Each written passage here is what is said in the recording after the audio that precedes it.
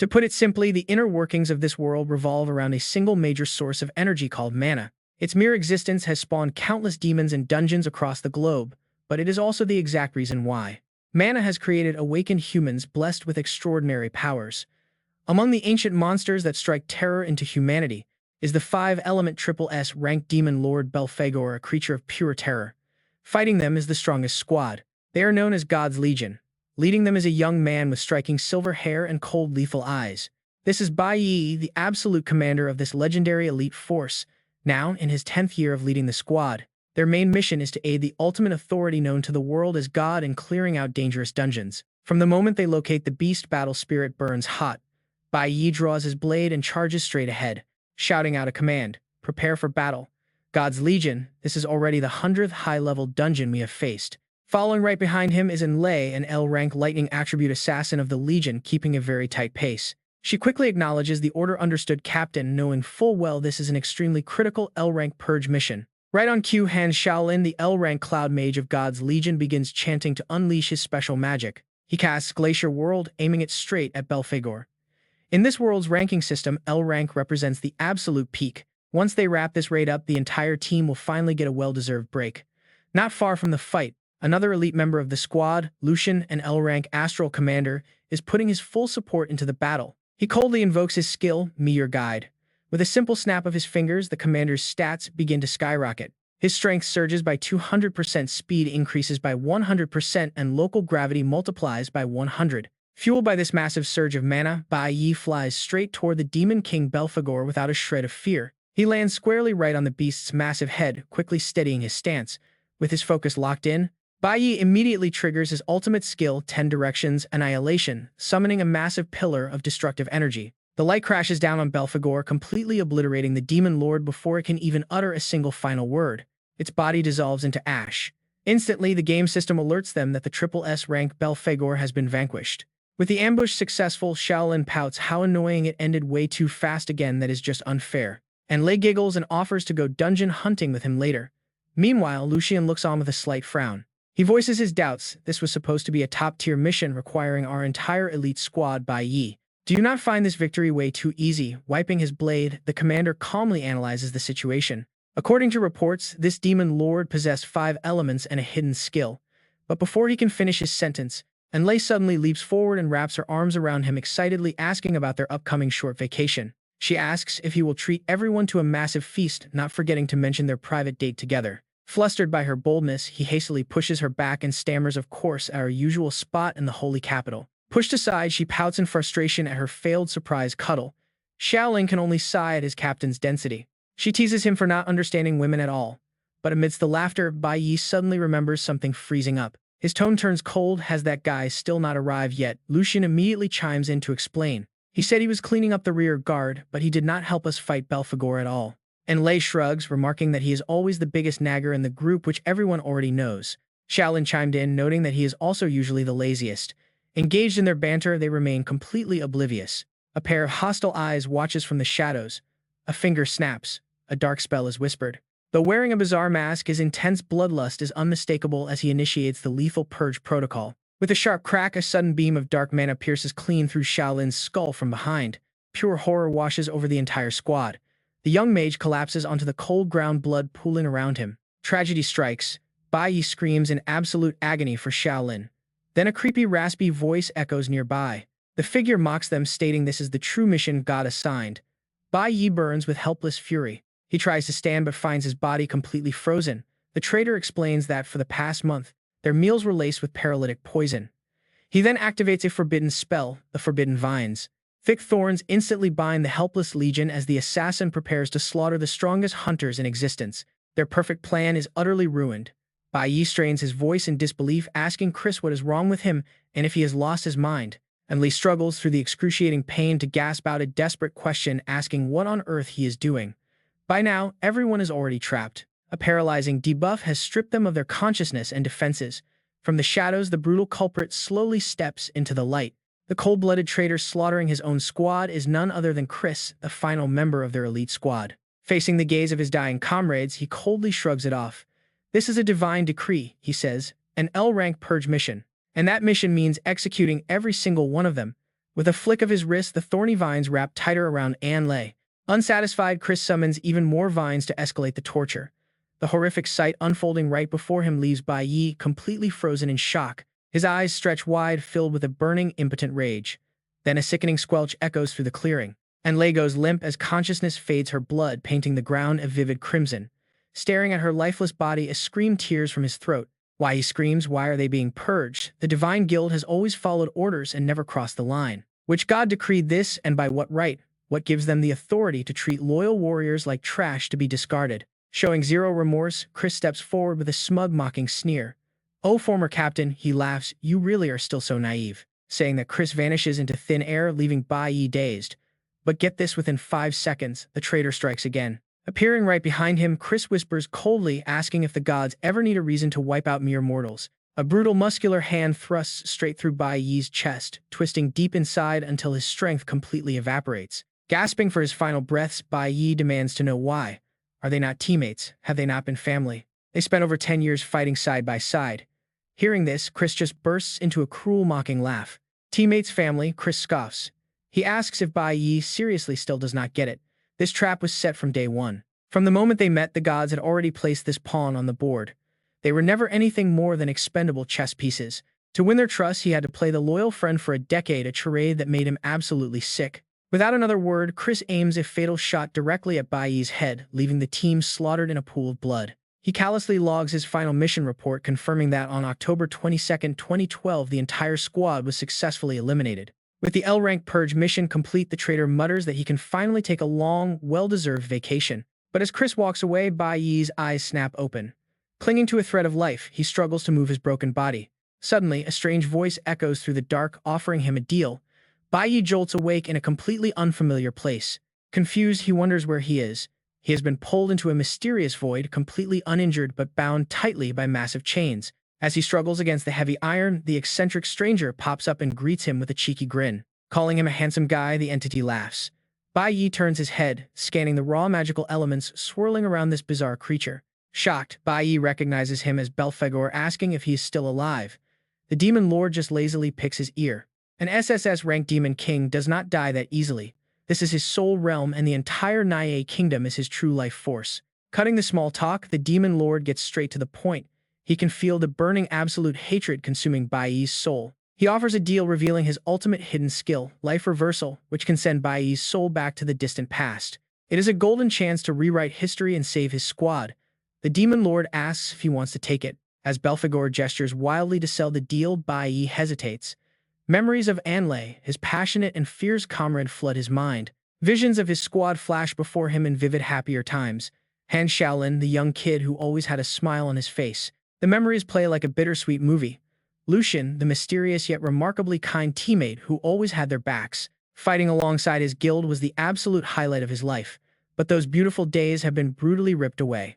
Chris the Snake, who pretended to be a lazy friend, shattered everything. Now, only the horrific images of their deaths remain. The haunting memory of their slaughter fuels a burning desire for vengeance. His resolve hardens, shattering the spiritual chains around him. He declares with absolute fury that he wants to kill Chris and every single one of those arrogant gods above them. Sensing a done deal, Belphegor grins widely. He chuckles, noting that Bai Yi's intense answer was exactly what he expected. With a wave of his hand, the Demon Lord manifests a glowing, beating heart right in front of the warrior. He offers it as a welcoming gift. Intrigued by the powerful artifact, Bai Yi asks what the catch is. Why make this deal, and what is the price of going back? Belphegor only responds with a mysterious knowing gaze. Suddenly, the void fades. The year is 2005 in the Yi state, a vassal of the Shengi Kingdom. Wake up, awakener, someone is yelling at the top of their lungs. Bai Yi, stop sleeping. Bai Yi, you better sit up right now. Opening his eyes, the familiar high school classroom leaves him gasping in disbelief. Did he actually travel back in time, trying to compose his scattered thoughts? Bai Yi realizes he has truly returned to the past. Is this before the awakening? Just waking up? Bai Yi is immediately blasted by his angry teacher.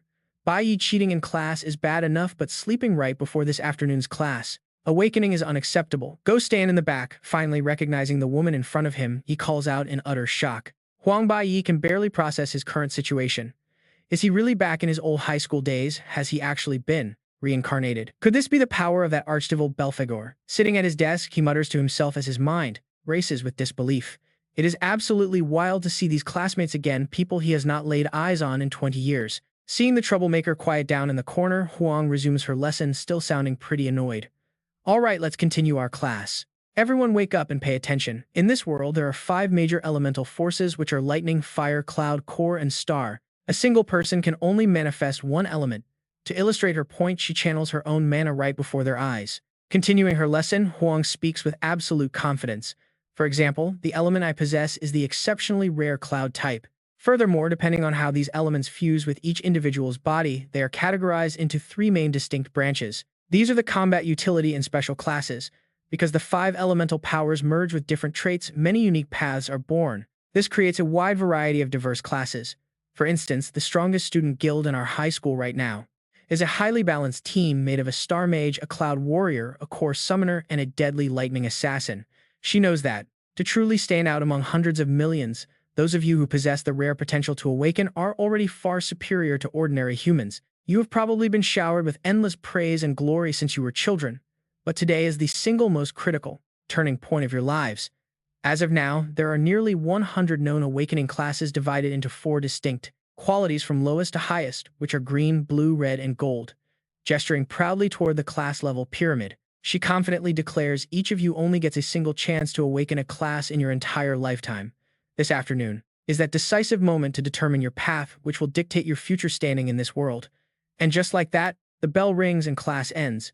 Strolling across the schoolyard, he feels incredibly nostalgic, recognizing this very spot where he first awakened. Right then, a classmate nearby is violently knocked to the ground, instantly grabbing Bai Yi's attention.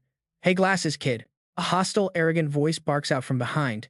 Guess who it is? Hong Qiangsheng, the notorious school bully who has just awakened as a rare class E-star assassin. With an extremely obnoxious grin, he begins jeering, "You bunch of completely useless trash, relying solely on external awakenings. How dare you block my way? Do you think you are hot stuff just because you are about to awaken? To a rare red-tier awaker like me, you pathetic losers will always be beneath my feet." Watching his poor classmate cower in absolute terror, begging for forgiveness and stammering apologies, the arrogant bully laughs in satisfaction. This sight makes Bai Yi recall how this bully constantly targeted classmates in their past life. He apparently had a genetic disorder that made him pick fights for no reason, and right now he is tormenting Lin Lu. Fortunately, Huang steps up from behind to stop him. "Enough, Hong Qiangsheng.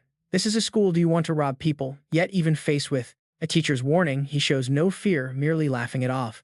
"Huang, he was the one walking blindly and bumped into us. So buying my boys some milk tea is only fair, right?" Leaning in closely to whisper in Huang's ear, Qiangsheng sneers, trying to play hero. "If it weren't for your pretty face, I would have had you kicked out long ago, believe it or not."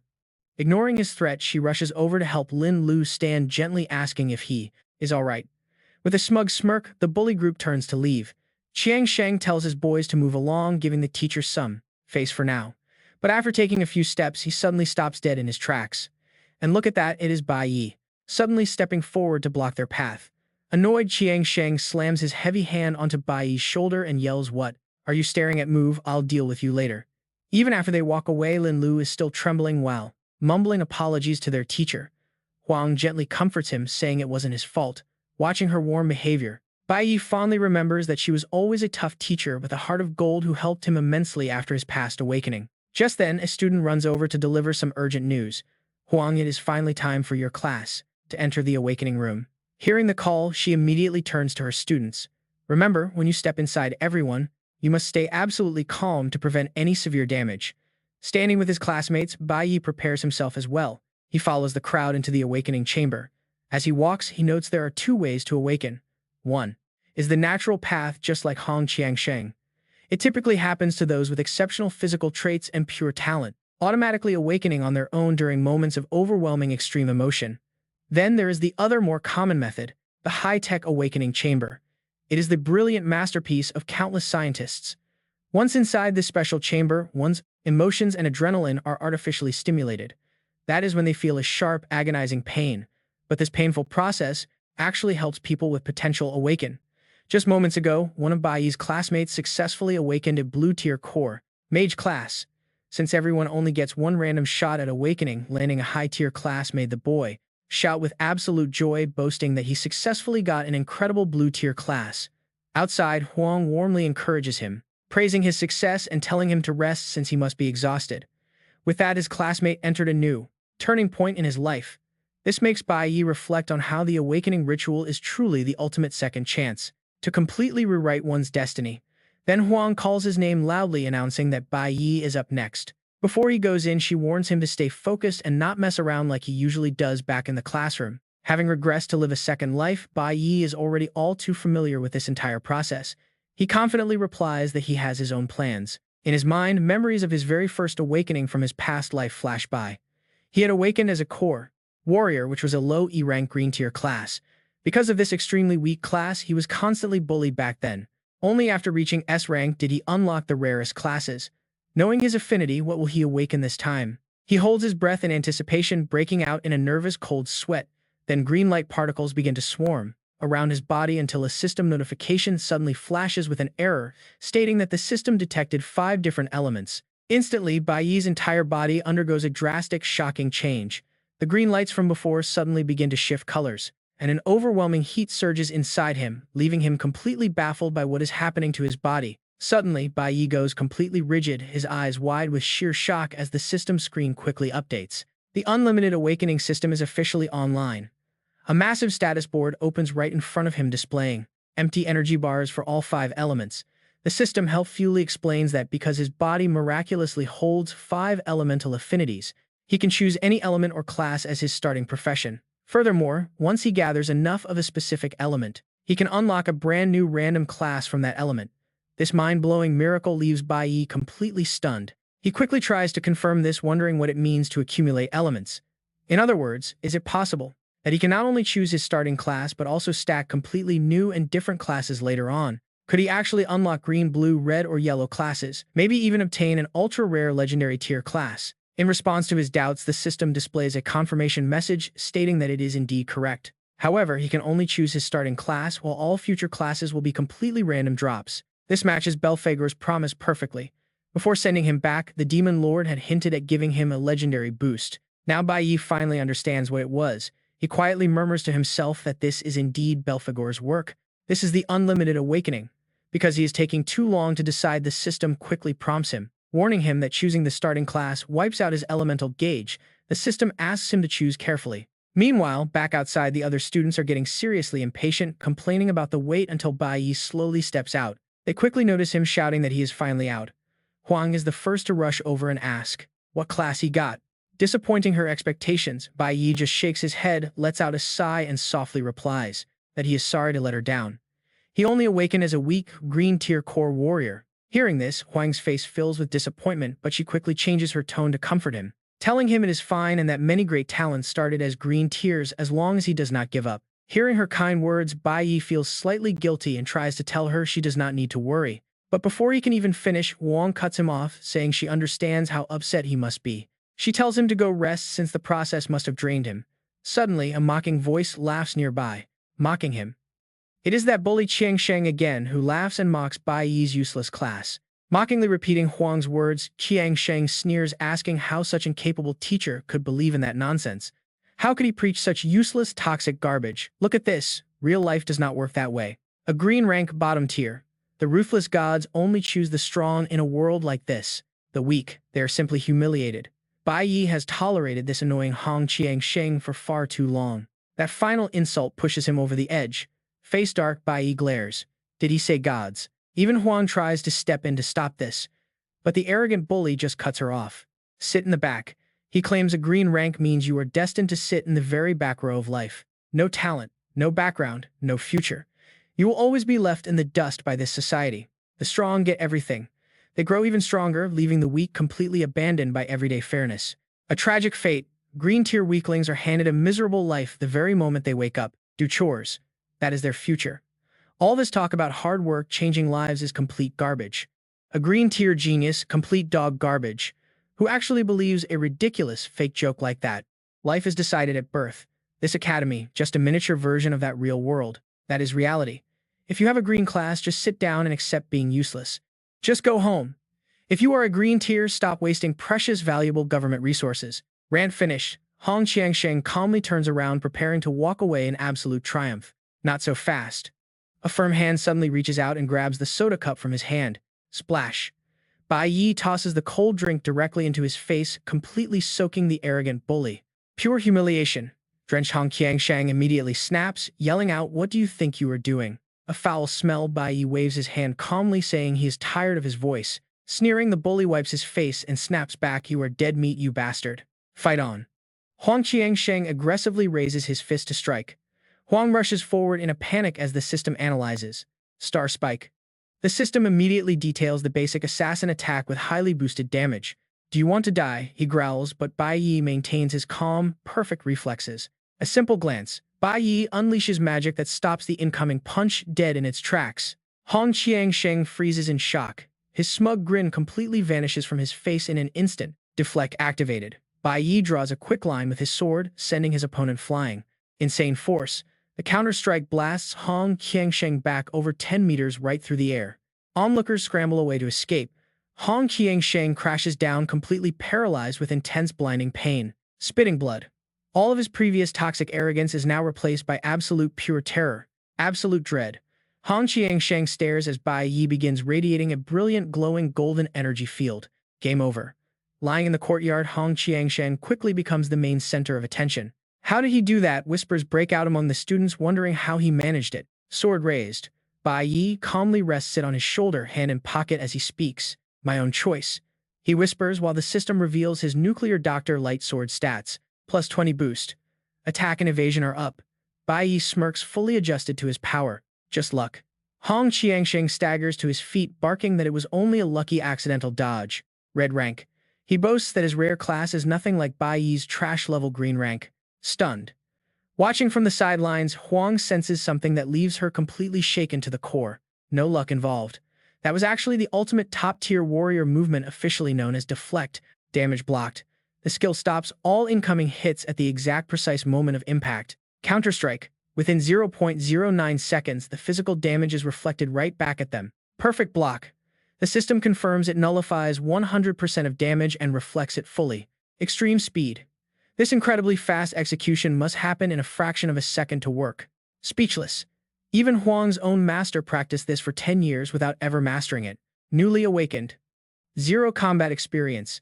How could this kid pull off a flawless deflect like that? But seriously, some idiots just cannot smell the stench of death. He actually has the nerve to issue a reckless challenge. Qiangsheng brandishes his spirit-type assassin bayonet. Its stats are pure flex, plus 30 attack and plus 30 speed. He screams at the top of his lungs. He calls Bai Yi trash, promising to make him crawl in front of everyone. Bai Yi just stands there, completely ignoring him. He is lost in his own thoughts. Choosing this weak class was entirely intentional. He has his reasons. People think destiny is set at birth, that nothing can change. But many years later, they will realize how wrong they were. Snapping back, Bai Yi readies his parry skill using his weapon to deflect 50% of incoming damage based on his timing. Meanwhile, the mounting tension between the two opponents reaches an absolute boiling point. The crowd whispers, "Are they seriously going to fight here?" The school strictly bans private duels using awakened powers. Besides, there are just too many witnesses watching this unfold. Worse, Qiangsheng's father is a powerful official and his uncle is the principal. Meanwhile, Bai Yi has no backing. He is just a poor kid. Lin Lu desperately tries to stop this, begging them to stop because if they fight, they will be expelled. He panics, crying out to their teacher for help. But in this intense moment, Huang feels completely helpless. Still, she cannot just look away. To prevent things from getting worse, she quickly steps in to mediate. She reminds them they just awakened today and could be allies in the future. There is no need to fight. But Qiangsheng is seeing red, gripping his blade and screaming that this is a joke. This trash dared to challenge him. Why should he back down now? Even if he kneels and begs, it is useless. He must learn the brutal difference between a genius and a loser. That gap can never be bridged. Hearing this arrogant claim, Huang cannot help but worry, knowing that a higher rarity class means vastly superior stats. Looking at the details of Bai Yi's newly awakened profile, he is just a level 1 E-rank warrior. His class attribute bonus is only 100% with 53 strength, 41 speed, and basic skills like parry and sprint. Her anxiety grows. This standard green rarity offers 0 extra growth. Huang knows a green tier bonus of 100% is completely baseline. Meanwhile, blue tier grants 150% and red tier boosts stats by 200%. Qiangsheng is also a level 1 E-rank assassin, but his red grade class grants a massive double multiplier. His strength is over 120 and speed is 150 with backstab and frenzy unlocked. At the moment of awakening, a red tier class boasts twice the raw power of any green tier classmate. That terrifying gap is completely impossible to overcome. Even Lin Lu, who is also an E-rank green tier awakener, would never dream of defying Qiang Sheng. Seeing Bai Yi stand his ground, the fear in his heart grows. It is over. Whether comparing raw attributes or family background, Bai Yi is completely crushed by his opponent. Why would anyone provoke a vastly stronger opponent? Arrogant bullies like Qiang Sheng are incredibly annoying. But to survive in a lawless, chaotic world like this, one must learn to avoid such people. Lin Lu has spent enough time here to develop his own rule of survival. It is simple. When you cannot run, you accept the humiliation. Knowing when to bow is the only way to survive. Facing them head-on is pure foolishness. It only leads to worse pain. While Lin Lu is lost in thought, the battle suddenly begins. Qiang Sheng charges forward with his blade, his eyes burning with pure murderous malice and frenzy. His stats spike with 32% extra damage. Huang screams a frantic warning, telling Bai Yi to look out. For a split second, Bai Yi hesitates. Should he parry this blow? But parrying takes a massive toll on stamina, and Qiang Sheng is moving too fast with lethal power. There is no blocking this. Qiang Sheng closes the distance instantly, sneering before delivering his final strike, mocking him that there is nowhere left to hide. Yet Bai Yi simply tilts his head and smirks. Why on earth would he hide? Bai Yi immediately activates his sprint skill, launching himself forward. This boosts his speed by 50% in an instant, matching his flawless reaction time and mastery. He then triggers his shield bash. With his speed reaching 100%, he bypasses the threat. A sharp metallic screech echoes across the courtyard. Bai Yi has already slipped past him like a ghost. Qiang Sheng freezes mid-swing. His arm is locked in the air, his entire body stiffening in shock. His body instantly freezes, his jaw dropping as pure terror fills his eyes. How on earth did that guy get behind him so fast? Suddenly, blood sprays from his fresh wound. The sharp, agonizing pain instantly hits, sending Hong Qiang Sheng crashing hard down to his knees. As Hong Qiang Sheng struggles to hold himself up, Bai Yi coldly turns and starts walking away, but not without leaving behind one last look. Trash belongs in the garbage, Bai Yi thinks. With Hong Qiang Sheng thoroughly humiliated, the match ends, leaving the gathered crowd in absolute shock. People whisper in disbelief. Did you see what just happened? No, it almost looked like Hong Qiang Sheng just tripped and fell on his own. Did he seriously just slip? Lin Lu holds back a laugh, wondering why on earth the guy would just fall over like that. Standing nearby, Huang is equally confused, admitting that she could not quite see what actually happened during that exchange either. A little further away, Qi Yin looks on in deep thought. Recalling the scene from earlier, she begins to analyze the details. The exact second Hong Qiang Sheng attacked Bai Yi must have triggered that special high-speed skill unique to the warrior class. Even more impressive, it was a high-level shield bash movement. But what exactly did he do right after that to cause the wound? How did one single split-second action leave his opponent bleeding like that, defeating a rival so effortlessly with just one basic move? The class rep Qi Yin reaches a stunning realization. Bai Yi has not only mastered the absolute basics of the warrior class, he seamlessly integrates and applies them in live combat. On top of that, in a mere fraction of a second, he even managed to keep his moves subtle enough to avoid breaking any school rules in public. The duel is officially over. Yet the confused murmurs in the crowd only grow louder. What is wrong with Hong Qiang Sheng today? The other guy barely even moved. It is honestly embarrassing. The more Qi Yin thinks about it, the more puzzled she gets. Bai Yi, what exactly happened to you? Right on cue, the system flashes a congratulatory alert. He has gained 50 class experience points, bringing his progress forward. His level 1 experience is now 50 out of 1,000, and he earns 50 elemental points for severely wounding his target, an E-class elemental opponent. Seeing the prompt, Bai Yi nods quietly. Just as he suspected, fighting under a class builds up experience. Defeating specific elemental enemies grants elemental points too, but 50 points is just way too low for his liking. It looks like he needs to start clearing dungeons as soon as possible. Meanwhile, struggling to stop his bleeding, Hong Qiang Sheng roars in pure rage, telling him not to dare run away. He frantically grabs his fallen sword from the ground. He lunges forward to ambush Bai Yi, screaming that he will kill him, but a booming voice suddenly cuts through the air. That is enough. Both boys instantly freeze in their tracks. The speaker is Hong Liang, the head director of the Awakening Academy. Stepping onto the field, he immediately scolds the sore loser, demanding to know if he has not made a big enough fool of himself. Stuttering in fear, Hong Qiang Sheng addresses him as uncle. Hearing this cozy exchange, Bai Yi instantly realizes the connection between them. So this is how it is, he thinks. Turning his cold gaze toward the whispering onlookers, Hong Liang barks out an order. Everyone is exhausted from the awakening ceremony, so stop standing around. Since it is the weekend, you should all go home and rest. Recognizing the strict director, the students quickly start to disperse, whispering that they should get out of there before they get in trouble. His words empty the courtyard in seconds. He tells them to head home and report their newly awakened classes to their families. But the phrase catches Bai Yi completely off guard. He freezes on the spot, the words echoing heavily inside his mind. Going home, he repeats to himself in shock. Meanwhile, the director glares directly at Bai Yi with a cold, disapproving look. He begins lecturing him about the strict academy rules, but Bai Yi completely tunes out the older man's angry nagging. His mind is racing. Because of his sudden regression, it took him a moment to grasp the reality of returning 20 years into the past. If he is back in 2005, everyone is still alive.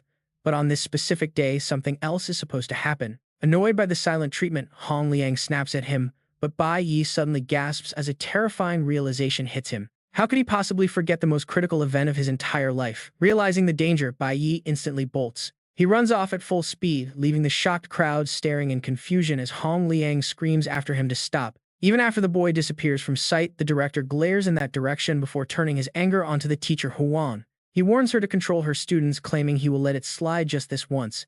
With an annoyed huff, he turns away. She bows deeply, apologizing for the trouble.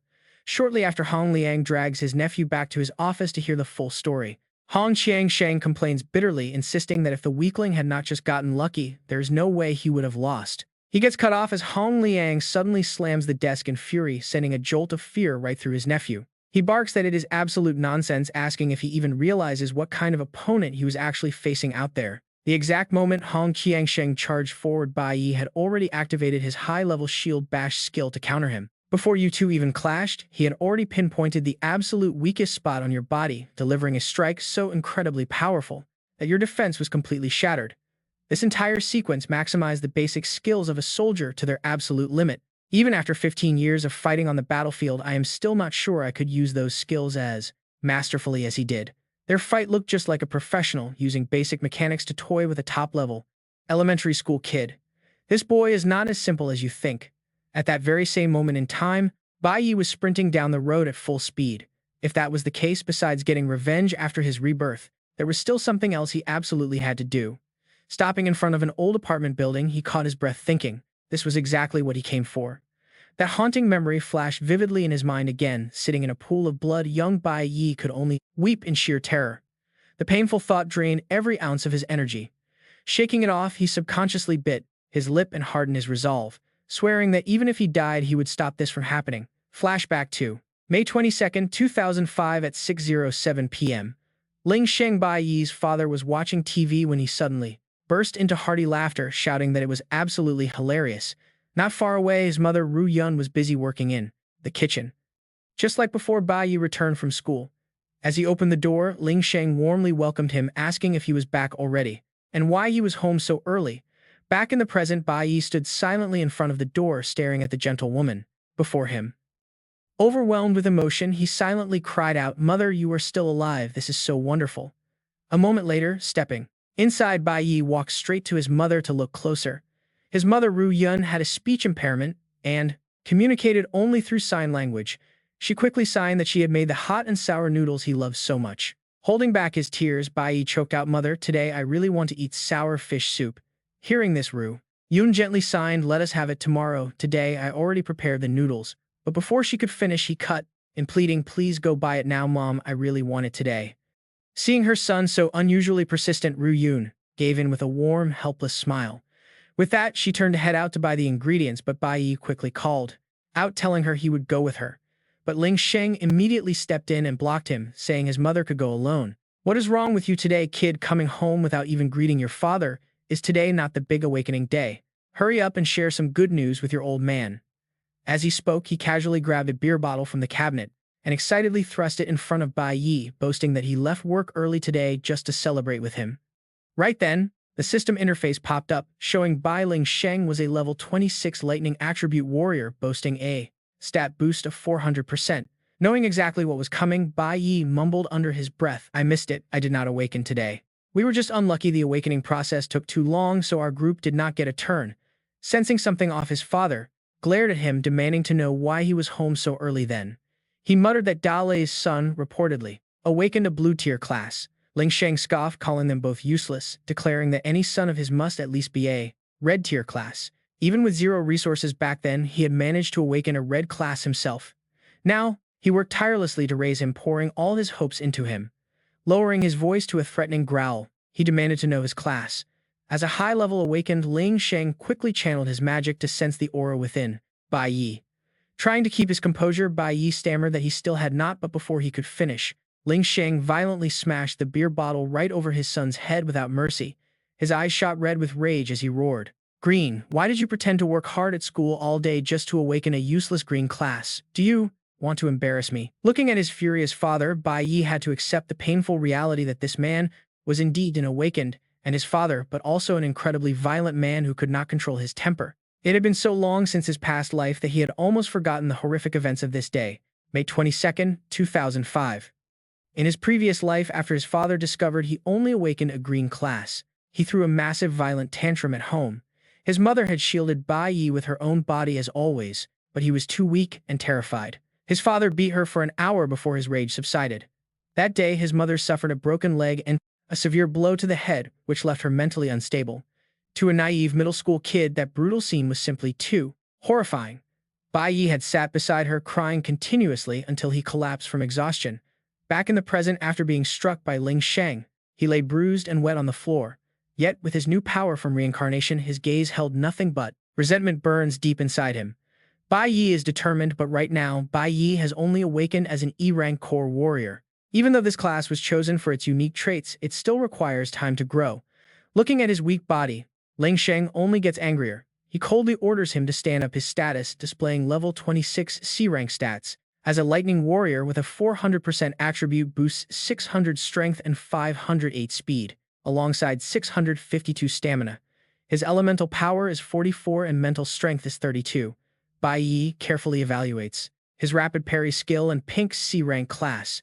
This is completely different from the kids like Hong Qiang Sheng at school. This man has real dangerous combat experience. Tapping the boy's head, Ling Sheng sighs in disappointment, saying he made a mistake. Bai Yi knows there's absolutely no way to beat him right now. Suddenly, the man grabs his hair, fiercely shouting that he should have never let his mother give birth to him. The boy endures, knowing his father waited all day, and will not stop until he gets answers. He must get his mother away from this place no matter what. But Ru Yun returns early. Total shock. Hearing the noise, Bai Yi spins around, staring in disbelief, as her grocery bag drops to the floor, matching the sudden despair gripping his chest. Inside his head, he is screaming, wondering why she had to come back so soon. Why now? When she left, her only thought was her son's excited face refusing to let him go hungry.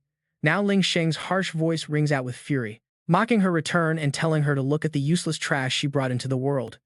Back in his prison days, a fellow inmate once asked with pure excitement about his past hearing. He was the first to evolve a green class, which normally requires a blue-tier A-rank status to even begin the advancement phase. So how did he pull it off? Going from a basic green class to a legendary platinum tier that only 1 in a million can achieve. Why was he locked up in a place reserved strictly for death row inmates? Sitting across from his cellmate in the dim light, Bai Yi kept his head down, his voice trembling with sheer hatred as he muttered that the monster deserved to die for beating his mother to death.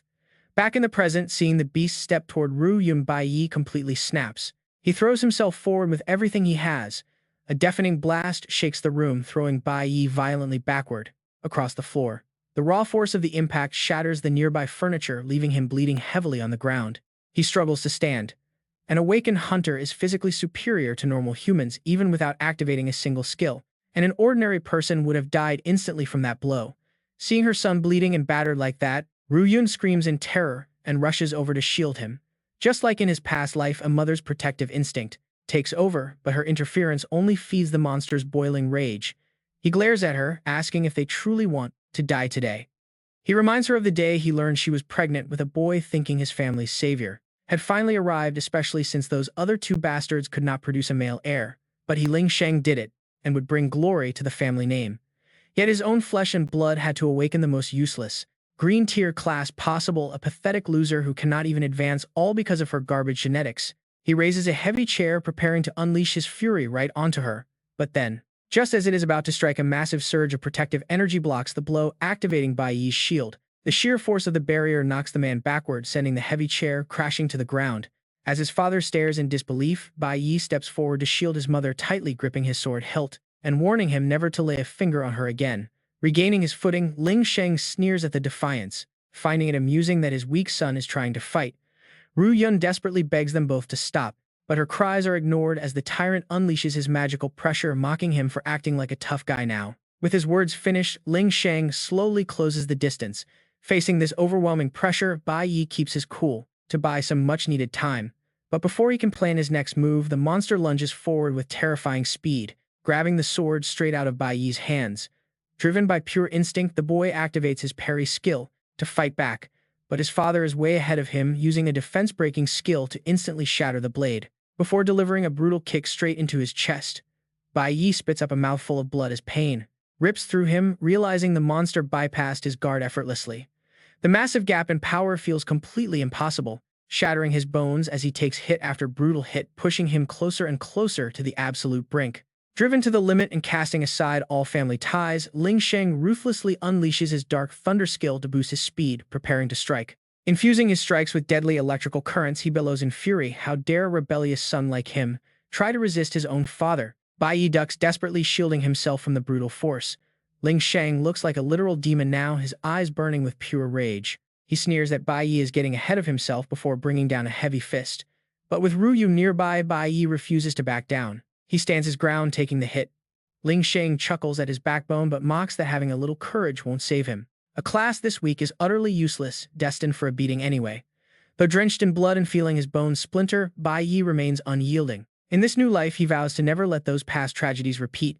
Meanwhile, Ling Sheng grabs a heavy lounge chair resting nearby, his eyes cold. He looks down with sheer disgust. Did awakening his powers make this kid think he is some kind of big shot now? Did he forget who actually runs things around here? But just as the massive chair is about to crash down, the front door rattles violently. Someone demands they open up immediately.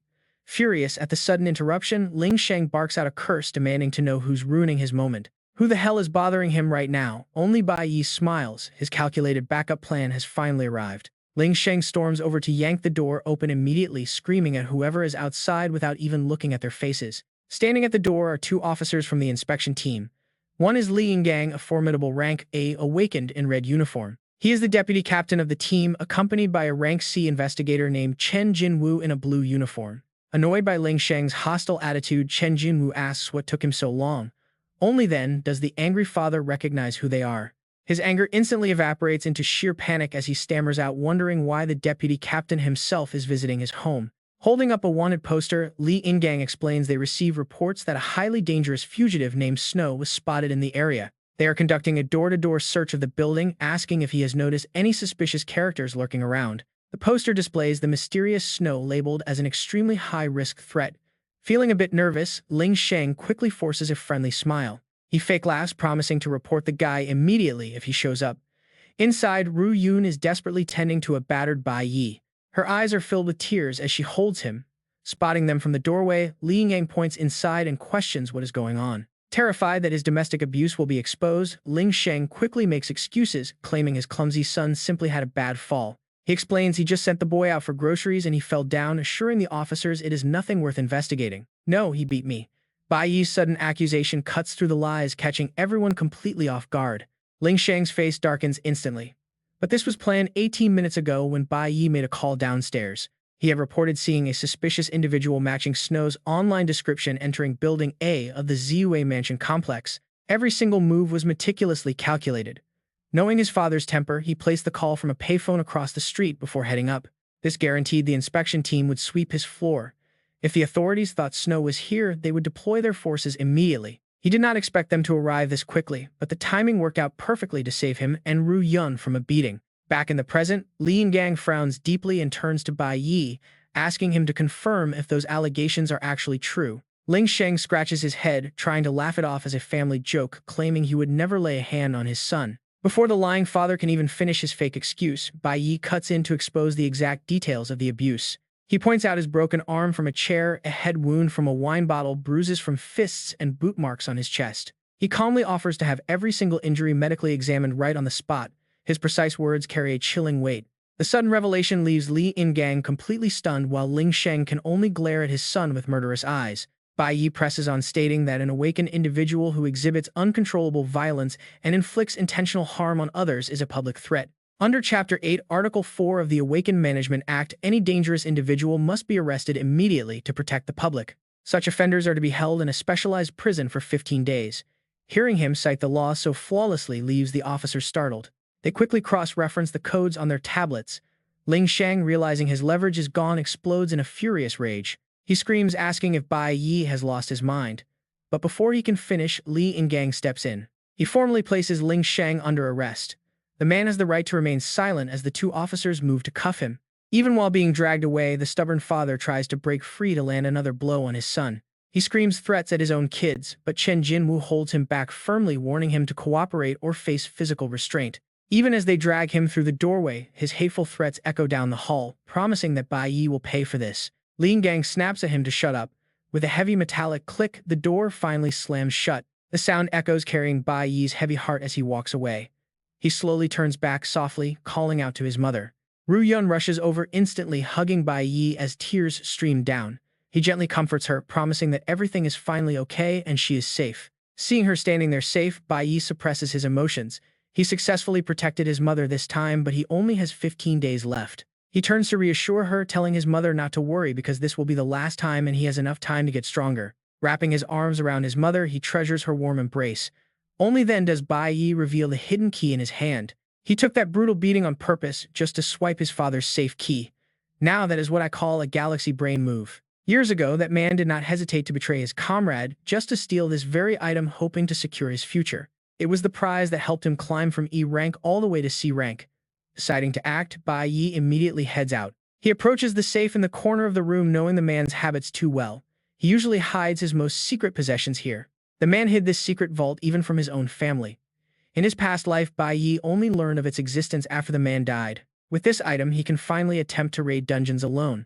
For now, dungeons are his only option to level up his class. Only dungeons can allow him to level up his class. But nowadays, almost all portals are strictly regulated by the authorities and guilds. Only official guild members are allowed to enter them. The only dungeons he can access right now are those managed by the school. These school dungeons and the hidden ones he remembers from his past life are his only options. Without even resting, he begins to move. Bai Yi rushes straight toward the hidden dungeon, even though its recommended level and overall difficulty remain a complete and utter mystery. Standing before the portal, he resolves to conquer it as fast as possible to surpass everyone else. He enters the Dark Zone, where monsters reside. After entering, awakened players can accumulate experience and enhance their combat power by fighting monsters. This raises their combat levels and upgrades their class ranks from E to A.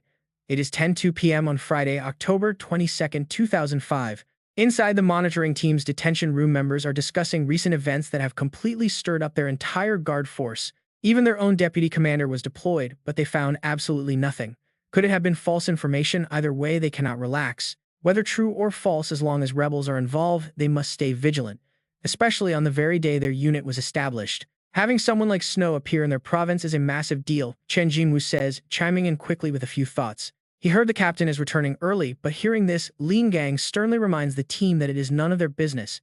Meanwhile, inside the holding cell, Ling Sheng raises his voice to beg the deputy commander, pleading for a little bit of mercy. He pleads for them to overlook it just this once, promising never to repeat it before mentioning the deputy commander's pregnant wife. Since she's about to give birth, his close friends run the best maternity center in the province, but Li Yingang flatly rejects him. He demands to know if Ling Sheng is trying to bribe the inspection team. After all, he used to be a member of the guild. How could he not understand why he ended up in this pathetic state? At this, Ling Sheng falls silent and freezes up completely. He can only stammer a few incoherent words. Chen Jinwu kindly warns him that being caught bribing will only make his sentence worse. He should sleep early because tomorrow he is being transferred to the provincial prison. For now, he really needs to stay quiet. Left alone in his cell, Ling Sheng is absolutely seeing red as he mutters Bai Yi's name. Talk about a dangerous threat waiting to happen. But he is still quite worried. In 15 days, that man will be released, so he must move quickly before that day comes. He needs to grow stronger as fast as possible, and honestly, dungeons are his only shot here. These portals can spawn anywhere. They exist in a parallel dimension, accessible only by stepping through portals that appear suddenly out of thin air. Once a dungeon is fully explored, powerful guilds usually claim ownership. Inside these dangerous zones, a massive number of monsters await. They also contain valuable magic minerals, making them the perfect place for awakened fighters to increase their power. However, dungeons are extremely dangerous, and usually teams are only permitted to enter after the government conducts a thorough investigation. In his past life, this specific dungeon only made the news a year later because it had been lost and undetected for so long. It remained hidden until the demon race finally invaded the human world. Normally, an F-rank dungeon requires a few team members. Usually, an F-rank requires 3 E-rank awakened fighters, while an E-rank requires a 5-man team consisting of 3 E-ranks and 2 D-ranks. Based on the current timeline, there is a 90% chance this hidden portal is a low-level F-rank dungeon. This is the lowest-tier hidden zone he can access right now. Thinking this through, Bai Yi carefully steps into the unexplored entrance. He slowly extends his hand to feel the air pressure. Standing in the silent night, Bai Yi knows that even though dungeons are filled with extreme danger and require different classes to work together as a cohesive team to increase their chances of winning, he has absolutely no choice right now. He must rely on his own speed and clear it solo to grow stronger. Taking action, he steps forward, officially entering the dungeon despite its completely unknown danger level. The freezing air inside instantly catches Bai Yi off guard. It is a frozen wasteland. Pushing through the biting cold, he carefully scouts the snowy terrain, but his eyes soon lock onto something unexpected. A massive tundra bear is sleeping near a pile of skulls, making Bai Yi realize someone has already been here. It is a level 8 E-rank tundra bear in deep hibernation. Suddenly, sharp claws slash through the air close by. Bai Yi spins around just in time. This is an E-rank dungeon. Have they not noticed him because most are hibernating? Suddenly, a fierce level 2 E-rank bloodthirsty forest wolf, a powerful ice-type monster, leaps straight out of the darkness. Even though he is fully prepared, he is still surprised to find that even a basic wolf has a higher level than him. As the beast lunges, Bai Yi leaps aside to dodge. He quickly backs away to create some space. But the relentless wolf pounces again, clamping its razor-sharp fangs directly onto his sword and refusing to let go. Using all his strength, Bai Yi throws the wolf off, but the struggle only fuels the beast's wild, bloodthirsty rage. Panting, the wolf pauses with a low growl. Seizing the moment, Bai Yi lunges forward, his eyes sharp with deadly intent. He delivers a clean slash across its belly, sending the monster spinning through the air in a spray of blood. The sliced body collapses onto the cold snow, filling the air with a metallic stench. Now Bai Yi can finally catch his breath. He pauses to marvel at his A-rank weapon, the Kunwu blade, crafted from rare stone to be incredibly sharp. It grants a massive 150 strength, 50 comprehension, 100 stamina, 20% lifesteal, and 20% defense pierce. This rare A-rank weapon was stolen from a safe and is not sold on the market. It perfectly covers his current weaknesses. Still, these monsters have high defense.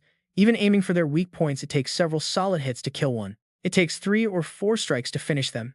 This definitely brings back memories of his grueling days starting back at level 1. To level up his E-rank class, he needs to hunt about 20 wolves. Just then, the system finishes updating. He receives 52 experience, bringing his total to 102 out of 1,000. By defeating an E-rank opponent, he accumulates 50 Cloud-type element points and also obtains some valuable Snow Wolf fangs. Bai Yi realizes he must gain 10 levels to reach D-rank. Determined to level up, he searches for more targets. Instead, a massive pack of bloodthirsty wolves completely surrounds him, led by a level 4 E-rank Wolf King. The strong scent of blood in the air must have drawn them straight here. They want to corner him already. This time, Bai Yi decides to take the initiative, charging headfirst right into the middle of the pack. He swings his blade with brutal precision, landing critical hits before executing a perfect dodge to avoid their claws. Before the beasts can even react, he retaliates instantly, driving his sword deep into their most vital spots. He smoothly chains his critical strikes and perfect dodges together, completely dominating the entire battlefield with absolute ease. In less than 5 minutes, the entire pack of basic wolves is completely wiped out and turned to dust. He quickly plans his next moves. Stamping his foot hard, he leaps high into the air with perfect momentum. Scanning the snowy ground for a landing spot, Bai Yi storms down to finish off the remaining wolves. One after another, system notifications flood his vision, confirming his successful kills against the bloodthirsty forest wolves. He receives 52 experience points and 18 Snow Wolf fangs, leaving only the final boss, the Wolf King. The level 4 E-rank beast is already completely enraged, but Bai Yi grips his sword and rushes forward to end this. Moving fast as lightning, he unleashes a flurry of blinding sword strikes with his eyes locked on the target. Within a single minute, the Wolf King is sliced to pieces, painting the white snow a brilliant red. With the last monster dead, the system registers his achievement and rewards him with 56 experience points. He also receives a Snow Wolf Diamond. Though exhausted from the battle, Bai Yi carefully calculates his leveling progress. If he keeps this pace up, reaching D rank will be a breeze. Right then, his status window pops up. He has reached level 2 E rank, gaining 12 attribute points. He quickly clicks the screen to distribute them. Panting heavily, he sighs at how exhausting it is to deal with just 20 wolves, realizing his physical limits. An E rank body's physical limits are simply too low. Plus, he seriously needs to find a dimensional storage bag soon. Otherwise, he will have to leave behind too many valuable monster drops, which would be a total waste. Picking up his hard-earned loot from the dead, Wolf King Bai Yi carefully examines the rare Snow Wolf diamond. It is incredibly solid diamond, perfect as a special crafting material for weapons. Worth about 10,000 yuan, he quickly tucks it away. He casually turns to leave while plotting his next moves. To access high-level dungeons, his only option is to join the Guild of Gods. Their directly affiliated school for Awakened is used to screen top talent. The academy screens the finest talent. For almost every student there, the ultimate dream is to become a top graduate and get chosen by the prestigious guild.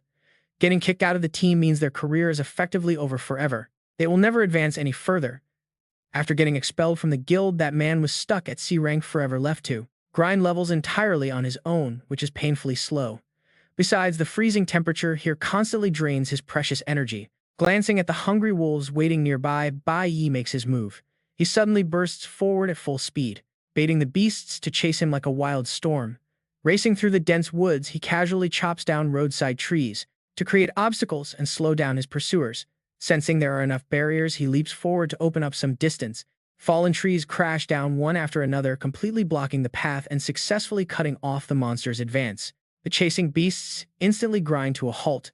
Bai Yi's luring strategy is working beautifully, gathering them all together. From the massive cloud pythons to the bloodthirsty wolves, he corrals them into one tight spot before finally stopping. Taking a deep, exhausted breath, Bai Yi stands right at the center, completely surrounded by waves of deadly beasts. Pack after pack of wolves and cloud pythons swarm around him. Since they are all rank 4 E-class beasts, he needs a quick solution. Suddenly, a massive earth-shattering explosion erupts from right above them, instantly forcing both the young hunter and the monsters to look up.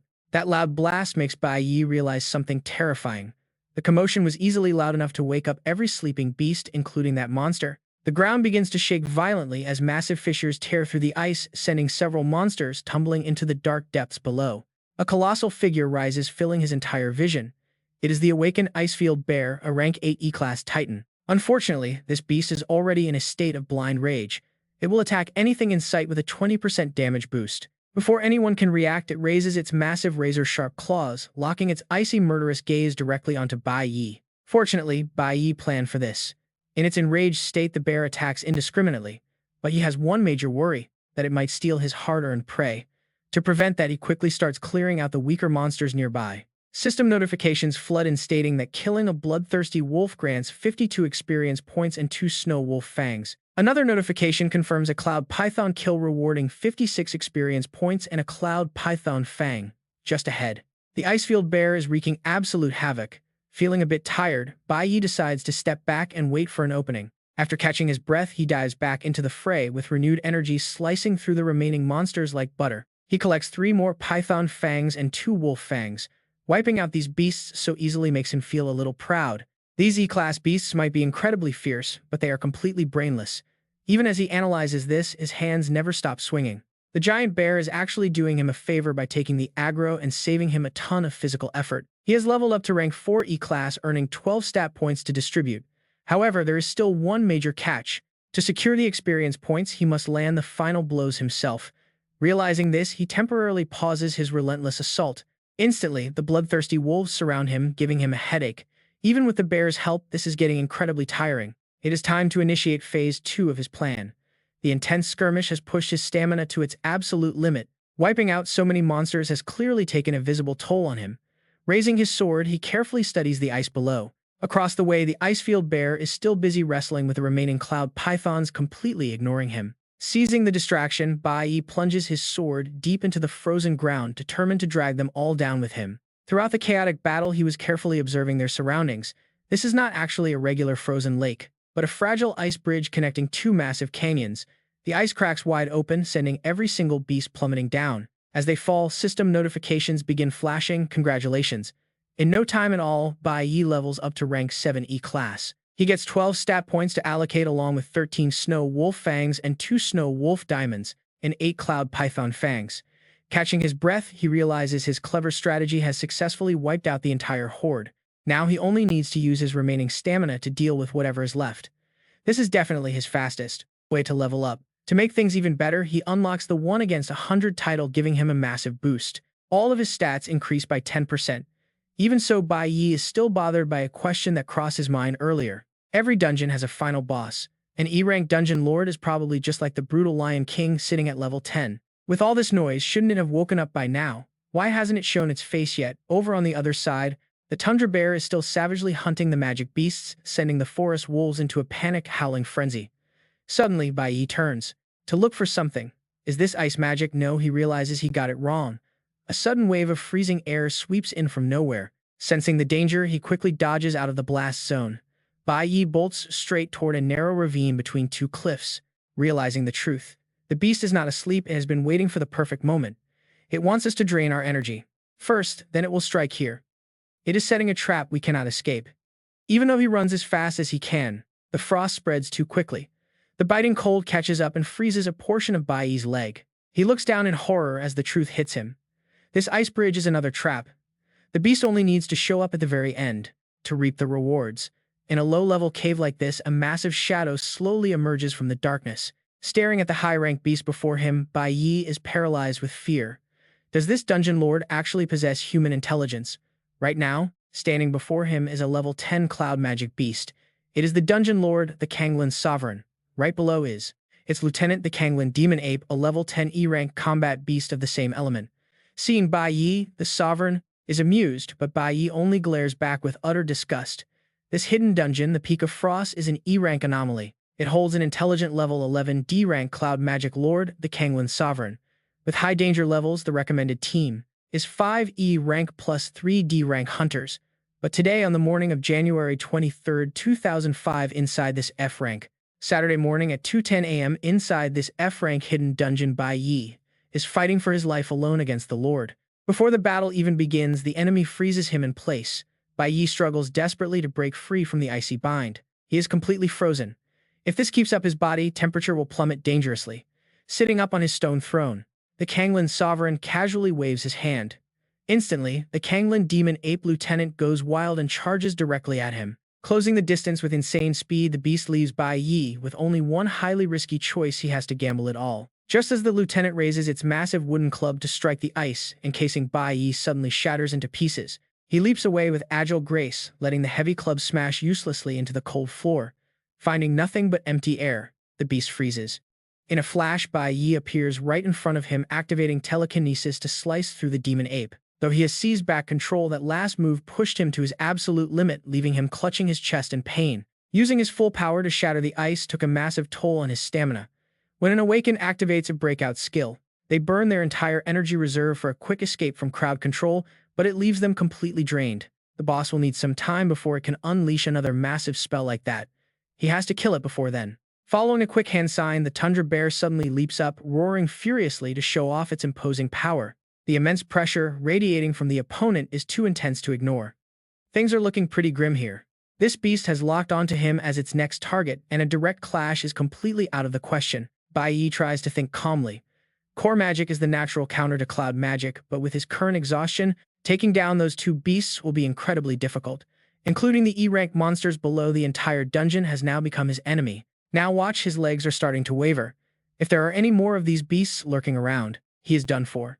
While he is planning his next move, one of them leaps up to attack the Kanglin lieutenant. Blocking the blow, Bai Yi grimly realizes his chances of winning are basically zero. But wait, there is more. A second Kanglin lieutenant eagerly enters the fight. While he is pinned down, it swings its wooden club hard toward him. Thanks to his quick reflexes, Bai Yi leaps into the air to dodge. With the situation turning increasingly dire, he grits his teeth. There is nothing he can do. Refusing to give Bai Yi any breathing room, the tundra bear unleashes a flurry of heavy strikes.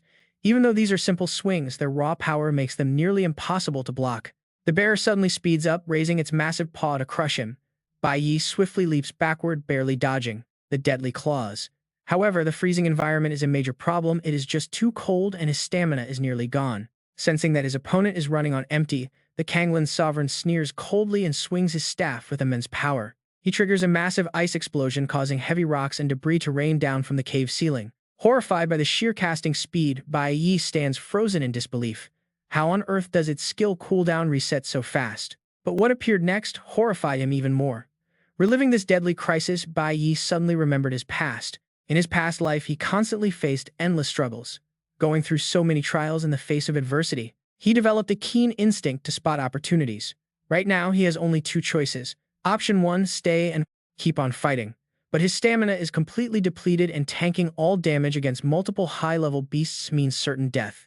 Survival is literally 0%. So option 2 it is. Bai Yi decisively spins around on his heel, charging straight toward the cliff edge before leaping off. Freezing energy instantly pursues him, turning his lower leg into solid ice. Within seconds, Bai Yi is completely frozen solid, suspended midair. Yet this is exactly what the Frost Lord did not expect. Even the surrounding beasts look on in absolute confusion. Fortunately, the ice layer is thin and his entire body quickly snaps free from the icy support, plummeting straight down the abyss. He falls like a rocket through the cold air. Meanwhile, back at Bai Yi's house, his bedroom door slowly creaks open. Ru Yun walks in complaining about him sleeping in late again. But as she takes in the room, she freezes in shock. It is 10 a.m., May 23, 2005. Inside the quiet Ziyue mansion, Bai Yi is completely missing from his bed. Only a single handwritten letter remains. It says, "Mom, I went to a friend's house. I'll be back late. Do not worry." But reading it only makes Ru Yun feel worse. This is wrong. If he was visiting a friend, he would tell her directly without leaving notes. Bai Yi, what is going on? Ever since he came home yesterday, he seemed like a different person. Why is she so anxious? Back in the dungeon at the bottom of the abyss, Bai Yi's blood-soaked bandage floats down the icy river. Crimson blood dilutes into the freezing current. Flashing back to a few minutes ago, Bai Yi calculated his chances. When the ice bridge shattered, nearly 100 beasts plummeted with him. Struggling to grab a chunk of ice near the riverbank, he reflects on the event. He only rose to level 3, which proved only about 60 of those beasts actually died in the fall, which means 40 survivors are still roaming. Knowing a river flowed at the bottom, option 2 was indeed his only chance of survival, but shattering the ice to escape has completely drained his remaining stamina. There is absolutely nothing left in his tank. Plus, hitting the water from that height caused severe internal trauma. Right on cue, his system interface flashes warning alerts. Hypothermia, severe blood loss, and extreme physical exhaustion. His heavy freezing limbs force him to realize he has reached his limit. Is this really the end? Just as Bai Yi slips into unconsciousness, a second entity emerges from the dark cave. The creature instantly bares its massive razor-sharp fangs. This is the Glacial Overlord, a V9E rank cloud beast. Floating in his dark subconscious, past memories suddenly flash. He hears Lucian calling out to him, "Hey kid, you are back. Why did you not come over for a drink?" He sees the bright, radiant smile of Anlei welcoming him back from missions, asking for a warm hug. Back then, Shaolin was always chirping in his ear, "Boss, let's sneak out for goose liver tonight." When facing dangerous high-level dungeons, Lucian would always discuss strategies with him. "Bai Yi, what does this data mean? Help me out." And his mother Ru Yun would always fret over him, asking if the wound on his head hurt. But all too quickly, those warm, happy memories are violently replaced by the terrifying face of the Forest Lord. The venomous sneer of Ling Sheng telling him to die, and the horribly fake, deceitful face of Chris. "Just drop dead," they hiss.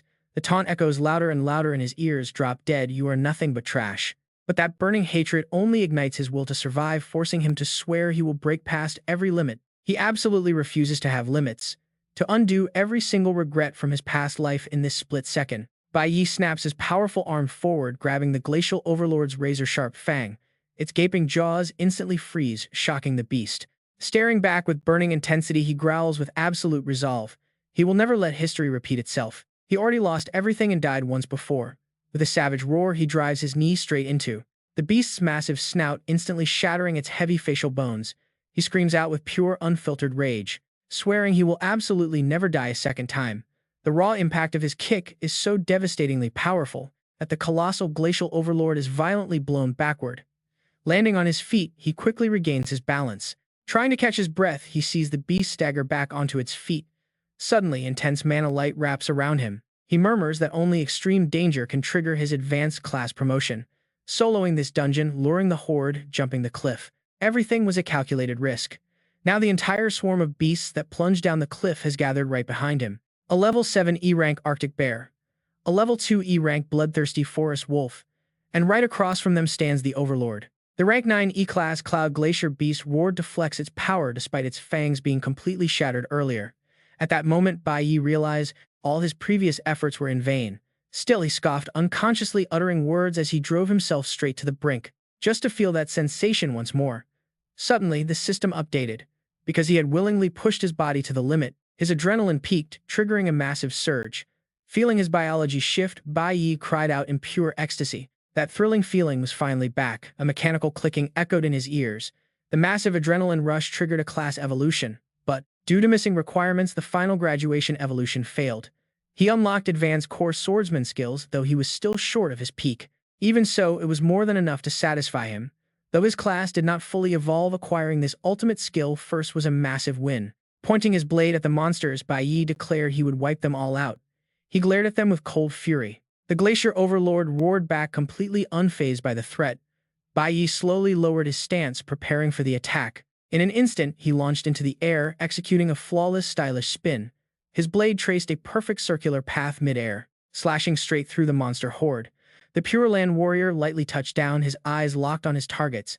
Honestly, in just 3 seconds, the entire pack was torn to shreds, leaving behind raw flesh and a thick stench of blood. As the metallic smell filled the air, system notifications flooded in. Successfully killed bloodthirsty timber wolf, earning 52 experience points. Successfully killed the tundra bear, earning 64 experience points. He also managed to slay the Glacier Overlord, gaining 66 experience points. As Bai Yi withdrew his mana, a mountain of loot burst from the corpses. Acquired 1 blood tooth, 1 tundra pelt, and 2 proud bear bones. Along with those he looted 16 snow wolf fangs, 16 snow wolf diamonds, and best of all, he leveled up to rank 8 E-class. He gained 12 bonus stat points to distribute. At the same time, his Pure Land skill restored his stamina. Feeling fully recovered, Bai Yi made up his mind. While planning his next move, notifications continued to chime. He obtained the Tundra Wanderer title, gaining plus 100 resistance to cloud creatures and reduced freezing damage. He also unlocked the ultimate Pure Land skill. Looking up at the cliff edge, he smirked, telling himself it was time to head back. At that exact moment, his personal status screen updated. Name Bai Yi. Rank level 8 E-class. Class Core Warrior. Stats: Strength 113, Stamina 71, Elemental Power 12, Speed 51, Perception 76, and Mental Energy 11. His skills included Parry and Dash. Equipped weapon: A-rank Kumu blade, crafted from Kumu stone, incredibly sharp and capable of slicing iron like butter. It granted massive stat boosts, plus 20% life steal and armor penetration. Just like that, he leveled up to rank 9 E-class. Gaining 12 more stat points to distribute, Bai Yi wiped the blood off his blade and pondered. Having reached rank 8, he could clearly feel that hunting E-class monsters was now a walk in the park. He barely felt cold anymore. Thinking this over, he activated the Tundra Wanderer effect, giving him 100 resistance to cloud creatures. He also reduced incoming freezing damage. Standing at the abyss, Bai Yi calculated his options with the Pure Land skill, which allowed him to accumulate damage and release it in a devastating area attack, but only after storing enough fatigue and damage. Fortunately, thanks to its unique restorative power, his exhausted body was now completely and fully rejuvenated to its peak. To aid his upcoming climb, Bai Yi activated the Pure Land effect to erase his fatigue. Even with his stamina back, he worried about how long he had been down there. He had to make it back, or his mother would worry. High above the abyss, the air grew increasingly harsh as freezing gusts swept through. Not far away lay the lair of the Dungeon Lord Kanglin. Deep inside, countless minions hung along the walls. In the center, Kanglin sat in silent meditation. Suddenly, a sharp cracking sound broke his deep concentration. The roof above suddenly caved in, catching the Lord off guard. Dropping from the sky was Bai Yi. After scaling the cliff, he had easily slain a tundra bear. The system awarded him 64 experience points. This pushed him to level 10 E-class, the absolute pinnacle of E-rank. Upon arrival, he offered a polite greeting. On Saturday night, the 23rd, 2005, inside Ziyue's home, Ru Yun stood anxiously by the window, wondering where her son had gone. Staring at the warm dinner she had prepared, she paced restlessly, wondering why he was so late. She prayed nothing bad had happened. At that exact moment, a thunderous blast shook the battlefield outside. The massive explosion alerted Kanglin, prompting the Dungeon Lord to rise and head out to investigate. Outside, a fallen tundra bear growled weakly, attempting to sound threatening. Its terrified minions cowered in fear. Standing victoriously on the beast's back, level 10 E-class Bai Yi smirked, noting they had met again as the system flashed. The system announces he has successfully defeated the Icefield Bear, earning 64 experience points. The massive beast lies blocking the ruined house. Inside, the Kanglin Lord sits calmly on his throne. He points a finger directly at Bai Yi, scoffing loudly. At his command, a beastly minion immediately leaps toward him, swinging its massive arm to strike Bai Yi. A murderous glint flashes in the young man's eyes. Bai Yi swings his blade, slicing through the minion's arm as fresh blood splatters everywhere. With one slash, the system announces his victory over the Kanglin demon ape, granting 70 experience points. Witnessing this, the Kanglen Lord freezes in shock. He panics quickly, swinging his magic staff. A massive frost blast erupts from his staff, shattering a thick layer of ice as it charges directly forward. Relying on his powerful immunity skill, Bai Yi charges straight through the freezing wind. The system displays a resistance notification. The cloud resistance effect has successfully triggered, shielding him from the freeze and greatly reducing all incoming damage. Thanks to this, Bai Yi easily closes the distance. In a panic, the boss spins around to grab a secret item from his inventory. His remaining minions quickly rush forward to form a meat shield. Unleashing his pure bloodlust, Bai Yi coldly speaks. "Once I deal with you," he shouts with pure excitement, "I can finally reach rank D." He immediately activates his blink skill. With his speed boosted by 100%, the teleportation effect triggers, letting him phase through their defense line instantly. His sword flashes, slicing off the Kanglen Lord's arm. The boss gapes in absolute shock as blood splatters into the air. In the blink of an eye, Bai Yi appears right behind his prey. The boss slowly turns his head, completely dazed. He stares back in sheer terror. Overwhelming bloodlust fills the area as Bai Yi prepares to deliver his final crushing blow. "Farewell," he whispers. A flurry of devastating slashes rips the Kanglen Lord to pieces in a split second. The system announces he has defeated the level 11 rank D boss. Defeating the leader grants 1,000 experience points. Simultaneously, the long-awaited notification pops up confirming his successful promotion to a rank D nuclear warrior. This upgrade boosts all his attributes by 100%. Now at level 11, he gets 12 bonus stat points. The system keeps chiming, reminding him of loot to collect and confirming he has gathered enough cloud elements for a new class. This takes Bai Yi by surprise. He was so focused on fighting that he completely forgot about the cloud element collection. Excited, he swings his sword to let the system begin the calculation. A bright red system notification flashes before him. He has successfully unlocked the level 1 Cloud Mage class, which is now available for him to switch to at any time. Bai Yi is stunned. Although this red class starts at rank E, its native 200% boost is extremely powerful. Its raw stats easily rival his current rank D warrior class. Meanwhile, valuable items drop near the boss's remains. He loots a rank D magic stone, boosting elemental power and spirit by 40 and extending spell range by 50%. Next is a rank D magic bag that holds 20 items. The surrounding minions watch him in absolute confusion. When he looks up, they flinch. Bai Yi lets his dark aura flare up, a sinister smirk spreading across his face. Since there are still a few soldiers left, he decides to test his new strength and reaches his hand forward. His eyes glow with intense bloodlust as the system confirms he has successfully switched to the Cloud Mage class. Thrilled, he raises his weapon, eager to see how this class plays. Meanwhile, the scene transitions to Sunday morning. It is 5 a.m. on October 24, 2005. Inside Ziyue's house, Ru Yun sits anxiously on the sofa. Worry lines her face as she grips her clothes tightly. Right at that exact moment, Bai Yi pushes the door open. Ru Yun stands up in shock, her eyes wide. He shuts the door behind him and offers a gentle smile. He apologizes for making her wait so long. Overcome with relief, his mother immediately rushes forward and hugs him tightly. Feeling her warm tears, he realizes she has been waiting all night without eating. He softly comforts her. He proposes that they move out together and leave his father behind forever, asking if she wants to hear. Using his new magic pouch, he notes to himself that he has already packed their most valuable belongings safely. Later, Bai Yi meets with a blonde merchant to trade. The man falls into deep thought before offering a smile. He offers 800 for a single diamond, but before he can even finish, Bai Yi cuts him off. 8,000. The merchant jumps in shock, demanding to know if the young man is actually joking. Bai Yi snatches the gem back, declaring that if he does not want it, he will go elsewhere. "Wait, do not set such an astronomical price. How about 2,000 for all of the items?" 5,000, Bai Yi counters. They continue to haggle back and forth, with the price eventually settling on 7,000. "Fine, all right, 7,000. Stop yelling." Bai Yi smiles with satisfaction, thinking about all the magic ore brokers he knew in his past life. Since magic ores always sell for top dollar, he looks at the stack of cash in his hand and starts calculating his next move. With this money, he can rent a nice home for his mother. He remembers how Ru Yun never had a single peaceful day in his past life. Standing behind her as she looks around the new house in awe, Bai Yi silently makes up his mind. This time, she will have a good life. He wants her to enjoy absolute peace and comfort. Beside them, the real estate agent excitedly shakes hands with Bai Yi, praising his decisive attitude. It is a 3-month deposit at 15,000 yuan a month, with utilities and management fees completely covered. Then the scene shifts. By 8 p.m. on Sunday, May 24, 2005, Bai Yi is watching Ru Yun cook and hum happily in their new rented home. He smiles warmly. It has been a very long time since he last saw her, looks so incredibly relieved and genuinely happy. Sitting on his bed, he reflects. With the housing sorted out and his rank upgraded, he has even unlocked a brand new class. Bai Yi keeps polishing the weapon in his hand. Since the enemy is still hiding in the shadows, he cannot afford to lower his guard. He prepares with absolute seriousness. No reckless revenge. Not until this entire threat is completely eliminated. Looking at the bracelet on his wrist, Bai Yi starts calculating his next move. Tomorrow, it is finally time to head back to school. This bracelet is a D-rank magic stone weapon. It is a source of raw magical energy that can be refined and carried around. It boosts elemental and mental power by 40 points while expanding magic range by 50%. He clenches his fist in determination. Now he can finally hunt for that item.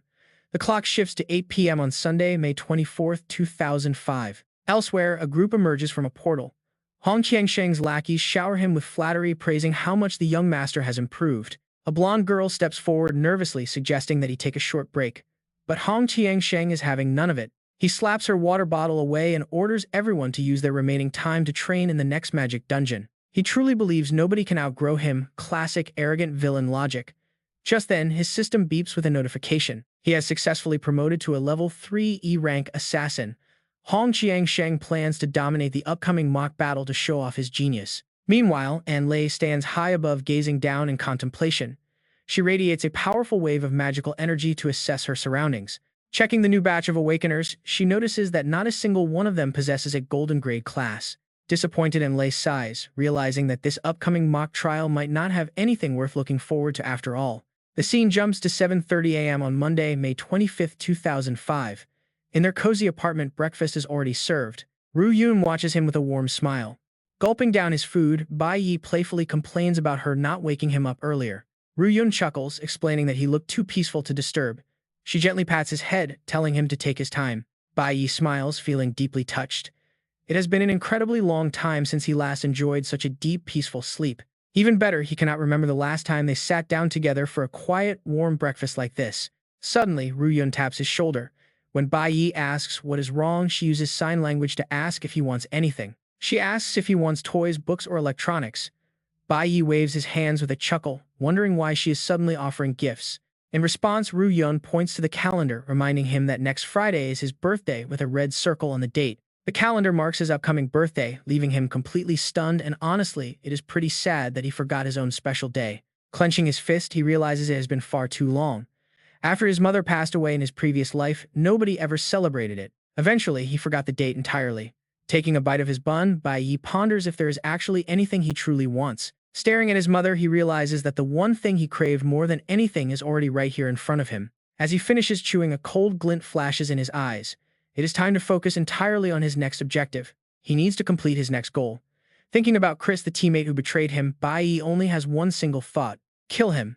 The scene shifts to the Awakener Academy, where the teacher's booming voice echoes across the entire room. He barks at the students, asking if they rested enough over the weekend before announcing their next brutal training stage. It is time to enter the hellish mock combat trials, an intensive practical exam that every student must take seriously. The teacher emphasizes that their school is directly monitored by the prestigious God Guild, meaning every action is watched closely. Since the high-ranking guild will evaluate their performance, the upcoming simulation is the absolute best stage to show off. Listening eagerly, the students realize this is their very first chance to showcase their newly awakened powers to the world. This major battle will serve as their final graduation exam, and the entire process is going to be broadcast live. Pointing a finger high, the instructor promises that those who truly stand out will catch the eyes of top guilds. The top performer in this practical combat session will secure a spot to join the high schoolers on the sacred pilgrimage. The instructor warns them with a serious look, noting that the pilgrimage is a rare chance to connect directly with the Gods Guild. It only happens once a year. His expression darkens as he explains that the school sends their very best students from both divisions. They will travel together to St. River Nation, the grand headquarters of the Gods Guild Association. Hearing this, Bai Yi grows serious. He starts reflecting on St. River Nation. That headquarters is exactly where he met his own master in his past life. Memories of Qi flash through his mind, the place where that person was born. Yet his master and Qi never had any connection. He only joined after Bai Yi was already part of the Divine Legion. A sharp light suddenly flashes deep in Bai Yi's eyes. He knows he must score exceptionally high on this upcoming exam. Securing a spot on that pilgrimage is his absolute fastest route. Ha Ming suddenly screams in sheer excitement.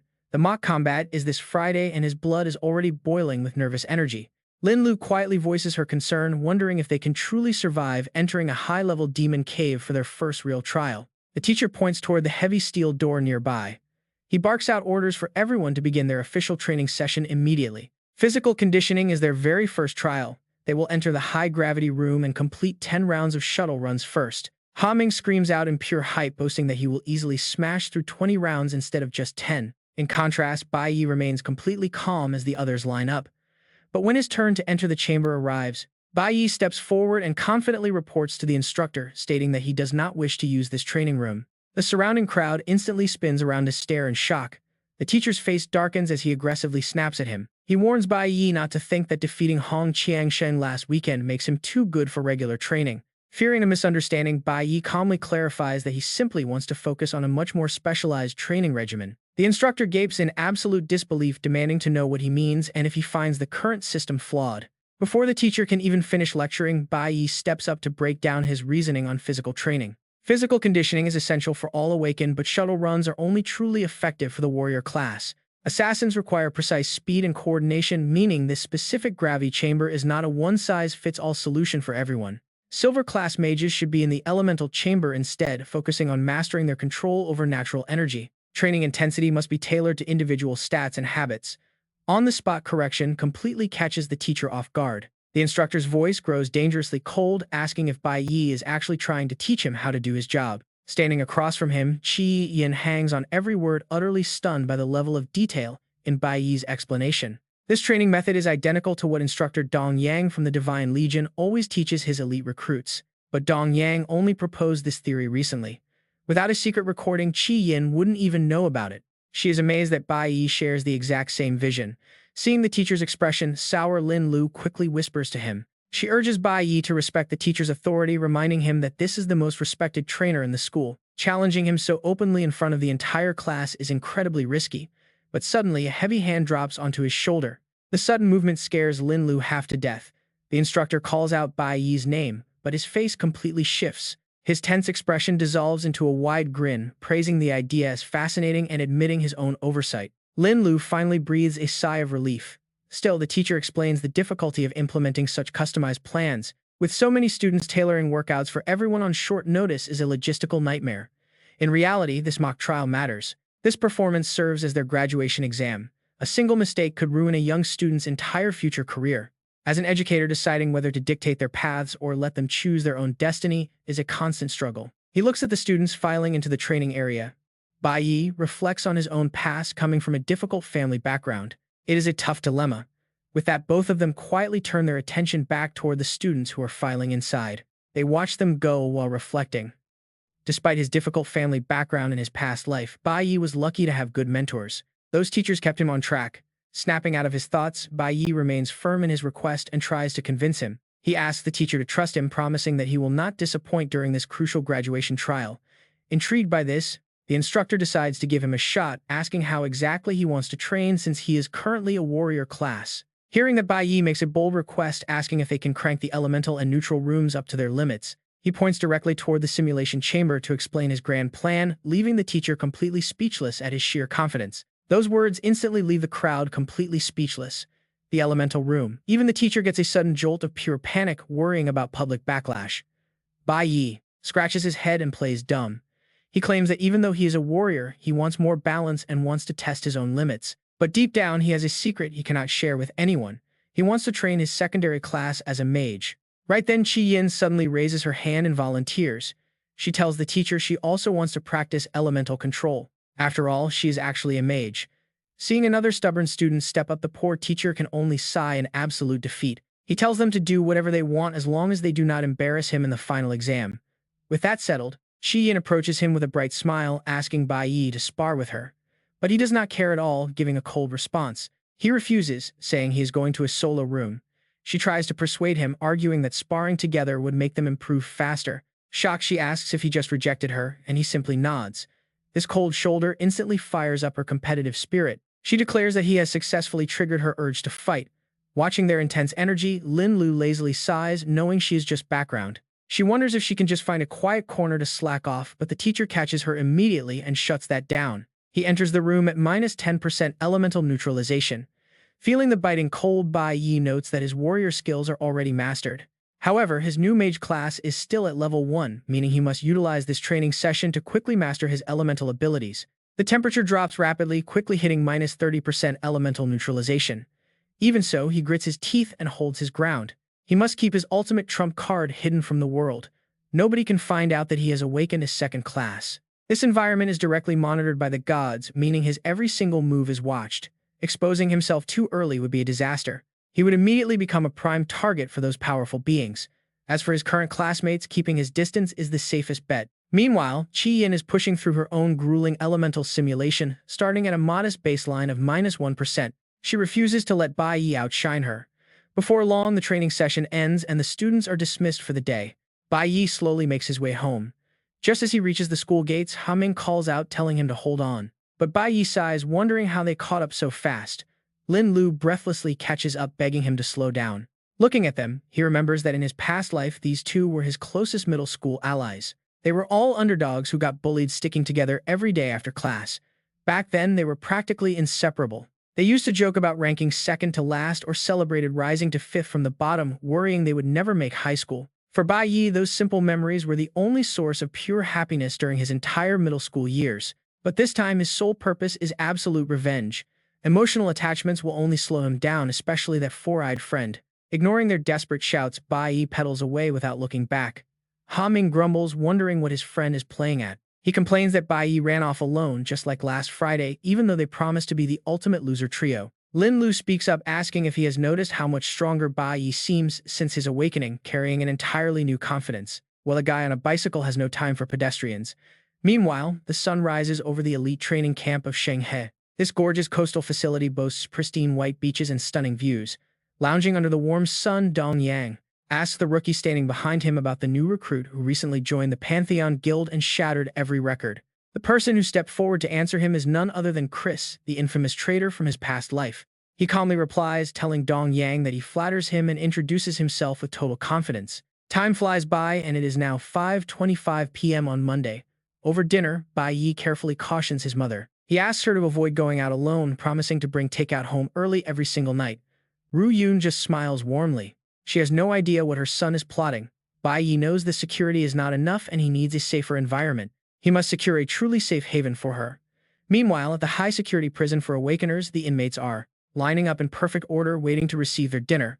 When Ling Sheng steps up to the counter, everything seems completely normal. Suddenly, he shoves his metal tray hard into the server's hands, making a subtle signal while whispering a quick message. He whispers to take care of that matter. The contact nods, telling him to relax since tomorrow he will be free. On Tuesday morning, the school is buzzing as students frantically prepare for the big exam. Bai Yi reviews his progress. Over the last few days, he has mastered basic mage techniques, focusing entirely on spell timing and mana control. Over in the standard simulation room, Ming pants heavily, completely exhausted after wrapping up his daily training quest. He gasps that he ran 10 whole laps today. By Wednesday morning, their intense training shifts to the next level. Out on the training field, Lin Lu is dripping sweat from practicing so hard. Inside the elemental room, Bai Yi stays completely focused on his simulations. The moment he finishes, Lin Lu and Ming eagerly run over, asking if they can grab dinner together again tonight. But Bai Yi declines, saying he needs to head home early tonight. His indifferent response instantly dampens their mood, leaving Ming thoroughly annoyed. Ming grumbles coldly, but Bai Yi casually points out his flaw. Your marksman skill activation takes too long. Try practicing the hand-raising motion more. Hearing this, Ming's eyes instantly light up with a sudden burst of motivation. On Thursday morning inside the school clinic, the doctor looks at the chest scan and tells Lin Lu he got checked just in time. This kind of parasitic lung tumor spreads incredibly fast, so he must visit a larger hospital soon to get it surgically removed. Once that is done, he will be perfectly fine. Lin Lu nods gratefully, thanking him and promising to get it done next week. This was all thanks to Bai Yi's sudden warning to check his lungs. A cold shiver runs down his spine as doubt creeps in. If the school had not scheduled a routine checkup today, he never would have requested a lung scan. How could he have known? How did Bai Yi know his lungs were in trouble? What secrets was he hiding? Even after leaving the clinic, Lin Lu remains deeply unsettled. He is suddenly jolted from his thoughts by several students gossiping nearby, their loud voices catching his immediate attention. That arrogant Han Qiangsheng cheated again, somehow jumping to rank E4. He is practically guaranteed to take first place in the trial. How did he even do that? Do you not need to risk your life inside a demon cave to rank up? His wealthy family owns a private demon cave for military training. Do you remember that guy who challenged him last weekend? He is hunting that guy down after school today to teach him a brutal lesson.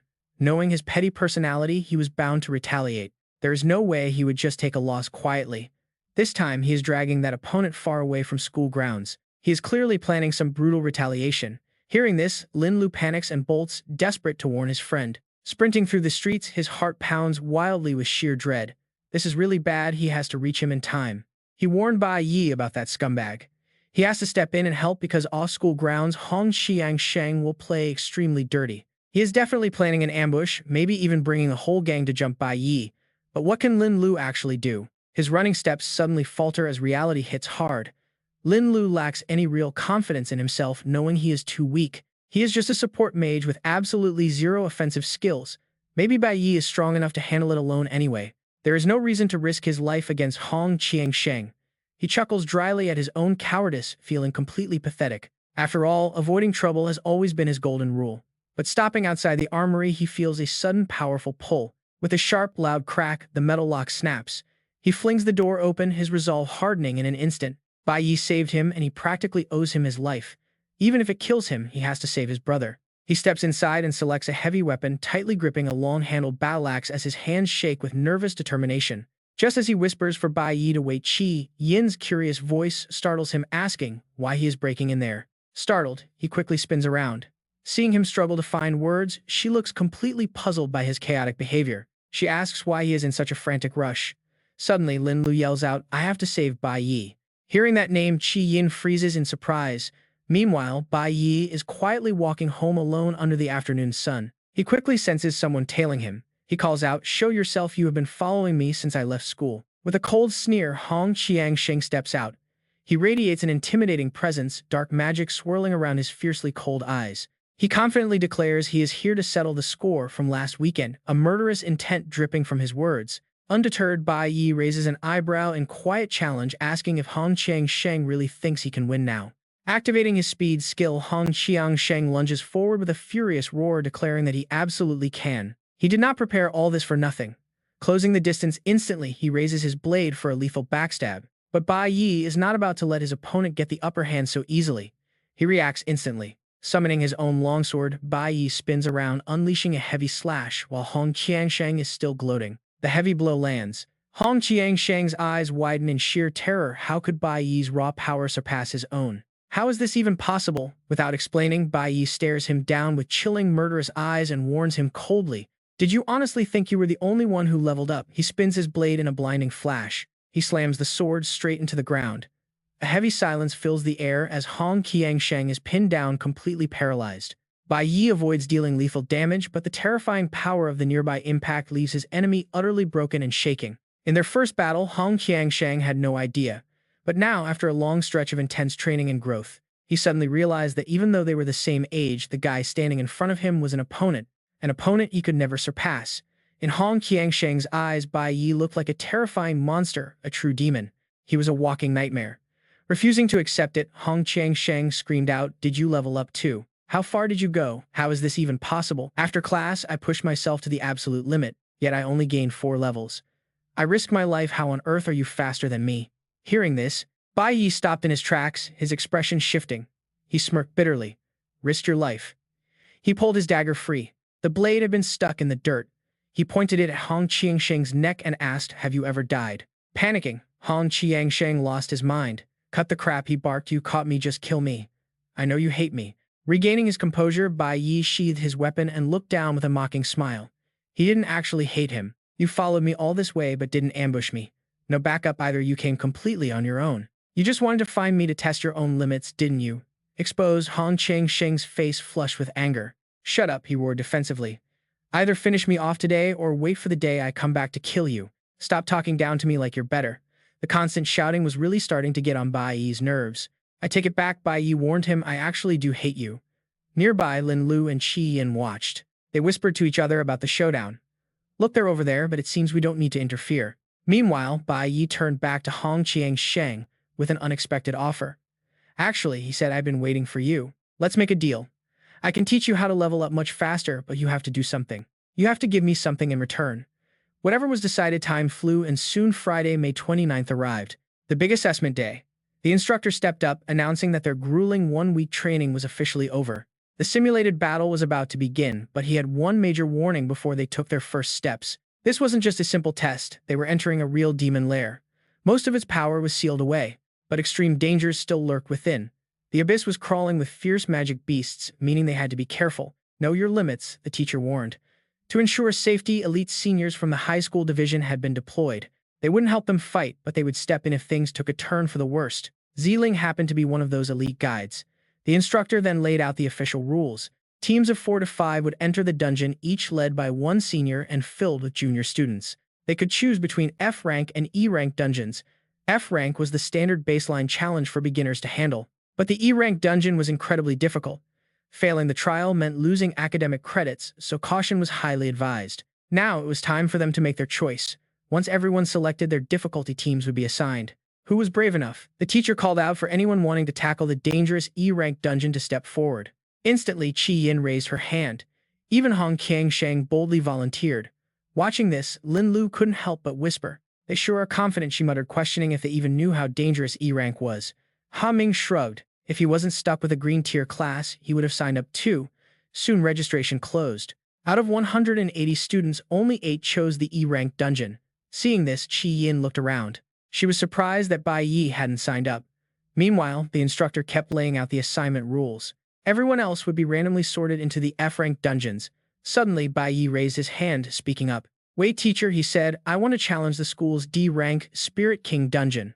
The entire room froze. Students quickly backed away in pure shock. The instructor stared at him, completely dumbfounded by the absurd request. The crowd gasped in unison, their jaws dropping to the floor.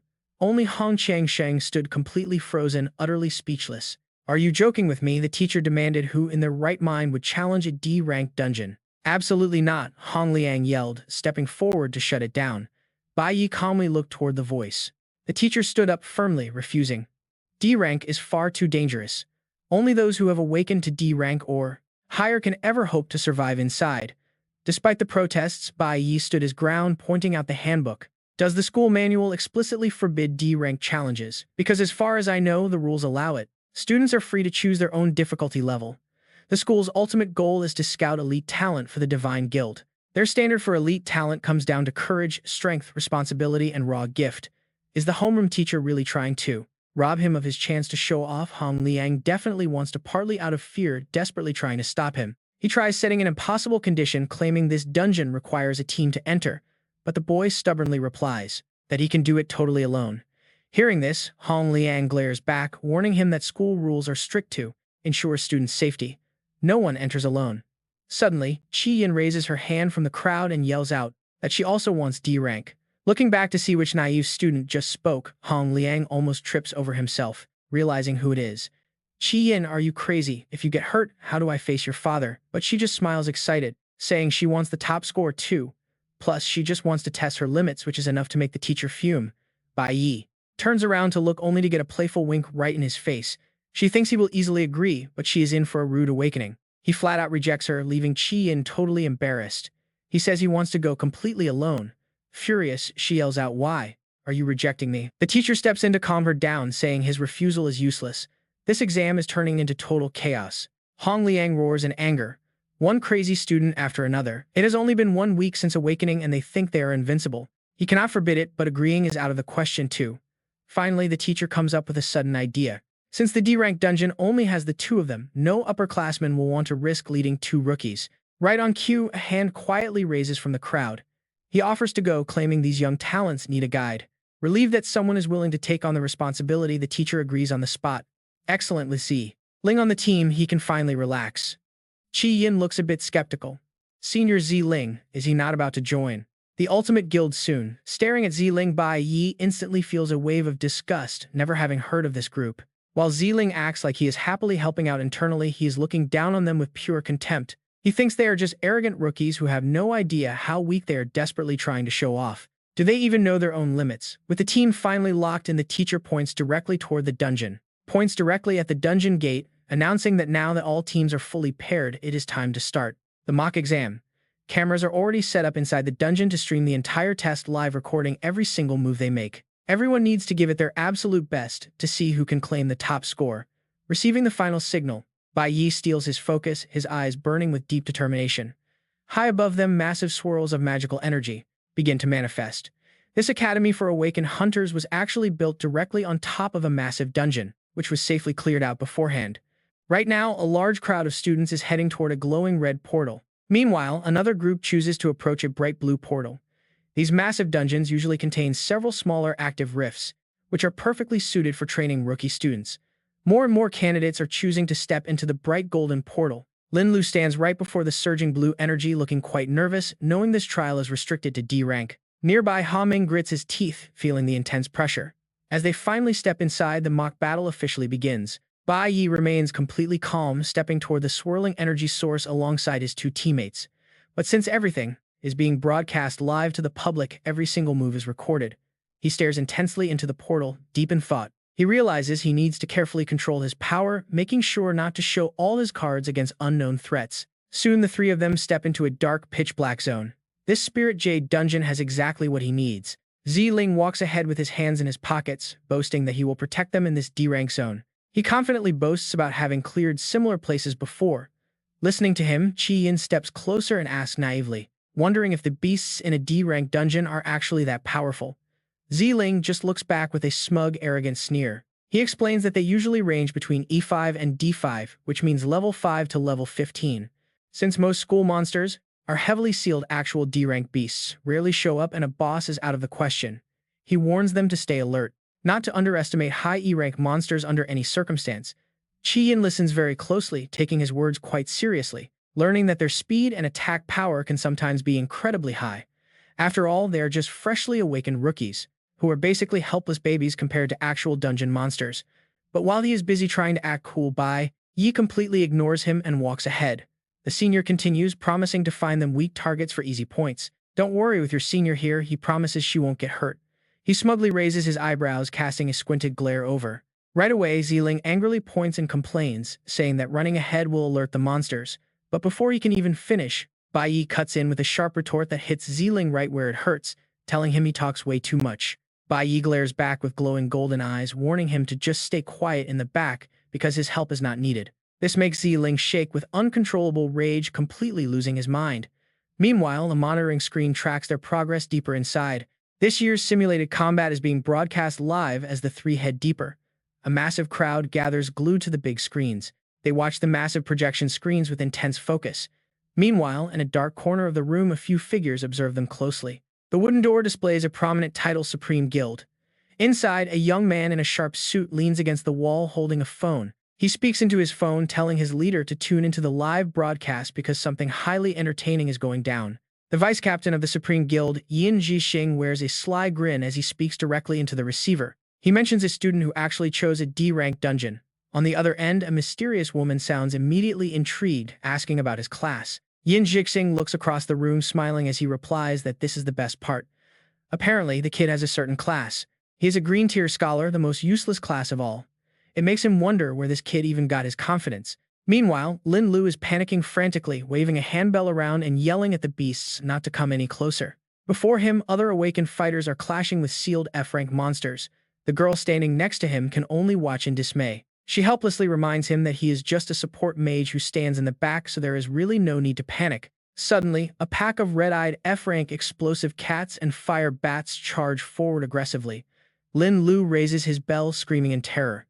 He shoves his warding bell forward, sobbing and asking why on earth an F-rank dungeon has to be this terrifying. To make matters worse, a whole pack of blue leopards, F-rank fang beasts, and E-rank star leopards suddenly spawn in. In another area, someone is healing an injured fighter inside a sealed E-rank zone, asking if he is holding up. Han Xiangsheng suddenly leaps to the front to shield his teammates, shouting that if they cannot handle this, he will go alone. Gritting his teeth, he charges with a dagger and stabs a star leopard, swearing that he will absolutely survive this trial. Suddenly, Bai Yi activates his violent state, boosting his strength by 32%, critical damage by 20, and lifesteal by 15. Appearing out of nowhere with a cold face, his single effortless slash cleanly slices the monster. Absolute beast mode right here. The system announces his success inside the sealed D-rank dungeon, rewarding him 30 experience points for slaying the level 6 beast. Within moments, Bai Yi single-handedly clears out the entire wave. Dumbfounded, Qi Yin slowly walks up to him, completely stammering. She looks completely fascinated, eagerly asking him how on earth he managed to pull off such an incredible feat. But before he can answer, massive multi-eyed spiders begin creeping up from ahead. Bai Yi remains completely unbothered, his voice calm. He explains that because these monsters are sealed, their strength is cut in half, making them incredibly easy to deal with. Qi Yin's eyes sparkle with absolute admiration. Even if they are weakened, he just took out a whole horde alone. She sighs, realizing how far behind him she really is. But Bai Yi simply continues walking forward, giving some advice. He tells her there is absolutely no need to compare herself with others, his eyes darting back to emphasize his words. He adds a playful smirk, telling her to just be herself. Qi Yin giggles happily, tightly clutching her spellbook. She playfully pouts at his cold tone but promises to work hard. Meanwhile, Ziling glares at Bai Yi from behind. His furious gaze looks ready to tear the kid apart. He reluctantly steps forward, crossing his arms with a smug look. Ziling warns him that this is a D-rank dungeon, so he had better not get cocky or arrogant. He looks down at Bai Yi, lecturing him that while his little show was indeed impressive, this is his first dungeon run. He reminds him that a triple-chambered dungeon is no joke and things are about to get a lot more complicated. Claiming senior status, he offers his unwanted advice. But Bai Yi completely ignores him, turning straight to Qi Yin instead. He tells her to take the right side while he takes the left, immediately dashing past their self-proclaimed senior. Leaving the infuriated senior behind, Bai Yi splits off and heads down his designated path into the dark abyss. Ziling is left boiling with rage, humiliated once again. Meanwhile, Bai Yi focuses his attention back on Qi Yin. He notes that the monsters on her side are lower rank, asking if she can handle them on her own. Startled and hesitant, she wonders if she can really do it alone while Ziling sees with pure venom behind them. Gripping his sword, Ziling can only hold back his rage for now, reminding Qi Yin that this simulation is still a test. This is a chance to check everyone's individual abilities since they are already here for the exam. Bai Yi asks a serious question, partly wanting to encourage her. Don't you want to get a good score? Qi Yin raises an eyebrow, looking completely determined as she replies that she understands and can definitely do it. The three split into different directions of the monster corpse-filled cave, while Ziling just stands there, glaring like a dagger at Bai Yi while cursing under his breath. Completely furious, he reaches one hand behind his back to summon a glowing bow, muttering about doing things the hard way. Meanwhile, the live broadcast screen shows footage of Bai Yi slaughtering monsters in a terrifying display. It is absolutely shocking. How could Bai Yi possibly defeat so many E-rank beasts? Standing there with crossed arms, an onlooker voices his shock and asks what level the boy is currently at. Nearby, a young man with the data answers that while the files list him as E1, his actual power is unclear. Could he be E3 or even maybe E4? Bai Yi is the sole focus of their conversation right now. On top of that, he is the one who cleared the left path and told Qi Yin to take the right. The instructor watches the screen with intense focus, noticing how Bai Yi analyzed elemental counters to send Qi Yin, a flower attribute user, to deal with the star attribute monsters. Even though this is an exam, the boy clearly knows how to allocate roles in the most optimal way. It seems he possesses incredibly sharp tactical vision. Suddenly, the teacher recalls a memory of Bai Yi, telling him to trust him, promising that he would not disappoint his teacher during this final graduation exam. The instructor stands there, filled with expectation. It turns out the kid was not just talking big after all. Let's see what else he can do. Back on the battlefield, Bai Yi maintains a deeply focused expression as he moves. He leaps into the air, landing a massive slash across a beast. He notes that most star attribute monsters seem to emerge from the right cave. Meanwhile, Qi Yin stays sharp, successfully taking down quite a few of them, thanks to their low ranks and her clear elemental advantage. Suddenly, a massive spider monster crawls out from behind and aggressively chases her down. Acting fast, Qi Yin summons thick vines to bind its legs tightly. She spins around to face her target, determined to deliver another decisive strike. Dark fluid erupts from the beast. Her skill triggers a poison effect, and she stands triumphant after bringing down the giant spider. Defeating the level 6 E-rank star beast awards her 30 experience points, bringing a massive smile to her face. She pumps her fist in celebration, proud of her success. From behind, Bai Yi carefully watches her combat style. He knows that even an E-rank mage should have mastered their basic class skills. He analyzes her abilities easily. Her flower mage class lets her use rapidly growing plants to erect a wall laced with toxic thorns. The vine wall skill creates a massive barrier, and those sharp thorns carry a potent poison effect. Watching her hold her spellbook with high spirits, Bai Yi gives her a highly favorable evaluation in his mind. It is her first time in a dungeon, yet she remains remarkably calm while facing higher-level beasts. She even knows how to isolate and bottleneck her enemies. She definitely has a lot of latent talent. Soon Bai Yi stands alone before a crimson gate blocked by two heavy crossed iron bars. All Class D monsters beyond here are currently sealed. He calculates that Qi Yin can handle her current sector. She should be fine on her own for now. Bai Yi frowns, deeply lost in his thoughts. He can easily hide his true strength to secure a top score even with the cameras rolling. Rubbing his chin, he hesitates before the gate, mindful of the tracking cameras that follow his every move. How should he execute the next phase of his plan? Meanwhile, Ziling watches him with growing jealousy. The senior feels utterly ignored and is determined to show him up. He fumes alone in the corner. He rants to himself, completely unnoticed by anyone else. If you two think you can survive on your own. Ziling raises his bow of light, aiming directly at Qi Yin from behind with a ruthless sneer. He releases a glowing arrow, sending it flying at her. Let us see how she handles this. The fast projectile grazes past her plants, giving Qi Yin a massive scare as it vanishes into a dark cave. Standing in the back, he flashes a mocking grin, pretending he only wanted to help and wondering why she dodged. She turns around, completely stunned, but suddenly something massive and terrifying is awakened inside the dark cavern. A massive shadow charges out with incredible speed, breaking through the darkness in an instant. A terrifying two-headed lion monster leaps out directly behind Qi Yin, revealing itself as a level 11E rank beast. Startled by the sudden sound, Bai Yi whips around instantly. A two-headed lion growls, incinerating all the surrounding vines. Qi Yin pales with fear when her plant-based attacks fail completely.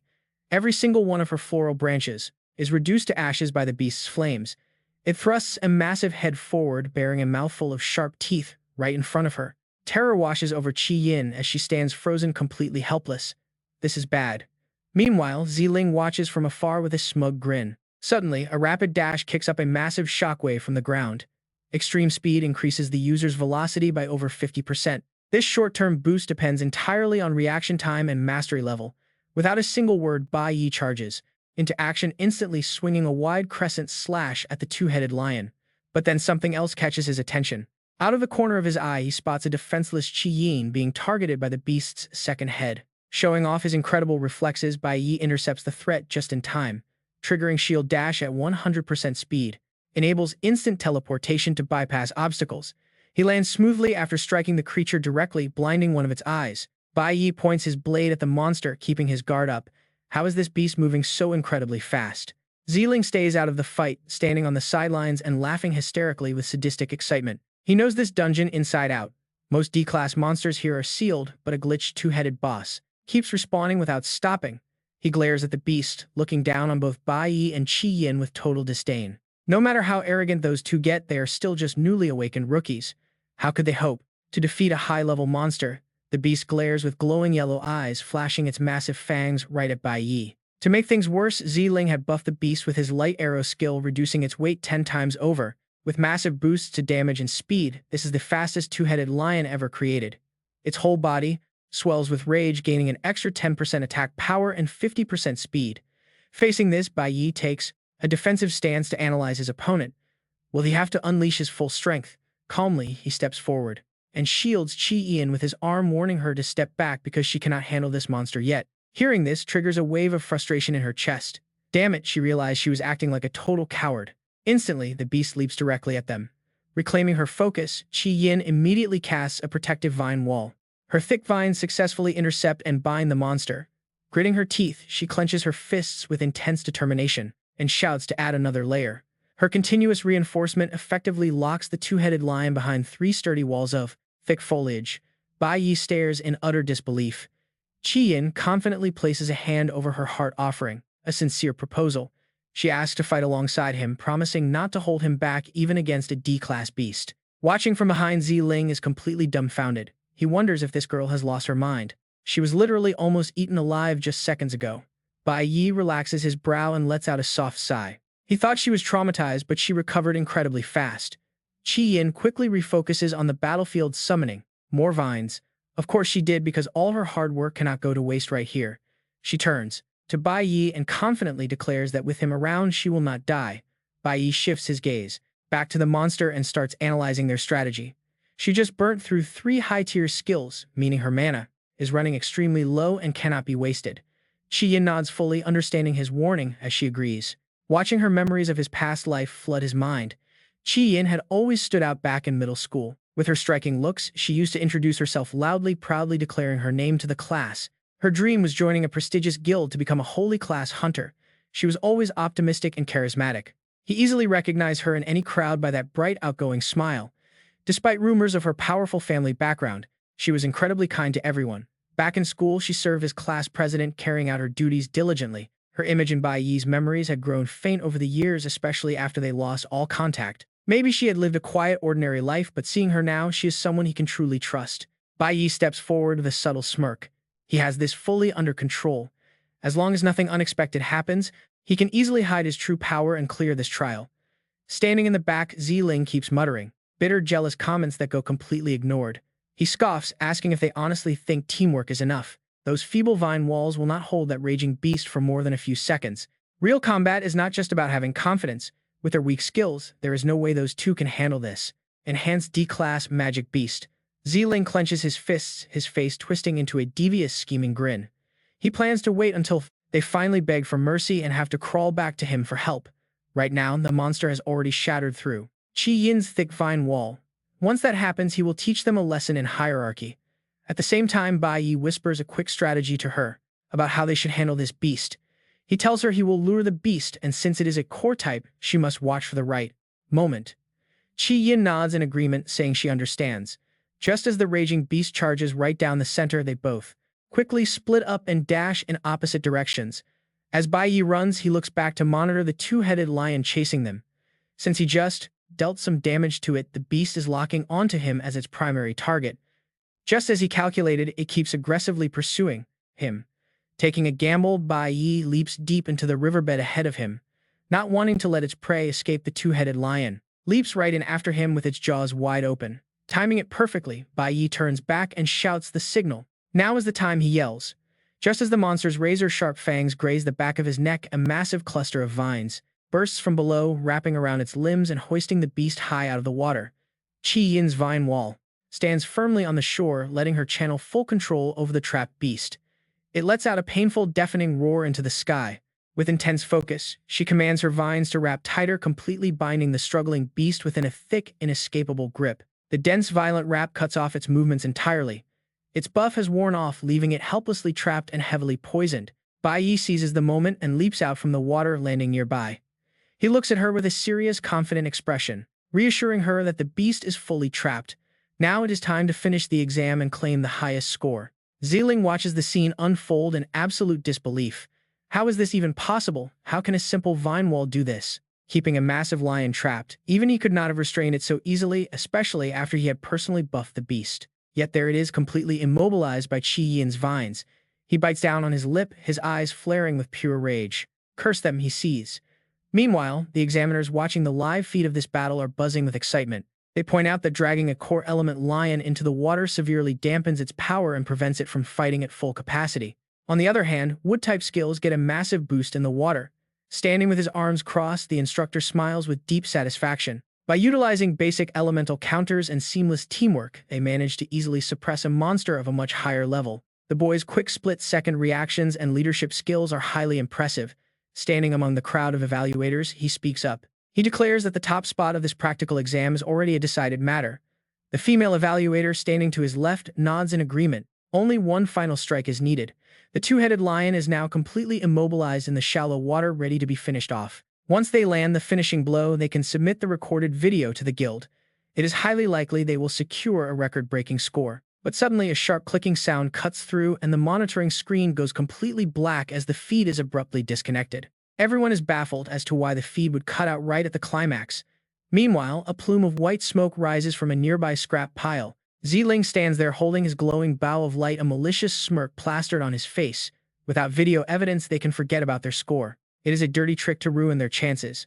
Unaware of the sabotage, Bai Yi turns to Qi Yin and offers his praise. He tells her that thanks to her incredible skills, they successfully took down a D-class beast, earning them 100 experience points.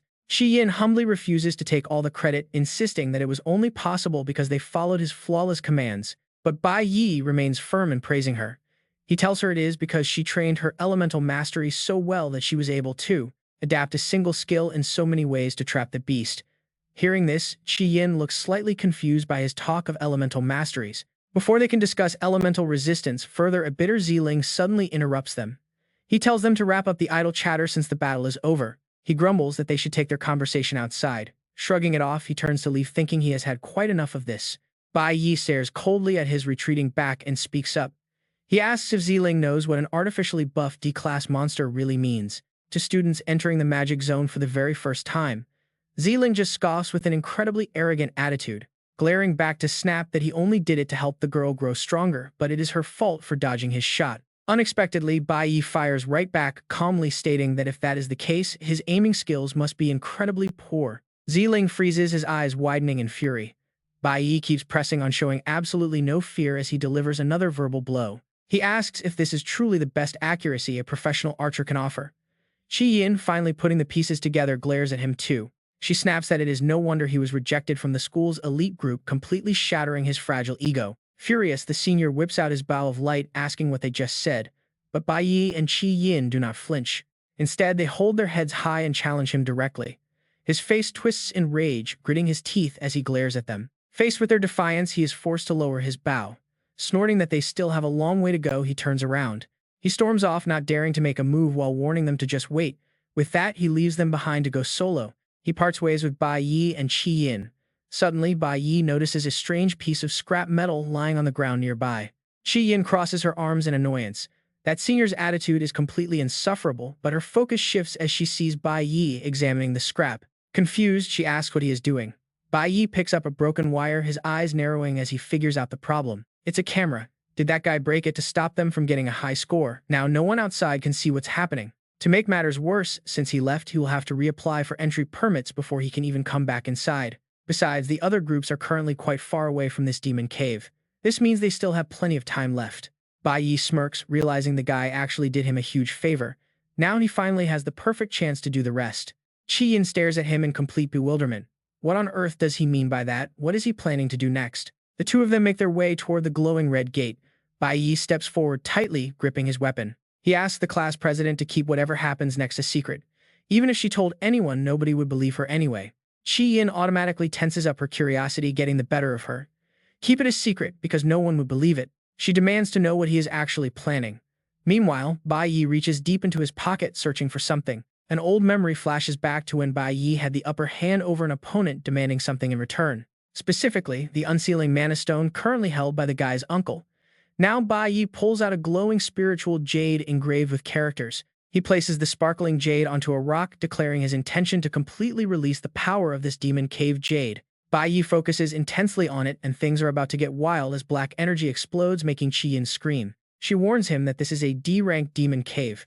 Releasing the seal will unleash all the high-level magic beasts inside, but Bai Yi is completely fearless. Showing incredible resolve, he takes a bold, confident step directly toward the massive gate. He calmly tells her not to worry, since their power is still heavily suppressed by the remains of the seal anyway. Qi Yin keeps trying to convince him otherwise. Even so, how can just the two of them handle so many D-rank beasts? Bai Yi lowers his hand, but a slender glowing bracelet of flame appears on his wrist. He replies that it won't take two. Suddenly, the hair on the back of his neck stands completely on end. Qi Yin's eyes widen in absolute shock. Stuttering in disbelief, she points a shaking finger at him. She can barely gasp out how this is even possible. Violent roaring flames erupt around him as he declares he will do this alone. Honestly, this epic transformation is absolute hype. She cannot believe he can transform into a mage. Turning back, Bai Yi gives Qi Yin a quick, firm instruction. He tells her to guard the entrance. Just then, the two-headed lion beasts shatter their chains, lunging forward with bared fangs. They charge directly at him in unison. Terrified, Qi Yin reaches out desperately, screaming for him to be careful. But Bai Yi does not back down. He swings his staff, meeting their charge head-on as a violent energy explodes outward. A brilliant blue ice aura flares up as he switches to a rank 5 E-class dual fire and ice mage. The charging beasts instantly falter. Qi Yin watches from the sidelines, completely amazed. After all, she struggled so hard just to control a single lion beast. Yet Bai Yi managed to freeze all of them at once. He effortlessly locked down 3 massive beasts in the blink of an eye. Still radiating a fiery red aura, Bai Yi calmly looks back over his shoulder and speaks in a completely relaxed tone. He notes that being locked up for so long has driven these monsters wild, and they will all break out soon. His silver-white hair crackles with raw power as he tells Qi Yin that he needs a much larger battleground to fight. Before she can even process this, he vanishes in a flash of blinding speed. Reddish-brown legs suddenly emerge nearby. A group of snarling fire saber beasts leaps out, ready to attack. Standing right in their path, Bai Yi prepares to meet them. These are D-rank level 12 flame leopards. Their sharp claws clash violently against the heavy tip of his magic staff.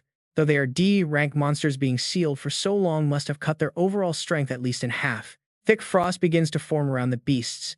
Bai Yi calmly raises his weapon, preparing to unleash his freezing spell. His ice magic rapidly condenses the moisture in the air into solid ice, allowing him to freeze and control his targets. He needs to lock down every single one of them first. Suddenly, a massive, ominous shadow looms over him. An enemy appears from behind him. Reacting with lightning-fast agility, Bai Yi spins around and switches to his White Warrior class. A blood-eyed fire swordsman bears its fangs, but Bai Yi strikes it head-on, easily defeating the level 13 beast. His eyes turn razor-sharp, seeing right through the ambush. Before the monster can even react, he leaps high. Landing right behind his target, Bai Yi readies a devastating downward strike while switching classes to the Cloud Mage. Instantly, the fire swordsman is frozen completely solid in ice. Her mouth hangs wide open as she wonders if he can actually swap classes completely at will. She closely tracks his every move, realizing that his current combat style makes perfect sense of his earlier actions. Now she finally understands why he wanted to enter the elemental room, forcing her to pause and organize her thoughts. The core of elemental training for a mage is channeling energy directly as raw natural power or controlling elements. Within a set range, they manipulate elemental objects. Suddenly, a memory of her own past battles flashes in her mind. She used to believe that having stronger mana and releasing it repeatedly was the only way to gain power. But watching Bai Yi in action makes her realize that precise control over that power is what truly matters. Standing entirely alone, Bai Yi is surrounded by massive beasts as he lifts his staff high.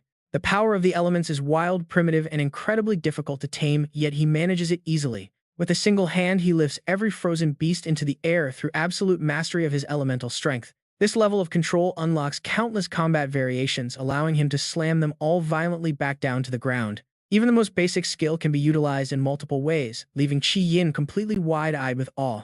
She is stunned over and over again by the sheer overwhelming cool factor of the warrior standing before her. Honestly, he makes it look too easy, leaving Qi Yin falling back into deep thought as reality hits. Recognizing that he has left everyone else far behind, she bites her lip in quiet frustration. Still, she looks up at Bai Yi with shining eyes, utterly amazed by how incredibly cool he is. Suddenly, a massive foot slam shakes the earth as an ancient hell mammoth appears, surrounded by a crimson aura. This is the level 15 cave overlord, the hell mammoth, though its attributes are currently sealed by half. Bai Yi smirks with anticipation upon seeing the beast, thinking that his main target has finally shown its face. The beast lets out a deafening roar through its massive trunk, while Bai Yi reaches back toward his sword. Switching to the White Warrior class, he is fully prepared to take the specific materials he needs from its body. With swift movements, he launches himself forward and delivers a brutal direct strike to the monster's head.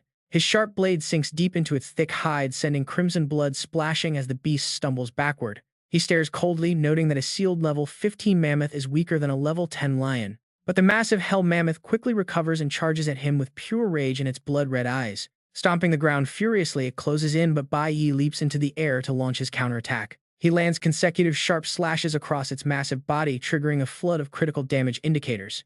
One critical strike after another lands, forcing the giant creature to lose its balance and stumble sideways. As it falls, a golden glow flashes from his eyes and Bai Yi crosses his arms to prepare. His eyes burn bright gold as he prepares to unleash a devastating area of effect slash from his current spot. A massive circular shockwave sweeps around the giant beast, activating his unique title that deals massive area damage. It roars in agony as its tusk snaps off under the barrage, while the surrounding frozen monsters are instantly wiped out. A notification confirms the death of a level 12 blazing leopard, rewarding him with 110 experience points. More system notifications flood in as Bai Yi picks up a glowing golden tusk from the fallen boss. He receives another 110 experience points for defeating more of the level 12 blazing leopards. The notifications keep rolling and granting him even more experience points for clearing out the entire mob. This includes killing a level 13 fire swordsman, earning him an additional 120 experience points. Defeating the level 15 hell mammoth yields a massive 1,000 experience and valuable materials worth 10,000 gold. He inspects his high-grade loot, a king tusk, which is a key crafting component for his next weapon upgrade. His fire elemental progress currently sits at 3,500 out of 10,000. Core at 3,200 and star element at 1,450. Bai Yi calmly pockets the rare loot. Looking down, he spots a strange object lying on the ground, a dragon-green jade stone that just dropped from the beast. The echoing jade lies before him. A special twin stone artifact. Finally, he got it. He stares intently at the glowing system notifications floating in the air before him, deep in thought as his levels rise. His core warrior rank hits level 13 grade D, while his cloud warrior tier rises to level 11, granting extra attribute points. Even his mage class leveled up. His title now upgrades to Solo Conqueror. Facing enemies alone now boosts all his attributes by 20% and grants a 10% lifesteal bonus on every hit. Qi Yin walks ahead in a daze. Suddenly, Bai Yi appears right in front of her. He raises an eyebrow and asks if she remembers what he told her. Qi Yin flinches, caught completely off guard by his question. Her flower mage class hits level 7. Elsewhere, a frantic teacher suddenly rushes in. He panics, yelling that a broken seal is a massive disaster. He complains about why they did not bring an escort, then spots Ziling standing nearby all by himself. He demands to know why Ziling is outside. Why isn't he protecting his underclassmen? Without waiting for an answer, he dashes off, urging everyone to get to the seal. Ziling is stunned, wondering if the seal broke. He watches the teacher run off. Instead, he scratches his nose and smirks. It seems karma comes incredibly fast for those two overconfident fools. The teacher and his group rush in, shouting for Bai Yi and Qi Yin. But he freezes when he sees both students standing there completely unharmed, staring back at the arriving crowd. They ask why everyone is here. The teacher looks past them at the sealed gate. Another instructor mutters about machine errors, relieved they are safe. Later, Ziling meets up with Yin Jising. On Friday afternoon, Ziling stands with his hands in his pockets, wearing his usual arrogant smirk as he asks if his documents are enough. He is aiming for the final squad member position. Yin Jising lowers his newspaper and winks back at him. He says he is incredibly sorry, but the captain already made his final choice. Ziling freezes the news, hitting him like a lightning bolt. Talk about a massive blow to his fragile ego. He grabs Yin Jixing, demanding answers about keeping the spot for the most valuable candidate. Is his own strength not enough? He asks if his background is lacking, but a woman's voice suddenly cuts in, startling him. She says they already found the perfect fit. And Lei steps into view, her sharp gaze locking onto them. She finds that Bai Yi kid quite interesting, and Lei is a highly ranked lightning assassin. Meanwhile, let's cut to a dark corner. Two men are talking in a quiet corner of a local diner on Friday night.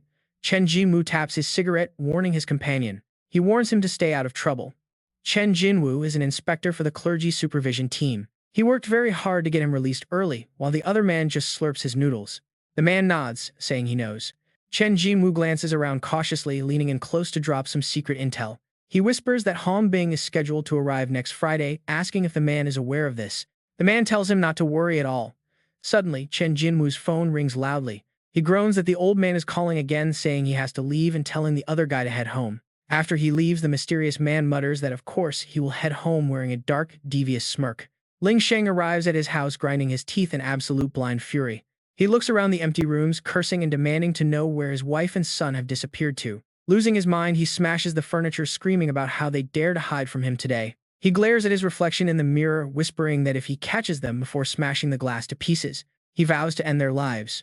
Meanwhile, at a safe house, Bai Yi gently hands Ru Yun a beautiful jade necklace. He explains it is called the Echoing Jade and strictly warns her to keep it on her person at all times. He pulls out his own matching jade pendant, saying he wears one just like it. If she ever finds herself in danger, she just needs to crush the stone.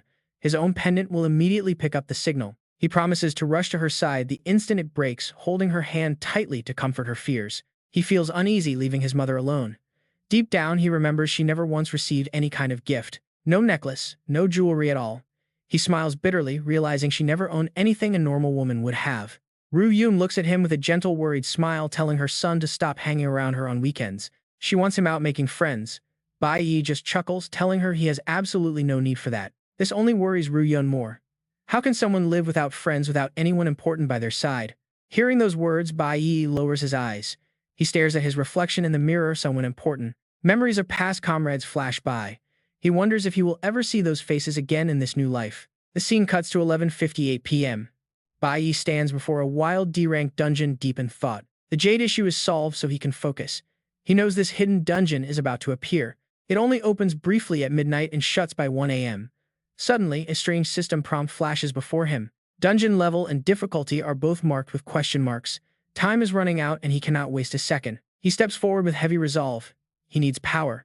In his past life, he was a top-tier warrior. Blocking his path are two level 15 D-rank wild ghouls and a level 13 blood-sucking flower. He remembers the bitter past, helpless as his former comrades died right before his eyes. Friends, his eyes burn with absolute resolve.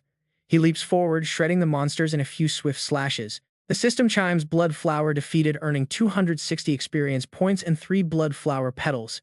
But what does it matter now? He keeps moving, focused only on pushing himself to the absolute limit. Bai Yi charges forward like a gale, unleashing 2 devastating critical strikes that cleave straight through his targets. Without power, everyone dies. He fights with sheer madness, now fueled by a desperate need to grow stronger. System alerts pop up, another wild ghoul slain, earning 320 experience points. He pushes harder. faster, stronger. He wants to surpass everyone. Absolute coldness fills his gaze as he swings his sword again. The notifications stream and rapidly 320 experience points gained for every wild ghoul slain. He cuts them down one after another, stacking up experience points like a man possessed. He sweeps up 6 poison vials, gritting his teeth as he prepares to risk absolutely everything in this fight. He thinks of Ling questioning his own strength. He is still far too weak, unable to defeat even that guy. Let alone that genius who has been a gold-rank archer since childhood. There are no detours or shortcuts for him. Once again, Bai Yi charges straight into battle. Staring down the horde, he vows never to back away from an enemy. He unleashes his ultimate first strike, one pure land. A massive surge of energy explodes instantly, engulfing the surrounding monsters. System alerts flood his screen. Successfully defeated, blood-sucking flower earning 260 experience points. Multiple notifications stream by as another 2 blood-sucking flowers are completely vaporized by his strike, earning another 260 experience. Then 2 more wild ghouls fall, granting 320 experience each. The killing spree continues as yet another pair of ghouls are cut down, adding more experience points. A bright leveling light wraps around Bai Yi. However, his body is already covered in deep cuts and bruises, but he stands strong. The dungeon entrance will shut in just 20 minutes. He has to push forward now. He must quickly eliminate the Dungeon Lord. The time shifts to Saturday, May 30th at 12:39 a.m. Bai Yi enters the next chamber. He glares at the monstrous boss with fierce excitement. Found you at last. But wait, something feels completely wrong here. The beast vanishes. This is the level 20 Lord Yi Wuming. Within a split second, Yi Wuming reappears directly behind him. Luckily, Bai Yi is already prepared to counter. He swings his sword cleanly, severing the boss's arm. But Yi Wuming possesses an active self-healing ability. In an instant, the severed arm grows back completely. Bai Yi's eyes widen. Is his regeneration really that absurd? Yi Wuming slams both hands onto the ground, causing countless thick roots to burst out of the soil. Stunned, Bai Yi glances back. To his absolute horror, those defeated blood-sucking flowers are slowly crawling back up. They are fully healed. Bai Yi grits his teeth, completely baffled. Did he not just slaughter these beasts? How are they standing again? A normal D-rank dungeon lord should never possess such a broken resurrection skill. Suddenly, a massive claw lunges through the shadows. Caught off guard, Bai Yi takes a brutal direct hit. Sharp claws pierce his stomach, spraying blood everywhere. Bai Yi turns his head in disbelief at the creature behind him. He can't believe it. His attacker is a level 20 D-rank lord named Qi Wuming, the twin brother of Yi Wuming. A stunned Bai Yi stands frozen. The 2 dungeon lords, Yi Wuming and Qi Wuming, face each other with glowing eyes. He fiercely spins back around. Time ticks to 7,059. Another minute passes and the system announces that the rift entrance has closed. On Saturday, May 30th at 6 p.m., the heavy rain begins. She sits alone at home, deeply worried about her son who has been missing all day. She sent countless texts, but he never replied. Nor did he answer his phone. Terrified, she makes a choice, knowing he must have gone somewhere extremely dangerous again. Just like last time, she must find him. Outside, the rain pours harder as a drunk Ling Shang drops a dozen bottles, laughing. He curses, mutters that the mother and son are pretty bold, and fumes that they dared to secretly rent a new place. Ling Shang walks toward their new home, sneering that it is a pretty nice place and that she really knows how to live. His eyes gleam with absolute excitement, like a predator tracking prey. Right at that moment, Ru Yun is about to leave. She freezes in shock right at the doorway. Her eyes widen in terror as a massive thunderclap rips through the sky. Meanwhile, Bai Yi grips his sword with a weary sigh. 5 waves down. Yet they keep coming. They just stand right back up, preparing to charge again. After he delivers another quick slash, system alerts pop up. You have successfully killed a level 13 D-rank bloodthirsty flower and gained 1 experience point. Successfully killed another level 13 D-rank bloodthirsty flower and gained 1 more experience point. He silently realizes that constantly slaying these resurrected monsters provides absolutely no experience or item drops. Bai Yi struggles to calculate his next move, knowing he must find the source that keeps bringing them back to life. The monsters drag themselves up yet again. Standing right in front of Bai Yi is the level 20 D-rank Lord Yi Wuming, and alongside him stands the level 20 D-rank Lord Qi Wuming. Bai Yi curses under his breath, utterly exhausted. He realizes it is not just the small fry who can regenerate. Activating shield dash, he swings his sword directly. The strike lands heavily on Qi Wuming, the level 20 dungeon lord. With intense fury blazing in his eyes, Bai Yi delivers another devastating slash directly on Yi Wuming, landing 2 consecutive critical strikes on weak spots, but they quickly recover. Bai Yi painfully realizes that even these high-level dungeon lords can heal themselves almost instantly. He watches the 2 beasts constantly regenerate their health, feeling frustrated as the boss channels his incredible healing abilities. The hunter begins to analyze the situation. He tried attacking that guy earlier, even completely decapitating him. Yet the monster still managed to heal instantly. Absolutely broken. How can they constantly resurrect fallen monsters like this? While instantly healing injured allies, he anxiously asks himself if only an S-rank healer could achieve this level. Could something else be supplying them with this power, or is there a hidden source storing this healing energy? Bai Yi activates Shield Dash again, but the level 20 D-rank Lord Qi Wuming swings his arm to strike from behind. A deflect is executed. The system alerts that deflect uses the weapon to block and disperse over 50% of damage. This depends entirely on timing. Additionally, there is physical deflect, which can completely negate all damage when timed perfectly. If reactivated within 0.9 seconds, there is a chance that physical damage will be fully reflected back at the opponent. Even under immense tension, the hunter finds this fascinating. During their clash, the monster is actually learning his moves. Yi Wuming walks right up behind Bai Yi, hesitatingly admitting that the young hunter is incredibly strong. Then Yi Wuming heals once again. Bai Yi's eyes widen as he notices a giant ancient tree nearby radiating a bright glow. Excitedly swinging his sword, he realizes he finally found it. In this flower-type dungeon, that tree is their energy core. He charges directly toward it. The monsters look utterly dazed as they get slashed, with Bai Yi radiating pure killer intent. The boss's massive healing power only works on such a large scale because this ancient tree exists to fuel it. Seeing this, Yi Wuming's eyes widen in shock as he screams out. The hunter immediately realizes the absolute truth. All he needs to do is cut down this ancient tree. Bai Yi grins excitedly, knowing he can finally finish them. The system displays a notification that a cloud mage has been summoned. Yi Wuming yells desperately to stop his sword. But the hunter couldn't care less, immediately activating Frostbind to freeze both level 20D ranked dungeon lords. Both of them are frozen solid on the spot. Lord Yi Wuming fumes with rage, completely powerless to stop him. Bai Yi then summons a white warrior whose sharp claw instantly pierces through the thick layer of ice. Bai Yi's eyes flash with certainty. His guess was spot on. The moment they and the tree collapse, they completely lose their power to heal and resurrect. The system interface instantly pops up with a success notification. He has successfully defeated the level 20 D-tier dungeon boss. Defeating Yi Wuming grants 2,500 experience points and a rare item, the 100 Spirit Herb, which instantly restores 50% of stamina. It also heals most physical damage, while the remaining beasts quickly fade away. Soon, the only one left standing on the battlefield is Qi Wuming, standing there in utter shock. Bai Yi points his sword directly at him, declaring that it is finally his turn. The boss turns silently, showing absolutely no will to fight. A deep, hollow voice rumbles out, begging Bai Yi to just kill him. This level 20 D-tier boss has completely given up. Bai Yi chuckles, noting it is his first time seeing a boss lose all will to live, just because his brother died. Without wasting another second, he dashes forward. Bai Yi swings his blade in a clean, decisive arc, deciding to grant the monster's final wish. Instantly, the system alerts him of his success in defeating the second level 20 boss. The kill secures 2,500 experience points and a rare drop, the Poison Thorn. This material is essential for crafting the ultimate weapon, the level 5 Flower Element Poison Blade. Bai Yi picks up the rare item and breathes a sigh of relief as more system notifications flood in. His core warrior class has officially reached level 15 D tier. Meanwhile, his Cloud Mage class has successfully leveled up to level 13 D tier. Bonus attribute points are now available. Bai Yi smiles, noting that the dungeon exit has finally reopened after the boss fight. His detailed stat panel pops up, showing his element mastery. His lightning element is at 0, while his flower element is maxed out at 10,000. His cloud element exceeds 100,000, while his other core stats continue to rise. With his flower element fully charged, a brand new class begins to awaken. He is genuinely surprised to see it max out this quickly. Naturally, he is curious about what path he will unlock this time.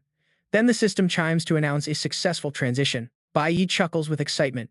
His last class was a legendary red tier, but this time the interface glows with a bright blue light. He has unlocked the E-tier level 1 Flower Summoner. Bai Yi freezes, slightly disappointed to find it is only a rare blue class. Quickly accepting reality, he notes that summoner classes do not demand high attributes. He just wonders what kind of skills he got. The system panel reveals his new skill, the Flower Spirit Contract. It allows him to form a soul pact with defeated flower beasts. Once bound, they must serve his every command. He also unlocks 2 passive abilities, including the unique Flower Field Vision. This allows him to perceive the souls of recently deceased flower monsters. Surprised by this, Bai Yi immediately taps on his screen. Reading the Evil Spirit Contract option, a sudden thought crosses his mind. If that is true, then those 2 recently defeated bosses can actually be bound to him. Sure enough, the glowing souls of both bosses float through the air, drawing closer to Bai Yi. The system prompts him to activate the contract. Bai Yi reaches out his hand, commanding the two spirits to come forward. With a casual wave of his hand, Yi Wuming and Qi Wuming obediently bow. Meanwhile, Ling Sheng stands holding a knife under the rain. His phone suddenly starts buzzing relentlessly in his pocket. He frowns, wondering who could possibly be trying to reach him at this hour. Answering with a cold glare, he realizes it is Officer Chen. Turning to leave, he gasps out, asking if it is really true. He can actually attend Hong Bing's exclusive banquet. Nodding eagerly, he promises to seize this golden opportunity no matter what. He assures the officer he will prepare a lavish gift and promises not to miss this perfect chance to rejoin the powerful guild. Ling Shang hangs up and flashes a manic grin.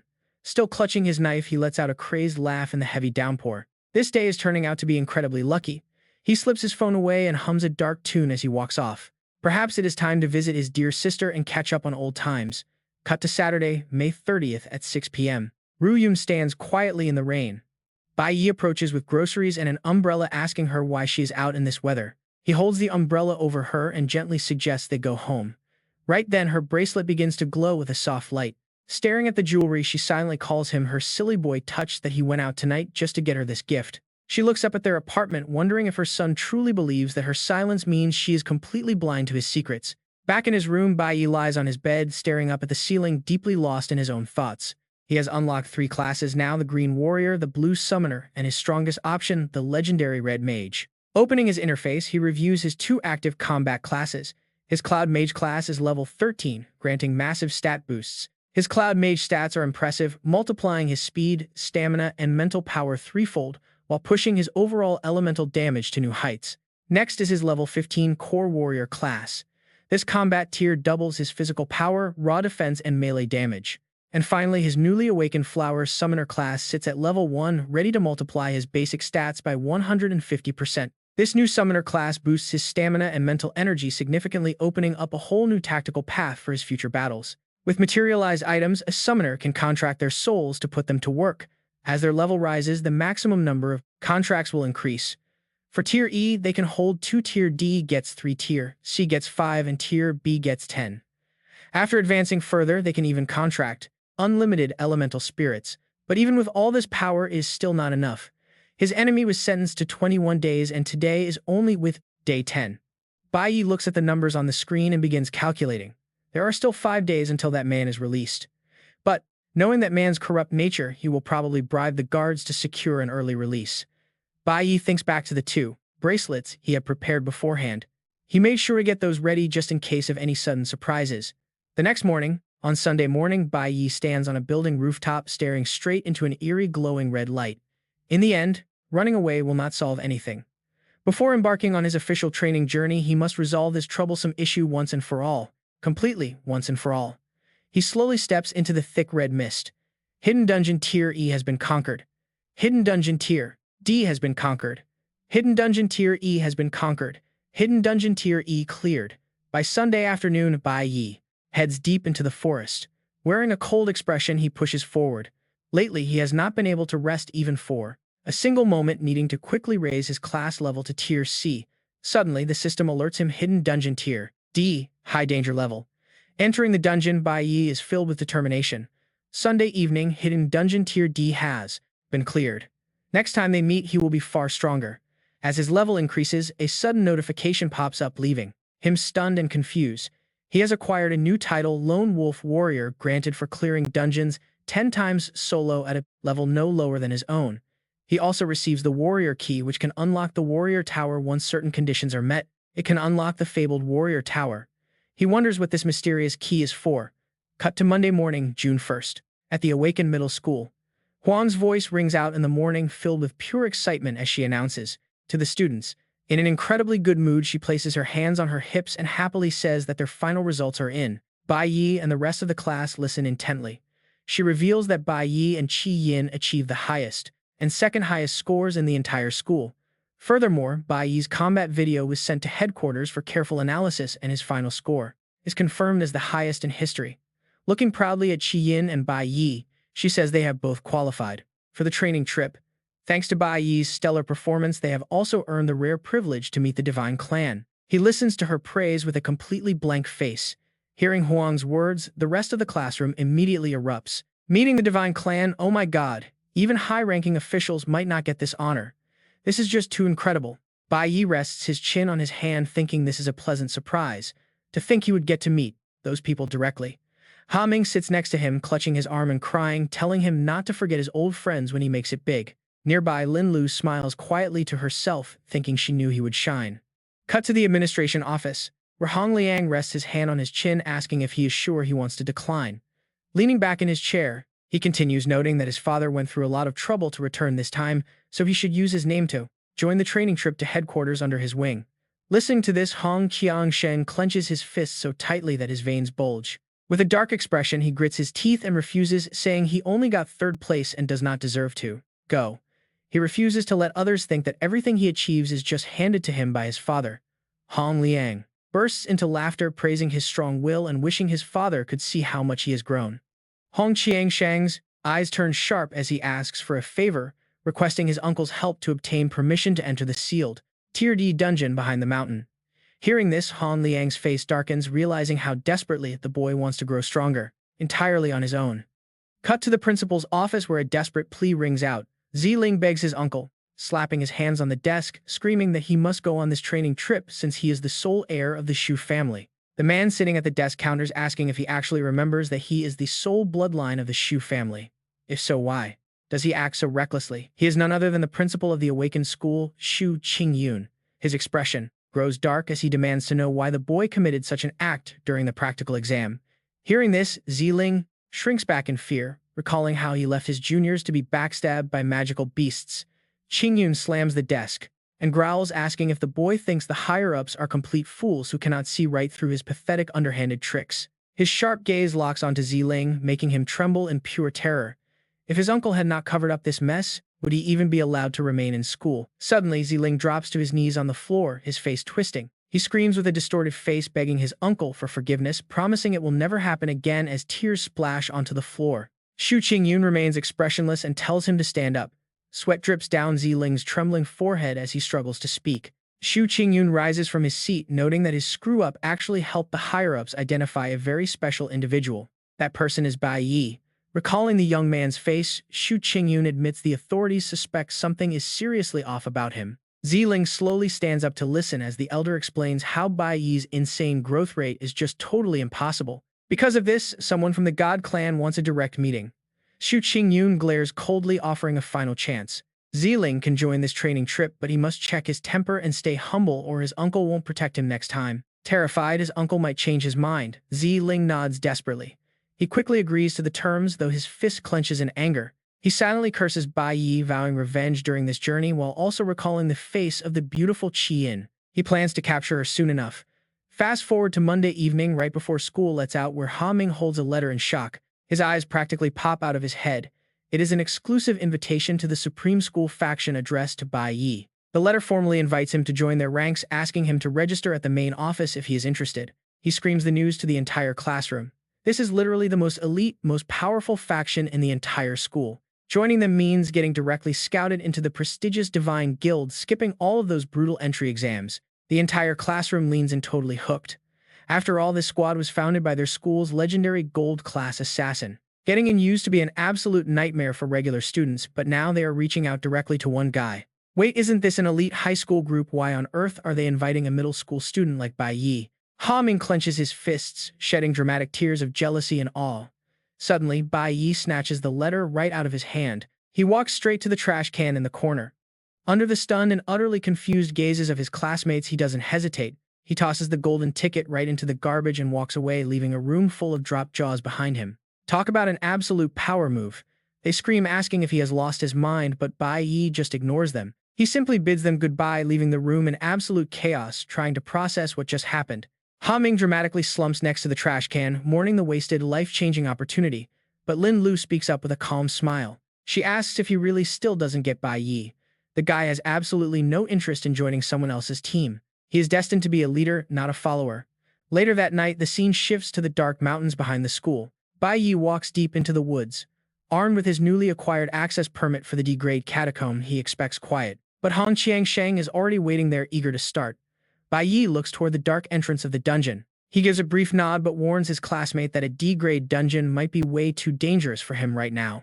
Hong Qiangsheng snaps back, telling him to shut up because he won't hold him back. Bai Yi's cold, sharp gaze narrows. He recalls their deal. He would teach Hong Qiangsheng combat tricks to level up fast in exchange for school dungeon access. Bai Yi charges into the fray, effortlessly taking down every single monster in his path with absolute fluid precision. While Bai Yi sweeps the area effortlessly, Hong Qiangsheng is breathing heavily, barely keeping up with the brutal pace.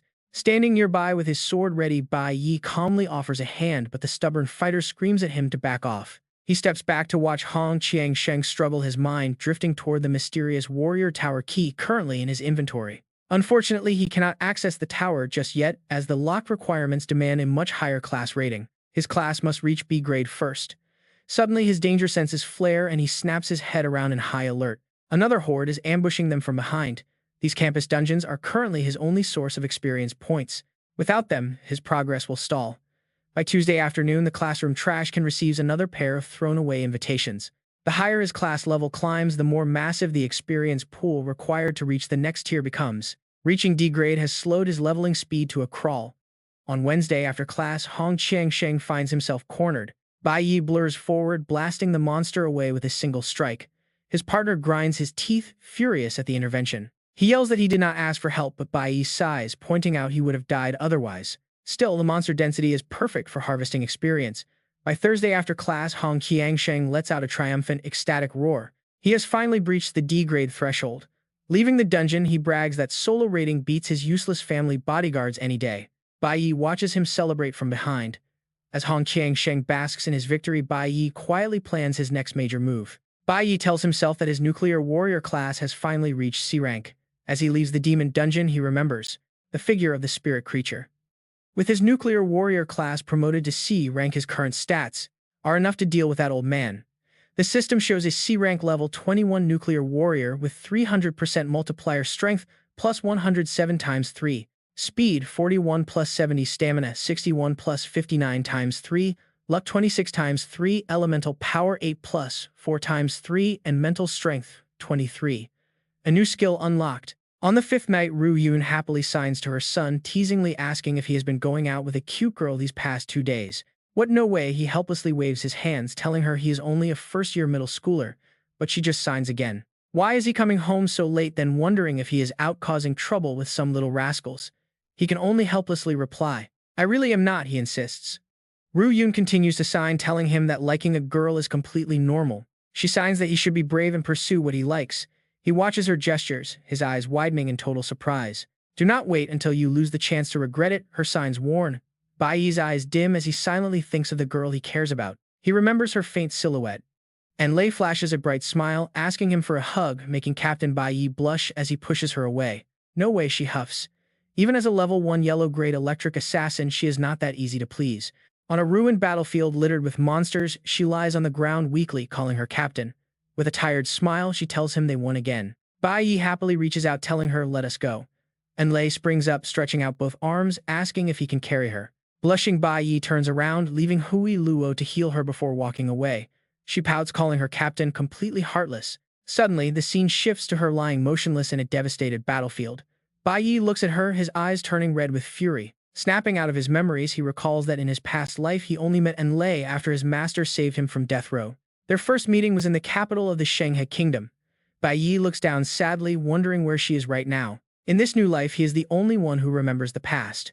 Meeting her again will be incredibly difficult. Even if they do cross paths, they would be strangers with no connection. Suddenly, his phone buzzes with an incoming message. The sender says that Bai Yi still has not replied, and it seems he has no interest in joining their group. Cut to Anlei's room, where she tosses the invitation onto her bed.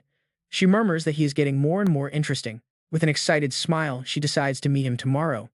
As a top guild leader and yellow electric assassin, she will deliver the invite in person. Her system panel displays her stats: a level 19 D rank cloud mage with 300% multiplier strength, 8 times 3 speed, 20 times 3 stamina, 39 times 3 luck, 31 plus 30 times 3 elemental power, 62 plus 110 times 3 mental strength, 40 plus 76 times 3. Meanwhile, Bai Yi's stats show a level 21 C-rank nuclear warrior with 300% multiplier strength plus 107 times 3 speed, 41 plus 70 stamina, 61 plus 59 times 3 luck, 26 times 3 elemental power, 8 times 4 times 3 mental strength, 11 times 3 Next is a level 11 D rank Flower Summoner with 250% multiplier strength, 10 times 2.5 speed, 10 times 2.5 stamina, 50 times 2.5 luck, 30 times 2.5 elemental power, 20 times 2.5 and mental strength, 80 plus 120 times 2.5. Once you defeat a flower monster, you can sign a soul contract with them, forcing them to serve you. The contract limit increases with your rank 2 for E rank, 4 for D rank, 6 for C rank, and 10 for B rank. After advancing, you can contract with any elemental monster.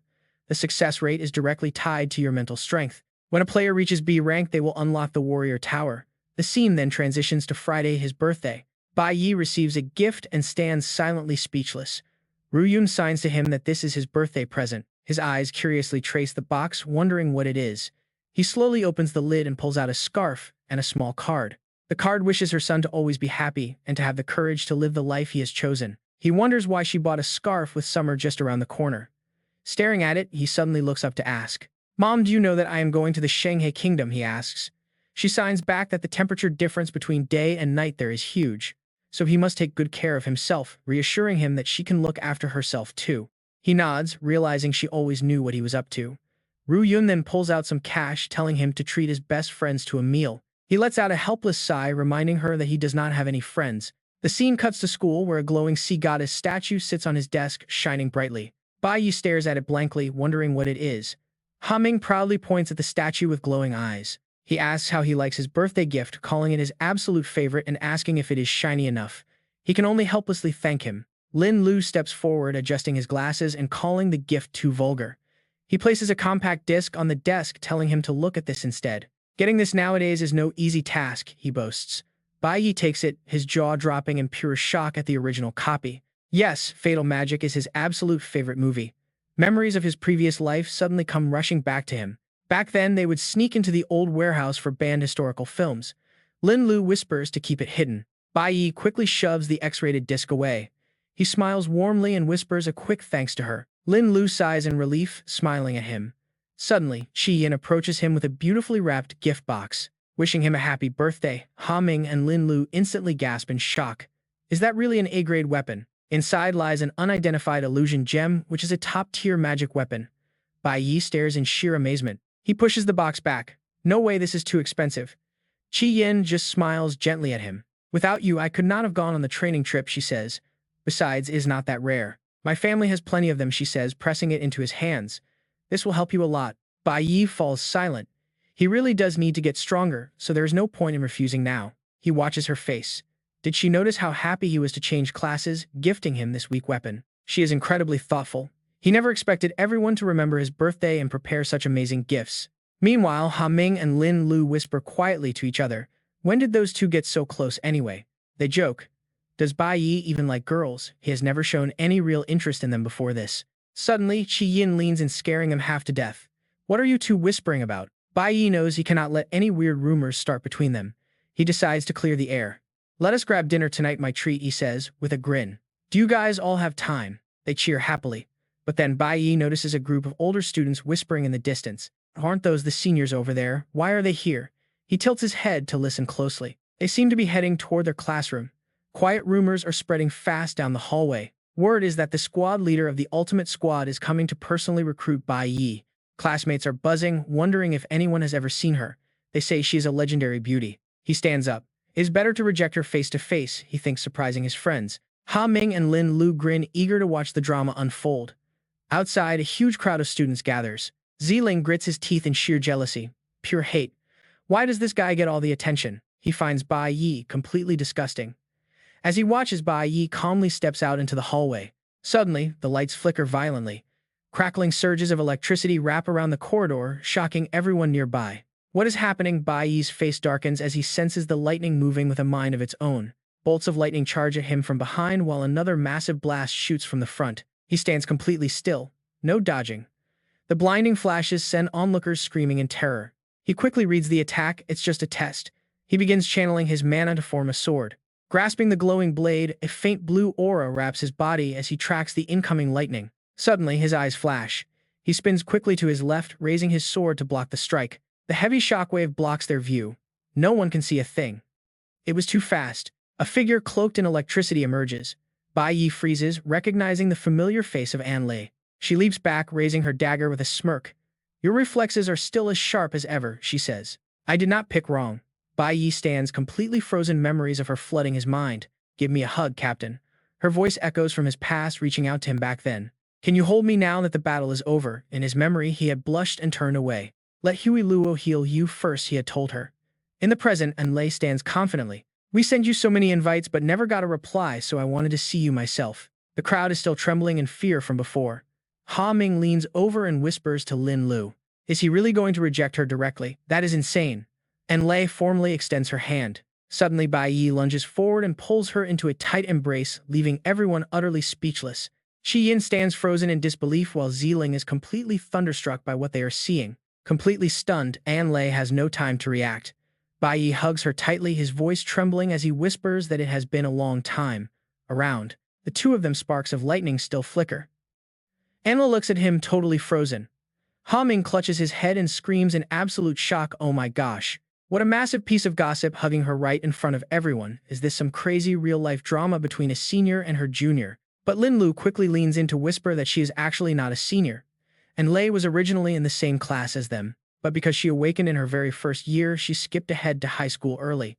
Hearing this, Qi Yin is instantly turned to stone. Speechless, they watch as Lei's body suddenly crackles with discharging electricity, and she instantly teleports a safe distance away from Bai Yi. Poking his back with her finger, she smiles and playfully asks if hugging her like that means he is accepting her invitation. Stepping back, she explains that the Ultimate Academy team gets full backing from the school, offering the absolute best resources and faster ways to get stronger than simply grinding low-level dungeons after classes are over. Since they share the goal of gaining power, they might even fight side by side. Bai Yi just stares back in silence. After a tense pause, Bai Yi shakes his head.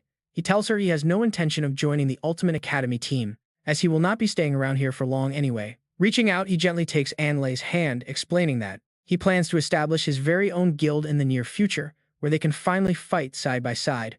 Right then, Yin Jixing comes rushing over, demanding to know why An Lei is here. He tries to grab her hand, but she smoothly dodges as he mentions Han Bing has returned to campus and the principal wants their team to welcome him. An Lei waves goodbye to Bai Yi, promising they will meet again soon during the upcoming training trip. As she walks away, she promises they will catch up then. Bai Yi stares after her, wondering why he blurted out that it had been a long time. He quietly watches her figure fade into the distance. Ling watches from afar, absolutely seething with rage, while the crowd erupts into gossip about how he just rejected an invitation from the captain of the prestigious academy team and instead invited her to join his own future guild. What on earth was he thinking? Start his own guild? That is totally impossible for an underage kid, not to mention the massive costs involved. He must be bragging, but then again, rumors say he did score the highest marks in history during the level 2 exams. Even crazier, he actually just hugged Captain An Lei right in public and she did not even push him away. Watching her walk away, Bai Yi quietly thinks to himself that he never expected to run into An Lei in this way. In his past life, all files and personal details regarding the members of the God Guild were kept under strict lock and key. Back then, nobody ever dared to pry into anyone else's history. Picturing her beautiful, smiling face, Bai Yi finally realizes he had no idea she attended the same middle school as him. He came incredibly close to missing this fated reunion entirely. He tilts his head with a faint smile, treating this as an unexpected birthday present. Meanwhile, the scene shifts to May 5th at Wang's barbecue restaurant, where the group is enjoying a feast. Lin Lu looks over at Ha Ming and asks. Ha Ming insists that Bai Yi was the one who craved barbecue, and he simply recommended this spot. Grilling some meat, Qi Yin chimes in to ask if Bai Yi is actually serious about starting his own guild, and whether his plan to leave so soon means he is already preparing for high school. Bai Yi takes a sip of water and shares that after the training trip, he plans to head straight to Shanghai City, leaving the other three completely dumbfounded. They ask if he really plans to drop out of high school to start a business. Leaning forward, he tells them that it is not just about skipping class, but that he aims to enter the Shanghai Divine Weapon Academy instead. Meanwhile, the scene shifts to the Jimmy Hotel, where a luxury car pulls up to the entrance and a powerful figure steps out. Li Angjingbo is respectfully welcoming Hong Bing inside. Hong Bing steps out of the car with a fierce expression. That is Hong Bing of the renowned God Guild. He walks deep into the bustling hotel lobby where a crowd has gathered. Suddenly, Lin Gang freezes in his tracks as he spots Ling Sheng and Chen Jinwu standing off to the side, staring intently at him. Slipped away in a quiet corner of the grand lobby, Li Gang whispers to himself, wondering if Ling Sheng was supposed to be locked up. Grabbing Chen Jinwu, he demands to know how this is possible when he was sentenced to 15 days. How did he get released early? Chen Jinwu shrugs it off casually, explaining that they simply paid double the bail and the minister approved the early release. He asks the vice captain to turn a blind eye, but Li Gang glares back at Chen Jinwu with a piercing, icy stare. He raises his voice and points at Ling Sheng, demanding to know why he would dare bring him to Hong Bing's welcome party. Chen Jinwu leans in and whispers that Ling Sheng was previously kicked out of the guild over a minor issue, making this rare opportunity one he absolutely had to seize, especially since he brought a massive load of high-grade magic crystals harvested from the demon caves. He wanted to grab them. He watched the man collect a massive pile of magic crystals and ore harvested from the demon cave, all packed with valuable mana, extremely high on the market. He keeps pushing, saying they are just helping a guy rejoin the guild, so it is no big deal. But suddenly, those magic stones are violently swatted away, clattering all over the ground. "Get out," a harsh voice roars. "Who allowed you in here?" Facing the furious Hong Bing, the man can only mumble "Captain I," but the officer's cigarette in mouth glares. "This place is strictly for our god guild. If a stray dog from the outside sneaks in and leaks our plans, then what?" Chen Jinwu turns absolutely pale, while Ling Sheng desperately reaches down to scoop up his magic stones. He begs, "Sorry, Captain, please let me explain." His face darkens with sheer terror as he stammers that he only wanted, but suddenly, he gets yanked up by his collar. Hong Bing glares at him with pure murderous intent.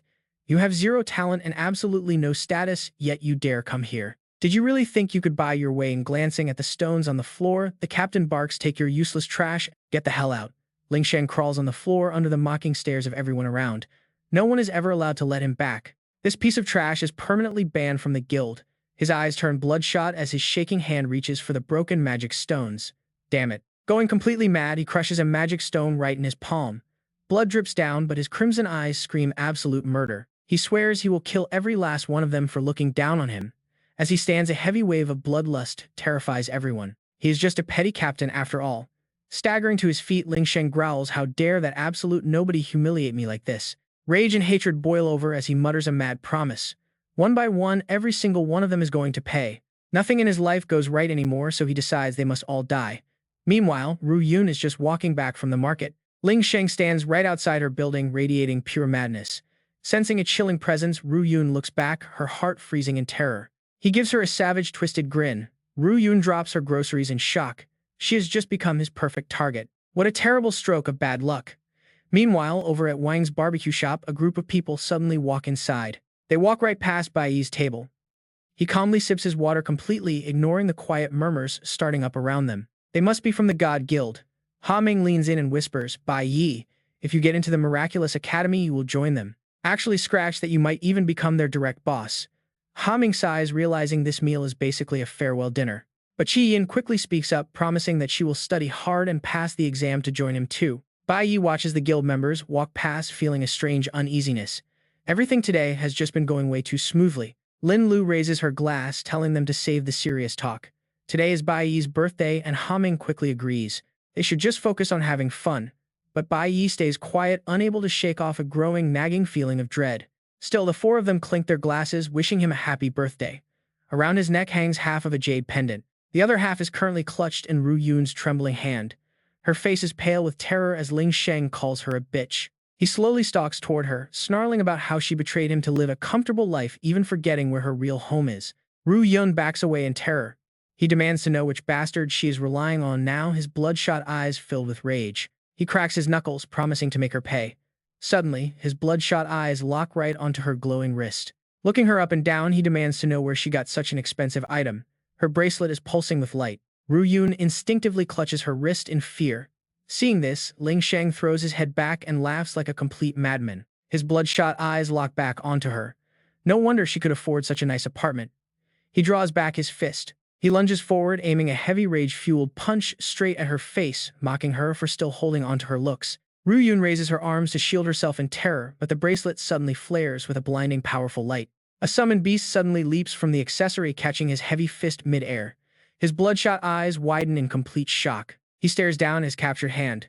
Two D-rank summoned beasts stand defensively in front of Ru Yun, shielding her. The flower-type beast, Yi Wuming, tells her not to worry. The fire-type Qi Wuming vows to protect her to the death. Ru Yun is stunned instantly, remembering her son. It is the bracelet he gave her. she recalls Bai Yi happily telling her, "Mom, this is a Mother's Day gift." He had told her to always wear it whenever he is not around. Back in the present, one of the beasts lunges forward, delivering a devastating, crushing blow right to Ling Sheng. He is forced to block continuously as both monsters attack. The second beast leaps in, punching him hard in the chest. Clinging to his knife while clutching his bruised chest, Ling Sheng stumbles back. Blood drips from his mouth, yet he grins. He wipes the blood away, muttering that this is the perfect chance to vent his rage. His eyes burn with madness. He flashes a truly twisted, psychotic smile.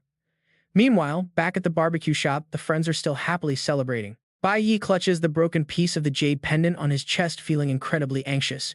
He suddenly stands up to leave. He claims he has some urgent business but will return soon.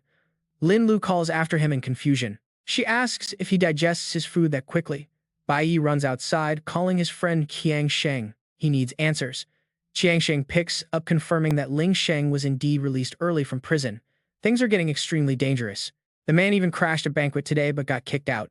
Hearing this, Bai Yi feels a wave of pure dread. Nobody knows where he went after leaving Kemi Hotel. Terrified for his mother, Bai Yi immediately tries calling her. No answer. Her phone was left at home. He calls repeatedly, but the video calls just won't go through. Panic sets in.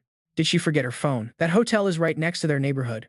Bai Yi's face turns completely pale. If that monster runs into his mother, there she is in grave danger. He has to get back. Fast. He quickly hops onto a bicycle by the roadside. He must rush. He rides down the streets in absolute panic. He prays that the unnamed plant summons he left behind can protect her. Meanwhile, Ling Sheng has already killed one beast. He mocks them. Weak dogs, he sneers. He knows these assassin plant summons cannot hold him off for much longer. The remaining summon shields Ru Yun. It stands firm, telling its master to get back behind it immediately. Ling Sheng lets out a twisted, maniacal grin. Suddenly, the defeated summon, lying on the ground, reaches out. It grabs his ankle, gasping that he cannot leave. Annoyed, Ling Sheng raises his knife, calling the beast a pest. He pins the summon's head to the dirt. He stabs it repeatedly in the skull, screaming in pure rage. Ru Yun covers her mouth in horror. Ling Sheng slowly turns around, his blood-stained blade reflecting their faces. He sneers that it is her turn next, calling her a worthless woman as he steps forward. The beast trembles. Suddenly, the last summon charges with all its remaining strength. It screams for its beloved master to run away. It holds him tight, shouting for her not to look back.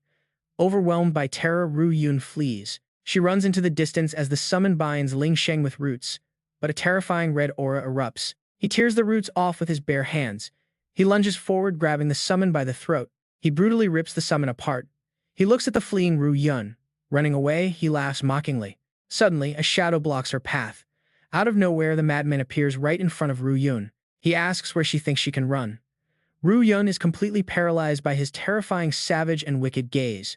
He demands to know where she can hide. He suddenly rips the jade pendant right off her neck. His eyes burn red.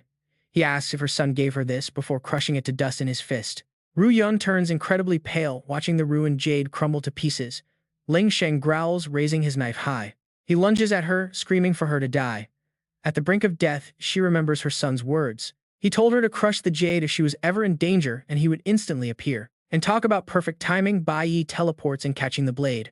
Ru Yun is overcome with emotion. Ling Sheng glares at him, his face dark with fury.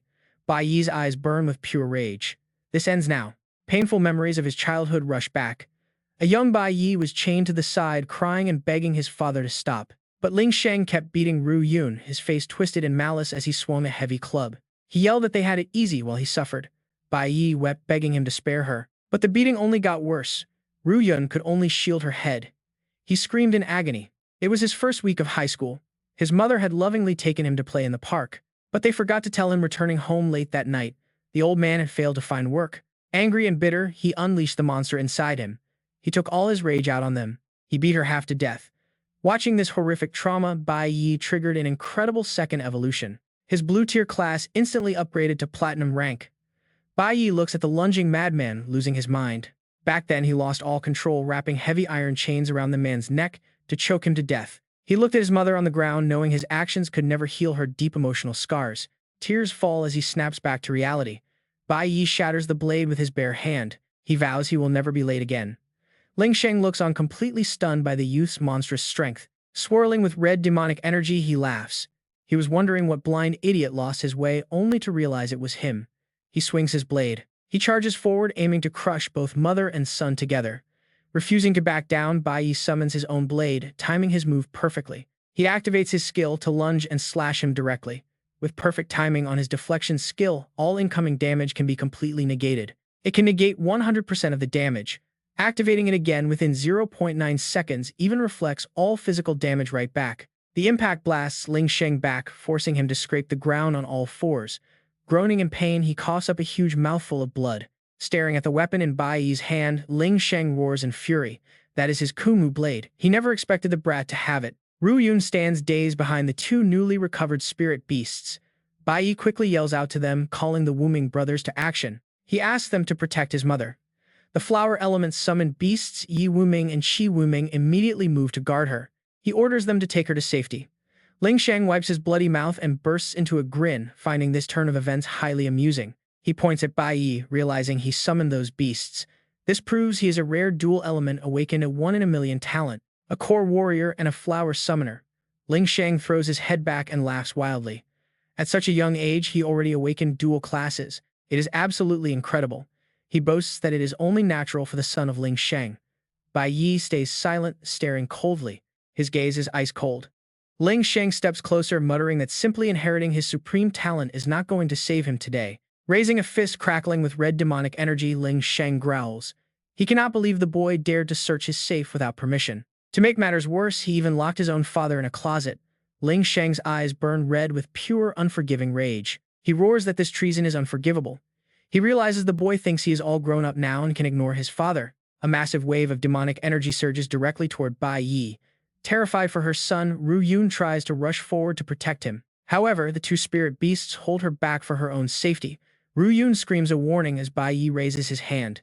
A freezing blue magic circle manifests as he switches to his Ice Mage class.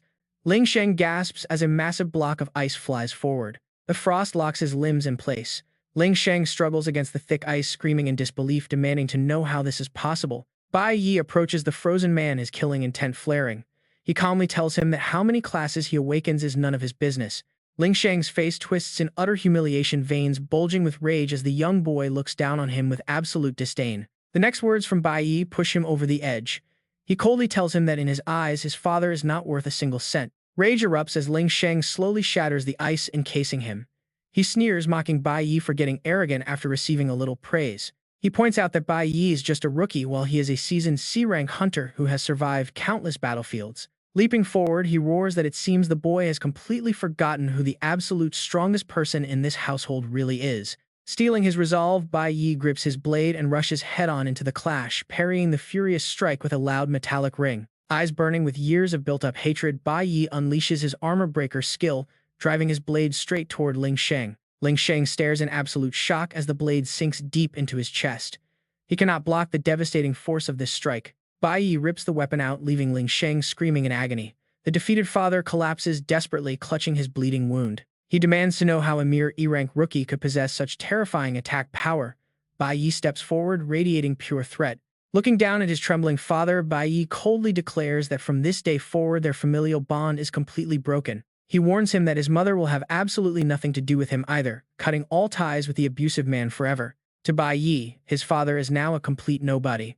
Ling Sheng hangs his head in silence before suddenly bursting into a sinister laugh. Glaring up with bloodshot eyes, he angrily asks who does he think slaved away to bring money home all these years. He screams, demanding credit for feeding both him and his useless mother, claiming his blood still runs in the boy's veins. He lunges forward in a desperate, furious frenzy, shouting that nothing can ever calling his son an ungrateful, unfilial beast. He attacks. But Bai Yi easily leaps up and delivers a brutal kick to his face. Ling Sheng rolls across the floor in agony. The moment he struggles to stand, Bai Yi is already closing the distance. He swings a desperate punch, but Bai Yi easily slips past it.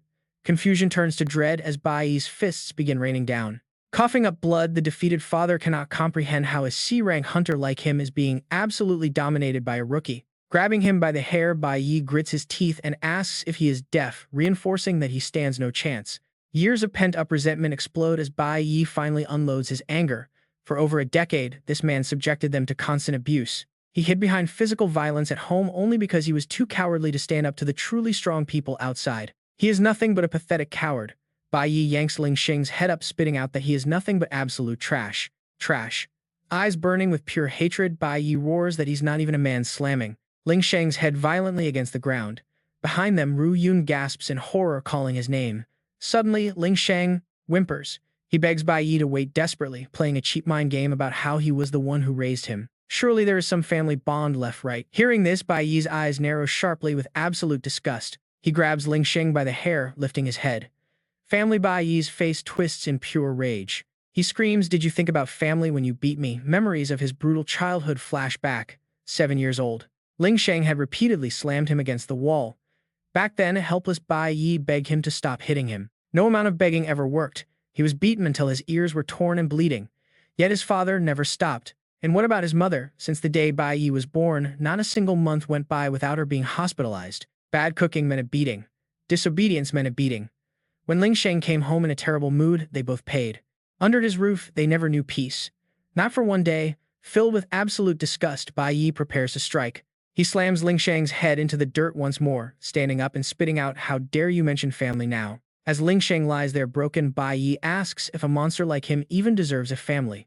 The old man's arrogance is gone. Pushing himself up, Ling Sheng starts to tremble, his eyes wide with fear as he stammers out a pathetic apology, claiming he was wrong. He promises never to do it again, but his bloodshot eyes tell a completely different story. Even now, his hatred runs deep. Bai Yi looks down with a cold, blank face. He recalls that Ling Sheng pulled the exact same trick last time when cornered. Back then, he wept and begged only because he was weak. Memories of that betrayal flood back to the young man. Just when Bai Yi thought the old man actually regretted his actions, Ling Sheng lunged at him with a hidden blade. Gripping his weapon, Bai Yi quietly notes that a killer holding a butcher's knife will never willingly choose to lay it down. With blue veins bulging on his temples and his blood boiling, Ling Sheng looks up, his eyes a mix of hatred and terror. Bai Yi activates his skill, raising the blade high as a massive surge of power pulses through his entire body.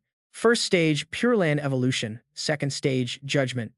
Terror tightly grips Ling Sheng's face as his pupils shrink to tiny pinpricks of pure fear. With adrenaline surging wildly through his veins, the young warrior prepares to unleash his ultimate judgment, the energy radiating intensely around him. Ru Yun reaches out desperately, calling for her son, but Bai Yi swings the blade.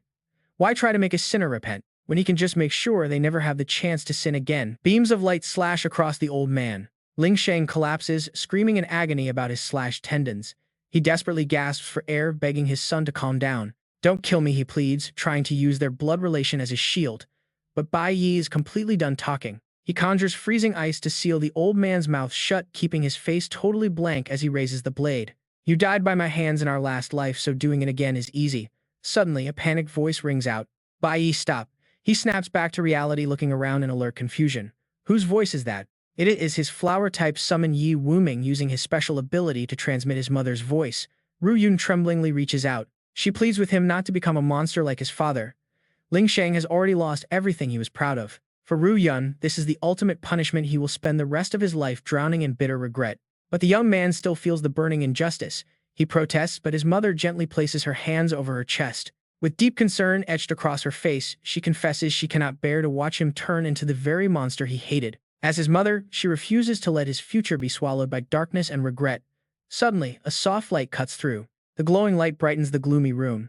Bai Yi lowers his gaze, softly agreeing to respect his mother's wishes in the end. Glancing at Ling Sheng gasping for breath on the ground, he promises not to kill him, but vows he will never threaten them again.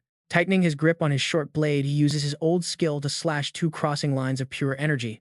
Stage 2, Judgment can be unleashed on a dying foe, letting loose a burst of energy to completely cripple an opponent of equal rank.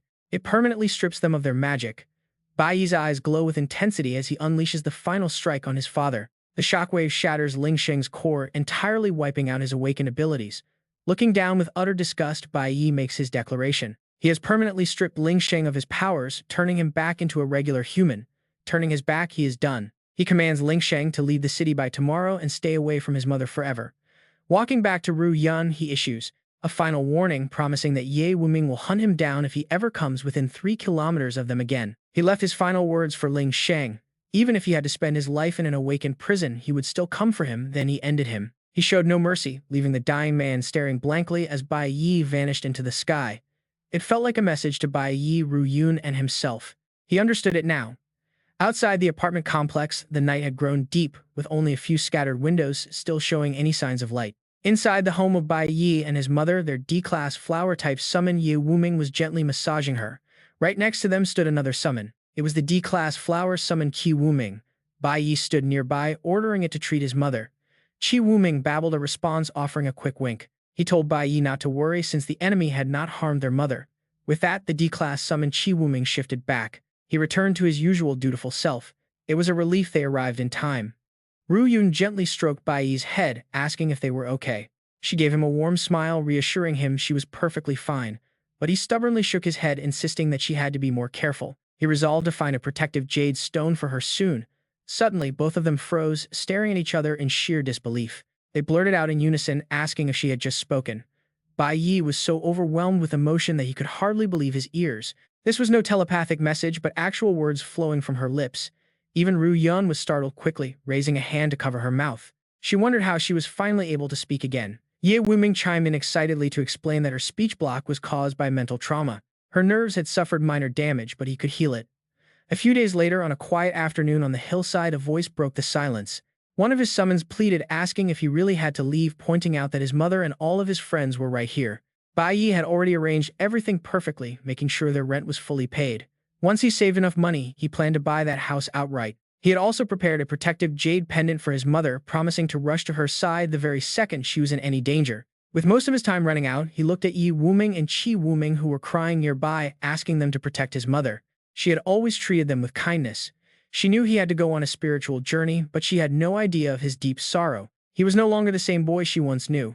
Having faced life and death and survived brutal conflicts, he carried a heavy burden of vengeance. Now that he had secured a ticket to Shanghai Kingdom, where his target was waiting, he knew this was his absolute best shot at payback. The image of Chris was etched deeply into his mind. Bai Yi stared at the envelope in his hand, realizing he could reach Shanghai Kingdom early. This invitation to the training journey from the Divine Guild headquarters would let him arrive much sooner than he did in his previous life. That night, mother and son walked through the crowded streets like ordinary people. He had no idea if he would succeed or even return alive. Under the brilliant glow of the full moon, he knew this might be a one-way trip, but he had to board this train anyway. Ru Yun looked up at the sky, realizing she had almost lost track of time. When he asked what she meant, she smiled warmly at him. It was June 25, 2005, the time for blessing prayers when the high priest of the Flower God Temple returned every summer. They were heading back to Origin County. Bai Yi scratched his head, having completely forgotten that his mother was a devout follower of the cult. Since she had not asked, he had not told her that his departure was tomorrow. He watched her joyful expression with a heavy heart. Perhaps this was for the best. Slipping away quietly suited him, as Bai Yi sighed, admitting to himself that he was terrible at saying goodbye. Meanwhile, inside a hospital room, a doctor stood by Lin Lu's bed. The minimally invasive surgery had gone well, though he still needed rest. Thanks to his quick-thinking friend, they caught the issue early. Lin Lu's father shook the doctor's hand, thanking him for saving his son. His mother was equally protective, sternly telling Lin Lu to lie perfectly still, commanding him not to move or wiggle around at all. Lin Lu pouted and turned away, grumbling that the doctor said it was just minor surgery. But to parents, no surgery is ever small. They insisted he stay absolutely still. However, his thoughts were occupied by a completely different concern that kept weighing heavily on his mind. Having been forced to undergo surgery today meant he could not see Bai Yi off to Shanghai Kingdom tomorrow. He regretted missing his friend's departure. He wondered if they would ever cross paths again. The next day, the training journey commenced at 12:30 p.m. on June 26, 2005. At Shanghai Station, tearful farewells filled the air as mothers reminded their children to take good care of themselves out there. Qi Yin's mother was crying buckets, repeatedly telling her daughter to call home and to remind her father to stop staying up so late. She had no issue showing affection in public, pulling her daughter in for a sweet hug and kiss, leaving Qi Yin blushing red with embarrassment. She told her mother that was enough, as the ticket collector smiled wryly, telling the families to head home since it was only a short trip. He assured them they would be back in 2 weeks. Eventually, the parents said their emotional goodbyes and the children waved back with bright smiles. In stark contrast to the emotional goodbyes, Bai Yi stood entirely alone in a quiet corner. Huang approached him, noticing his isolation. She asked why he had come all by himself, wondering why his parents had not joined him. But his response seemed completely off topic. He merely pointed out that the train was arriving. Surprised, she asked if he was always this independent, causing him to look down thoughtfully. The train roared into the station at high speed, sending gusts of wind past them. He had long since grown used to being alone, he thought. His past life. A memory stained blood red. "Wake up, Mom," he pleaded. His family couldn't get over her loss. "Have you heard the latest news? Lin Lu passed away from lung cancer. He died before the surgery could even be completed. In just a short time, friends vanished. Then more bad news came. Hurry back, Dong Yang is gone forever. His master and comrades like An Lei and Lucian. Comrades and loved ones abandoned Bai Yi one by one. He grew used to it. Everyone left him behind, turning his entire life into constant goodbyes, numbing the young boy's heart. He had learned to accept loss, calmly expecting nothing to last forever. Huang called out loudly that the train was arriving and everyone should get ready to board. Despite the noisy crowd around him, Bai Yi remained silent, lost in his memories. But as he took his first steps toward the train, familiar voices suddenly called out. They pulled him back to reality. The sudden shouts echoed through his quiet mind, making Bai Yi spin around instantly to look. Ru Yun was waving with a bright smile right next to Ha Ming, who was pushing Lin Lu in a wheelchair. He really wasn't used to getting a second chance at life. The moment Bai Yi stopped, Ha Ming began rambling excitedly. Lin Lu's parents were keeping a super close eye on him. If the stubborn kid hadn't begged to be sneaked out, he would have come to see him much earlier. Bai Yi hesitantly walked over, concerned that Lin Lu still needed rest. But Lin Lu just patted his chest, telling him to stop worrying because he felt completely fine now. He looked at his friend, urging him to take good care of himself on the trip. Ha Ming excitedly handed him a large paper bag, admitting he didn't have time to buy a proper gift, just some clothes and snacks. Surprised, Bai Yi tried to refuse. They had already given him a birthday gift. Qi Yin smiled at them, her cheerful voice ringing in his ears. She told him to stop complaining and just take it. Ru Yun then stepped forward, holding his hands with a warm smile. She handed him a protective bracelet from the Sacred Flower Temple, placing her hand over her heart while wishing him safety. Staring at the bracelet in disbelief, he realized his mother had visited the temple just to pray for his protection. Did she somehow know he would be gone for a long time? Huang called out again, urging everyone to board. The training journey was officially starting.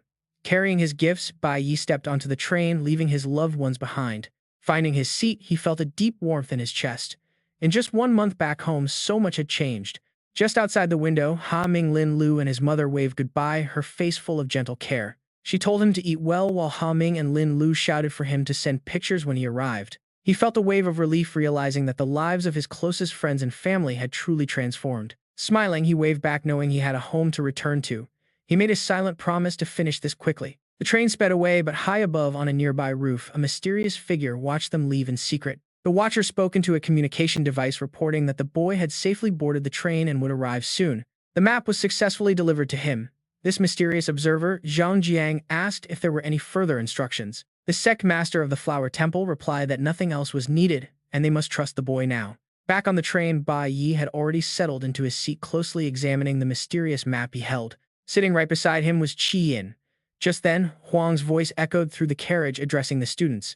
She explained that the captain's group had taken an earlier train to handle the border crossings ahead of them. They would soon reach the border of the Jiang Kingdom right across from the Shenghe Kingdom, starting their official journey. Looking closely at the map, the route was clearly marked. Entering the Shenghe Kingdom would take an entire day. By tradition, they would temporarily stay at the border tonight to hold a joint outdoor training session. But from a few rows behind Bai Yi and Qi Yin, a pair of venomous eyes stared directly at him. Ziling's face contorted with rage as he muttered that a nice surprise was waiting for Bai Yi at the border. 30 minutes flew by, and Huang announced they were close to their destination, sharing valuable insights with the group. She reminded them that the gods created their world and continue to watch over and protect humanity to this day. Bai Yi listened intently. The divine clans possessed absolute power, ruling the majestic Shenghe Kingdom right ahead of them. It was the sacred home of 2 great gods and their families, requiring absolute obedience to their divine laws. She warned them to stay out of trouble, noting the map showed 3 checkpoints they had to pass through. Huang carefully checked everyone's tickets, smiling happily as they successfully cleared the very first security checkpoint. Bai Yi clutched his special invitation letter, knowing this train required direct permission from the Holy Land's high officials.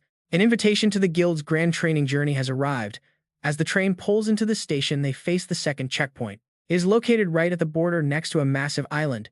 Everyone must log their details and undergo a thorough process. This includes a comprehensive security screening. One by one, they walk through the scanner while the verification process begins. It usually takes a full day to process before entry is allowed. This means tomorrow marks the official start of their journey. Their first stop is a specific location marked on the map, a rugged area almost entirely surrounded by the deep sea. It is a majestic training ground for real combat. On the morning of June 27, 2006, at the coastal border of the Jiang Kingdom wasteland, Qi Yin cannot stop praising Bai Yi's new clothes. This fresh outfit really suits him. It makes him look way more mature. Suddenly, 2 girls recognize him, and the lightning mage gasps in pure excitement. She points out that he is the genius who rejected the ultimate academy, while her cloud mage friend finds him adorable. The cloud mage walks right up to strike up a conversation, asking if he is the record-breaking Bai Yi from the exams. She giggles and asks if he can carry them during the training. These two are senior high school combat specialists.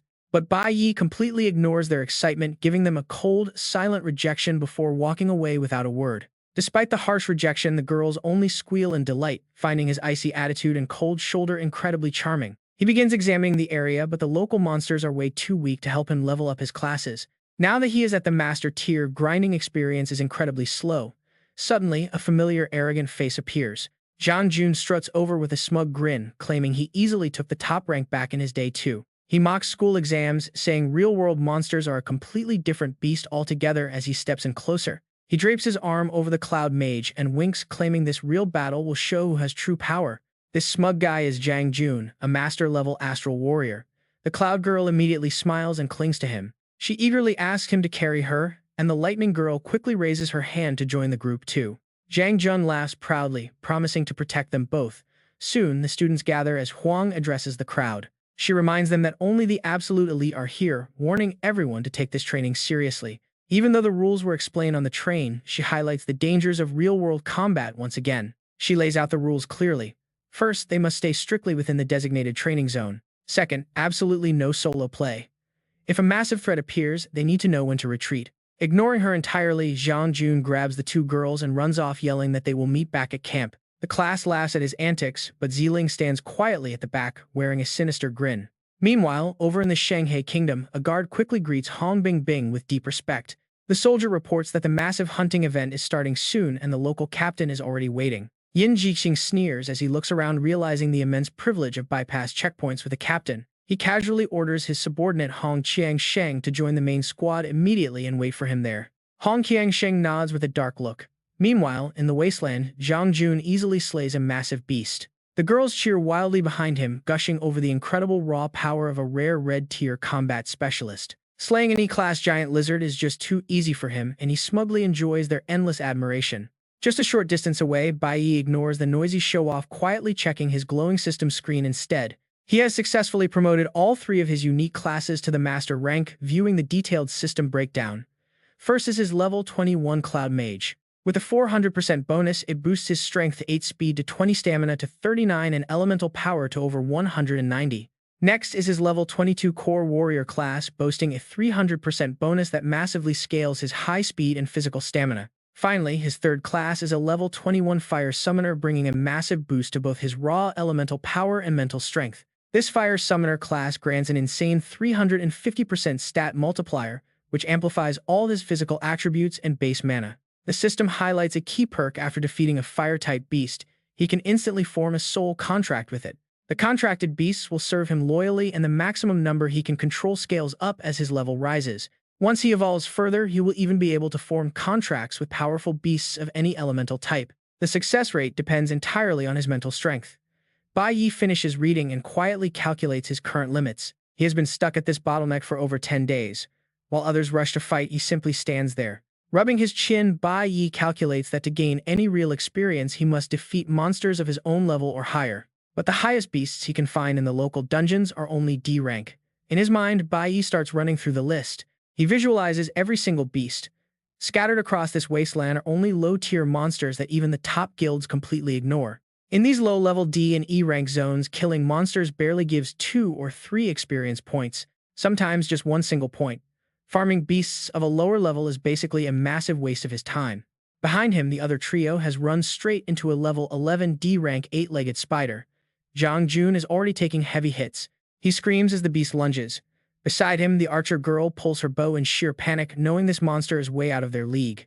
"We cannot handle this rank," Zhang Jun yells, his face turning pale as he begs the others to help cure his poison. It is a wild, unsealed D-rank monster after all.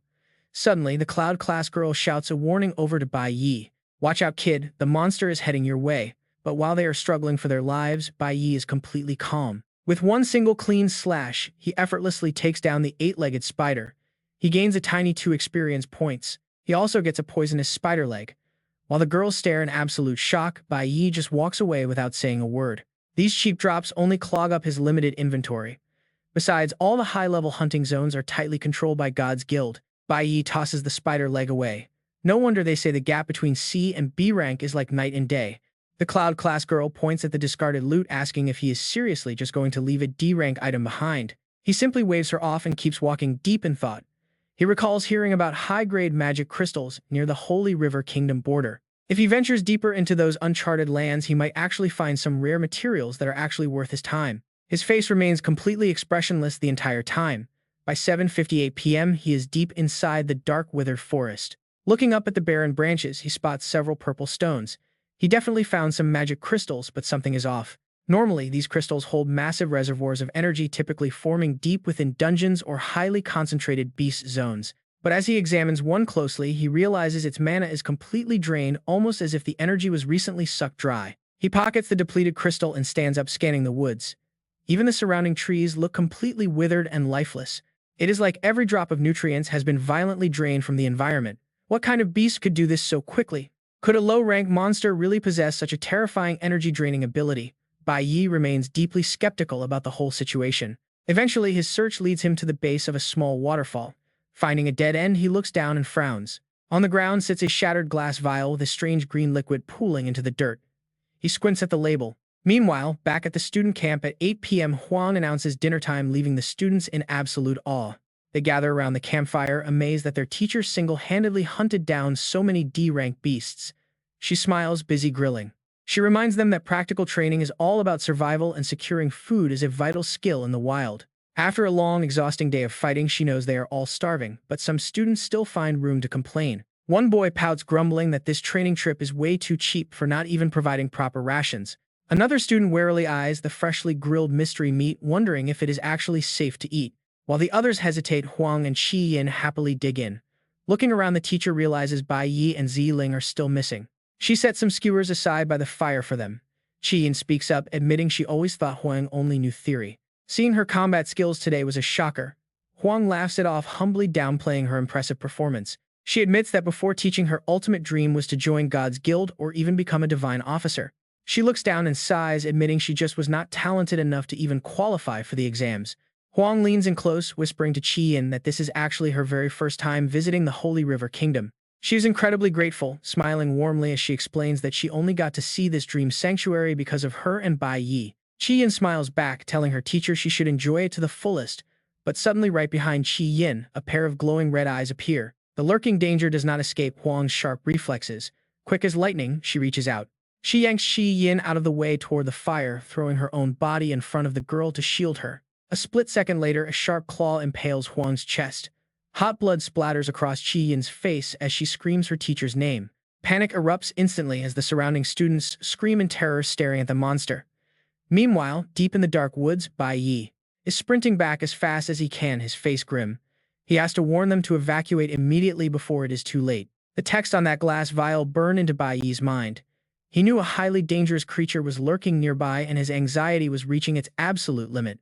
Huang struggled to pull the object from her chest, desperately urging her students to run and find help from the nearest guild. Right in front of them stood a giant corpse wolf spider, emitting a deafening screech as it hungrily muttered about finding its fresh nourishment. Huang warned that this was a deadly B-rank monster, just as the cold robotic voice of the system chimed in. It identified the beast as an intelligent B-rank corpse wolf spider, an extremely high-threat creature from the Purple Wind Industrial Labs. The system advised immediate evacuation and contacting the nearest guild. But wait, how did this nightmare even start? A short while earlier, under the dim morning light of the wasteland, a lone figure stood completely still on the barren dirt. It was Ziling, fuming with deep jealousy because ever since Bai Yi showed up, all the attention had been completely stolen from him. He tightly gripped a glass vial containing a terrifying, highly dangerous B-rank corpse wolf spider, letting his pride cloud his judgment. Without a second thought, he smashed the vial onto the ground. The glass shattered, allowing the creature to slip free and quickly burrow away. He sneered, telling the beast to feed well, planning to wait until everyone was utterly miserable before swooping in to act as their savior. But returning to the present reality, his master plan backfired, and he was now paralyzed with fear by his own creation. He stood shivering inside the campsite, staring in absolute horror. How did things end up like this? Clutching a bow in his trembling hands, Ziling's face turned pale. It had not even been a full day since he released the beast. Yet the small monster had already mutated into a towering giant, relentlessly threatening the lives of everyone in the camp. That damn thing grew way too fast. The massive spider exhaled a chilly, toxic mist, looming over its helpless targets. Before it, Huang and her severely injured group were barely holding on. Bai Yi rushed toward them at absolute maximum speed. In his past life, Bai Yi had faced an S-rank version of this beast. Even with his advanced power, back then it was a brutal fight. Defeating it had nearly cost him everything. Now the beast was drooling heavily, staring hungrily at its cornered prey. It was a true all-rounder possessing solid defense, deadly attacks, and stealth skills that made it near impossible to track. Since the highest-ranked teacher and students here were only C rank, they stood absolutely zero chance against a B rank monster. Drawing from his past life memories, Bai Yi frowned deeply. If he did not unleash his full hidden power, he could not win. His eyes remained locked on the monster as his mind raced, desperately scanning for a viable tactic to bring it down. But revealing his true abilities meant exposing his dual-class nature, which would surely draw unwanted attention from the higher gods. While he hesitated, the monster lashed out easily, overpowering the surrounding students and leaving them writhing on the dirt. Huang forced herself up, staring at her blood-stained hands as a surge of anger and helplessness washed over her. She realized the monster's strikes carried a deadly paralysis effect, making it impossible to defend her badly bleeding chest. The students watched helplessly. What could they possibly do? The giant spider growled, opening its blood-red jaws. It hissed about tasting delicious new nutrients, while Qi-yin struggled to move her paralyzed limbs to look up. She was right in its line of sight, a perfect meal. But before the beast could strike her down, an intervention occurred. Sharp ice shards slammed into the side of its face. Huang had forced herself up to shield Qi-yin with her life. She screamed that nobody touches her students, catching the monster off guard as it slowly turned its massive head toward her. Its target shifted instantly. A writhing tentacle erupted into a secondary mouth lined with razor-sharp teeth, aiming right at her. It hissed that she would be eaten first. The grotesque flower mouth lunged at her head, but in a flash it was sliced clean. The tentacle was severed, mercilessly spraying thick green fluid everywhere, as a lone savior stepped directly in front of her. He pressed his lips together, silently glaring at the beast. Bai Yi lunged forward, launching a relentless barrage. His rapid strikes intercepted the monster, shredding its deadly tentacles into a flurry of countless tiny fragments. The beast shuddered. It barely realized what was happening before Bai Yi paused, leaving Huang completely stunned. She could only stare, totally frozen by his sudden intervention. But his bold interference quickly drove the monster insane. The spider lunged, slashing down its massive claws. Standard C-rank warrior attacks were simply not enough to pierce its hide. Locked in close combat, he rapidly adjusted his tactics, deciding to switch his class to a cloud-type mage to restrain it. The sword in Bai Yi's hand shifted into a magic staff, which he swung to point directly at the giant spider. Pure frost erupted from the tip, hitting the beast dead-on with a powerful C-rank cloud-type crowd control spell. The spell rapidly condensed the surrounding water vapor, generating heavy chunks of ice that froze everything in their path. The colossal body of the corpse wolf spider was instantly encased in solid ice, leaving the entire crowd utterly speechless. Before them stood a massive block of ice. The lightning element girl was the first to gasp in shock, never expecting the boy could freeze a B-rank monster. The cloud element girl also cried out, "Is not he a core system warrior?" Zhang Jun pointed in absolute shock toward Bai Yi, completely unable to believe his eyes. "Could you be a dual-class user?" Bai Yi remained silent, knowing his secret was out. There was no other way. He could not just watch them die here. Huang stared anxiously at his back, calling his name. "Are you okay?" Right then, the ice trapping the corpse wolf spider began to fracture and shed, falling down like hailstones. The heavy layer of ice trapping the monster's legs cracked wider, unleashing its enraged guttural roars. "Just wait, this is not over." A sudden shockwave hit, and the ice block violently shook before shattering into pieces. Shards of ice rained down onto the ground, leaving everyone frozen in absolute disbelief. Fear took over when they realized the beast was nowhere to be found in the debris. Did it escape or die? Standing closest to the shattered ice, Bai Yi instantly dismissed those hopes. "It is not over yet," you warned. "I only wounded it, so it is just hiding and will likely return." He glanced aside with a grim look. "My current strength isn't enough to finish it. We must retreat immediately." Bai Yi did not turn back to look at the others helping Huang up. Instead, he quietly listened to her speak. "You all must go first," she said. "I have to stay here." Everyone stared at Huang in confusion, but Bai Yi remained quiet. "Xiling is still missing," Huang murmured, clutching the deep wound on her chest. "I brought these students out, and I must bring every single one of them back." Near the campfire, they built plates of untouched food still sat waiting. "We agreed to gather here at 8, she added. "If he arrives and finds no one," but before she could finish, Bai Yi turned and held up a glass vial. "This monster was unleashed by him," he revealed. In his memory, Chris cheerfully lifted up 2 bowls. "Today we have spicy wontons for breakfast," he said. Han Xiaolin cheered happily, declaring it was his absolute favorite. Watching everyone laugh, Bai Yi asked for another bowl while An Lei smiled warmly and teased their leader. "You are pretty fast, Captain." Chris chimed in with a grin, telling him to control his appetite before An Lei lost interest. She immediately denied it with a blush, sending the entire group of friends into fits of endless laughter. But get this, in his memory, everything suddenly turned cold. Bai Yi recalled his body locking up, completely paralyzed and unable to move. The friend he once trusted, Chris, emerged from the dark shadows. His sinister voice echoed, reminding him of those meals. Every breakfast for the past month was laced with paralyzing powder. He sneered, his eyes filled with malice. To eliminate strong elites like them, perfect preparation was an absolute necessity. But snapping back to reality now, he coldly presented the damning proof. The beast was unleashed on purpose, and the vials still bore a manufacturer logo. Zifeng Industries was owned by headmaster Xu Qingyun's family, and it was currently run by Ziling's father. Qi Yin spoke these shocking words aloud, though the realization immediately filled her own heart with dread. Huang and the others stared in disbelief. Their family lab specialized in beast research using custom vials to store miniaturized specimens. I found fragments of this capsule deep in the forest, Bai Yi explained with rising anger. No one except members of Zifeng Industries could ever get their hands on this. The very target of their suspicion, Ziling was watching them from the shadows. He slammed his fist against a tree in absolute frustration. He knew his plot was exposed and regretted not throwing the vial into the river. Is he completely insane? Why would he do this? His face twisted with pure malice. Bai Yi, it is always you, he hissed repeatedly, unable to hide his venomous rage. It was all his fault, jealousy warping his mind.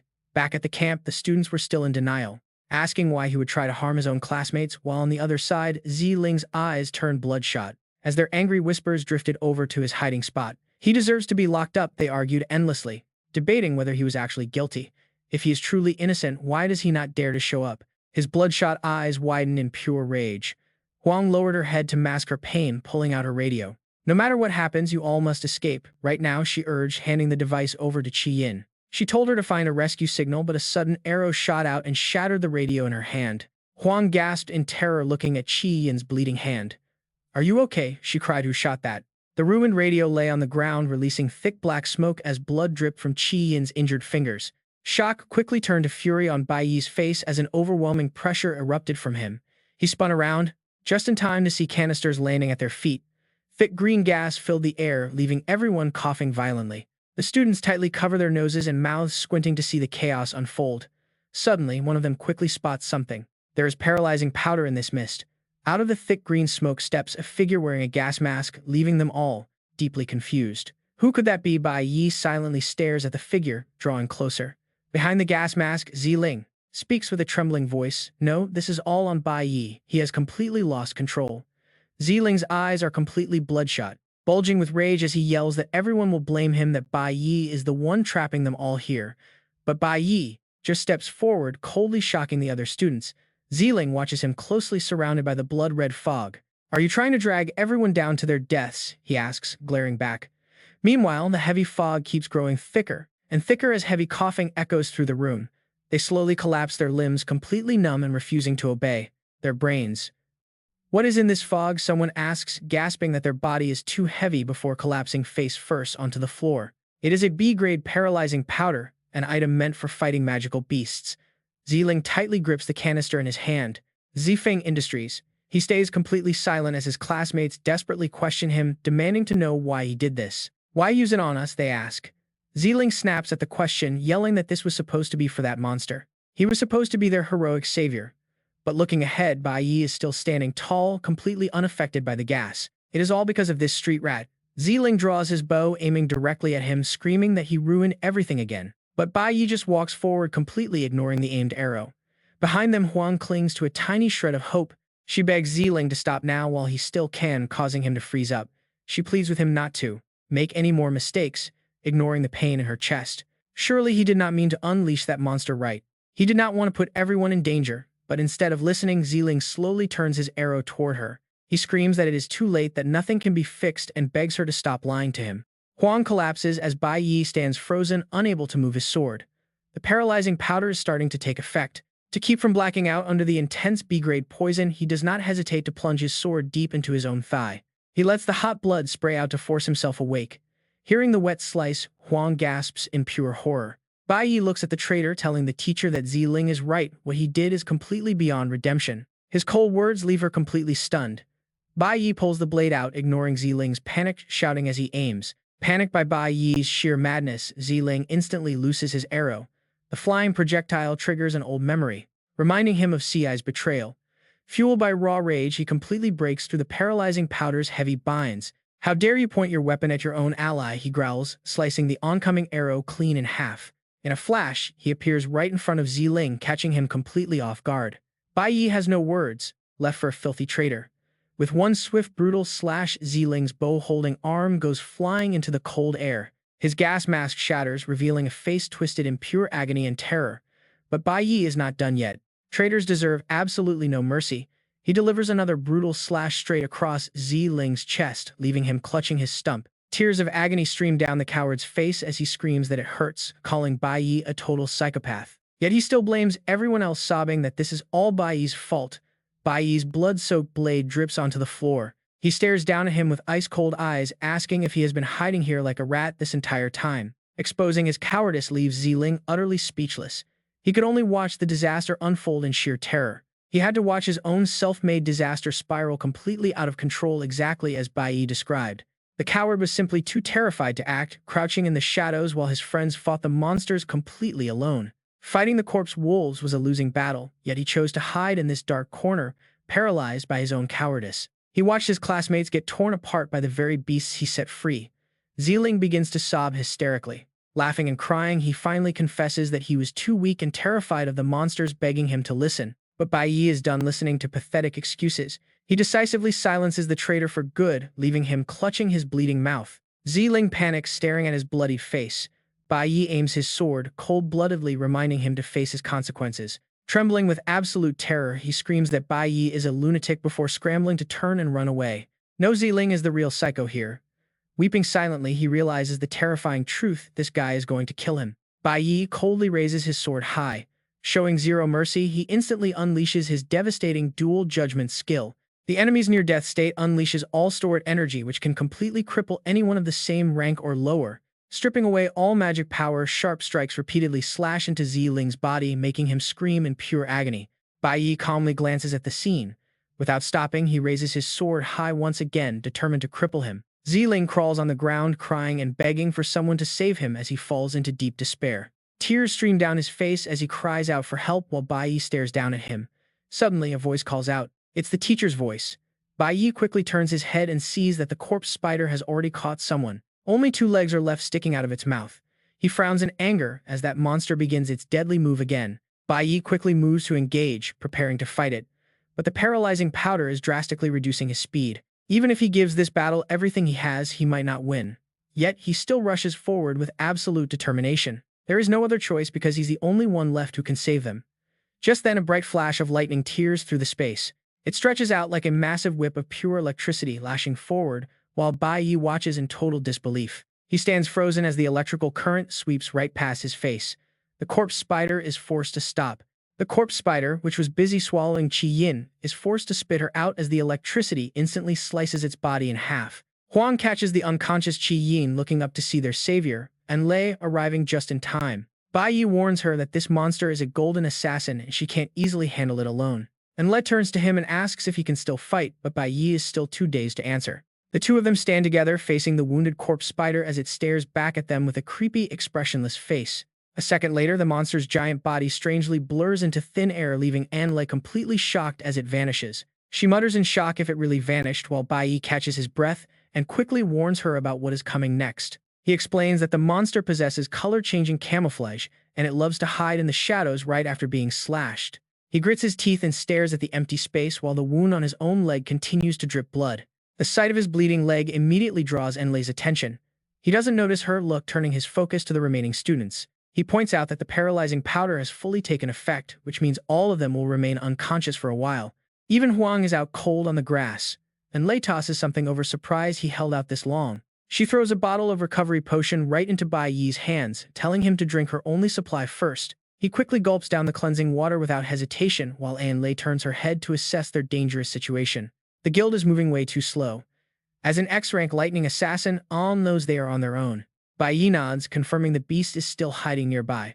Suddenly, a giant spider claw emerges from the void to strike them. It aims directly for Bai Yi's neck while his back is turned, but he is already prepared for the stealthy assault. He swings his sword to parry, utilizing a weapon block to mitigate more than 50% of the total damage. Right on cue, Lei coordinates perfectly by leaping close behind it, delivering a heavy surprise strike that rattles the monster. Caught completely off guard by her swift attack, the giant monster's body is sent crashing violently into the distance. They stand side by side, shocked by how fast it recovers.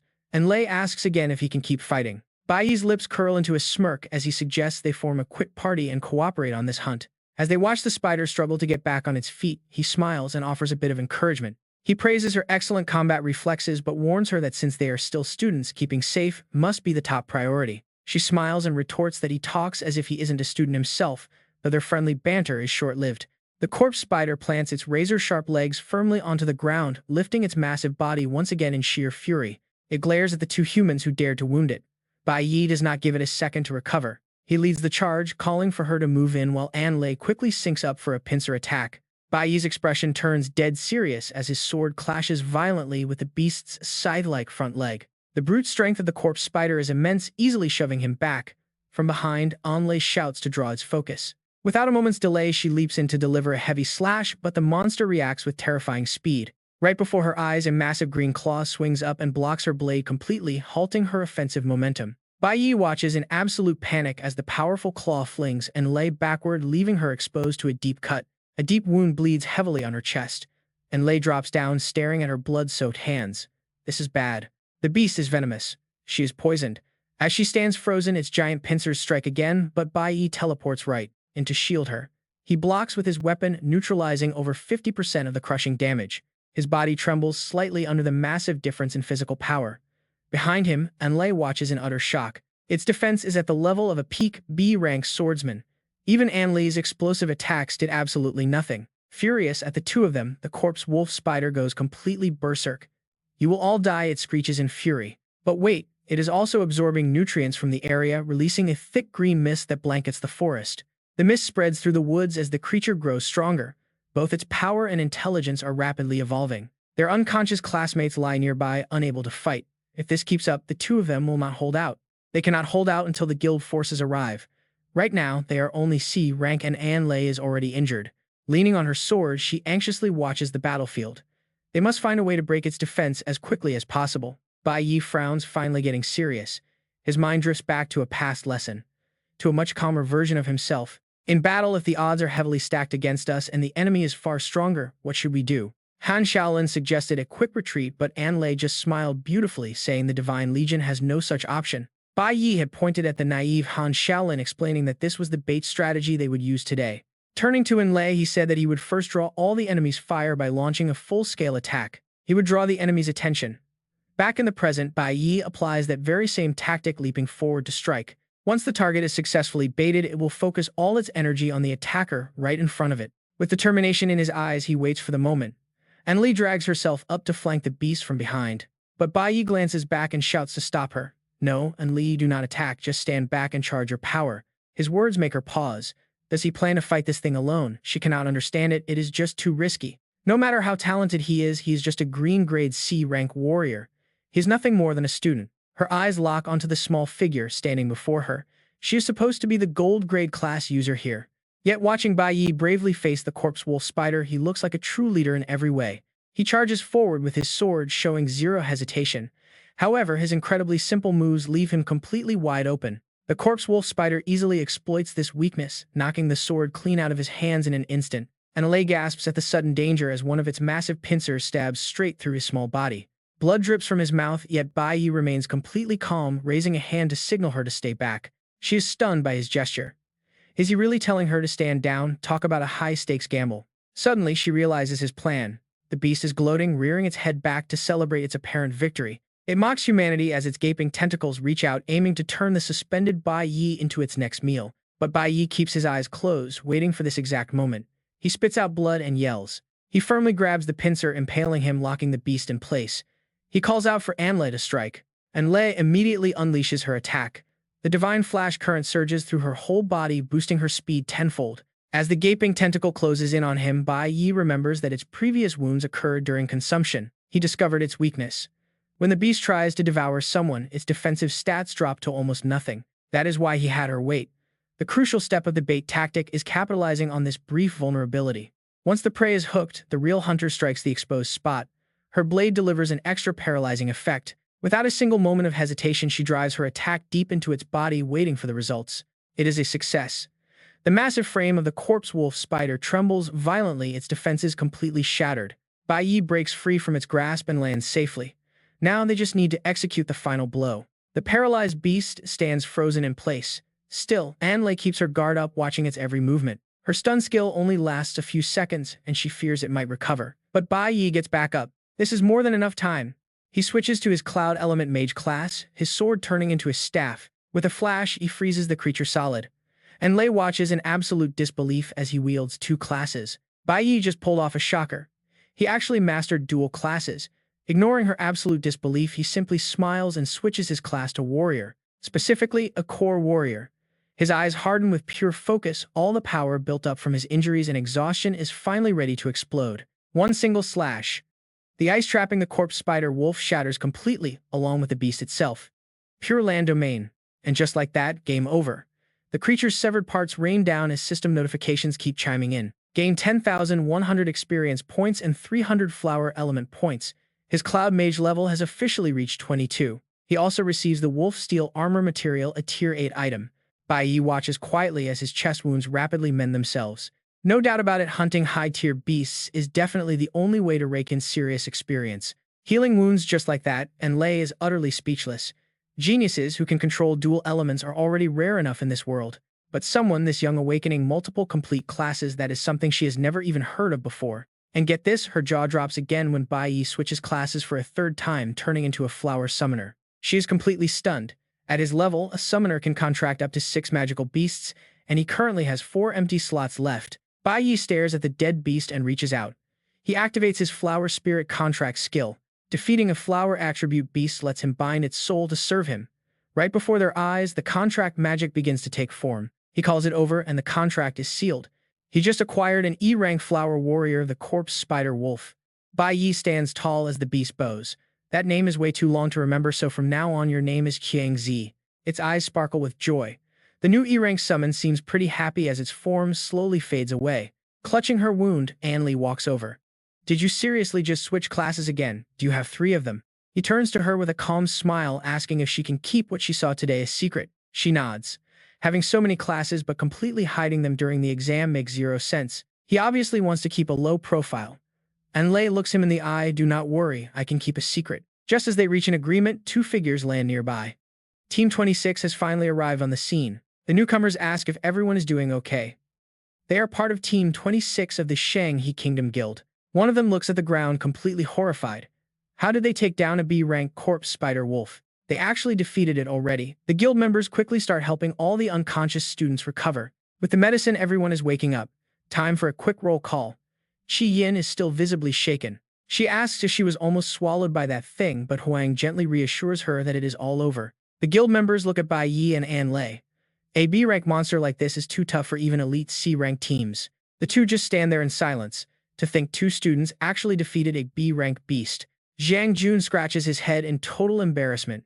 If it were not for you, we definitely would not have survived this. The lightning-type girl smiles and chimes in. Seriously, without Bai Yi's heroic save, we would all be history by now. Zhang Jun reaches out to shake hands, offering his deepest thanks to Bai Yi for saving everyone's lives. Meanwhile, Anlei gets her wounds healed. The healer asks if she is okay and why she ran back all alone. The healer sounds pretty worried, asking if she realized how dangerous it was. But Anlei is not bothered at all. She tells them not to worry since it is all resolved. Suddenly, a big blonde guy rushes over defending his captain. After all, she is a gold tier awakened a rare genius who only appears once every few years. No way she could fail. Anna laughs it off, but inside she knows the truth. Today, she just met a truly legendary genius. She quietly glances over at Bai Yi, who is currently forced into a pretty awkward handshake with Zhang Jun. Bai Yi is a complete mystery to her. He still keeps that same cool, quiet, and distant expression. Over here, the group is fully gathered. The roll call is finished, and they are only missing 1 student now. The rest of the students should board the special train first while the guild continues searching the forest. Deep inside the wastelands, a shattered specimen jar lies on the ground. A one-armed Ziling runs in absolute terror. He screams for it to stay back. He released it to eat others, not himself. He trips and crashes hard. The monster closes in on him. You idiot, he screams. You were supposed to go hunt down the other guys. Without hesitation, the beast snaps its jaws, swallowing him whole. The scene shifts back to the train where Bai Yi rests. Safe inside the special carriage, the guild officers note that the corpse spider wolf actually has immense growth potential. With proper nurturing, they could become a powerful asset. Bai Yi takes the chance to carefully study his contract skills, the Floral Soul Contract. After defeating a flower-type monster, he can contract its soul and make it work for him. Currently, his contracts stand at 3 out of 6. System notifications pop up on his screen. Today, after defeating the Zombie Spider Wolf, his mage class leveled up once, but the gap to Class B is still huge. His Cloud.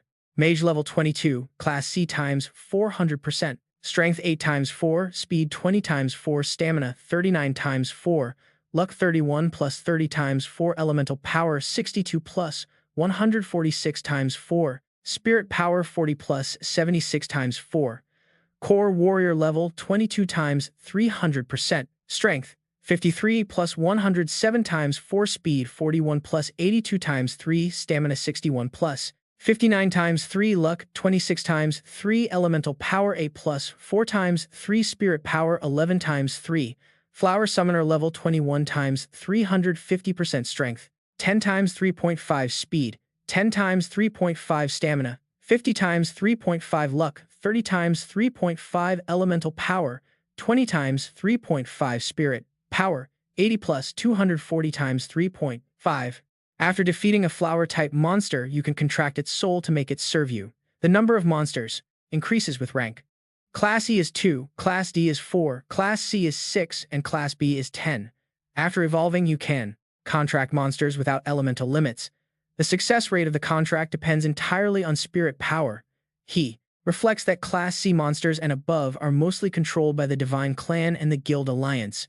Meanwhile, a report comes through the radio. They have successfully gathered the students who are now riding a special train. Bai Yi keeps on, planning his next move. He must find new opportunities to level up as quickly as possible. The fast train quickly plunges into the mountain tunnel ahead. Once they enter this coastal tunnel, the heavy darkness completely swallows the faint light from their train. Passing through that dark stretch, they finally arrive at the massive city of Shanghai Nation, a place he hasn't seen in ages. Bai Yi looks out, thinking to himself that he has finally returned. The faces from his past are still deeply engraved in his memory. Here in this bustling metropolis of Shanghai Nation, the eastern sector is a hub of advanced technology. At 8 a.m. on June 28th, their train arrives at the Divine Armament Academy. This place is massive, with a platform dozens of times larger than theirs. Bai Yi blends in with the other students carrying a simple backpack. As the richest nation on Earth, the scale is unmatched. A welcoming official smiles warmly at them, bidding them welcome to Shanghai Nation. He is the dean of the Academy's Eastern District. He offers to show them around the world's premier institution for awakened individuals. The dean leads them inside the legendary Divine Armament Academy. Bai Yi gazes at the campus with a serious expression. This academy is the exact place where that traitor graduated. The devious face of Chris flashes in his mind once again. Based on the timeline, that bastard should still be a student here right now. Bai Yi's eyes turn icy cold. It's about time they settled their score.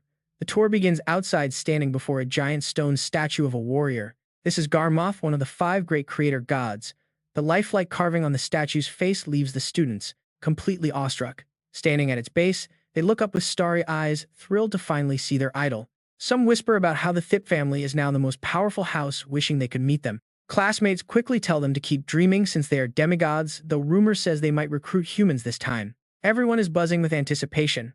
The dean smiles and shares the legend of when the demon dragon once ravaged the land. The great Garmoth rose up, slayed the beast, and saved humanity from the brink of extinction. The dean of the Academy's Eastern District explains that Garmoth then founded the Divine Guild and this academy to unite humanity's strength. Hearing this legendary history, the students look on with even greater admiration, their eyes filled with wonder. This institution stands as the absolute peak for awakened warriors worldwide. Every single year, only 100 elite students between the ages of 12 and 18 are accepted globally. The dean talks about these top-tier talents, who must not only reach Class B power but also pass an incredibly brutal entrance exam. Some students are left completely speechless. One guy whispers that he barely made it to Class C after grinding through high school. Getting to Class B is an absolute pipe dream for most people. Only a tiny fraction of awakeners nationwide can hit that milestone before turning 18, making admission here feel nearly impossible. But Bai Yi remains completely quiet. He knows exactly how hard it is, yet Chris somehow managed to graduate from this prestigious place anyway. A flashback hits him of the day Chris was first introduced to their squad as their newest member. Back then, Bai Yi just listened quietly as a colleague leaned over to whisper a secret to him. Even though squad members aren't supposed to pry into past lives, he is apparently the Academy's top graduate. That insane Divine Weapon Academy. Calculating the timeline, he realizes that Guy must be at the Academy right now. He must reach B tier quickly to surpass him. His fists clench, unconsciously trembling with sheer determination. His goal is to get into that academy too. Shi-Yin watches his back, thinking Bai Yi surely has a plan to stay at this school. Just then a loud voice suddenly startles her out of her thoughts, calling for the little princess. Since you arrived in the Shenhe Kingdom, why did you not visit your father first? Shi-Yin turns around in complete shock. Her classmates watch in total confusion. Surprisingly, even their strict director steps forward, bowing deeply to show his respect. Greeting, Chen. But the secretary barely pays any attention to him, heading straight toward Shi-Yin instead. Your father overworked himself and fell ill 2 days ago, but he forbade me from telling you. Hearing this news sends her into a panic. Shi-Yin immediately rushes toward the waiting car. The sudden rush leaves everyone bewildered. Who is this girl? Why would the director treat her family's secretary with such immense respect? No one has any clue. The car speeds off. Just as Shi-Yin departs, another vehicle arrives, instantly catching the students' attention. They gasp at the sheer luxury of this new ride. What is that? Are all cars in the Shenhe Kingdom this insane? A sharply dressed chauffeur steps out and bows, opening the door for someone wearing a pair of super expensive sneakers. 5 wealthy-looking figures step out, carrying an incredibly cold vibe. The director quickly walks over to welcome them. You are late students, he says. The leader just smirks, saying they go to the elite Dongjing High Academy. We have to train in dungeons every single night. His tone is completely arrogant as he explains their late-night grind. They fought hard last night and overslept, so they expect some slack. The director decides not to argue. He turns to introduce them to the newcomers, explaining that for this joint training, both schools will participate together. These students are from Shenhe Kingdom, representing the prestigious Dongjing High Academy. They are some of the absolute elite. Hearing this, the new students whisper among themselves, admiring how stylish these rich Shenhe Kingdom natives look. The director tries to continue his official introduction, but the arrogant newcomers immediately cut him off mid-sentence. No need for introductions, Calivan says, tilting his head. They are just from some vassal state, right? Probably just a bunch of commoners. His single insulting remark makes the entire group stiffen with pure anger. The female guide steps forward, equally surprised, asking if there are really only 5 of them here. Calivan and his crew laugh mockingly, calling them absolute country bumpkins who clearly have never heard of elite schools. We are the actual high society of Shenhe Kingdom, he smirks. Our education resources are on a different level. Showing off his hand, he explains that it is not just 5 of them visiting, but their entire school only has 5 students. Every single resource at the academy exists solely to serve us. It is the ultimate elite treatment. His words leave the crowd jaw-dropped in pure shock. Naturally, public school peasants like them would never understand. The face of Zhang Jun darkens with rage. He warns him that he is looking down on others way too much. Calivan leans in close to mock him. Looking down on you, our future lies at the Divine Weapon Academy. I am only in 11th grade, but I am already level 30 C1 tier. Just 1 level away from B tier. Poking the chest of Zhang Jun, he sneers that they are here to scope the place out early. What about him? Zhang Jun trembles with speechless rage.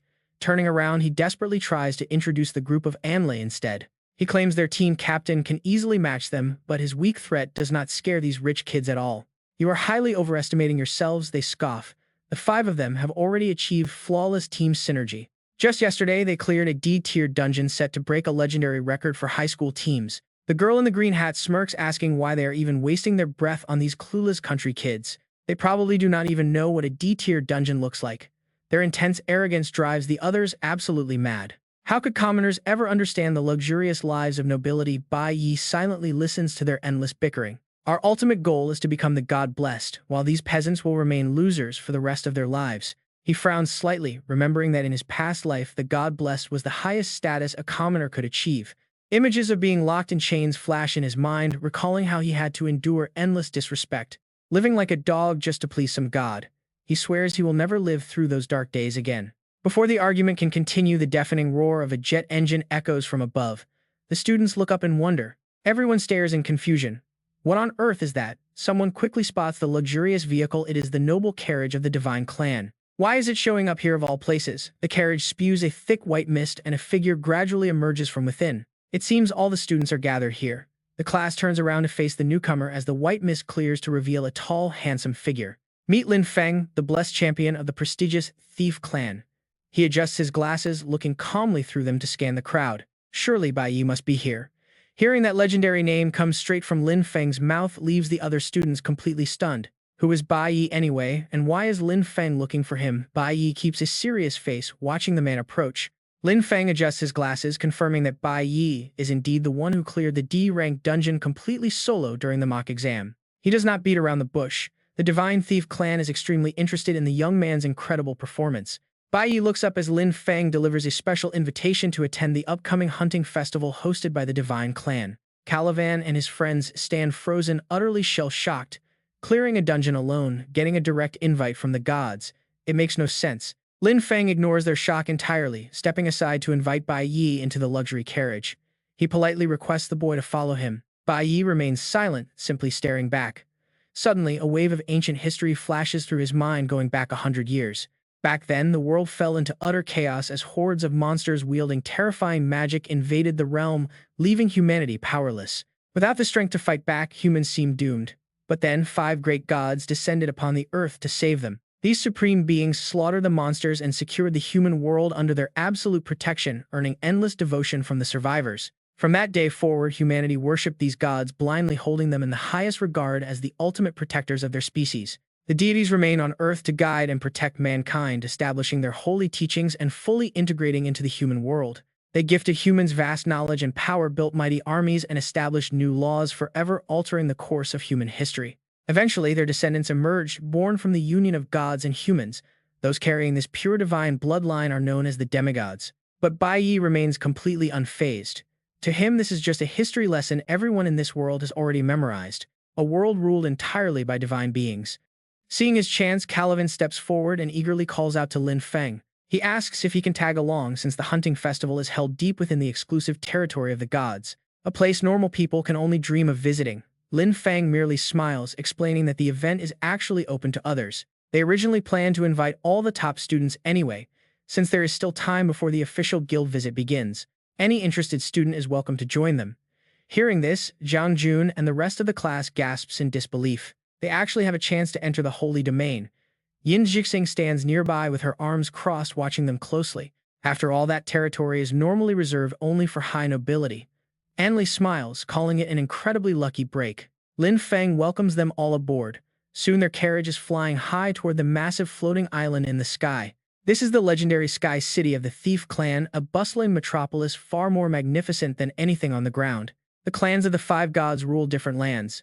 The Sacred River Kingdom belongs to the Thief Clan, descendants of the warrior gods. These demigods are all direct descendants of Garmoth, the great deity who once walked over piles of monsters to save humanity. Today, they command the most powerful military force on Earth, acting as the absolute authority behind the massive global alliance. Even the Divine Guild itself, a massive architectural marvel, falls entirely under their control alongside the elite Hero Academy. The Thief Clan handpicks and trains every soldier. Bai Yi and Calivan follow Lin Feng down a luxurious red carpet. They even govern the awakened academies worldwide. Bai Yi silently ponders why such powerful figures would take interest in him. Surely it has to do with his performance during the graduation exam, but something about this setup still feels off. Why arrange a meeting during a major hunting festival? Servants line the massive hallway, bowing respectfully as they pass by. Beautiful, intricate paintings adorn the walls of this towering divine estate. Ahead of them, a group of armed guards stands at attention. These are the elite divine Templars of the Thief Clan. Bai Yi frowns slightly as he senses the overwhelming pressure. In the middle of the grand hall, a man named Xin stands alone, quietly admiring a painting of the Mona Lisa. A guard approaches to report that the guests have finally arrived. Xin folds his hands behind his back and speaks softly. His grandfather once told him that art is the only proof that humanity ever truly existed in this world. Turning around, Xin adds that his father believed ruin and destruction are the only real traces left behind by mankind. Personally, he believes that creating ruins is the ultimate form of art. Hearing this, the black-haired youth in the crowd watches closely. Calivan nudges the shoulder of the girl in the green hat, whispering to her to remember their parents' warnings. Bow your heads and show some respect. We can't just stare directly into the eyes of the gods like clueless country bumpkins. Bai Yi silently observes the scene, watching Xin, the eldest son of God and ruler of the Holy River Kingdom, the peak of power. He watches as Yin turns and departs while Lin Feng pauses to invite everyone to follow him into the next area. Soon they gather in an empty hall at the heart of Sky City, the vast hunting ground, whispering in sheer curiosity. This place is absolutely massive. The excited newcomers stare in awe at the giant, terrifying beasts roaming around the arena. Up above, a group of noble heirs suddenly appears, looking completely bored, as Art asks how many participants joined this time. Oda pauses to think before replying that he has no clue, though the announcement should be starting any second now. Lack waves his hand, ordering an iced coffee with 32% sugar, though Alice politely declines as Gan nods to serve them. Standing below, Bai Yi quietly takes in the crowd, noting the heirs of the prominent Oda and Kim families are all present. He is quite surprised to see three major god clans gathering at once, while Xin keeps a clear distance from the contestants. Looking out over the arena, Lin Feng loudly announces that the grand hunting competition is finally about to get underway. He decides to quickly go over the basic rules, first making it easy for the spectators to follow the action. Absolute silence falls. Only Lin Feng's booming voice now echoes across these incredibly massive open hunting grounds. At its core, the event pits the awakened against wild magical beasts, all brought in specifically for this trial.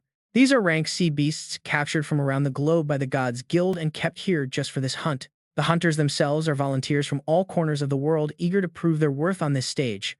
To keep things challenging, no participant can be rank B, meaning their power stats must stay below the limit. Every hunter fights as a solo faction, earning 10 points for every rank C beast they manage to take down. The final rankings depend entirely on those points, sparking a sudden wave of anxious whispers throughout the crowd. If rank B is banned, then their strength is close to ours, an orange-haired youth whispers to his companion. Taking on a same-level monster usually requires a whole party, yet these solo-registered hunters are incredibly brave. The rest of the onlookers fall quiet, each processing the danger differently as a chest on the table pops open. Coinciding with a major anniversary celebration, a bright sparkling light bursts from inside the chest as Lin Feng continues speaking. Because of this milestone, the Thera family has prepared an incredibly generous grand prize for the ultimate victor. He loudly invites this year's brave contestants to step onto the stage, drawing everyone's eyes upward to the arena. Beyond the barrier lies a massive self-contained ecosystem as Lin Feng announces there are 12 competitors in total. He introduces Liu Yi from the Sacred Cannon Kingdom first before calling out Lin Qing from the Nai Kingdom. The onlooking students watch the arena with wide eyes, quickly realizing these 12 fighters must be highly experienced veterans.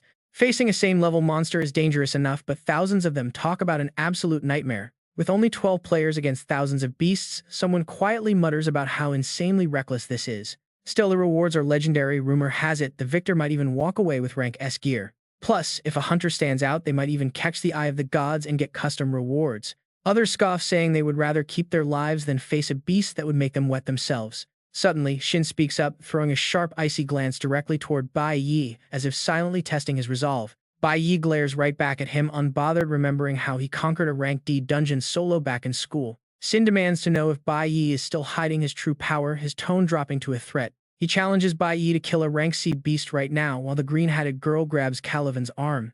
Calivan is completely stunned, knowing that forcing a mere student to duel a rank C beast is utterly impossible. Standing quietly in the crowd, Enlu watches Bai Yi closely, realizing why the gods specifically invited him today. This challenge should be easy for him, considering they previously teamed up to take down a rank B demon. Handling a mere rank C beast should be a breeze, yet she still gasps when she hears his response. Bai Yi simply steps forward, asking with a cocky smirk how a single beast could possibly be enough. He requests to enter the entire tournament, leaving the crowd staring in absolute stunned silence at his audacity. Calivan and his friend panic, shouting in disbelief, while the noble twins, Art and Oda, grin with excitement.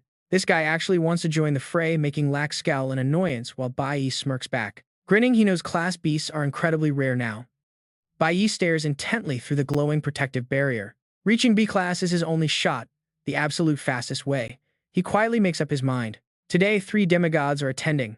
Bai Yi radiates intense bloodlust, promising to deliver a performance they will never forget. Enlei steps up right away. Grinning, she eagerly volunteers. Yin Jixing flashes a fake smile, signing up next. The green hat girl and Calivan freeze in pure horror. They tremble.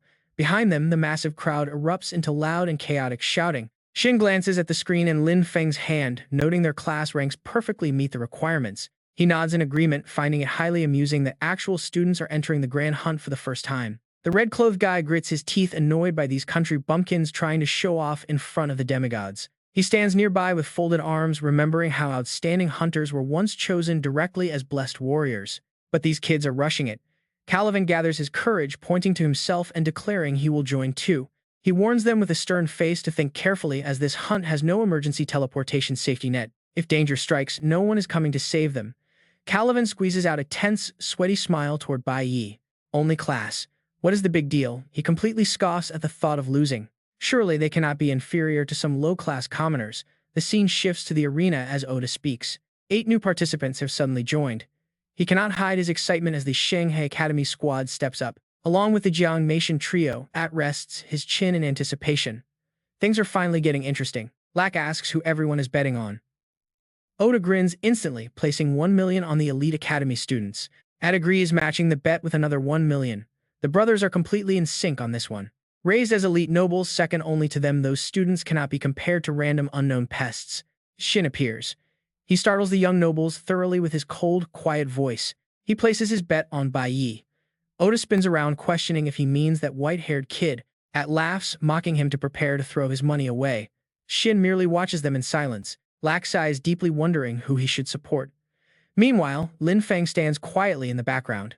He suddenly remembers a crucial warning he forgot to mention: stay far away from this central dark forest. But Lin Feng still trusts the players. Surely they wouldn't wander into such a highly dangerous zone. Bai Yi's party heads in the opposite direction from Calivan's squad. The green hat girl hunches over, following closely behind her leader while trembling with intense visible fear. She stutters that they have never fought class beasts, but Calivan glares back, telling her to stop worrying. They have fought D-class bosses before. He confidently assumes a class beast is only about as strong as those. Fighting as a team like before will guarantee their victory. Calivan grimaces, determined to show those country bumpkins real power. He wants to show them who the true elite are. Meanwhile, Yin Zhixing and Lei and Bai Yi stay alert. Suddenly, Bai Yi freezes. He clutches his rapidly beating heart, sweating in utter confusion. His heart races. He snaps back to reality when Anlei suddenly asks if he is all right. He shakes his head, claiming he is fine. Yin Zixing turns to them with a sudden proposition. Since they entered together, he suggests they form a team. A knowing smile plays on his lips. Ever since Bai Yi rejected the guild invitation, the leader has been losing sleep. This leaves them quite confused. Still, he eagerly looks forward to working together. And Lei blushes, questioning what he is even talking about. He laughs to clear the awkward tension. Meanwhile, Calivan's group runs directly into an ice tyrant dragon. They scream in absolute panic as the monster lunges, forcing Calivan to curse as his system screen flashes. His stats appear level 30 class nuclear mage. He is stunned by the beast's overwhelming speed. The massive ice tyrant dragon claws the frozen ground. It is a level 25 class giant beast. Sweating in terror, the red-clothed guy screams as the beast stomps the ground, triggering his reckless charge. He attacks.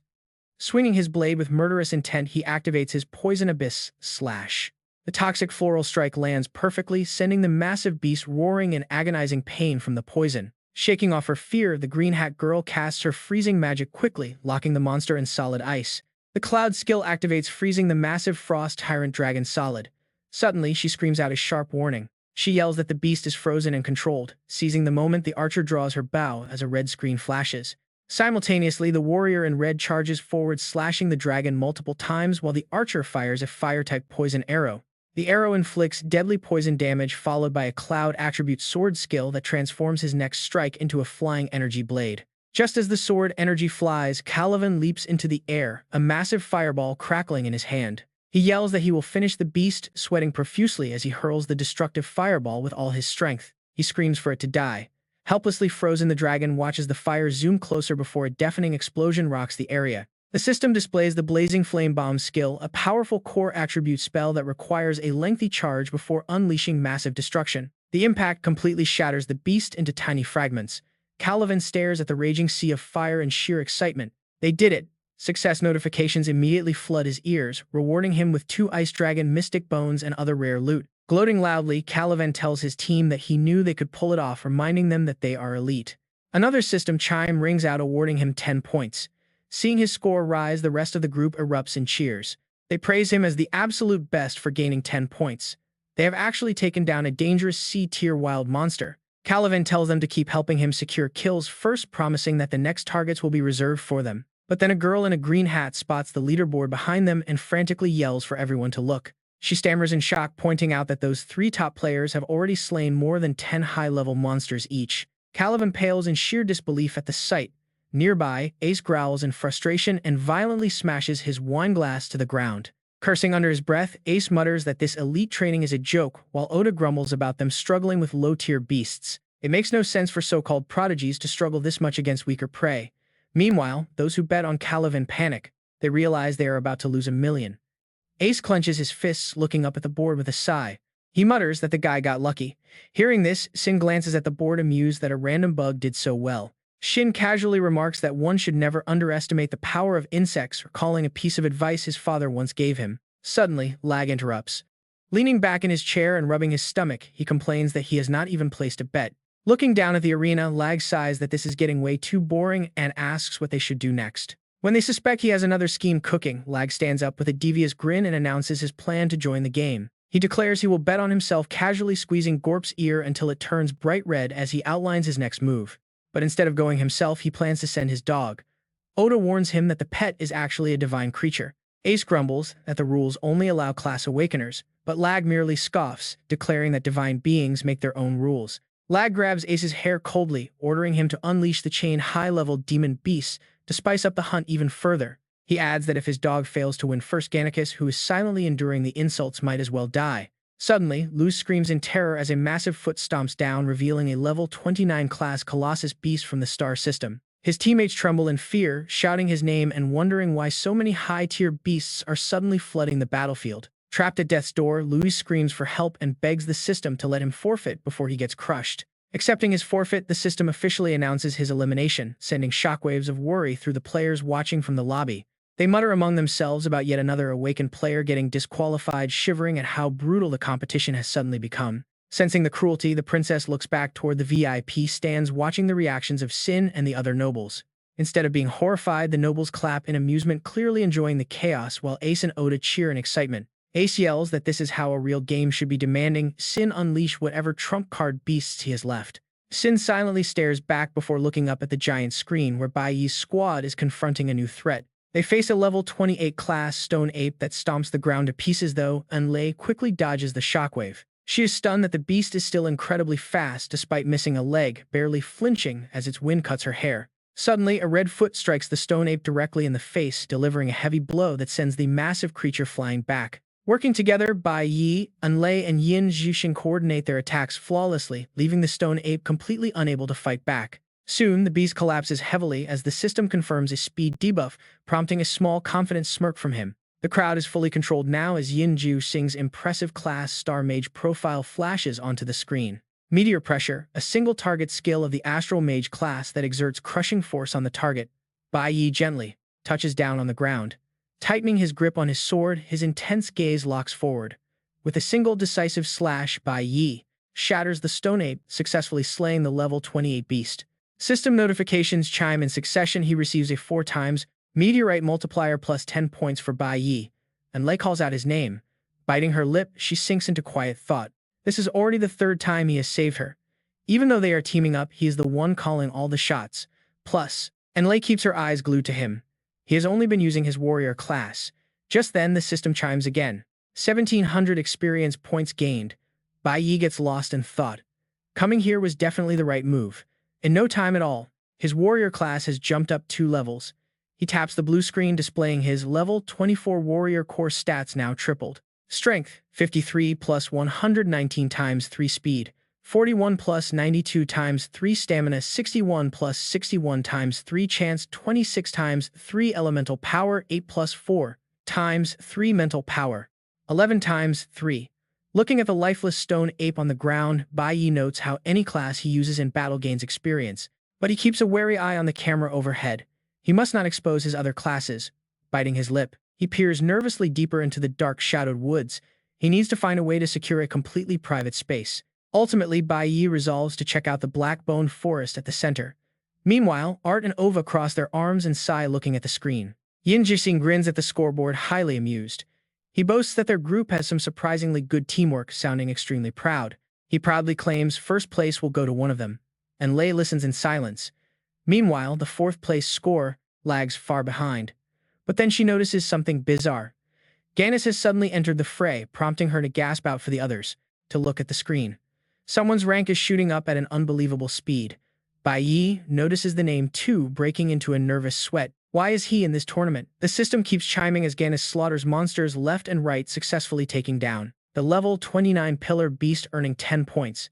His profile displays his status as Divine Blessed Gannis B-Class Frost Warrior. Wrapped in ice and surrounded by freezing frost, he drops another beast with one quick strike. In no time, Gannis ruthlessly pushes Bai Yi down to 4th place to claim 3rd.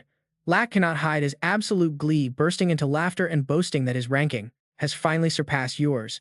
With a mocking sneer, Lack says that the person selected is nothing special, claiming first place is his for the taking. Art rests his chin in his hand, calling out that using a divine blessed is total cheating.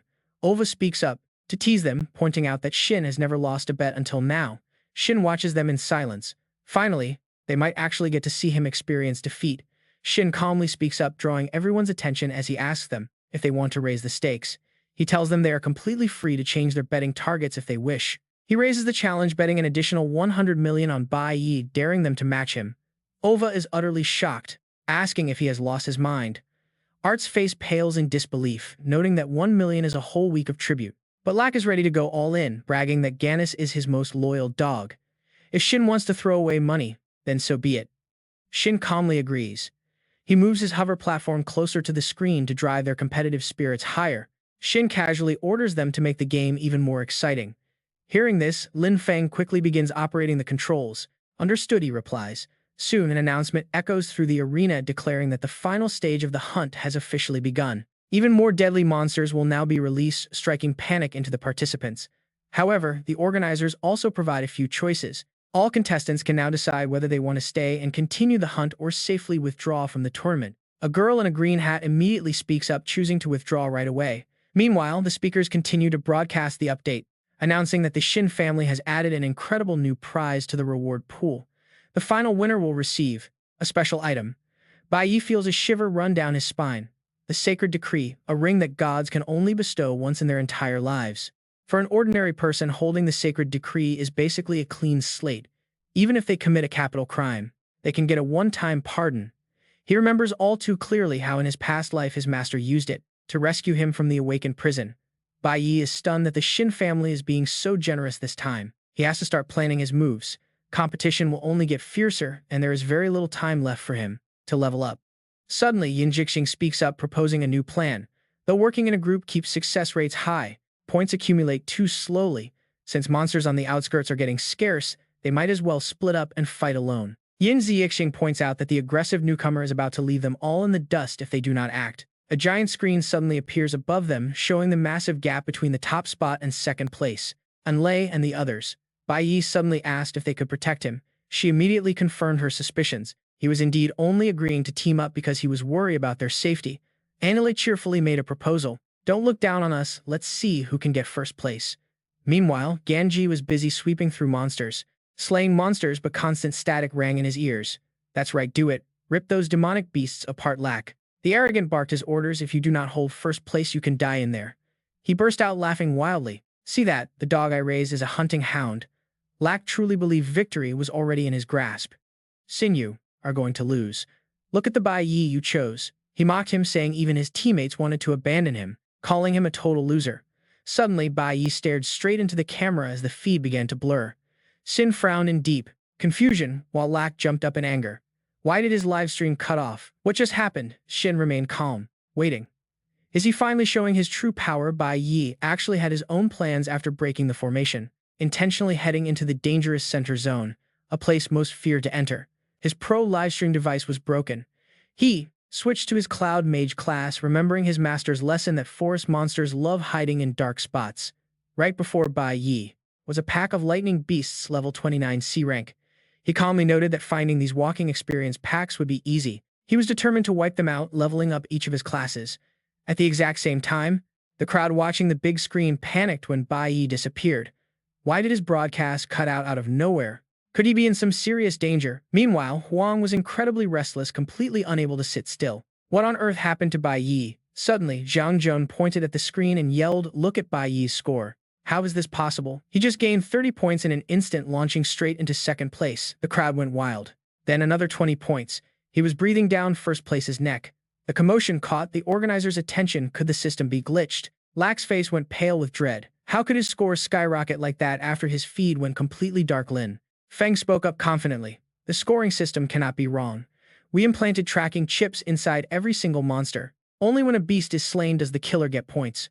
But Lack immediately shut him down, roaring in anger. Do I need your explanation? Do you think I am stupid? Lack lunged forward, demanding if their family's envoy ignored the rules. Since when did the God Clan's conversation allow a mere servant to interrupt? Sin saw right through him. Are you afraid of losing? Lack was instantly speechless. Sin was thoroughly impressed. Bai Yi, you are far more interesting than I thought, and Lei also agreed. She knew he would catch up once he started fighting solo, but never expected the speed.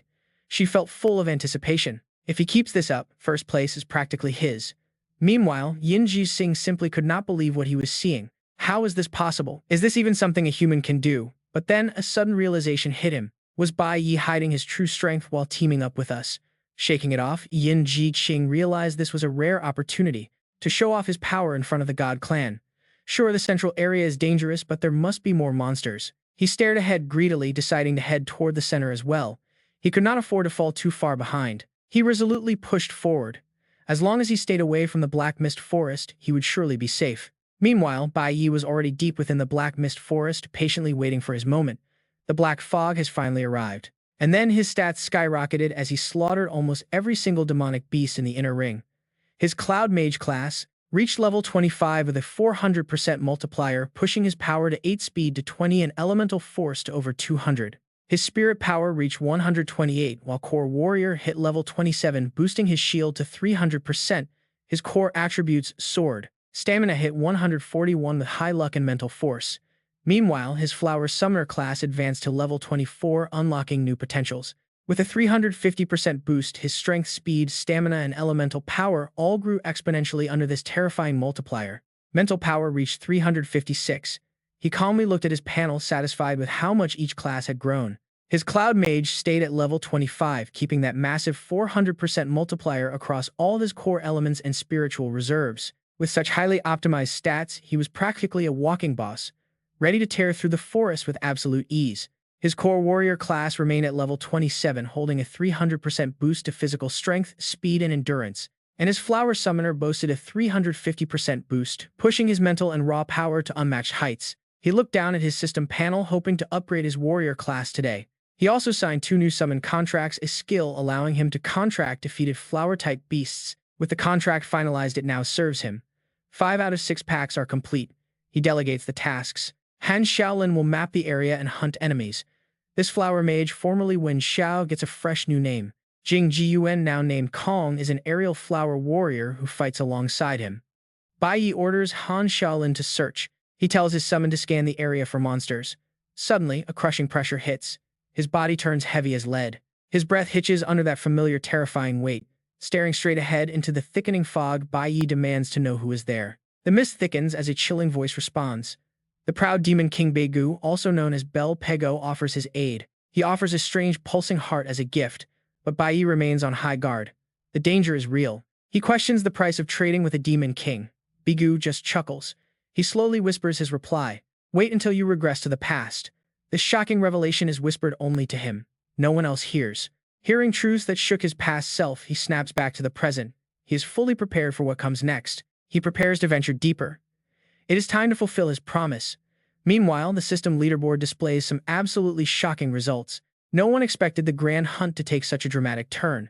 Huang beams with pride at the top rankings. 3 of the top 4 spots belong to their country's students. Zhang Jun is amazed. Bai Yi is truly insane. Since his stream is offline, nobody knows how he did it.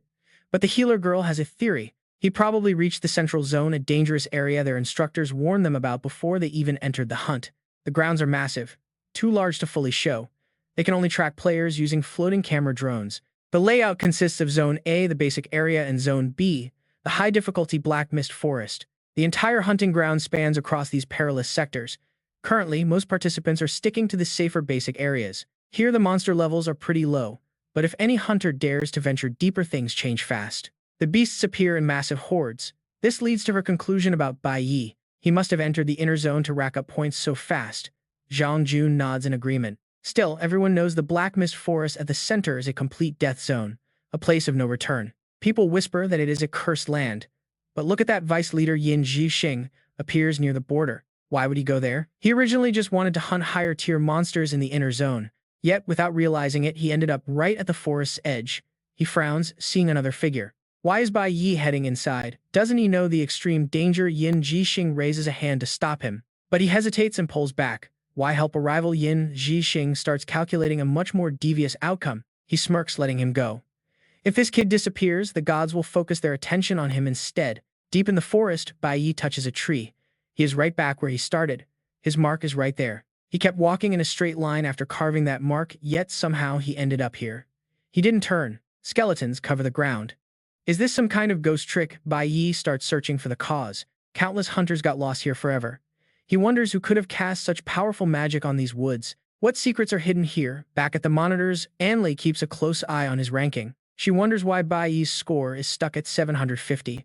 Just then, Yin Zixing walks up. She quickly asks if he saw Bai Yi worried about his frozen score, but he only tells half the truth. He admits he saw him near the dangerous center, making her panic that he went into the forest. Suddenly, the leaderboard screen begins to glitch and flicker. Anlei holds her breath, sensing trouble. His name flashes a connection loss warning. Then his profile completely vanishes from the active leaderboard. The crowd gasps in absolute shock. Huang turns deadly pale, praying that he is somehow still alive. Meanwhile, deep in the forest, Bai Yi shuts his eyes. He cannot trust his sight or hearing. Tuning out the illusions, he sharpens his other senses and trusts his instincts to carve out a new path. Moving only to the steady rhythm of his heartbeat, he strides forward confidently. He halts. Slowly, he opens his eyes. To his absolute shock, a massive bottomless abyss stretches out right before him. It is a giant chasm. There was no mention of this in any records. He is certain Sky City is hiding something. Ready to uncover the dark truth, the flower summoner begins his descent into the pitch-black depths. Han Xiaolin, let us go check it out. Bai Yi lightly leaps onto its back, wondering what lies beneath this deep abyss. He quickly descends to the bottom, taking every step with absolute caution. What kind of place is this? Bai Yi closely examines his surroundings. Did a massive battle take place here? Suddenly, he spots a strange shadow. Who is there? Bai Yi recoils on guard. He has no idea when he was completely surrounded by level 28 C-rank Pillar Spirits and level 29 C-rank Phantom Spirits, a level 27 C-rank Emperor Spirit, and a level 36 B-rank Star Warrior Lord. The Soul Warrior mutters in a spine-chilling tone, asking who dares to trespass in this forbidden land. He growls, handing down a death sentence: kill. This B-rank Star Warrior Lord possesses intelligent abilities with an unknown danger level and extremely high risk. Anlei closely examines the scene, noting the corpse was once frozen by magic, then scorched by fire. It was definitely Bai Yi who killed it.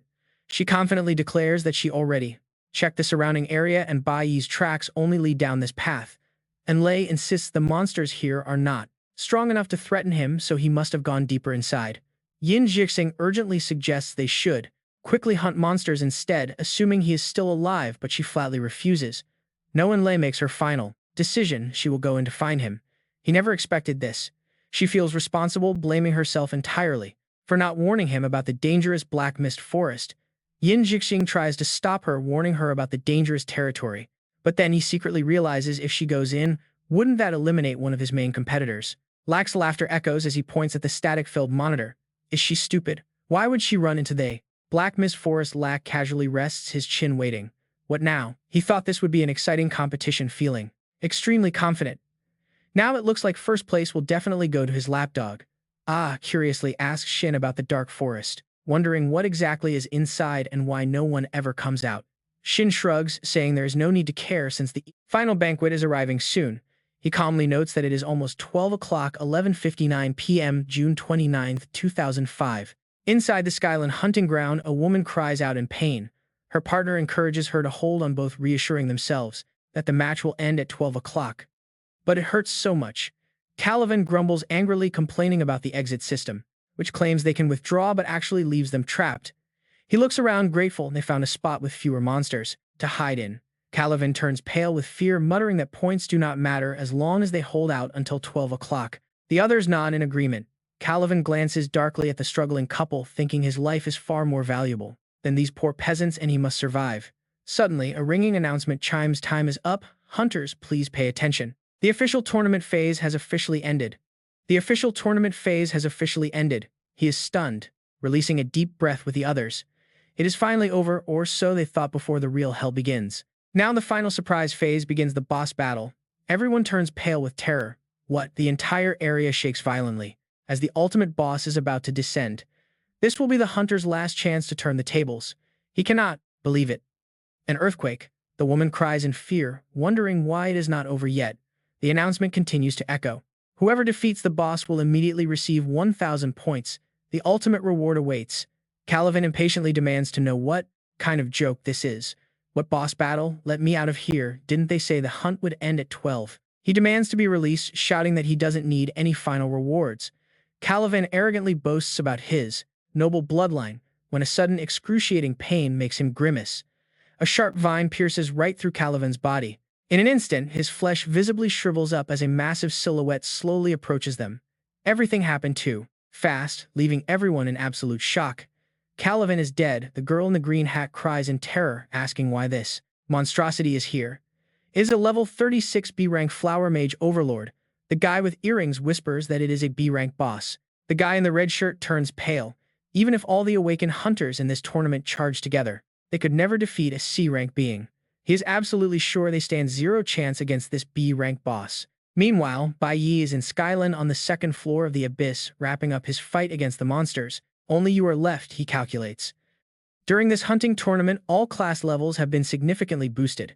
Now both of his combat classes are very close to reaching the absolute peak of C rank. Core Warrior. Level 29.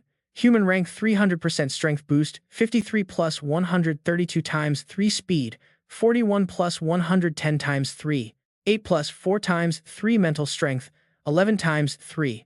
Level 27, Human Rank Cloud Mage with 400% boost power 8 times 4. Luck 31 plus 44 times 4 Elemental Power 62 plus 168 times 4 Level 26 Flower Summoner. Multiplier 350%.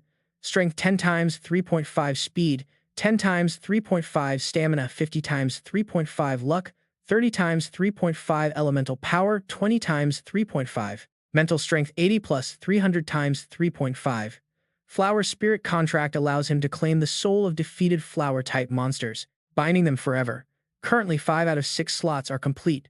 Bai Yi knows his own limits. But facing the B-rank level 36-star warrior lord, a death soul warrior named Cubby, he knows he cannot be careless. Wait, here is his real cheat. He actually wields multiple classes at once, giving him an insane advantage. The death soul warrior unleashes a devastating soul blade strike. Instantly switching to Cloud Mage, Bai Yi dodges with perfect grace. He immediately counters with ice magic, but the monster spins and shatters the spell. Bai Yi lands lightly on his feet. The enemy keeps pressing the attack. Switching his class to Core Warrior, Bai Yi successfully blocks but feels his stamina draining fast. Suddenly, a sharp blade pierces straight through the boss from behind. Bai Yi planned this from the very beginning. His summoned beast is a C-rank, but its power is easily on par with a C-rank awakened warrior. Caught off guard, the Death Soul Warrior staggers as Bai Yi delivers another brutal slash right between the boss's eyes. Pushing all his weight into the blade, he yells, "This is more than enough to close our level gap." The system screen flashes. Target defeated. The level 36 B-rank boss is dead. Immediately rewards start rolling in. Core Warrior level rises to 30. Cloud Mage hits 28 and Flower Summoner reaches 27. Bai Yi pants heavily. Fighting high-level bosses is no joke, but he did it. Now what lies behind those massive gates? Suddenly alarms blare. In a flash, a bizarre spatial force drags Bai Yi into an entirely different dimension. System notifications confirm his star element is fully charged, indicating a brand new class is about to awaken. A B-rank Flower Necromancer Lord. Unknown stats, danger level, extreme, and its origin is completely shrouded in mystery. Core Warrior stats. Multiplier 300% strength, 53 plus 134 times 3 speed, 41 plus 110 times 3 stamina, 61 plus 100 times 3. Luck 26 times 3 elemental power, 8 plus 4 times 3 mental strength, 11 times 3. Cloud Mage level 28. Multiplier 400% strength, 8 times 4. Speed 20 times 4, Stamina 39 times 4, Luck 31 plus 44 times 4, Elemental Power 62 plus 180 times 4, Mental Power 40 plus 100 times 4, Flower Summoner level 26, Multiplier 350%, Strength and Speed 10 times 3.5, Stamina 50 times 3.5, Luck 30 times 3.5, Elemental Power 20 times 3.5, Mental Power 80 plus 312 times 3.5. Flower Spirit Contract skill allows him to tame defeated flower monsters. Currently, he has completed 5 of the 6 slots. Meanwhile, outside the tower, members of the 8th squad of the 6th Divine Guild whisper about ancient legends. They discuss rumors that this massive tower contains a hidden space where countless ancient terrifying monsters are sealed. His comrade scoffs, calling it nonsense. Why would the territory of the gods house such dangerous beasts? The other shrugs, telling him to believe what he wants, asking if he has ever even stepped inside. A A sharp, commanding voice cuts through their chat, demanding to know who gave them permission to gossip on duty. The squad leader steps forward. The two guards immediately snap to attention and apologize. He reminds them that their duty is to protect the eastern sector of the Divine Territory during today's grand hunt. He barks that after 3 years in the squad, they still have less discipline than a fresh recruit. He tells them to look at Chris and learn from him. Chris is quietly staring at the tower, the mysterious space inside the Sky City. Back inside, Bai Yi is busy checking his newly awakened class reward. System alerts chime. He has successfully awakened the Star Mage class. He notices the class is labeled as a level 1E rank Star Mage, glowing red. Remembering the sheer destructive power he saw from Yin Jixing, he stares at the screen. Suddenly, a violent shockwave hits his mind. His head throbs with blinding pain. Sensing something powerful right behind the massive gates, Bai Yi quickly draws his sword to switch classes. Shifting to Core Warrior, he strikes easily, slicing through the heavy iron chains sealing the entrance. With a light push, the doors swing open, revealing a chamber surrounded by incredibly powerful seals. Bai Yi gasps. Floating before him are S-rank seal items like purgatory chains and soul locks. Trapped in the array, Samael laughs bitterly, asking if they sent another tormentor. Bai Yi steps forward, asking if he is indeed Samael. The prisoner glares down in surprise. Bai Yi declares he is here to rescue him, but the heavy doors suddenly slam shut. He keeps his guard up as the heavy doors slam shut with a loud thud. Black mist slowly gathers, revealing a new threat. A level 36 B-class, Star-Lord Warrior, the Dead Soul Warrior. He turns pale with shock. What is happening? Didn't he just kill it? Behind Bai Yi, another level 36, Star-Lord Manifest Soul Warrior appears. In total, there are now 3 high-level monsters. A level 36 Star-Lord Warrior, a Manifest Soul Warrior, and yet another Star-Lord Warrior. They are all level 36 Star-Lord Manifest Soul Warriors. He simply cannot believe what is in front of him. How is this even possible? So many of them are spawning, and the numbers just keep growing without any sign of stopping. They keep appearing. The leader coldly declares that anyone who steps into this forbidden land has only one path: death. He is a level 40 B-class Star-Lord boss, the Dead Soul General. Bai Yi won't back down, but this is trouble. Samael suddenly bursts into loud, amused laughter. You really fought your way in, and you brought them right to me. Bai Yi snaps that they are out of time. Cut the crap, how does he break him out? Samael just scoffs. You do not even have the key, yet you talk about saving me. Bai Yi mutters the word key. He looks at the weapon, the sword in the Dead Soul Warrior's hand. Its shape fits perfectly. He notes they both run on strong star power. He realizes that the sword must be the key. Samael can't help but praise his quick thinking. But Samael has little hope. He warns him that talking about rescue is nothing but pure arrogance. With his current strength, he will only end up as another corpse under that blade. But Bai Yi realizes something. No wonder the gods ban anyone above C rank from this hunt. They want to keep this place hidden. He is sure they know that even if a B rank awakened found this area, they would only find their grave. Samael shrugs, mocking that Bai Yi already knows his grim end. But Bai Yi has other plans. Not a chance, he thinks. Switching to his Core Warrior class, he braces himself to fight. He even proposes a crazy bet. If he gets Samael out, they fight together, and Samael must obey him. What do you say, Demon King Samael? He calls out, demanding an answer right here and now. Samael is quietly shocked by the kid's total lack of fear. Without a moment's hesitation, he agrees. It is a deal, Samael laughs. If he actually gets freed, he will agree to any condition Bai Yi sets. The system identifies the Dead Soul General. A B-class Star Warrior boss, highly intelligent, unknown abilities, and extremely dangerous. Its origin is completely unknown, but it has high intelligence, mysterious skills, and poses an extreme threat. The system warning blares as the massive monster swings its sword. It is a level 40 Star-Lord boss. The B-class Dead Soul General's blade cuts through the air. Fortunately, Bai Yi manages to dodge just in time. But the shocking force of the blow leaves him breathless. That attack power is unreal. The monster closes in fast. He spins around as a cold blade slashes down. Suddenly, another Dead Soul Warrior leaps in. It delivers a brutal strike, but a heavy blade blocks it. Bai Yi has summoned his beast, the Swift Ape. The summon moves nimbly around him. Watching from his cage, Samael mutters in surprise. A human with a dual class. Impressive. But he is still facing 5 terrifying monsters at once. 4 level 36 Star-Lord Manifest Soul Warriors are closing in, and they are incredibly aggressive. They are led by a level 40 Manifest Soul General. This is a formidable squad of elite undead. The B-class Dead Soul Warriors stand ready. Samael frowns, murmuring that this is a true undead legion. Pantingly, Bai Yi agrees. This will not be easy. Suddenly, the Dead Soul General charges straight at them. Their blades clash with a loud screech. The monster shoves him back, but Bai Yi quickly recovers his stance. Gritting his teeth, Bai Yi curses. The beast actually possesses high-level telekinesis. A system alert flashes red. Taking advantage of his injury, the dead soul warriors surround him. He barely blocks, coughing up blood. He is only at peak C rank. Fighting so many B-class monsters at once is just too much. Desperately leaping back to dodge a fatal strike, Bai Yi flips gracefully through the air to gain some distance. He lands lightly, but the relentless horde of dead soul warriors immediately swarms his position again. Looking up with pure fury, his swift ape suddenly leaps forward to shield him from the onslaught. His face pales.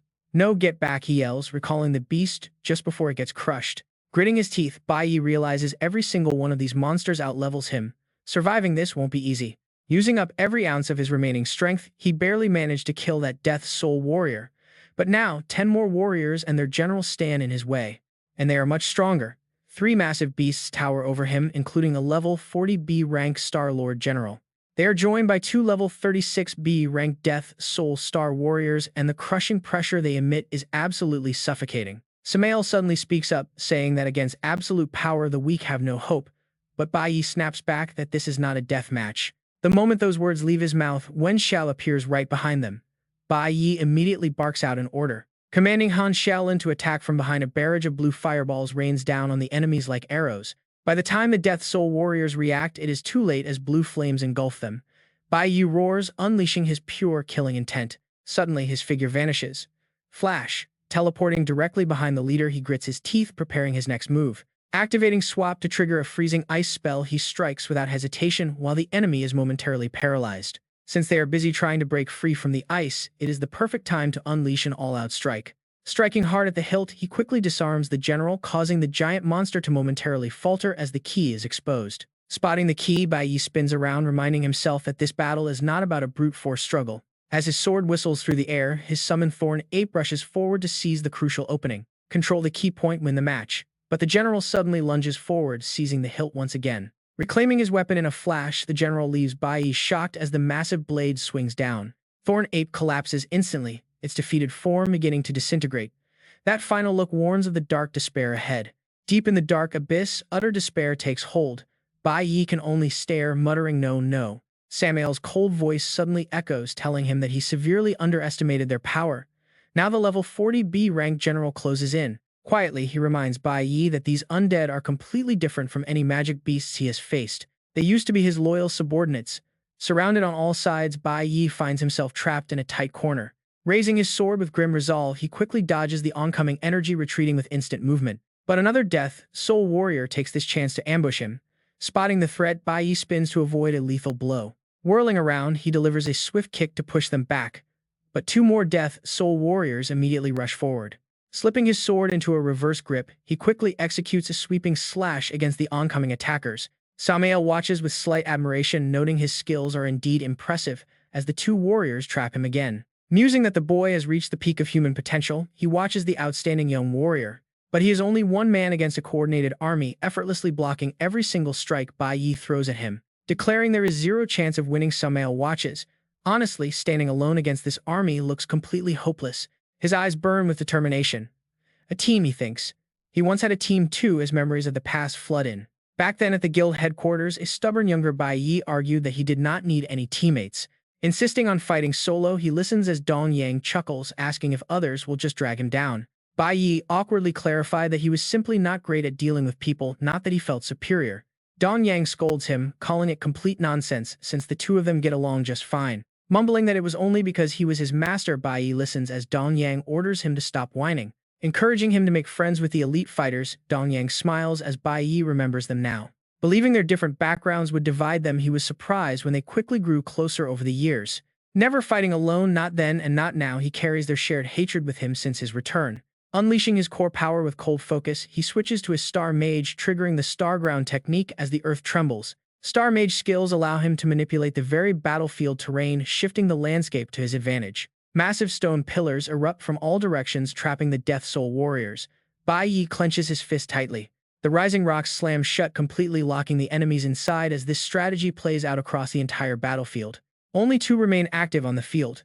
Thoroughly familiar with every class, he charges forward without a second thought. As the general raises his blade, Bai Yi swings with absolute resolve, painting a crimson arc in the air. Piercing straight through his chest, the massive blade inflicts pure agony, but Bai Yi manages to gasp. Calling it a brutal hit from a B-rank lord, he tightly grabs the general's arm as his voice turns hoarse. A voice rings out he can only slice ice with a weapon, but against a cloud mage he stands absolutely no chance. He roars with everything he has, unleashing his elemental power as the system screen flashes the bone-chilling Ice World skill. This high-tier cloud mage technique uses massive elemental energy to instantly freeze any target with a drastically increased success rate. The target is frozen solid, leaving the general in utter disbelief while even Samael watches in complete shock. First, he used his star system mage skills to isolate the minions, turning the chaotic battlefield into a clean one-on-one duel. Then he used his own body as bait, letting the enemy's sword pierce him while carefully avoiding any of his vital organs. With the general's weapon trapped, he instantly switched to his mage class, leaving the enemy completely frozen solid. Bai Yi immediately switches to his core warrior class, showing zero hesitation as he cleanly severs the Death Soul General's arm. The general recognizes the triple severance skill, completely stunned that a single fighter can act like an entire squad. The system status screen pops up explaining that triple severance unleashes all stored energy in one devastating attack. It bypasses all defenses to slice through anything, but it leaves the user temporarily paralyzed right after activation. This ultimate core warrior skill evolved from the Pure Land technique. The furious general roars, calling him a bastard. Bai Yi grits his teeth, pulling the blade from his own chest. Wait, is he really about to unlock it? He flings the sword directly toward the lock. The Death Soul General screams in denial, but he's already too late. The blade jams into the lock and twists violently. As the lock clicks open, a massive wave of dark energy erupts. Samael laughs with wild amusement, asking if he actually pulled it off as Bai Yi slowly gets back on his feet. He reminds Samael of his promise, but suddenly the giant hand of the Death Soul General lifts Bai Yi like a rag doll. Around them, the stone prisons crumble to dust, releasing a massive horde of undead soldiers. Bai Yi speaks up weakly. He demands that Samael keep his word and wipe out the entire army, but Samael just lets out a cold snort. Samael growls that he does not need to be told as dark patterns spread across his skin and a black horn grows. A terrifying pressure erupts from his forehead as Samael vows to never show mercy to any traitor on this battlefield. His eyes turn freezing cold as he glares at the enemy generals, and in a flash, his entire body vanishes completely. He reappears and punches clean through an undead soldier, releasing massive bursts of lightning that fry everything in their path. The general panics as Samael vanishes once more, leaving only dust and smoke where he stood just a second ago. Samael instantly closes the distance, placing a hand on the general's shoulder before launching him back with a brutal kick. The general slams hard into the stone cliff as Bai Yi crashes to the ground, surrounded by a closing horde. The undead soldiers swarm him, but Samael senses them immediately, mocking their absolute ignorance as blades begin to flash. Their weapons strike nothing but an afterimage, and in the next second, a freezing hand grips the general's face tight. Lightning explodes with absolute fury, leaving nothing but a charred skull in his hand, which Samael crushes without a thought. The soldiers keep charging. Seriously, how blind can they be as wild arcs of electricity wrap around Samael? He curses them as ungrateful traitors before unleashing a massive spell that instantly blows the Death Soul General to pieces. He summons a giant fireball to pierce through his enemies, roaring that this land was once their home. Down below, Bai Yi and Wen Xiao sit cross-legged, a system notification flashing to show their recovery process is active. Up above, Samael rages on, shouting that the self-proclaimed gods were the ones who stole their territory in the first place. He lifts another general by the neck, demanding to know why they refuse to fight back against their oppressors. He slams him down completely, losing his mind over their betrayal and calling them nothing but dogs for the gods. He asks if serving those gods as watchdogs was really better than being his loyal soldiers, as the beaten general whimpers. The general wheezes that they only did it to survive, but Samael just scoffs at the excuse before unleashing another blast. The massive blast slams into the general as Samael cold-bloodedly asks if survival is just another word for treason. His body begins to rust and decay under the pressure, leaving the general begging for a swift and merciful death. Samael glares down with icy eyes, asking why a traitor deserves an easy death before raining down lightning once again. The general screams in absolute agony, but Samael's thirst for blood remains completely unsated as he promises to dismember him. Ignoring the massive pools of blood, Samael continues his brutal torture, unleashing strike after strike of his divine punishment. He vows to keep going until every drop of blood runs dry, while the general keeps desperately begging for death. Suddenly, a bright flash of light slices clean through the general. It's Bai Yi, ending the torture once and for all. System alert: Death Soul General successfully killed. 100 experience points acquired. The servant's soul remains locked. Witnessing this, Samael raises his voice in anger, asking how he dares to interrupt his punishment. His eyes burn with rage. "Who do you think you are?" Samael snarls. Bai Yi silently watches as a memory of a past conversation flashes. It is his talk with Belphegor. "Once you return to the past, help me find the other 6 and free them." Bai Yi was completely stunned at the mention of the other 6. The Demon King simply tilted his head thinking it over. With a dangerous smile, the Demon King confirmed it. Yes, the other 6 Demon Kings. Bai Yi stood there frozen. Belphegor tapped a finger against his chest, whispering that the heart he gifted him would react when the time came. Stepping closer, the Demon King explained that those 6 hated the gods to their very bones just like Bai Yi. Since their goals aligned, Belphegor kept pushing his plan before Bai Yi could even process the shock of it all. He urged him to use them as weapons to slay the gods, laughing madly at the sheer thrill of it. A hero and a Demon King working together. Belphegor clenched his fist, savoring the absolute control of the plan. Those foolish, arrogant gods brought this upon themselves. Bai Yi could only watch in silence as the demon gloated. Together, they would overthrow this filthy world ruled by gods. Suddenly, the memory fades, returning to Bai Yi in pain. Savage energy constricts him, but he gasps out his conditions, stating he wanted those enemies dealt with immediately. Since Samael failed, Bai Yi declares he will do it himself, leaving the Demon King frowning in shock. Samael warns him, asking if he truly thinks unlocking his power gives him the right to negotiate like this. Bai Yi staggers to his feet, telling Samael that he can never escape this place on his own strength. This tower exists solely to suppress your power, he says calmly. If you want to rot here forever, kill me now. Samael falls silent, contemplating the threat before Bai Yi drops a familiar name. Does he still remember Belphegor? Hearing the name, Samael flinches, his brow furrowing deeply. Bai Yi explains that finding and freeing him was the deal. It was his promise to the Demon Lord. Stunned, Samael demands to know how a mere human could know Belphegor. Before the demon can finish, Bai Yi clutches his bleeding chest. This heart belongs to this life now. His eyes turn ice cold. Belphegor gave him this heart and he refuses to owe him anything. Unlocking Samael is just the beginning. Samael questions how he plans to pull this off. Bai Yi lowers his head, his sharp eyes flashing with intent. He intends to tear this entire place apart. Bound by heavy iron chains, 2 souls prepare to defy their fate. Samael leads Bai Yi to a ruined ancient grand city. He whispers that this realm once belonged to his people. Walking forward with pride, he recalls the distant past, unable to remember how many centuries have passed since then. Back when he led the demon race, they finally discovered this sanctuary flowing with raw magic crystals and immense dark energy. But soon after, invaders calling themselves gods marched their holy armies directly into the heart of their peaceful territory. The memories fill his eyes with profound sorrow and rage. They ambushed his people while they were building their homes. Their lands were stolen and his people enslaved.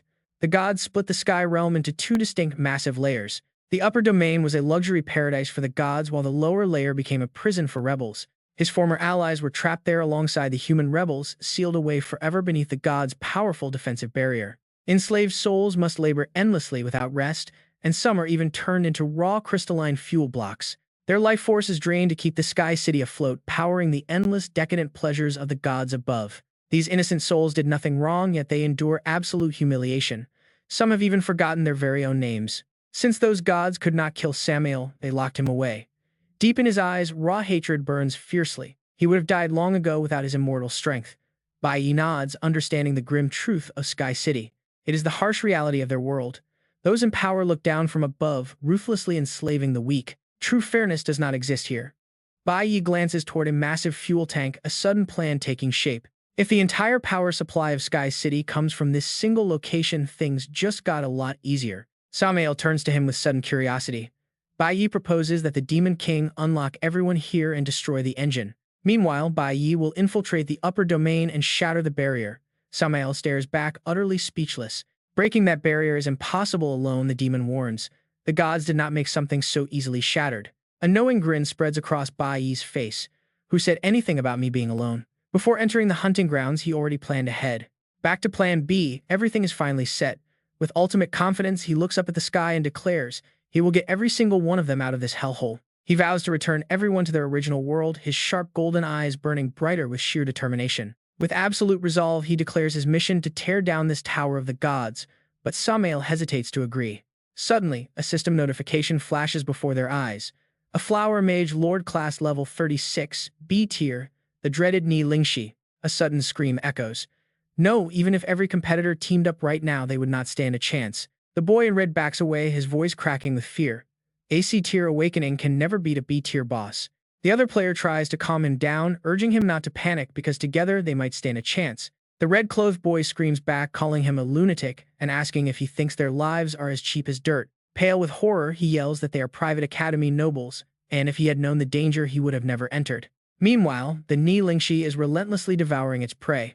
Watching the gruesome sight, the boy in red screams in absolute terror. He curses, asking if that looks like a normal monster before instantly turning on his heels to flee the battlefield. Sneering that he is not like them, risking his life for pocket change in this absurd game, the spearman grips his weapon tight. With a cold glare, the spearman tells him to wake up, explaining that they did not join this madness by choice. The memory shifts back to a rundown apartment, where a young mother was coldly congratulated for being drafted into this hunting season. Her husband had desperately rushed forward to protect her, begging to take her place since she had just given birth and was still recovering. But the officials coldly questioned him, demanding to know if he dared to defy the absolute orders of the gods. Gritting his teeth in pure rage, he realized this hunt is just a brutal bloodbath created for the amusement of the gods. To them, humans are nothing but expendable toys.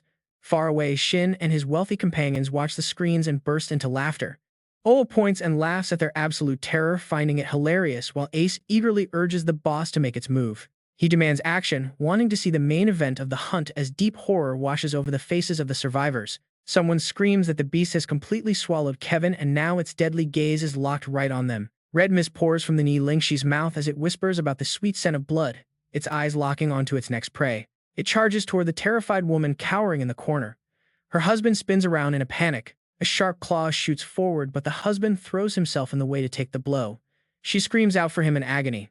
Her voice cuts short as the monster looms over her while the boy in red hides behind a rock, desperately covering his mouth. The wounded husband reaches out helplessly, trying to stop the nightmare as the Ni Lingxi opens its jaw to swallow her. He tries to scream no when suddenly a powerful strike hits the back of the monster's neck from out of nowhere. The system announces the Windblade Ice Spear skill as Gani Cat leaps high into the air like a sudden gale. He falls back to shield the terrified woman, and the system reveals his identity, Gani Cat, blessed of the Kim family. The boy in red peeks out, recognizing the top ranker on the leaderboard, while another player celebrates their rescue. But Gani immediately crushes their hopes, stating that their fates were decided the second they entered this battlefield. No one escapes the games of the gods. Suddenly, an angry voice barks through his earpiece, demanding who allowed him to interfere. They call him an idiot for ruining their entertainment, leaving the red-clothed boy standing there in utter confusion. He questions what that means, while Oa complains that their precious fun has been completely ruined by the Kim family's blessed. But Lack flashes a sinister, twisted grin, telling them to calm down because he has a much better idea. Demanding to see something far more thrilling, he instantly sends a ruthless command down to the arena. Forget the monster, he orders, turn around and kill that woman right in front of everyone.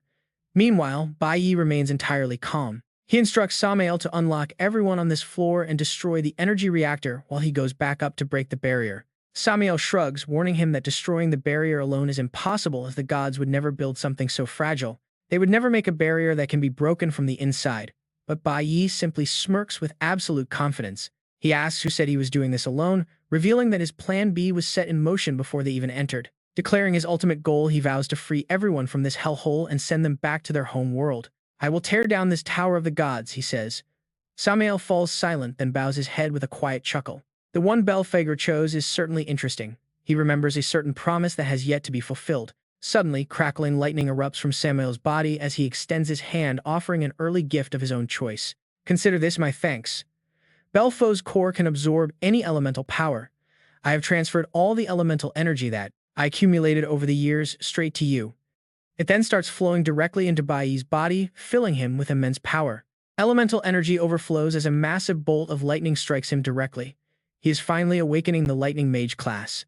Instantly filled with raw lightning elements, his new class is officially unlocked. Bai Yi stares blankly at the screen in disbelief. Shock fills his eyes as he confirms his new Lightning Mage class. This is his very first gold-grade class. Next, he hands over a ring, telling him to take his magic ring, which normally acts as an infinite storage space. But it has another special function. It can transmit his voice, so if he simply screams into the ring, I will immediately sense your location. Right then, Samo solemnly promises that as Liu Yun, no matter where he is, as long as he hears Bai Yi's voice, he will come running no matter what. Bai Yi asks him in surprise, "Wait, Liu Yun isn't your name, Samao?" The man calmly replies that Samao was just his original name before things changed. He changed it to Liu Yun, and only a select few people he truly trusts actually know about it. Bai Yi nods in understanding and addresses him as Liu Yun. Immediately, the system pops up, switching his class back to Flower Summoner. A bright light glows beneath his feet as Bai Yi turns to leave, noting that time is short and he must head up. Once the barrier is shattered, they must escape this place immediately. The next second, Wen Xiao suddenly appears in front of them. The summoned beast Han Xiaolin is ready. Samao calls out, telling Bai Yi they must grab a drink next time they meet. Bai Yi gladly accepts the deal. Smiling, Liu Yun mutters that they are about to completely tear down this playground of the gods. Meanwhile, the atmosphere elsewhere is tense. Despite his severe injuries, a man struggles to ask what the other intends to do. Lak's vicious voice echoes in his ears, urging him to hurry up and kill the man's wife right in front of his eyes. A cruel laughter follows, praising how wicked yet entertaining it is. Suddenly, Gan reaches up to touch his communication earpiece. He immediately crushes it to pieces. Gan coldly warns them to get out of there even if they have to crawl. On the other side of the screen, everyone is shocked. She trembles, asking what he means while his face grows dark. Cursing him as an absolute beast, Wu Duo stands shocked, wondering if he really dared to do that. Lak leaps up screaming. How dare he break his earpiece? Lak vows to kill him once he gets out, but suddenly points toward the screen. Look at the screen, things are about to get absolutely crazy as the holographic leaderboard starts shifting right before their eyes. Bai Yi's score has suddenly appeared on the board. Is that guy actually still alive? Meanwhile, deep inside the dark mist forest, Bai Yi walks and reflects. This entire hunting competition from start to finish is nothing but a twisted game of the gods. Every single awakened hunter who entered this arena is just a pawn in the twisted game they created. But as his power surges, he realizes the game is still missing its most important player. Now it is their turn to be dragged into this play. Deep in thought, Bai Yi compares this world to a giant forest. It is like a dark, foggy forest, and once you fall under their control, you can never escape. Remembering his past life, he realizes he spent his entire existence living a lie spun carefully by the gods. Looking back now, the cracks in their deception are completely obvious, just like this endless dark mist forest. Right in front of him, a level 39 B-rank Flower Mage Lord is pinned tightly to a massive tree. Strange machinery continuously feeds it energy. Bai Yi confronts the beast, asking if it is the source of the mist. It seems the creature is just another pitiful captive of the gods. Suddenly, memories of the past flash back into his mind. He desperately tells Anlei to wake up. Rubbing her eyes, she asks what is wrong as he grabs her hand. Urging her to hurry, his panicked voice echoes as he leads her into the shadows. Her brother quickly covers her mouth. He demands complete silence as a strange, sinister voice echoes through the dark, hunting for their hiding spot. Anla trembles in pure terror as a ferocious monster approaches, growling and demanding to know where they are hiding. Tears stream down her face as she whispers for her dad. Suddenly, a familiar body collapses right beside her. Absolute despair fills her eyes as her loved ones fall one by one. The monster continues to close in on her. But back in reality, Bai Yi's voice suddenly cuts through the nightmare, urging her to wake up. Anlei snaps out of the horrific dream. Bai Yi gently reassures her that it was just the black mist illusion. She is safe now. Anlei calls out his name, her terrified eyes frantically scanning her chaotic surroundings. Bai Yi comforts her, explaining that everything in this terrible place has finally come to an end. The players quickly appear on screen, and Owe excitedly points at them. Look, the score of that guy named Lak is up too. This is so fun. At happily agrees, since you set this up, Lak might just lose the bet again. Indeed now, even his own blessed champion dares to disobey orders. As he speaks, he suddenly notices the look on Lak's face. He really lost face there. The god angrily clenches his fists, growling out, Shin, I demand you release the demon enhancer. Right now. Shin asks in shock, pointing out that the enhancer is too dangerous, especially if a B-rank lord keeps getting stimulated by that substance.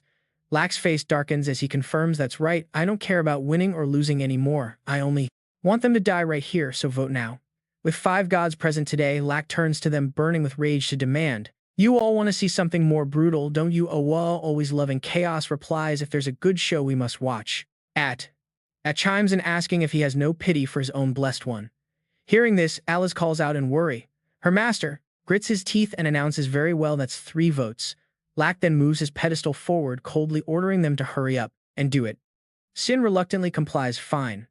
Lak, highly displeased, complains that the leaderboard is blocking his view, so turn it off, already wanting to watch them die with his own eyes. Suddenly, several pillars rise from the ground, and just seconds later, they begin spewing out a thick red mist. The young man in red immediately senses danger, wondering what's happening and what these are. Right in front of them, the Niling Shi greedily inhales the gas, its tentacles squeezing the ice block. Under the intense pressure, the ice completely shatters.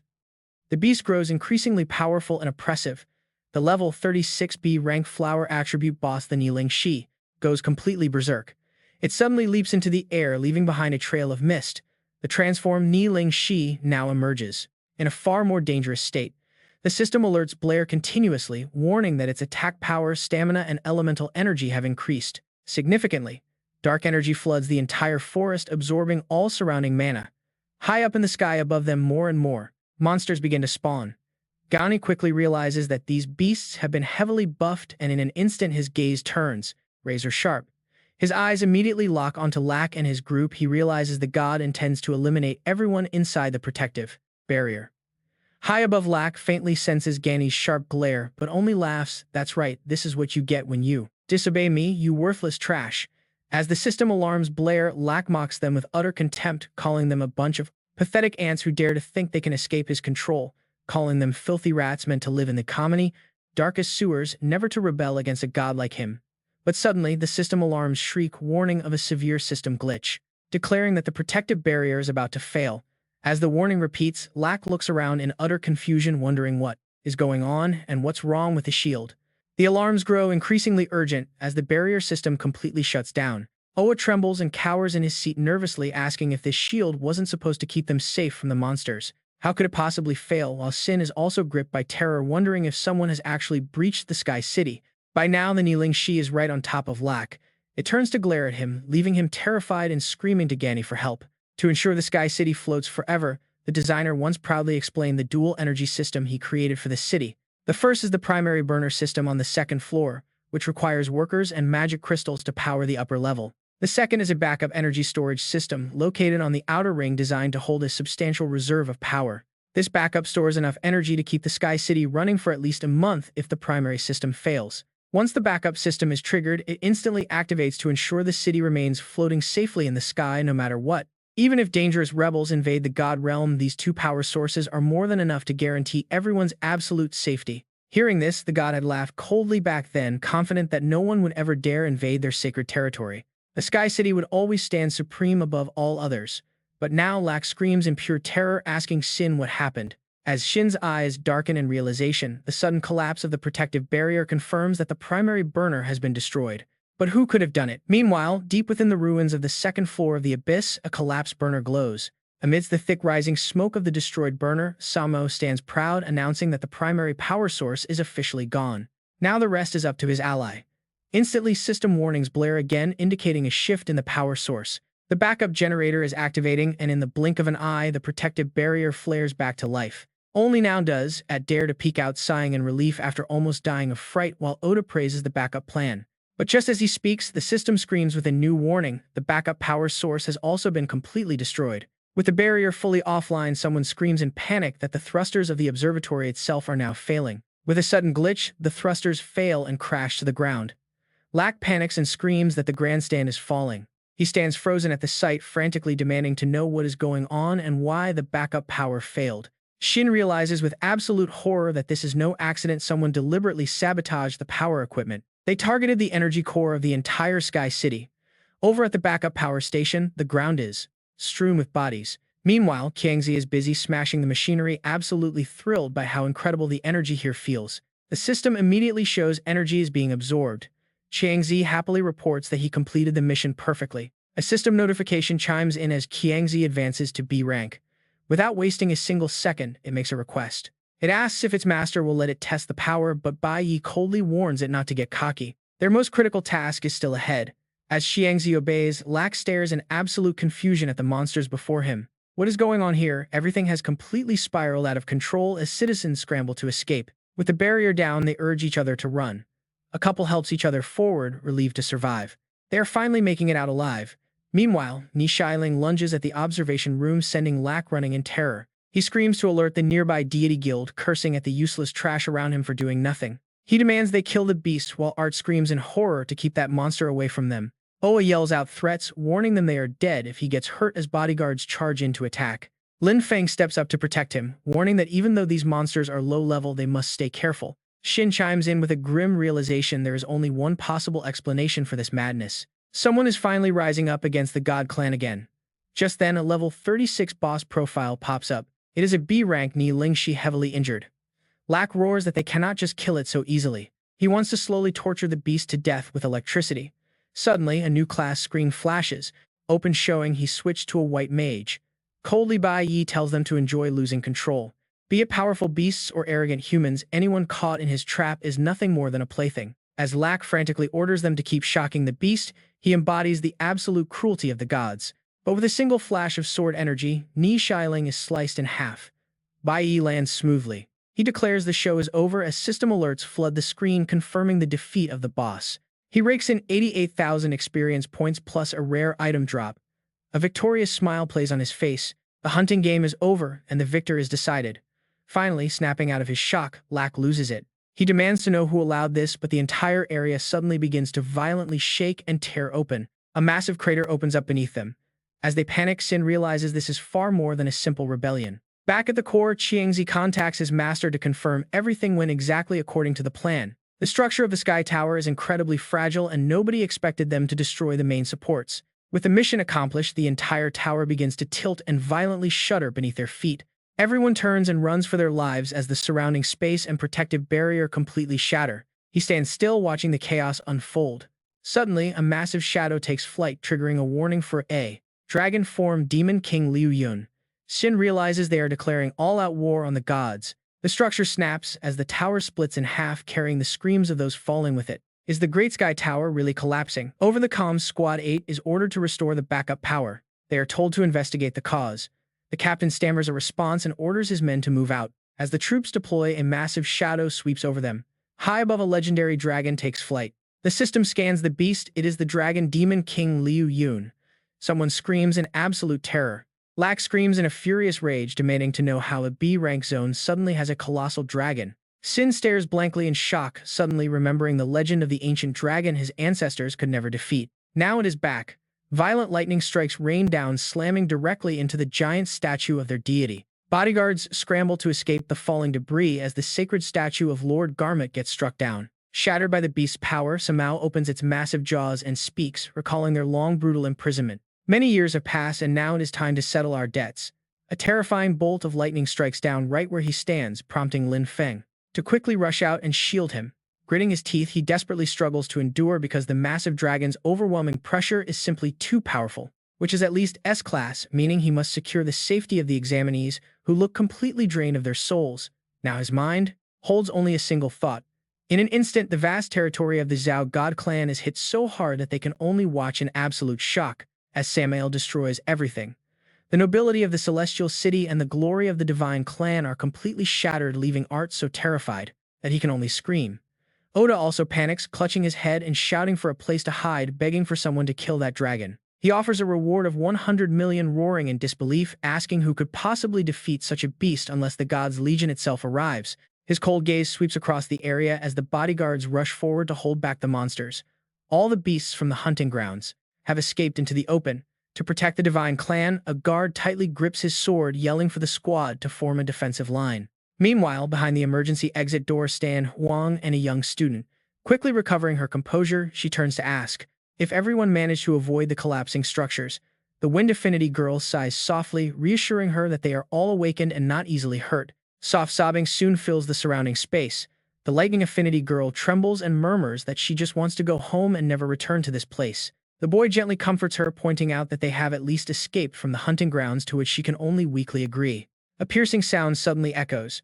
Go call the God's Legion, Luke screams repeatedly, desperate to find out when the reinforcements will finally arrive. Why are they taking so long, and why is Thip staying so quiet? Meanwhile, the mysterious youth stands silently watching the unfolding chaos. Destroying the God Clan's territory and freeing the Demon King from the lower depths, this massive coordinated assault targets the entire divine race. It has been meticulously planned for a long time, and without a doubt, a traitor must have sneaked into the competition this time. One burning question remains: who is behind all this? Bai Yi transmits his voice through the ring, urging his injured ally to leave. Samael suggests that he escape with him, warning that the God Clan will not overlook such a massive disturbance. His visit to the Abyss will surely be discovered soon, but Bai Yi only offers a confident, calm smile in response. Do not worry, he replies, explaining that everything was fully prepared before entering the hunting festival and meeting him was merely a coincidence. The real hunt has only just begun.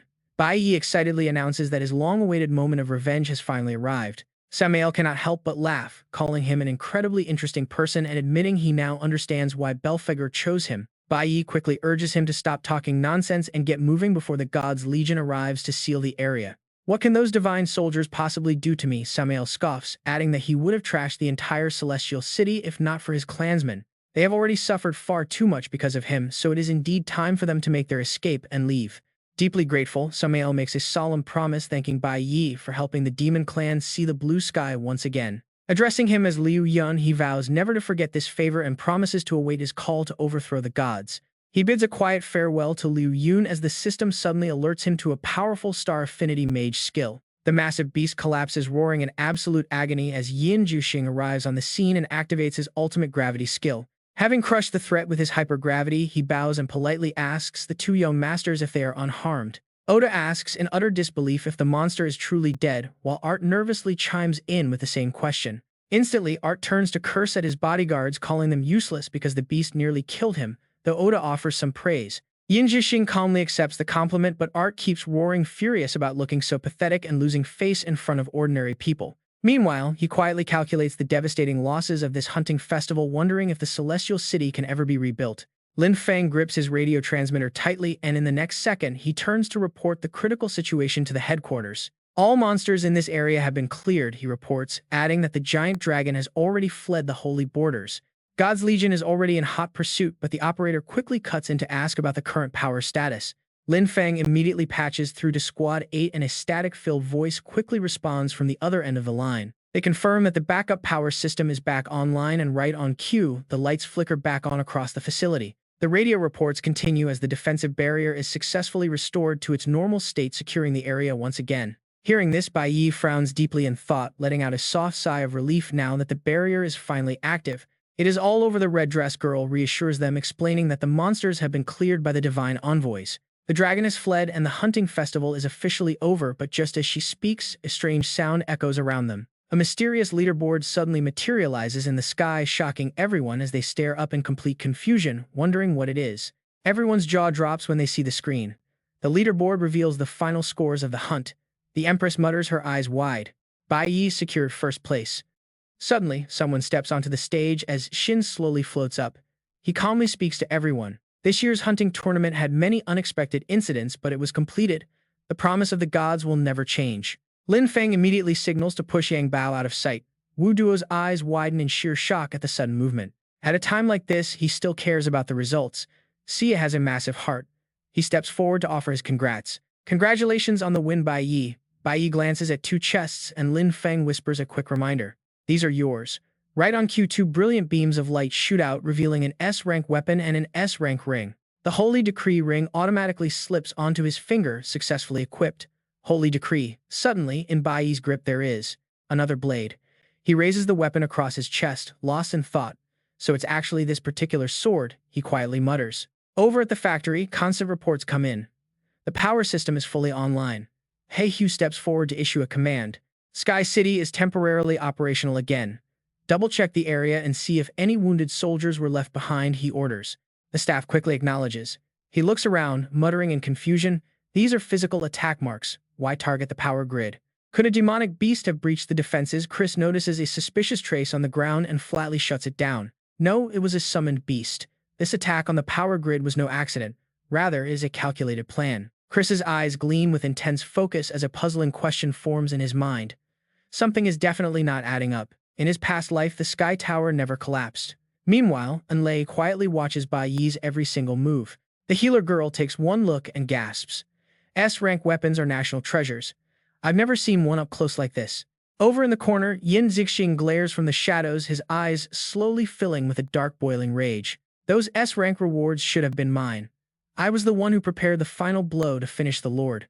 Yin Jixing remembers how Lux was excitedly ordering to shock the beast only for the opportunity to be snatched away. Whether it was showing off in front of the gods or claiming that S-rank weapon, you stole absolutely everything from me. Bai Yi continues testing the weight of the sword, completely unaware of the glare. Is it really this weapon again, he wonders. Suddenly, furious shouting echoes from afar. He strikes Gannis while screaming out, you idiot, why aren't you dead yet? A B-rank golden priest like you can't even beat a country bumpkin loser. Just as I said earlier, if you failed to get first place, you should have died in there. Lux roars like a wild beast, completely losing his mind. You cost me 100 million. A floating platform suddenly flies over. Sin issues a stern warning to him. Stop this, Deji. Everyone is watching, so show some restraint.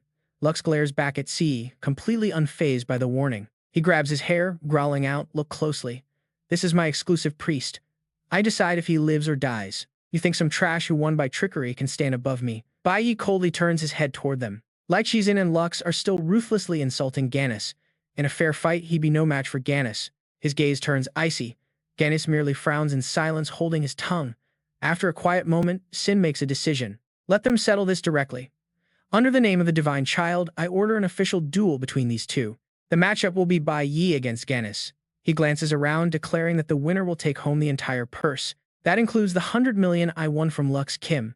The guy with the earrings gasps in disbelief. An Awakener duel, the guy in the red outfit is stunned. They really want Bai Yi and Genis to go solo. He quietly watches, calculating the odds. Just how much power are you hiding, Bai Yi? Show me what you can do. Prove to me that you aren't behind the recent chaos. The tower falls dead silent. Suddenly, Lux bursts out laughing. You've got a sharp mind. He quickly turns and resumes beating Genis. I am giving you one last chance to win. Lose again and I will pay a personal visit to your home. You hear me? Lux warns with a low growl. His pupils shrink in pure terror. Shin remains silent for a brief moment before addressing the two combatants directly. Do either of you Awakeners have any objections to this match? Genis hesitates for a second, then mutters no. Bai Yi frowns, quickly analyzing the situation. She ordered this as the Divine Child, meaning refusal is open defiance. Now is not the time to make enemies of the gods. He looks up and calmly gives his answer, no objections. Shin smiles, pleased with the response. A massive piece of earth rises into the air as he points toward it. The battle will take place up there. Surrender, death, or falling off means instant defeat. It is time to settle this. With the defeat, the crowd buzzed in shock, wondering if they were actually fighting here as Anlei watched anxiously. She stared at his retreating figure. Suddenly, Bai Yi spoke, reminding him that too much had happened in Sky City that day. He suspected the mastermind behind all this chaos was actually among the tournament competitors, hiding their true power for a long time. They must have planned this for ages, making their entry in the tournament no accident, and then asked what Bai Yi thought. Bai Yi did not answer immediately, silently lowering his head before slowly replying that he knew nothing and only wanted to grow stronger. C flashed a knowing smile and wished him luck, while Bai Yi calmly calculated his next move with a cold, sharp gaze. His eyes turned ice cold. It was clear the man suspected him, meaning he could no longer afford to hide his true strength. Amidst the ruins, the two stood locked in a silent standoff, Ganik standing motionless with freezing eyes fixed on his opponent. Regret swelled in his heart, thinking how unexpected it was that they were forced onto the very same arena in this life. Bai Yi recalled their past life when Ganik had injured the gods and fled in fear, escaping back to his old homeland. The Manhwa Kingdom had issued a warrant for Ganik, prompting the Divine Legion to hunt him down and capture him alive. The order was clear: if he resisted, kill him. Suddenly, the scene shifted back to Manhwa, where he stood outside a ruined house. Standing before the rundown house, a haggard Ganik rasped that they had arrived surprisingly fast, but Bai Yi only gave a cold warning. Those with divine privilege always have a tracker in their hearts, making escape impossible, which only made Ganik chuckle with self-derision. He mocked himself, knowing no one in this world could escape their grasp. Since death was certain, he prepared to fight. Ganik unleashed his ice sword, deciding he would rather die in his homeland, forcing Bai Yi to summon his weapon as well. Meanwhile, in another arena, cheers erupted as Lak screamed in rage, cursing his fighter to go as his butler approached with news. The butler reported that Bai Yi of the Divine Legion had successfully landed on the island, catching him slightly off guard. He paused, then casually asked if they should place a bet on who would die next, while the two rivals faced off elsewhere. Staring at Ganik, Bai Yi reflected on their past life when he had stood on the side of the gods as a loyal soldier. He was a decorated warrior of the Divine Legion, while Ganik was a hunted fugitive standing on completely opposite sides of fate. Neither of them realized back then that they were merely insignificant insects kept alive for the pure amusement of the high gods. Back in the present, ice crystals condensed in Ganik's hand, rapidly forming a razor-sharp blade as Bai Yi raised his own weapon. He muttered that they were trapped once again on a stage designed by the gods, while Wa laughed hysterically in excitement. Finding it highly amusing, they watched intently, while Mala kept snarling loudly, demanding his fighter to tear the opponent apart. He urged Ganik to butcher that country bumpkin, flashing a cruel smirk while bringing up the warrior's vulnerable homeland to provoke him. Below the stage, Lak shouted relentlessly to provoke Ganik's fighting spirit, entirely ignoring the warrior's pale, tense expression. He told him to remember the townsfolk back in Manhwa, even if it meant tearing down Sky City itself to protect them. Across the ring, Bai Yi frowned with a grim look, saying nothing as both warriors instantly lunged forward at maximum speed. Ganik was forced onto the defensive, barely blocking Bai Yi's heavy slash, yet both shared the exact same burning determination. They wouldn't hold back. Just listen to that deafening clash as their blades repel, leaving only blurry afterimages and ice. Shards of ice erupted from Ganik's frozen sword, but neither paused as they immediately clashed again in a flurry of blows. Their eyes burned with lethal intensity, neither willing to yield a single inch, both fully aware that they were merely disposable puppets. Breaking his defense, Gannett launched a ferocious horizontal strike, whipping up a violent gale that sent shockwaves across the arena floor. As brilliant light flashed, both fighters knew the harsh reality in the eyes of the gods. They were mere ants to be crushed. The shockwaves from their brutal clash blasted outward directly, forcing Lack and Alice to shield themselves as they watched from the sidelines. Before long, Gannett unleashed a lethal strike, lunging forward like a wild beast hunting its prey directly at Bai Yi. The attack rushed in with terrifying speed, but Bai Yi showed no fear, raising his blade to meet the incoming blow. With a deafening screech, their weapons slammed together, sending Bai Yi sliding backward as he struggled to absorb the impact. He planted his feet and immediately retaliated with a swift kick, though Gannett managed to block the strike just in time. Refusing to back down, Gannett gripped his hilt tighter, swinging his frozen blade to unleash a devastating counterattack of his own.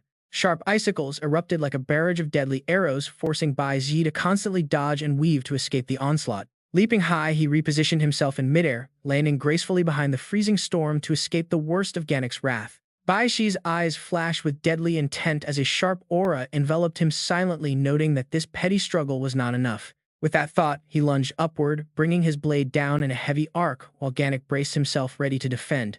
He stood ready to face the coming plan. Suddenly, his expression completely shifts, leaving his mouth hanging wide open in pure shock.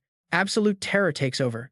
The entire arena goes dead, silent, with nothing but tiny shards of shattered ice drifting lazily through the cold air. Then a deafening explosion rocks the ground.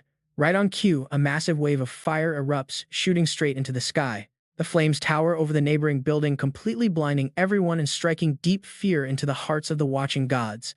The shockwave of this ultimate attack sends rocks flying everywhere, kicking up massive clouds of thick dust that completely swallow the entire battlefield. Squeezing her eyes shut, the girl in the green hat gasps in absolute horror. The shockwave is too intense, and the guy in red looks just as terrified. This clash of ice and fire leaves the princess pale and totally speechless. Beside her, the young man can only stare in sheer disbelief. He stammers out that both of these fighters are incredibly powerful. Over on the other side, Lack and Alice are not doing any better. A rolling cloud of dust completely blocks their vision. All around them, chaotic shouts and panicked voices break out in the darkness. No one can see a single thing. Another heavy boom echoes, but while the crowd outside is left completely blind, the real battle continues. Deadlock. Bai Yi and Gannicus are locked in a deadly stalemate inside the dust, neither one showing even a shred of mercy. Bai Yi guides his sharp sword at a perfect angle, piercing right through Gannicus. Pain flashes across Gannicus's pale face as he gasps. In the middle of this brutal struggle, Bai Yi suddenly whispers his name. He smirks, locking eyes with his wounded opponent. He growls out a question, "Do you want it?" Leaning in close to Gannicus's ear, his lips move. Whatever Bai Yi whispered remains a mystery. Stunned, Gannicus can only stare back in absolute shock, his eyes going incredibly wide. Following Gannicus's dazed expression, another massive explosion erupts. On this chaotic battlefield, absolutely no one dares to get close. Bai Yi gets blown back, digging his heels into the dirt to stay upright. Over on the other side, Gannicus suffers the exact same fate. He gets hurled backward instantly, putting a massive gap between them. Bai Yi's expression darkens as he regains his balance. Gripping his sword tight, Bai Yi glares across the field at Gannicus. The god's blood is dripping from the fresh wound Bai Yi just gave him. He looks heavily battered, but his mind is racing. Gannicus is deeply confused by what Bai Yi just said. Why did he suggest that? Why would an opponent offer such a choice? Down below the stands, Art catches a clear view of Gannicus's bleeding injury. He points his finger and bursts into mocking laughter. Gannicus is hurt. He jeers that country bumpkin actually drew blood from your blessed one. Hearing the brutal mockery, Lack's face instantly twists into a dark scowl. Furious and unwilling to accept this, he screams at his fighter. He calls him a useless piece of trash, yelling at him to stop hesitating and get moving. Driven by the command, Gannicus charges. He ignores his bleeding wound and lunges forward at Bai Yi. Without a single moment of hesitation, he brings his heavy blade down. Bai Yi is forced to backpedal rapidly under Gannicus's relentless and furious assault. Watching this, Lack cannot contain his excitement. He screams for him to finish the fight right now, but Bai Yi is not done yet. With a cold glare, Bai Yi parries the blow with his sword before instantly launching a counterattack of his own. He delivers a devastating slash directly into Gannicus's shoulder, leaving the god wide-eyed with sheer terror. Yet Gannicus still fights back. He refuses to yield immediately, swinging his blade in a frantic flurry of strikes. Once again, they clash like savage beasts. Down below, Lack squeezes his fists and keeps screaming, utterly furious that his champion cannot even take down a simple country bumpkin. Nearby, a guy in a shirt watches in utter awe. This is his very first time witnessing Bai Yi fight with such ferocity. To think a regular human could match a blessed one. The guy next to him turns with a greedy, excited grin on his face. This payout is going to last them lifetimes. Meanwhile, Bai Yi keeps trading blows, completely silent but radiating a pure, murderous aura. Without backing down, he steps right into the heat of battle and drives a heavy fist straight into Gannicus's chest. The impact sends the opponent skidding backward. Gannicus quickly drops his center of gravity, locking himself into a solid defensive stance. He barely manages to brace himself against Bai Yi's devastating power. Shaking, he stands up and casts a quick glance behind him. The guy in the shirt gasps in disbelief. He has actually pushed Gannicus right to the very edge of the arena. His friend pumps his fist, cheering that Bai Yi officially has the upper hand. Before the words even settle, Bai Yi makes his move. He blurs forward with blinding speed, instantly closing the distance to corner Gannicus. Raising his sword high, his killing intent spikes. He calls out his ultimate attack. In a flash, Bai Yi zips right past Gannicus, the tip of his blade trailing behind him. The cold blade slides clean through his opponent. It is over. Lack can only watch, trembling in sheer panic. He grits his teeth, staring at the frozen figures on stage. But as he watches the scene unfold, his eyes go wide. Sensing something is terribly off with Gannicus's body, he stammers that this cannot be right. Right then, the system screen suddenly flashes. It displays the special class skill of the Frost Skeleton Warrior. Right in front of Bai Yi, a massive block of ice begins to materialize, is slowly melting away while Gannicus, who should have been right there, silently teleports behind him. Before Bai Yi can turn to guard, Gannicus unleashes a brutal kick. The strike sends Bai Yi flying backwards, even though he managed to block the impact with both arms. In an instant, the tide completely turns as Bai Yi is blasted right off the arena. Meanwhile, Gannicus stands firm under the watchful eyes of the crowd. All around them, the onlookers cannot hold back their excited cheers. Bai Yi is out, Gannicus wins, proving why he is a gold B-tier blessed one. It is their first time seeing a clone skill like that. Watching the crowd erupt, Zhang Jun smirks and speaks up. He notes that Bai Yi did incredibly well just to hold his own. The Cloud and Lightning Attribute girls nod eagerly. Their eyes sparkle as they agree completely. Lack grins with amusement, turning to Shin and telling him that he was right. Shin merely offers a calm, silent nod in response. Up on the stage, Gannicus stands tall, looking down with a cold, contemplative gaze.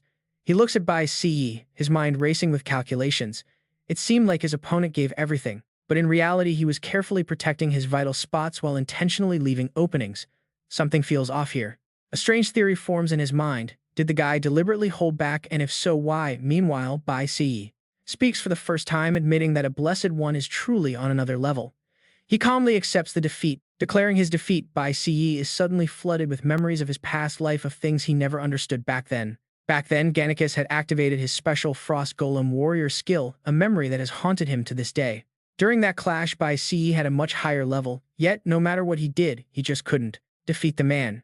He deeply respected Gannicus, who never once thought of running, choosing instead to fight until the very end. Their battle dragged on under the scorching sun. By the time twilight fell, Bai Yi finally managed to gain the upper hand.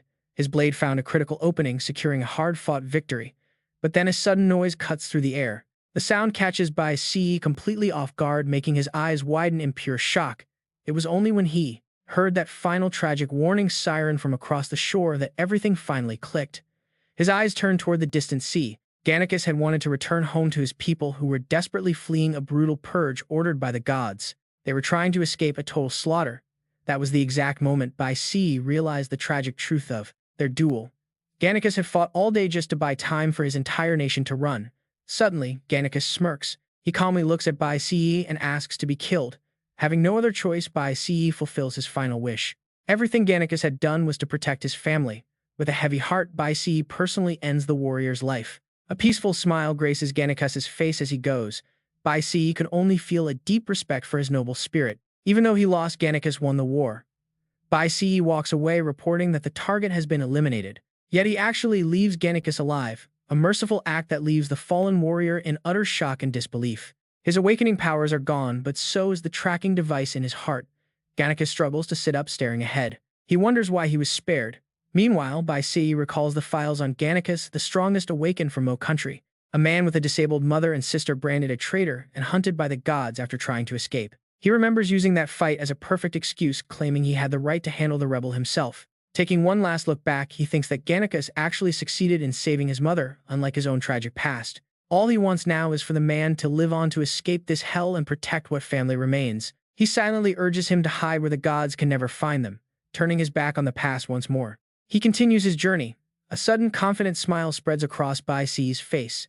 This time, things will be different. In this lifetime, they will build a world where no one ever has to run. Meanwhile, at the hunting grounds, a large crowd is gathered. Lin Feng stands before them, offering a reassuring smile as he addresses the anxious assembly. He promises that despite the chaotic events of the hunt, everything remains completely under the control of the gods. Inviting everyone to enjoy a lavish feast prepared by his prestigious family, delicious dishes are soon laid out, filling the massive, opulent banquet hall. Grabbing a plate, Jiang Jun cannot help but praise the incredible spread. He notes that back in Jiang, only elite officials get to eat like this. He plans to brag about it to his friends later. Nearby, Huang quietly observes her surroundings, completely shocked to find that despite the outside ruins, the grand dining hall remains completely untouched. The structures of the Celestial clan are truly built to last. Meanwhile, the guests slowly begin to enjoy the feast. Meanwhile, Alice eats with a visibly anxious expression as Gannicus stands waiting right beside her. Lux suddenly holds out a piece of cake and tells him to take it as a reward, his eyes filled with pure contempt as he looks down at Gannicus. Lux notes that his final performance was actually pretty decent, winning back 100 million. Gannicus politely reaches out both hands to accept the offering. He adds that it was only his duty. But suddenly Lux drops the cake to the ground, flashing a sinister smile as he asks if the warrior knows. He wants to know what mistake was made. Gannicus freezes in shock, and before he can react, Lux violently grabs him by the hair. With absolute contempt, he vents his rage, asking how Gannicus dared to disobey direct orders and even destroy his gear. He demands to know if Gannicus thinks a member of the god tribe could ever make a mistake before shoving his head down. He slams him face first into the cake, pressing down harder and harder while warning him that this will be his very last warning. Lux adds a chilling threat, telling him to think of his little sister. Gannicus is left burning with rage, yet completely powerless. Just then, Bai Yi approaches from a distance, calmly taking in the entire scene. Suddenly, Yin Jixing appears out of nowhere. He raises his glass to offer his congratulations, saying he is proud that Bai Yi actually managed to take first place.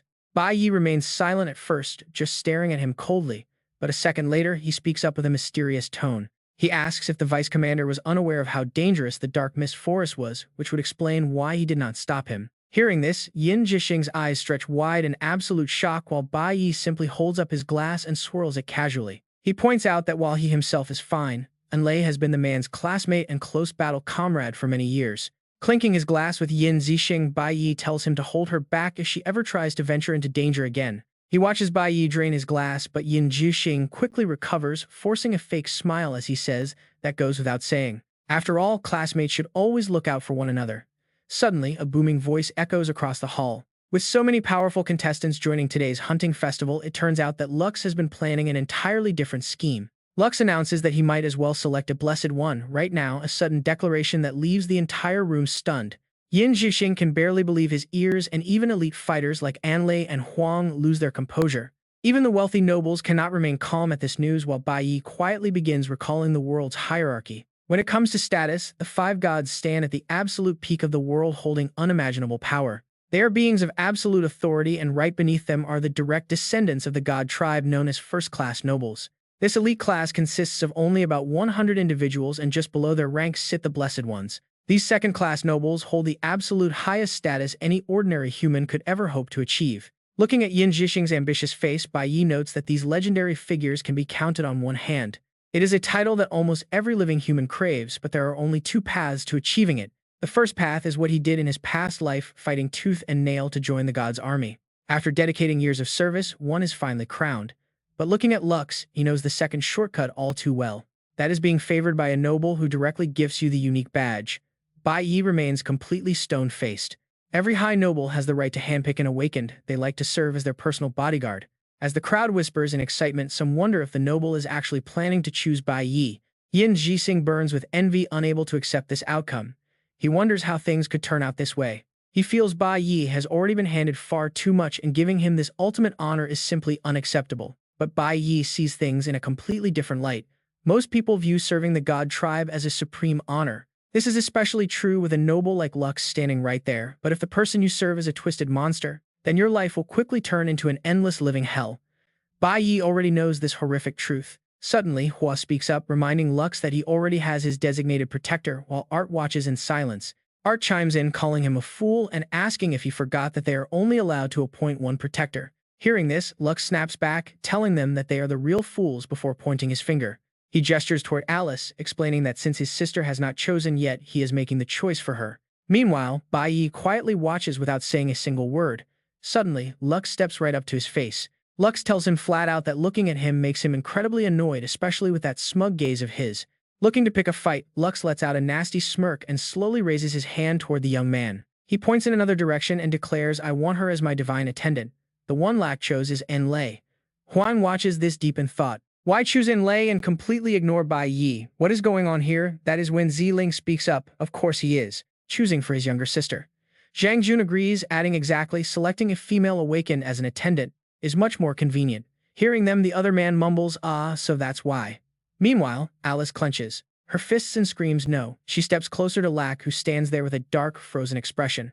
Her eyes tremble as she pleads, "Brother, I don't want to choose her as my attendant. I don't need this." But before she can even finish, Lak delivers a brutal slap right across her face.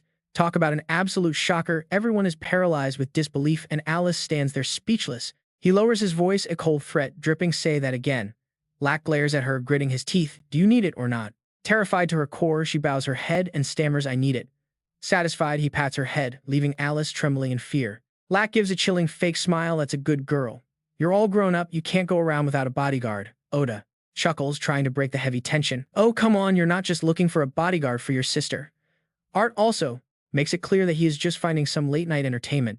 Shin narrows his eyes, scanning Anlei, but Lak really did not pick wrong. The girl is quite beautiful. Zhang Jun joins in on the laughter. "Too bad, we've already chosen our own attendants." Anli silently steps forward and speaks directly to him. "Mr. Lak Kim, thank you for your kind offer." She bows politely and says, "But I am still a student.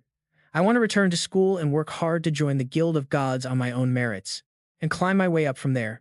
With one final bow toward the silent, expressionless Lak, she adds, "One day I will become a divine attendant using my own strength." Huang quickly steps in to defuse the situation, speaking up for Enlei. "Exactly," Enlei is still just. But Lak suddenly cuts her off, his voice making her freeze. His expression is absolutely terrifying as he grits his teeth. "You people clearly don't understand the laws of the divine clan. Do you actually think I am negotiating with you?" His tone grows sharper by the second. "This is the territory of the divine clan, and I am of the divine race. What do you take my words for?" As if driven by his command, the elite guards snap to attention. They raise their spears with absolute coldness, ready to strike at a moment's notice. This sudden move instantly panics Huang, Enlei, and even the lightning user girl. Lak steps right up to Enlei and repeats his offer, "I chose you as the divine attendant." He smirks with ultimate arrogance, "So all you must do is kneel and thank me." His words leave Bai Yi watching in absolute silence. Enlei knits her brows, trying to speak up in worry, but Yin Jingxing steps in front of her and snaps, "Exactly. Anla, being a divine attendant is a massive honor. You should know your place." He angrily scolds the dazed girl, who is still trying to process the madness. Acting like this is incredibly ungrateful. Bai Yi remains dead silent, watching everything like a detached observer. Oda takes the opportunity to mock. "Then these people are hilarious, thinking they can talk back to the divine race like that." Art smugly chimes in with his friend. "They are really overestimating themselves." Hearing the crowd's constant chatter only makes Alice tremble even harder in fear. Shin stares at the crowd, narrowing his eyes as he calculates the situation. The guards close in on them, sealing off any path of escape. Now we see reality hit them hard, and everyone present finally understands what they are dealing with. Huang's face turns pale as she whispers no. Everyone stands frozen in place. In front of the divine clan, they are absolutely nothing. Lak stabs a fork into an apple slice, a silent warning that Anlei will never slip from his grasp. He steps closer, making her eyes widen in pure panic. Lak smiles shamelessly. "Relax. If you obediently serve as my sister's guard, I will definitely treat you just like my own family."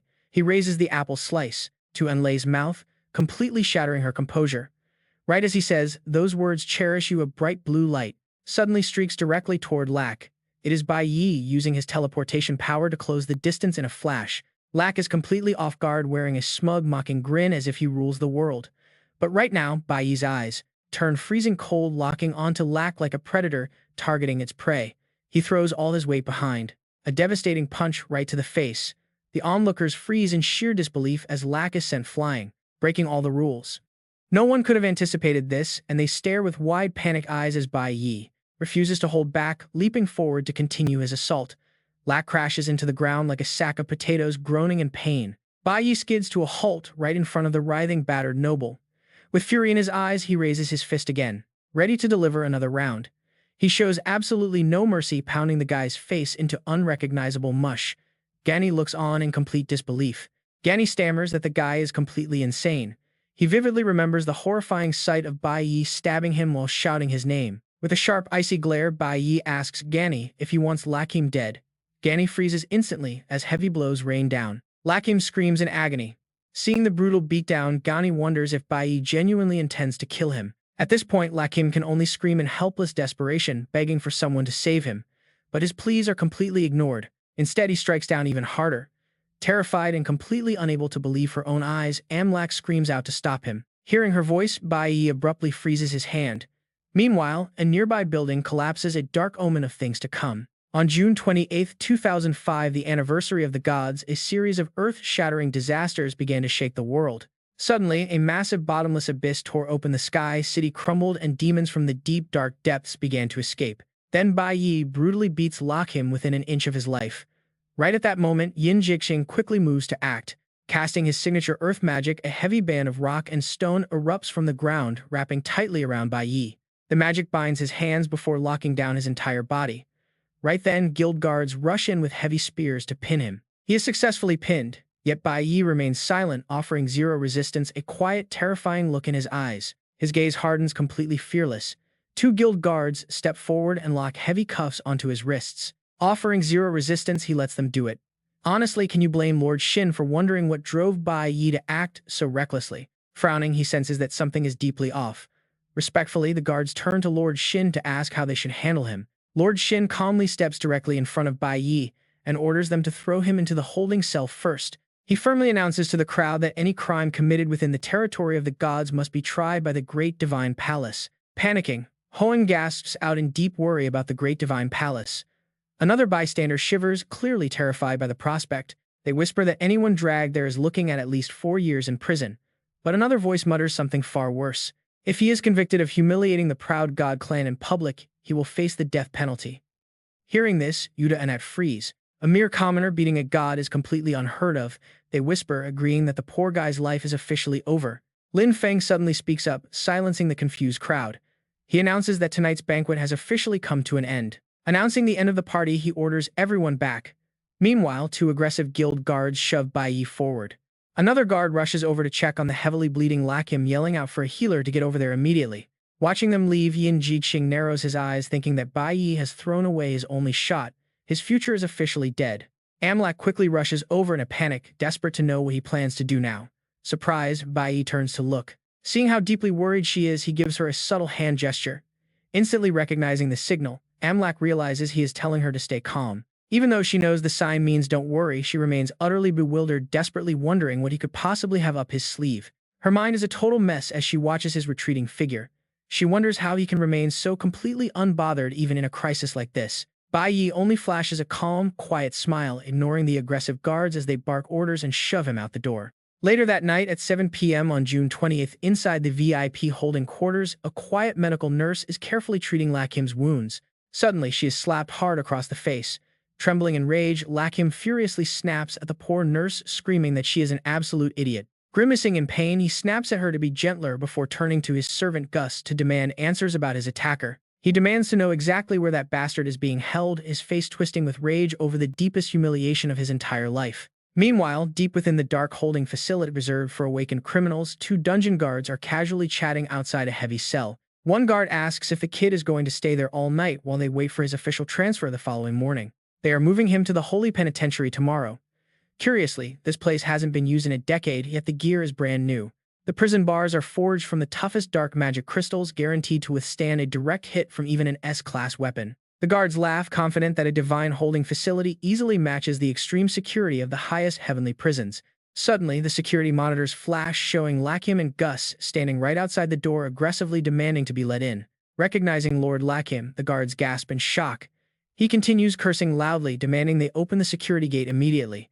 Screaming that he wants to get his hands on that bastard, he pushes past the helpless bowing guards. He storms directly toward the heavy iron cage holding Bai Yi.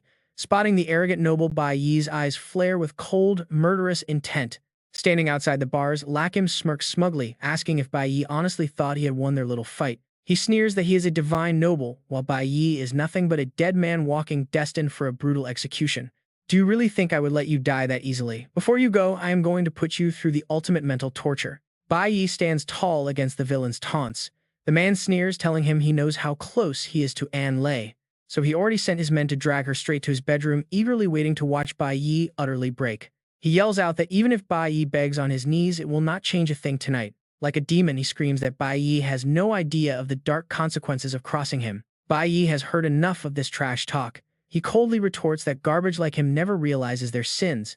His freezing tone cuts through the air as he declares he has zero intention of holding back. He grips the cage bars as if he might snap them, dares Lack to try him, radiating pure fury. Even outside the bars, Lack flinches and takes a step back, completely shocked by his sheer, unwavering resolve. A golden deadly aura explodes from Bai Yi as he threatens to see who will be begging on their knees first. Later that night, on June 28, 2005, a tense conversation echoes inside the Sky City Hotel. An Lei looks over an invitation card for a divine blessed ceremony. Huang walks over looking deeply concerned. She nervously asks if this special ceremony really has to happen tonight, her face tight with worry. Why must they go to the Divine Clan's private estate instead of holding a proper public celebration? The guards shrug helplessly, explaining that they cannot disobey a direct order from the powerful Divine Clan. They plead with her not to make things difficult. An Lei lets out a soft sigh and agrees to go. Huang calls out in fear for her safety, but An Lei just smiles warmly to calm her down. Running now would only cause a massive scene, so she promises to handle the situation and clear things up. Under the quiet night sky at the Divine Clan's eastern estate, An Lei spots two guards standing at attention. They usher her inside. Her eyes widen as she spots the smug man waiting for her inside the room. He greets her with a greasy grin and she stares right back at him, demanding to know where Alice is. Lack swirls his glass with a vile smirk, claiming that the newly appointed Divine Blessed must be properly evaluated. He wants to see if she is truly worthy, revealing that he has already set up a twisted little game. Pointing to some revealing clothes he laid out, he sneers his face, twisting with raw, disgusting lust. He laughs wickedly, telling her that serving the Divine Clan well will bring immense fortune to her entire family. An Lei remains perfectly composed, stating clearly that she is here tonight to reject the title of Divine Blessed. Lack pauses, his smile fading, and mutters that he actually thought she was a smart girl. Sipping his wine, he asks if she is defying the gods, warning that rebels meet a gruesome end. A cold shiver runs down her spine, but she remains firm, saying goodbye and turning on her heel. Suddenly, Lack smashes his own glass over his head, laughing like a psychopath before screaming out for help. He shrieks that an assassin has failed to murder the Divine Clan and is now trying to run away. An Lei looks back, utterly baffled by his lies, but a sudden shadow looms over her out of nowhere. She is caught off guard as a massive hand reaches out, aiming straight for her throat to pin her. She barely slaps Gannis's hand away, but he ducks her counterattack and throws a heavy, ruthless punch. The blow sends her flying as razor-sharp crystal ice spikes materialize, crashing into her and leaving her dazed. An Lei winces, realizing her body has not fully healed from her earlier battle as Gannis steps forward. This guy is a far higher level Divine Blessed than her, making this a fight she simply cannot win. If she flees, they will brand her a rogue traitor, putting a global target on her back for assassination. Even worse, every single student and teacher associated with her will face deadly consequences for her supposed crime. Trapped in the ice, she desperately tells Gannis that he saw everything and knows she did absolutely nothing. Lack is absolutely thrilled to see his trap work, flawlessly cackling at her helpless, desperate situation. He brags that he cleared out everyone within a kilometer of the villa and nobody even dared to ask why. They all just did what they were told, he sneers, asking her if she knows why. With a sick smile, he boasts that nobody questions the Divine Clan because his word is the absolute law. Hearing his wicked boasts, her world starts to crumble as she realizes just how helpless she really is. That is when everything goes completely sideways. Lack slowly drags his bloated, heavy frame closer, telling her she should thank her friend. He swirls his glass. Because of her close bond with Bai Yi, she was the one he targeted from the start. Lack keeps rambling, oblivious to her eerie silence. He claims he can see exactly how much Bai Yi truly cherishes her. He wants her. Obsessed and twisted, Lack makes it clear he will have her at all costs, as his face contorts. He recalls how Bai Yi once treated him. Just a pair of worthless, low-class country bumpkins who got lucky, apparently. They only reached the gods' territory by accident. Yet Bai Yi always knew how to rub salt in his deepest wounds. Did he really think he could stand on equal footing? That mocking, unforgettable glare from Bai Yi still haunts him. He despises them. Recalling those harsh words only fuels his burning rage against the weaklings who dared threaten him. Lack laughs maniacally. Right now, Bai Yi is trapped in the Dark Star prison, destined to face brutal torture and public execution. The end is near for his rival, but as the fat noble creeps closer, An Lei screams out in pure desperation. She summons her energy, shaping a sharp dagger. Threatening her own life, she fiercely warns him to stay far away. She would rather die than fall into his filthy hands. Ganny stands nearby, silently clenching his fists in anger. Lak ignores her threat. He creeps closer, promising to ruin her first, then force her to watch her friend's execution. He laughs, eager to torment the trembling girl, but check this out, a massive explosion completely shatters the room. A giant boulder crashes in. Powered by high-level earth magic, the spell blasts the arrogant noble directly backward. Lak is thrown hard against the wall. Gani and Anla stare at the wreckage in absolute stunned disbelief. Tears spill from her eyes. As the shock registers, her conjured dagger slips from her trembling fingers onto the floor. Through the heavy smoke and falling debris, a silhouette slowly steps forward. It is a very familiar figure. Bai Yi has arrived. Lak is completely flabbergasted, unable to believe his perfect trap has fallen to pieces. His nose is bleeding. Clinging to his face, Lak demands to know how anyone could possibly escape that prison. Bai Yi glares back with cold, murderous intent.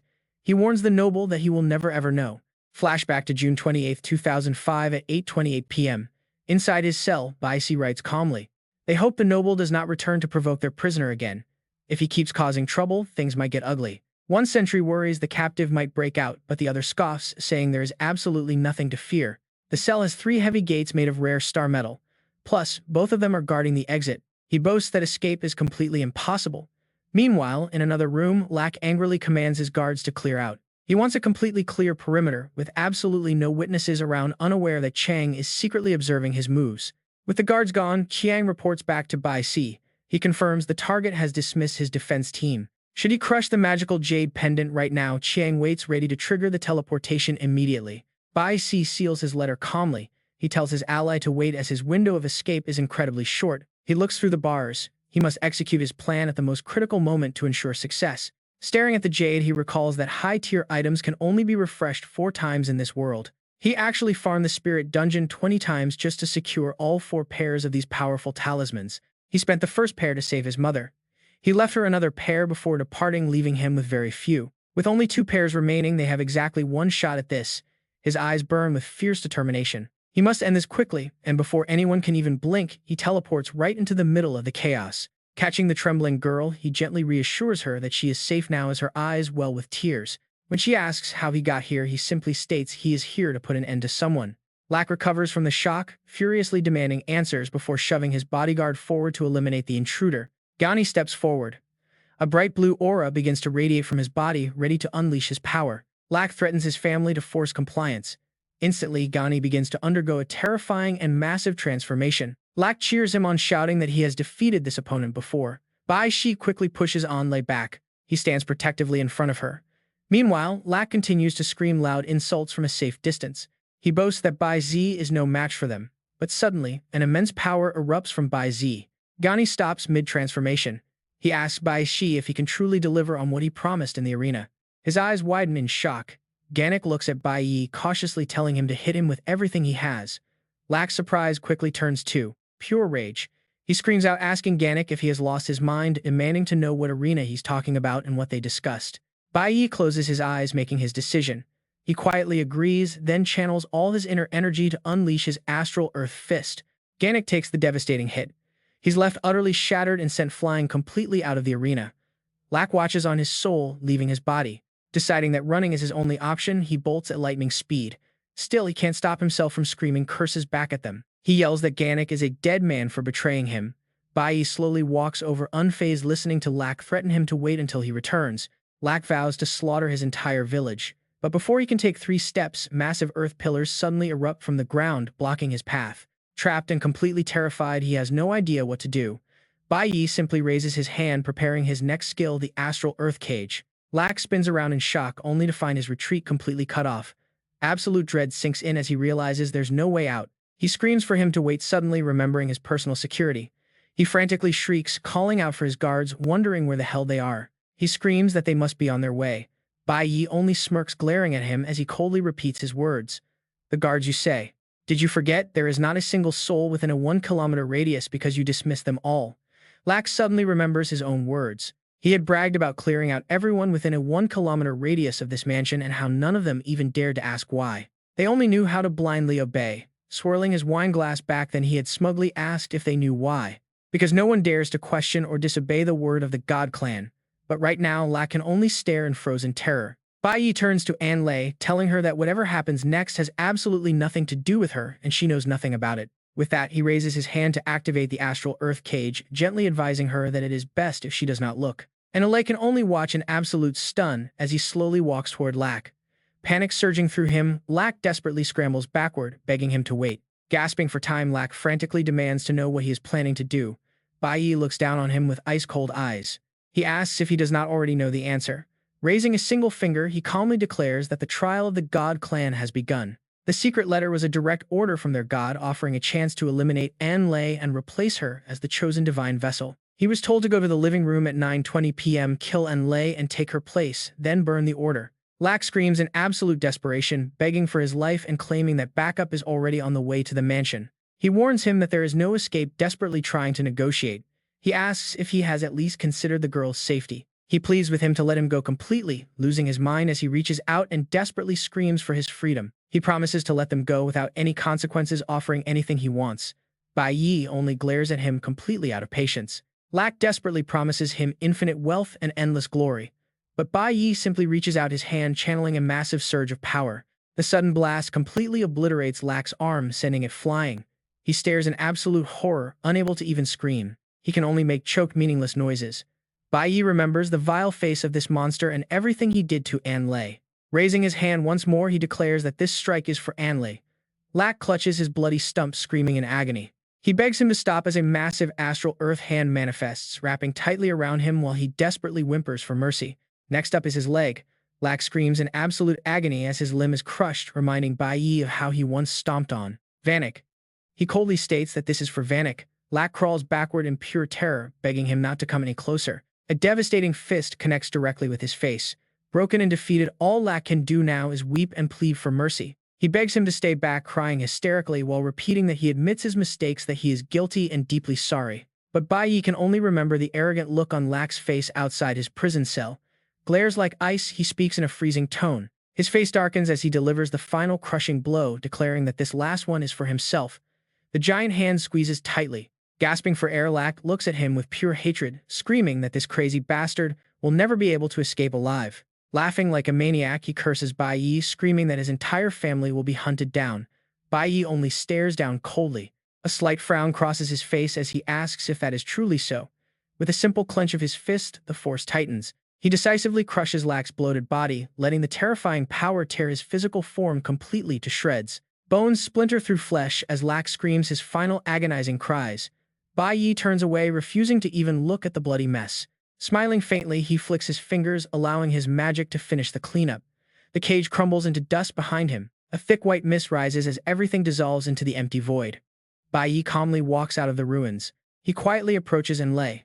Seeing him emerge, she hesitates for a brief moment before asking him what happened, her eyes filled with worry. Behind him, the mess mixes with a pool of crimson liquid.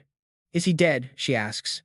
Bai Yi simply nods to confirm. She cannot bear to look anymore. Closing her eyes, she turns away. "I am so sorry," she whispers. "It is all my fault." He quickly shakes his head. "No, I wanted to kill him anyway. Do not feel guilty over his death." An Lei cuts him off. Looking at Lack Kim's grim end, she knows a monster like him dying 100 times is not enough. His crimes are unforgivable, but her voice softens with worry.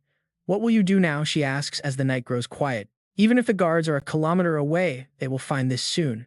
Suddenly, she reaches out and grabs his hand. Her sudden grip catches Bai Yi off guard. "You need to run," she urges, pulling him toward the door to leave immediately. Leaving Sky City behind, she looks around anxiously. "I will draw their attention. That will buy you some time to escape." Cold sweat beads on her terrified face. She is panicking. An Lei simply cannot find her focus right now. "Yes, you are incredibly strong. You will be fine once you get away." Hearing this, Bai Yi gently touches her shoulder. "Don't worry, An Lei," he says with his sincere look. "I will be fine." His reassuring words carry total certainty. Right then, a figure approaches the luxurious mansion. Someone else is about to take the fall, leaving An Lei utterly stunned. An Lei can hardly believe it, but Bai Yi is totally sure. Get ready, because his setup is absolutely brilliant. True teammates must risk everything to protect one another. Since An Lei has fought by his side, he will protect her. She is the only one he can trust. Bai Yi knows all about the traitor, silently watching them from the shadows. He stood idly by. Time and again, he watched his own teammates fall into mortal danger without lifting a finger. He hid safely in the dark while they suffered. He even laughed and joked with her in a crisis. How disgusting. He told her that being the god blessed was a supreme honor, but he constantly looked for chances to harm her. He constantly made things difficult for her. This ungrateful traitor even watched Bai Yi get captured in his past life. He stood there with a smug, fake smile like a total stranger. That hypocritical face is forever burned into his memories. Bai Yi harbors absolute hatred for betrayers. He despises a vile person who double-crosses his allies more than once. And Lei stands frozen as they continue talking. She realizes who he means. He had written a fake letter. I used the name of the divine clan to write him a letter, Bai Yi explains. It promised him supreme power. He thought he would become the new god blessed. But the message was actually forged in Lak Kim's name by Bai Yi. The greedy traitor fell for it immediately, burning the letter to destroy any trace. If he arrives tonight, he is trapped. Yin Jixing smiles wickedly as the fire turns the evidence to ash. He will take the fall for this assassination. And Li clenches her fists. Did you plan all of this from the very beginning, she wonders. Bai Yi just smiles. He does not deny it. Patting her shoulder, he turns to leave. Time is running out. He must return now. Before departing, he gives her one last crucial piece of advice. Just insist that you remember absolutely nothing. Do not worry about me. Within a second, Bai Yi's body flickers and teleports away, leaving her alone in the room. He promises they will meet again soon. Meanwhile, back at the prison at 9:20 p.m., Bai Yi slips right back. He uses his teleportation skill to return undetected. Inside the awakened jail, Wen Xiao looks up to greet him. Everything is completely normal here. The guards have no idea you left, Wen Xiao says. Bai Yi summons Han Shaolin. Bai Yi recalls brutally beating Lak Kim until his face was ruined. He had purposely gotten locked up for an alibi. He touches Wen Xiao while staring through the prison bars. This guarantees he has a perfect alibi for the night. He reviews every trace he left at the scene. Every single skill he used during the assassination of Lak Kim is accounted for. This includes the massive stone pillar that crushed the man, which belongs to his Astral Mage class. Bai Yi plans ahead. He had Xiang deliver the letter directly to a spot where Yin Jixing was guaranteed to find it, the ultimate trap. Bai Yi knew the greedy fool would burn the letter immediately and rush straight into the trap to claim the credit. We all know a traitor will always choose to betray, but the terrifying reality waiting for him makes his face go completely pale. The wall he planned to sneak through is completely blasted open.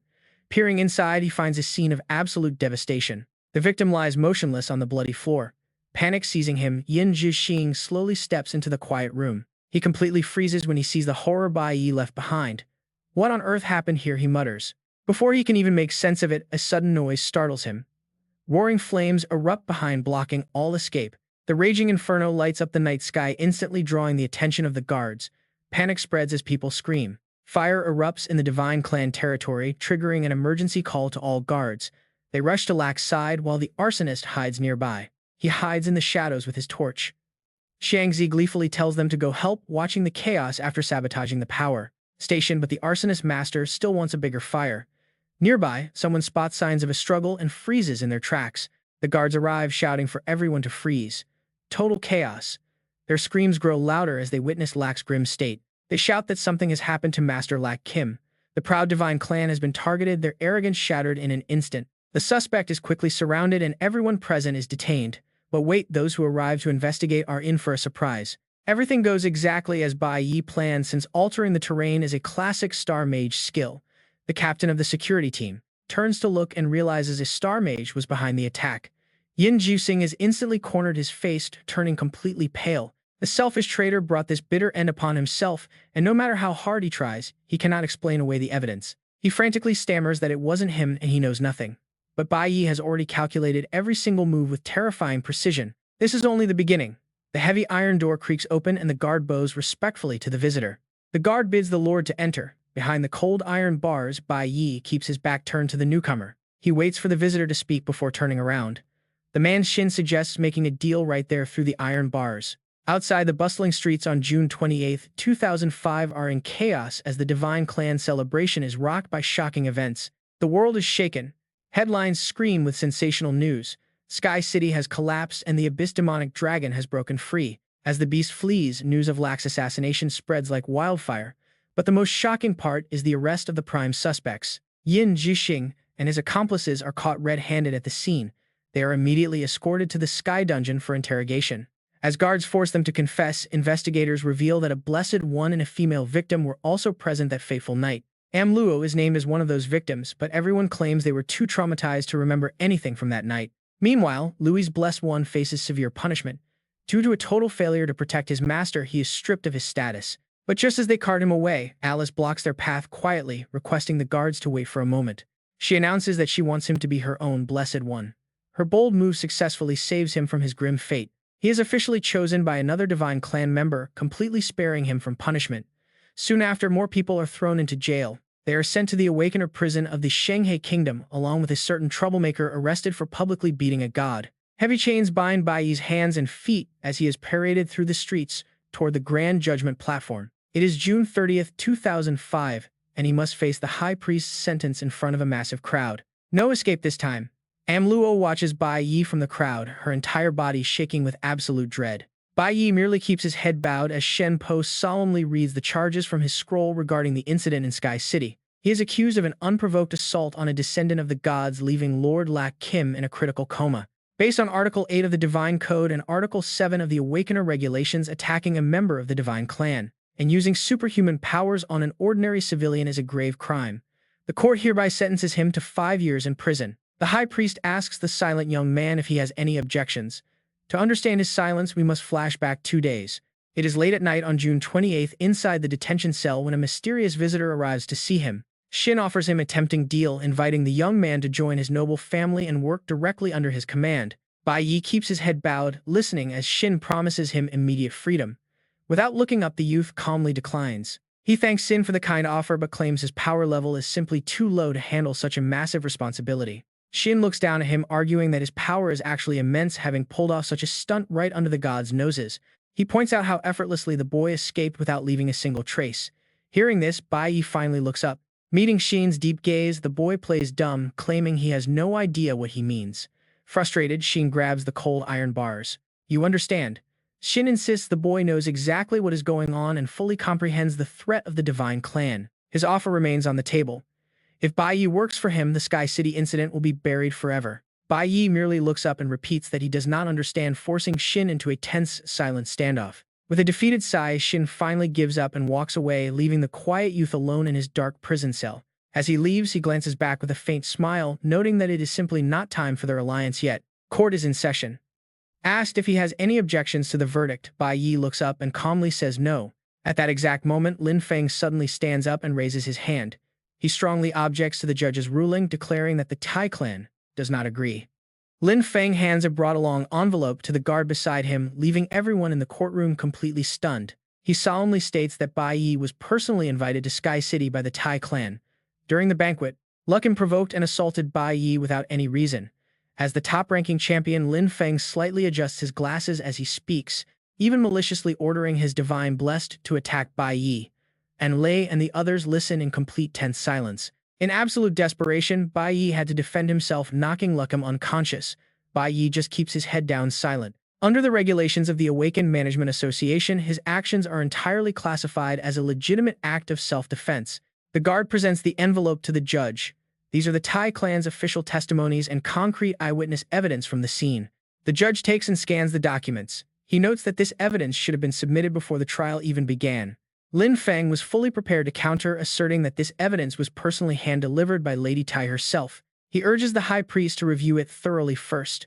Bai Yi finally looks over, knowing this rotten world all too well. To the gods, actual facts never matter. Thus, the judge is left with no choice but to carefully read Lin Feng's files. Whatever the gods declare becomes the absolute truth. Everything in this entire realm belongs to them, a fundamentally broken system. This world is deeply rotten, but Bai Yi represents a tiny shining glimmer of hope. Lin Feng stands amidst the ruins, deep in thought. He dreams of destroying this decay and resetting the world from scratch. He remains confident that they will collaborate one day.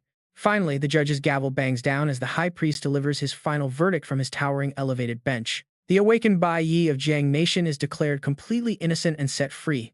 Instantly, the heavy iron chains clatter to the floor. Bai Yi gently rubs his aching, bruised wrists. He is officially free to go. The massive doors behind him slowly swing open to the light. Bright sunlight streams inside.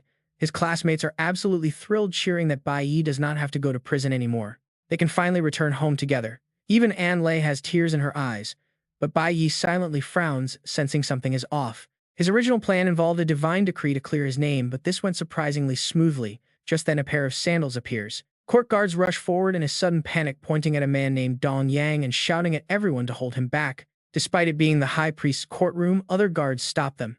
Let it go, who could possibly hope to stop a man like him? Dong Yang walks straight over to Bai Yi and calls out to grab his attention, asking if he is indeed the famous Bai Yi. Bai Yi turns around, his face instantly twisting into pure, unmasked shock. He never expected to see this person here. Grinning widely, he asks if he is the guy who gave those arrogant gods a complete and thorough beating. Bai Yi's eyes widen in sheer panic. Meeting his master again in this lifetime brings a flood of painful, suffocating childhood memories back. He remembers the heavy iron chains gripped tight. His abusive father had repeated that warning countless times while brutally kicking him. With the cold, unforgiving chains biting deep into his arms, fresh, warm blood began to drip. Ling Shang glared down at him in a furious rage, asking if they had fun playing outside like that. Bai Yi was terrified of that look. That monster was the only adult male figure present in his entire miserable childhood. The brutal violence never stopped. His agonizing screams only fueled his father's insane, bloodthirsty rage as he kept yelling. His mother suffered the exact same tragic, bloody fate. When that man snatched away his very last shred of hope, Bai Yi suddenly awakened. Consumed by pure rage, he used those very chains to end his abusive father once and for all. Dragging his broken body, he walked straight to the police station, fully prepared to drag that monster down to hell with him. He was immediately arrested. Following his confession, the severe violence got him transferred to the Sacred River Kingdom's high-security awakened prison. There he shared a cell with a mysterious man who noted he had heard about the first advanced class of the Garu profession. That was their very first meeting. Dong Yang puffed on his cigarette, staring intently at the young boy. Normally, a class must be at least blue tier, and you must reach A rank to even begin advancing. Bai Yi kept his head low, hiding his eyes. Dong Yang questioned how he managed to advance so incredibly early, jumping straight from a basic green tier to an ultra-rare platinum grade. Dong Yang stood up and demanded to know his crime. This prison is reserved strictly for death row inmates. Bai Yi clenched his fists in sheer rage, whispering that he deserved to die. His gaze turned ferocious as he asked how his father could brutally beat his mother to death like that. Dong Yang sensed the deep burning hatred in his voice, realizing he killed his own father to avenge his mother. Bai Yi looked up, realizing he never mentioned who he killed. Dong Yang just laughed, apologizing for guessing. He was no criminal. Dong Yang lifted his foot, stubbing his cigarette against his sandal's sole. The warden had told him that to sneak in, he had to dress exactly like him. Dong Yang warmly extended his hand to Bai Yi, introducing himself as the 6th president of the Sacred River Kingdom's Guild Alliance. Since Bai Yi was already on death row, he just stared intently at that outstretched hand, along with the offer. Why not join my guild and work with me? In his past life, Dong Yang didn't give him any chance to choose. He just dragged him out of prison. That firm pat on the shoulder was unforgettable as Dong Yang excitedly introduced him to the others, proudly announcing that this was the kid, Bai Yi, and telling everyone to take good care of him. From then on, he joined the 6th Guild. Following this eccentric leader, the very first person to welcome him alongside Dong Yang was a young man. He remarked that Master had finally taken a disciple, introducing himself as Qi Shan, the captain of Squad 1, meaning they were now brothers. Bai Yi merely glanced over dryly, stating he wasn't anyone's disciple, but Dong Yang didn't even pay attention to his protest. He just slapped Bai Yi's neck, handing him over to Qi Shan to show his new junior brother around the guild. Qi Shan smiled, rubbing his head as he led him away, telling his new brother to move. Bai Yi, unused to such warmth, resisted, muttering that he wasn't his brother. Soon Bai Yi began training. A commander voiced his concerns to Dong Yang and He Hu, stating that Bai Yi was simply not a good fit for the 6th Guild. He Hu, the captain of the 8th Squad, looked down at Bai Yi, who was bruised and battered on the floor. It had been over 2 months now, and the boy hadn't spoken to a soul. Worse, his strength didn't match his elite rank of Platinum Saint Warrior, yet he refused to quit, dragging his broken body back up. Many struggled to adapt to this lifestyle, especially with Bai Yi's criminal record. Complaints were spreading fast, but Dong Yang didn't object, simply lighting a cigarette. He asked if they knew that in his entire life he had only met 3 people capable of such natural massive leaps. Dropping his usual playful attitude, he looked down at the arena. Every single one of those prodigies had survived a horrific tragedy during childhood. Down below, Bai Yi wobbled to his feet, stubbornly continuing his harsh training. He never talked to anyone, simply because trust was a luxury he couldn't afford. But a heavy blow sent him crashing down once again. He couldn't win, his heavy frame slamming against the cold, hard floor. That was because he had no purpose, no driving force to push him forward. Lost in a hazy fog of trauma, only distant, lonely echoes remained. Dong Yang understood Bai Yi perfectly. He knew the heavy toll that deep psychological trauma took on a soul. He saw the utter defeat in those hollow eyes, a boy who had completely forgotten how to stand on his own. Outside, rain began to fall, pattering against the dry ground. Dong Yang let his cigarette burn quietly, a thin trail of smoke rising in the cool air. He knew that once the boy found a true purpose, Bai Yi would rise to lead an incredibly brilliant life. Standing soaked in the downpour, a spark was lit. From then on, Bai Yi settled into his routine at the guild. As time drifted, Dong Yang grew much closer to him. He even sneaked extra food to help the boy grow. Though Bai Yi remained cold and distant, he quietly accepted the meals, eating them in silence. He often recalled those quiet moments standing beside Dong Yang near fallen beasts while eating snacks. Even so, he still couldn't find his true purpose. Naturally, this special treatment from the guild master bred jealousy among the other members. They couldn't understand why the leader favored him so much, grumbling as they watched. After all, Bai Yi always fought alone with absolutely zero sense of teamwork. Still, some defended him, pointing out that with strength like his, coordination wasn't even necessary. His critic could only sigh. Bai Yi continued to grow, believing this would be his entire life until everything shattered. It was an ordinary training day in October 2010 at the martial arts grounds of the 6th Guild Alliance, when a God Clan youth named Lak Kim arrived without warning. Walking right into their training arena, he grinned, mocking the scale of the facility, guessing it must have cost them a fortune. Cracking his joints, he bragged about his recent successful awakening. He simply couldn't wait any longer to test his newfound power. Lak casually snatched a nearby sword, his eyes gleaming with excitement as he prepared to show off. He challenged everyone present to a duel, but the entire room fell dead silent at his arrogant demand. Qi Shan quickly whispered to the squad behind him, warning them that since Master was away today, they must absolutely avoid any real conflict with the God Clan. But before he could even finish his warning, Lak's sharp gaze swept over. Without a shred of hesitation, the tip of his sword pointed directly at Bai Yi. Behind Qi Shan, Lak points and says he chooses him, laughing mockingly at Bai Yi and calling him as weak as a little chick. Standing right in front of Bai Yi, Qi Shan steps up with a suggestion, asking Mr. Tian to let him do the duel instead. This offer catches Lak off guard for a second, but he soon sneers, saying a weakling is no challenge, so he better go all out. With the challenge accepted, Qi Shan readies his weapon and immediately starts the fierce battle against him. Surprisingly, Qi Shan performs incredibly poorly, and with just a single strike, Lak knocks the sword right out of his hand. In no time, Lak points his sharp blade directly at Qi Shan's throat, leaving him looking absolutely terrified.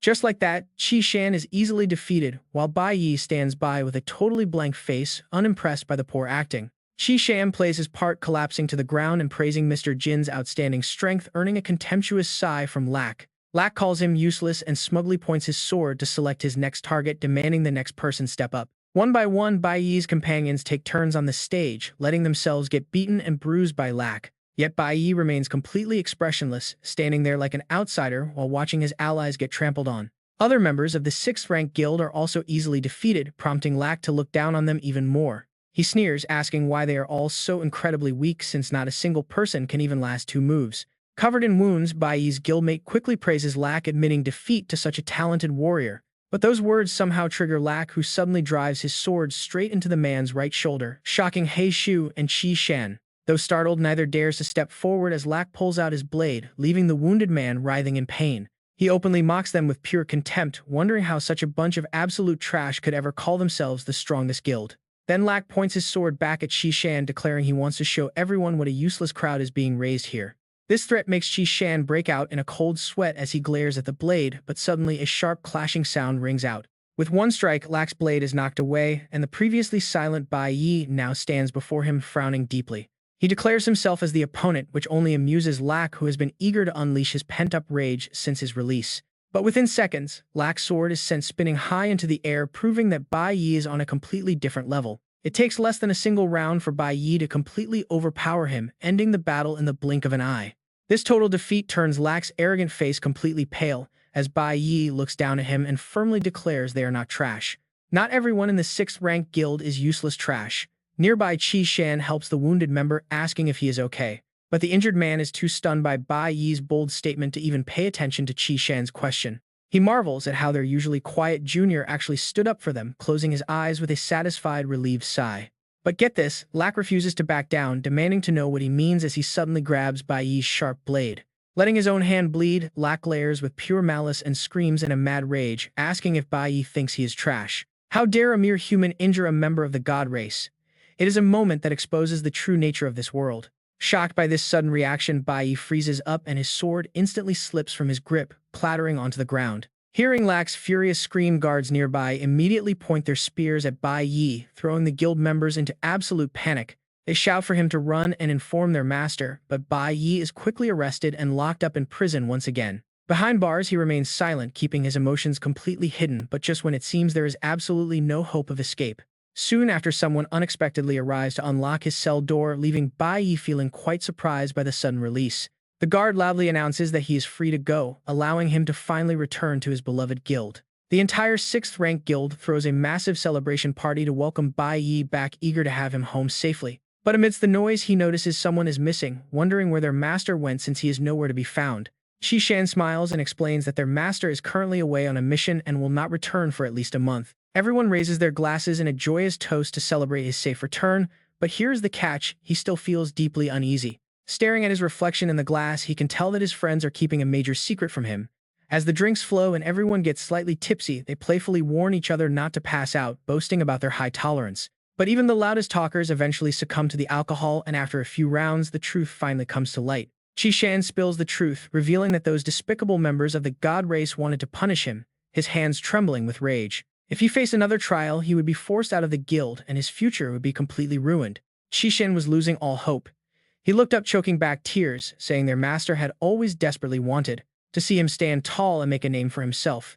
Shishan tilted his head back, letting the tears fall, only now finally seeing a glimmer of hope. When Bai Yi heard this, he stood frozen in utter shock. Realizing his master had chosen to face divine punishment, tears streaming down his face, Shishan grabbed Bai Yi by the shoulders, begging, "Do not go looking for their master since it was too dangerous." Shishan rambled in his drunken state. As Dong Yang fled alone through a highly dangerous, treacherous forest, the holy decree could only be used once in a lifetime. Since the master already used it to save him from prison, he had nothing left. Bai Yi could not sit still anymore. He rushed into the dark night. To protect him, his master made a deal with the gods, taking his place to face the divine punishment. Gritting his teeth, Bai Yi sprinted as fast as possible. Desperate, Bai Yi swung his sword, slashing through a massive horde of monsters. In that cursed forest, he charged straight through them, enduring the trial by forcing his way through the beast-infested woods. With every single strike of his blade, another giant monster collapsed.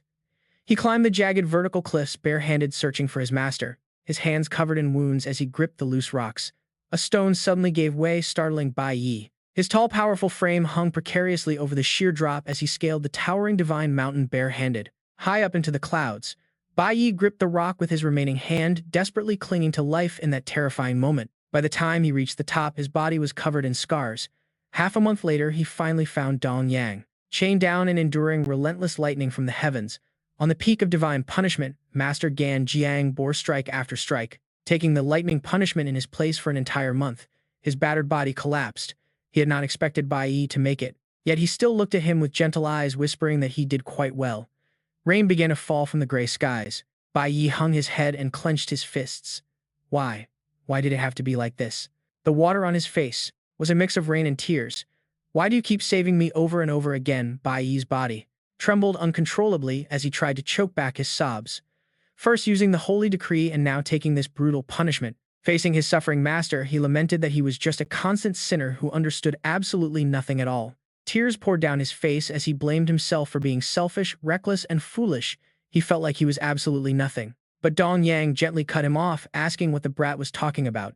He raised his tired eyes, smiling as he told him that he would always be his student, leaving Bai Yi completely frozen in shock.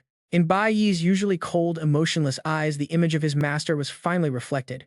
He immediately dashed forward, taking long strides to close the distance between them. Bai Yi threw his arms around Dong Yang, burying his face in his shoulder like a crying child, weeping loudly as the cold rain drenched them both. He asked if the lightning hurt. Dong Yang forced a weak smile, looking down at his young disciple. It was the first time seeing him so worried, yet his master smiled, relieved that Bai Yi was finally safe. Back in reality, Bai Yi stood in a daze, staring at his master. Since the master and the prison warden were close friends, he often visited. In his past life, that was where he first met his master. He had intentionally locked himself in prison to wait. He only planned to stay there for a while, not even daring to hope for the same deep bond they once shared. Holding that precious thread in his hand, he only dreamed of catching a brief glimpse of his master from afar. Yet he never could have anticipated that his deepest wish would actually come true right here, right now. Meeting his master for the first time in this life, Dong Yang stood before him with crossed arms, asking if he was Bai Yi. He never expected their reunion to happen like this. Dong Yang happily pointed at him, asking if he was the one who thrashed the gods. Dong Yang grabbed his shoulders in pure excitement, praising his incredible bravery. With a wide grin and his massive hand on his shoulder, he invited Bai Yi to join the 6th guild. Bai Yi remained completely silent. He did not answer the offer right away. His gaze softened, losing its usual coldness and deep-seated hatred. Suddenly, the gates to the grandest guild opened. The gods had established the strongest, most massive faction in the world, the Divine Guilds. Designed to rule over and control the entire globe, this place gathered elite figures with unmatched extraordinary talents. The Divine Guilds were split into 6 major factions, each led by one of the 6 strongest powerhouses in the world. Dong Yang excitedly stood before him, noting that among them was the most famous commander in the entire world. But he is also highly unrealistic. He asks, is Bai Yi interested in joining his 6th division? He is Dong Yang of the 6th division. That offer instantly sparks a wild commotion among the nearby classmates. Heavens, they have only ever seen him on the news. Yet here he is inviting Bai Yi to join the legendary division. Bai Yi stands frozen. He never expected to meet his master again like this, and so soon. His master is inviting him once more, but he cannot share the wild joy of his classmates. Why does the painful void of his past life linger? Why? It feels like standing before Dong Yang's grave again. How did his master die? Tears fall silently down Bai Yi's face despite biting his lip to suppress them. I lost you once already, he thinks. He is furious with himself, his hands clenching into tight, trembling fists. The path ahead is far too dangerous. Reborn into this world, he raises his hand and makes a vow. He must protect his mentor at all costs. Smiling warmly, he politely declines, placing a hand over his chest. He looks straight at Dong Yang. He plans to enter the academy and finish his studies first. His classmates gasp. The prestigious Armin Academy. Everyone mutters that it is a classic move for Bai Yi. So you plan to stay in Shanghai State? Dong Yang strokes his chin. What an ambitious young man. Respecting his choice, the legendary master hands over a business card, introducing it as their 6th division card. I am Dong Yang, he says, grinning warmly at Bai Yi while expressing his pleasure to meet him. But Bai Yi just stares down with a heavy heart. The 6th division. Dong Yang remains totally oblivious. He cheerily invites him to visit the division headquarters anytime. At that moment, several classmates suddenly rush over. Armed with notebooks and pens, one after another, they crowd around the legendary master, begging for an autograph. It leaves him flustered. Can you sign this? He shifts his attention to the excited youngsters. What is your name? The kids chatter excitedly, surrounding their idol in a loud, joyful huddle. Can you sign my book? Dong Yang laughs warmly, telling them to line up one by one. One by one. Only Inla notices the shadow over Bai Yi's face, quietly calling his name in concern. He remains silent. Sadness washes over him as he stares at the card, thinking of his old comrades. Are they doing well? It feels so distant. Suddenly, a gentle tap on his shoulder breaks his dark thoughts. What is wrong? She asks with genuine care. He realizes she is another familiar face from his past. Surprised, he turns. Anle. She points to her eyes, noting that his expression just now was incredibly familiar. It matched the look he gave her when they first met.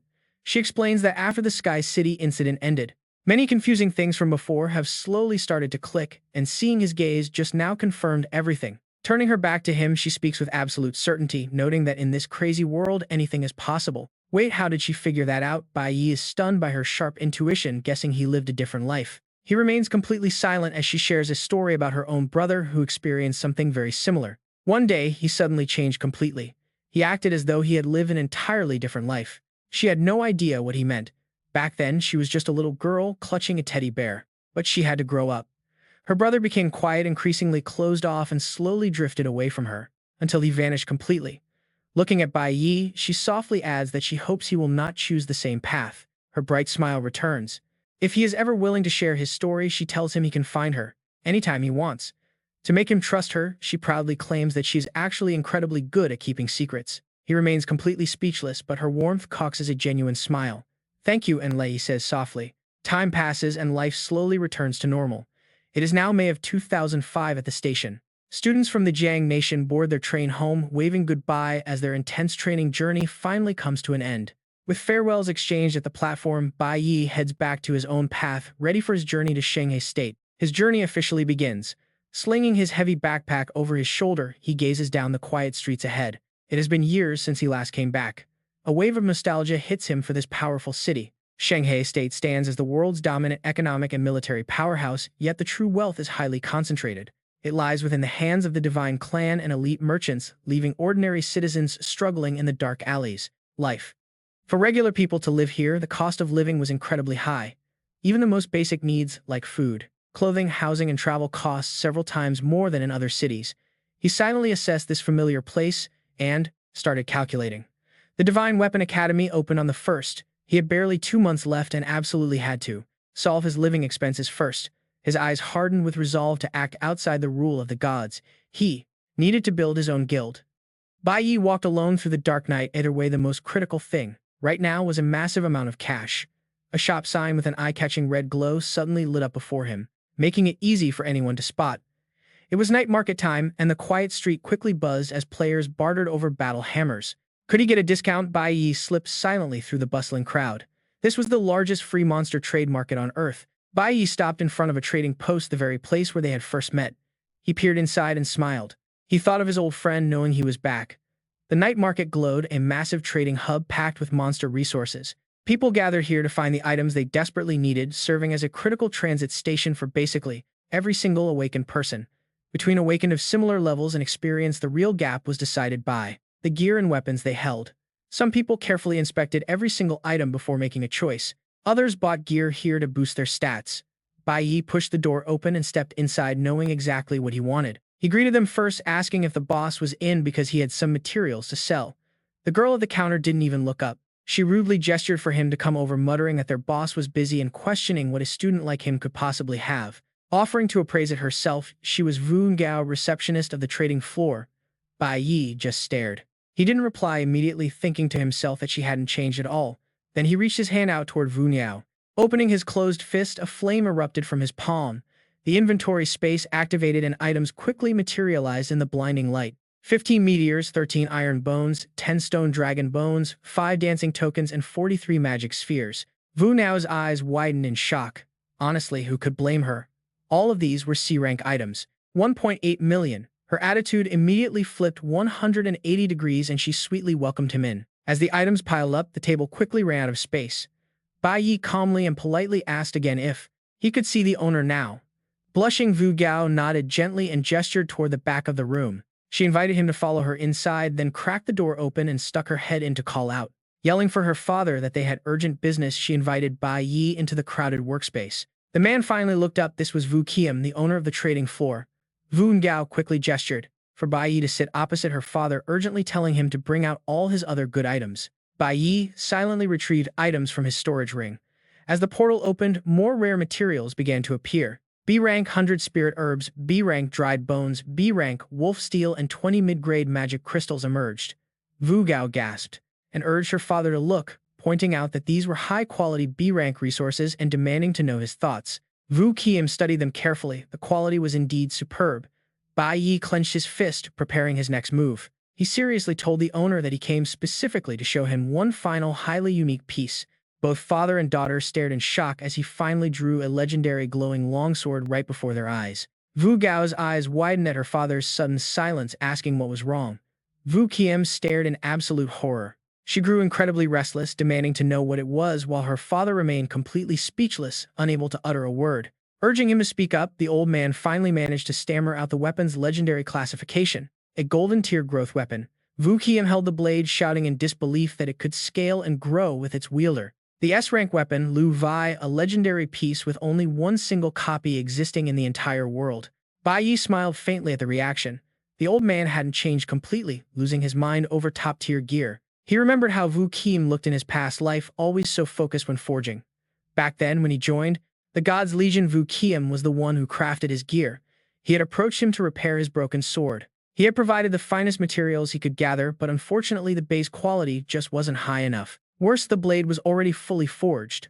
Otherwise, the old blacksmith could have made him the ultimate weapon. Now Bai Yi carefully inspected the current blade, feeling highly satisfied with its craft.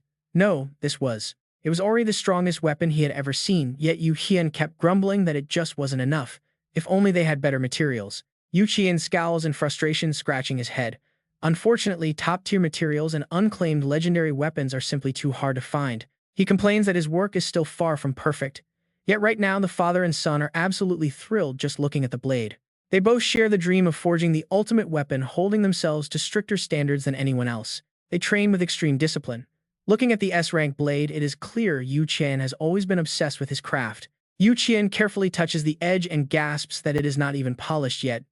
Bai Yi steps forward, asking if the master can help him grind it. Yu Qian freezes, stunned by the request, asking what he just said.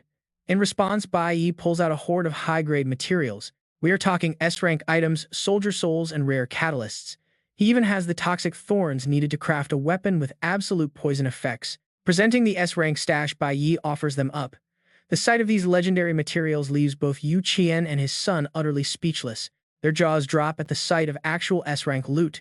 Yu Qian quickly grabs his magnifying glass to inspect the items up close. These are ultra-rare drops that only appear in high-level dungeons. His son Yu Ao leans in to whisper nervously. He murmurs that nothing this guy does surprises him anymore. Bai Yi then tells them they can dismantle or synthesize these materials however they want. He looks down calmly, stating he has only one request. Then his gaze softens as he looks at the blade in the old man's hands. He gently asks the master to polish the blade, making this legendary weapon Yu Qian's own true masterpiece. Letting go of his hesitation, Yu Qian turns dead serious, staring at the young man asking for his name. Bai Yi stands up and extends his hand, introducing himself. The two shake hands, cementing their new partnership on the spot. Yu Qian proudly pats his chest, introducing himself as the owner of Nono Trading Shop and thanking Bai Yi for his trust. With his dream weapon finally within reach, he promises to give it his absolute all, crafting the ultimate blade. Meanwhile, over at the Divine Guild headquarters, the lights are burning bright late into the night. Guildmaster Dong Yang is taking it easy. He casually reads the paper, noting that the incident in Sky City is far from over. The headlines are already buzzing. The Jin family is hosting a massive memorial for the late Lac Jin on May 12, 2005, with global moments of silence. Qishan walks in carrying an envelope announcing that the invitation to the Divine Weapon Academy's entrance exam has arrived. He asks if he should reject the offer as usual, but the master turns around with a different plan. Dong Yang says no, folding his paper and placing it on the table, declaring that he actually wants to attend this time. He mentions that a very interesting kid will be there, suggesting that Qishan tag along if he is free. Qishan is taken aback by the sudden invitation.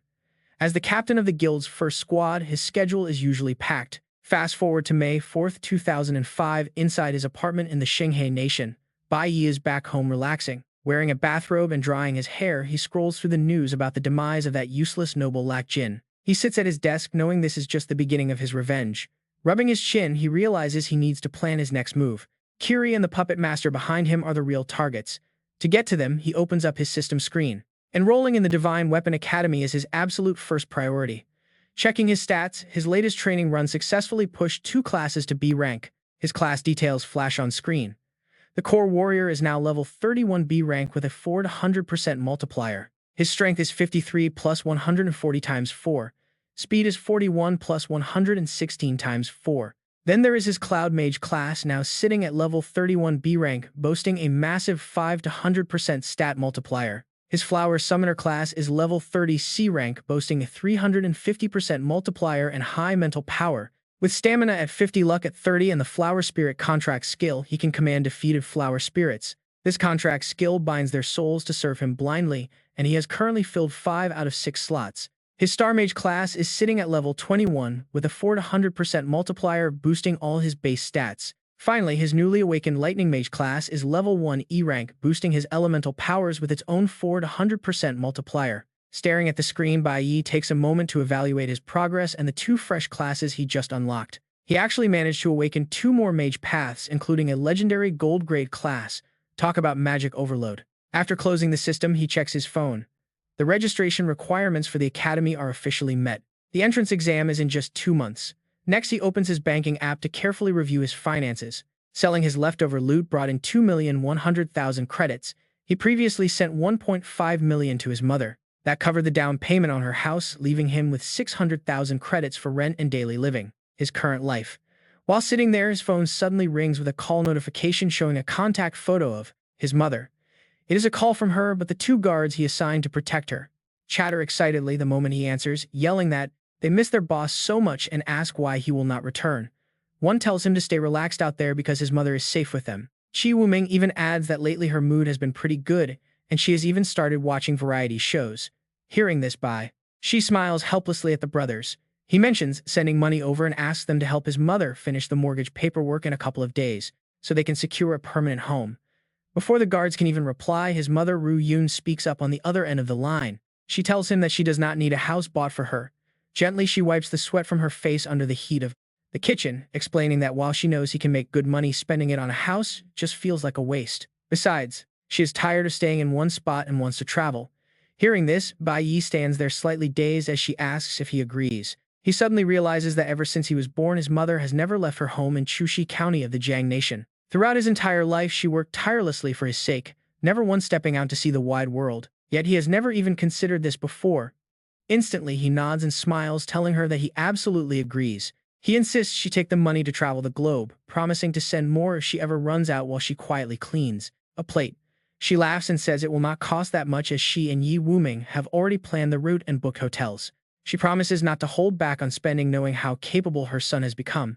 He stands by the window, listening intently to her, carrying advice to rest up and stay warm, warning him about the massive temperature drops at night where he is staying. He waits patiently for her to finish speaking before replying, while the guards in the background beg to speak with their leader again. Soon after, a message pops up. In the quiet hours of dawn, his mother actually sends back 1 million coins to his account. He stares at the transfer, realizing he actually needs the funds right now, so he decides to keep it.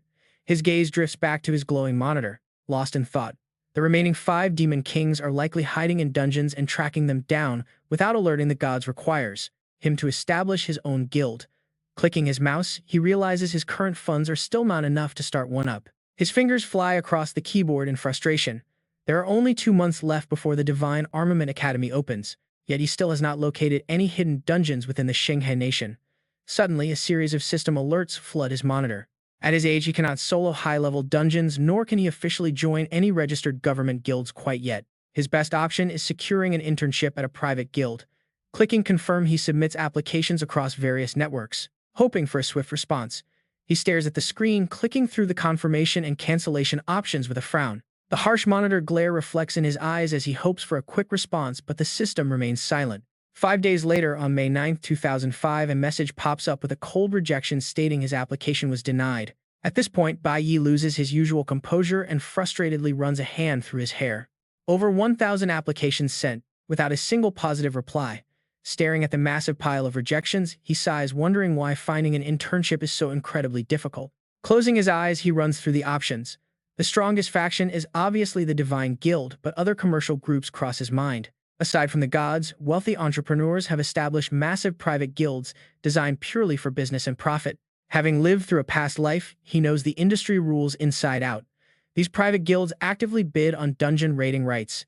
Once they win the auction, they secure exclusive rights to conquer that specific dungeon, opening it up for resources. Everything they harvest inside, from rare materials to high-tier magical artifacts, becomes the sole property of that bidding guild. He also knows that only hunters with truly outstanding combat abilities are welcomed with open arms.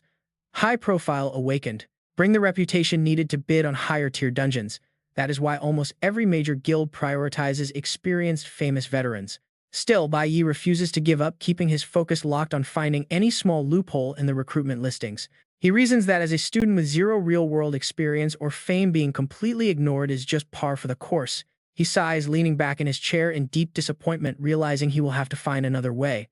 But just as he is feeling completely stuck, a soft ping echoes through the room.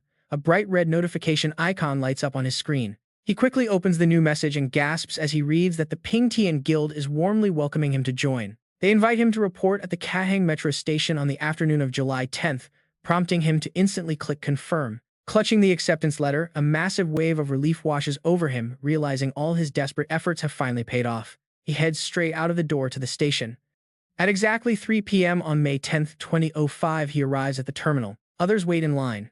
A man waves his hand, shouting to get everyone to gather and grab their gear. The tall, muscular guy receives his gear and looks down with a surprised face. Meanwhile, Bai Yi silently observes the two of them hand off the gear. "Put this on," the man says, leaving Bai Yi wondering what is going on. That guy notices Bai Yi staring and turns around with an annoyed look, arrogantly marching over with a uniform in hand. He steps closer. "Are you the new guy, Bai Yi?" he asks, his massive frame completely towering over Bai Yi, casting a dark shadow over him. The big guy rubs his fingers together, asking Bai Yi if he knows the rules. Bai Yi carefully stays in line, but he can't help but ask if they are here to conquer the dungeon. Carlos scowls and glares at him. "Conquer the dungeon?" he sneers, asking if Bai Yi read too many books and lost his mind. "Who are they to clear a place like this?" Carlos shrugs, sarcastically asking if they even have that kind of power. Curious, Bai Yi asks what they are actually supposed to do. Bully points to a bucket, explaining they are the cleanup crew. Balami adds that once the big-shot hunters finish clearing a dungeon, they just leave a complete mess behind for others to clean. Carlos scoffs, realizing Bai Yi is just another clueless rookie, because honestly, who actually reads the manual in a dungeon? He tosses over a uniform, ordering Bai Yi to put it on and follow him before walking away without another word. Siddharth chuckles, letting Bai Yi know that he was the other rookie Carlos mentioned. Bai Yi inspects the uniform in his hands. He never knew jobs like this existed, having never researched them before. Once dressed, Bai Yi seriously gets to work. As he cleans, he realizes just how tedious the job is. Beside him, Siddharth is clearly struggling with the heavy labor. Siddharth suddenly retches, throwing up.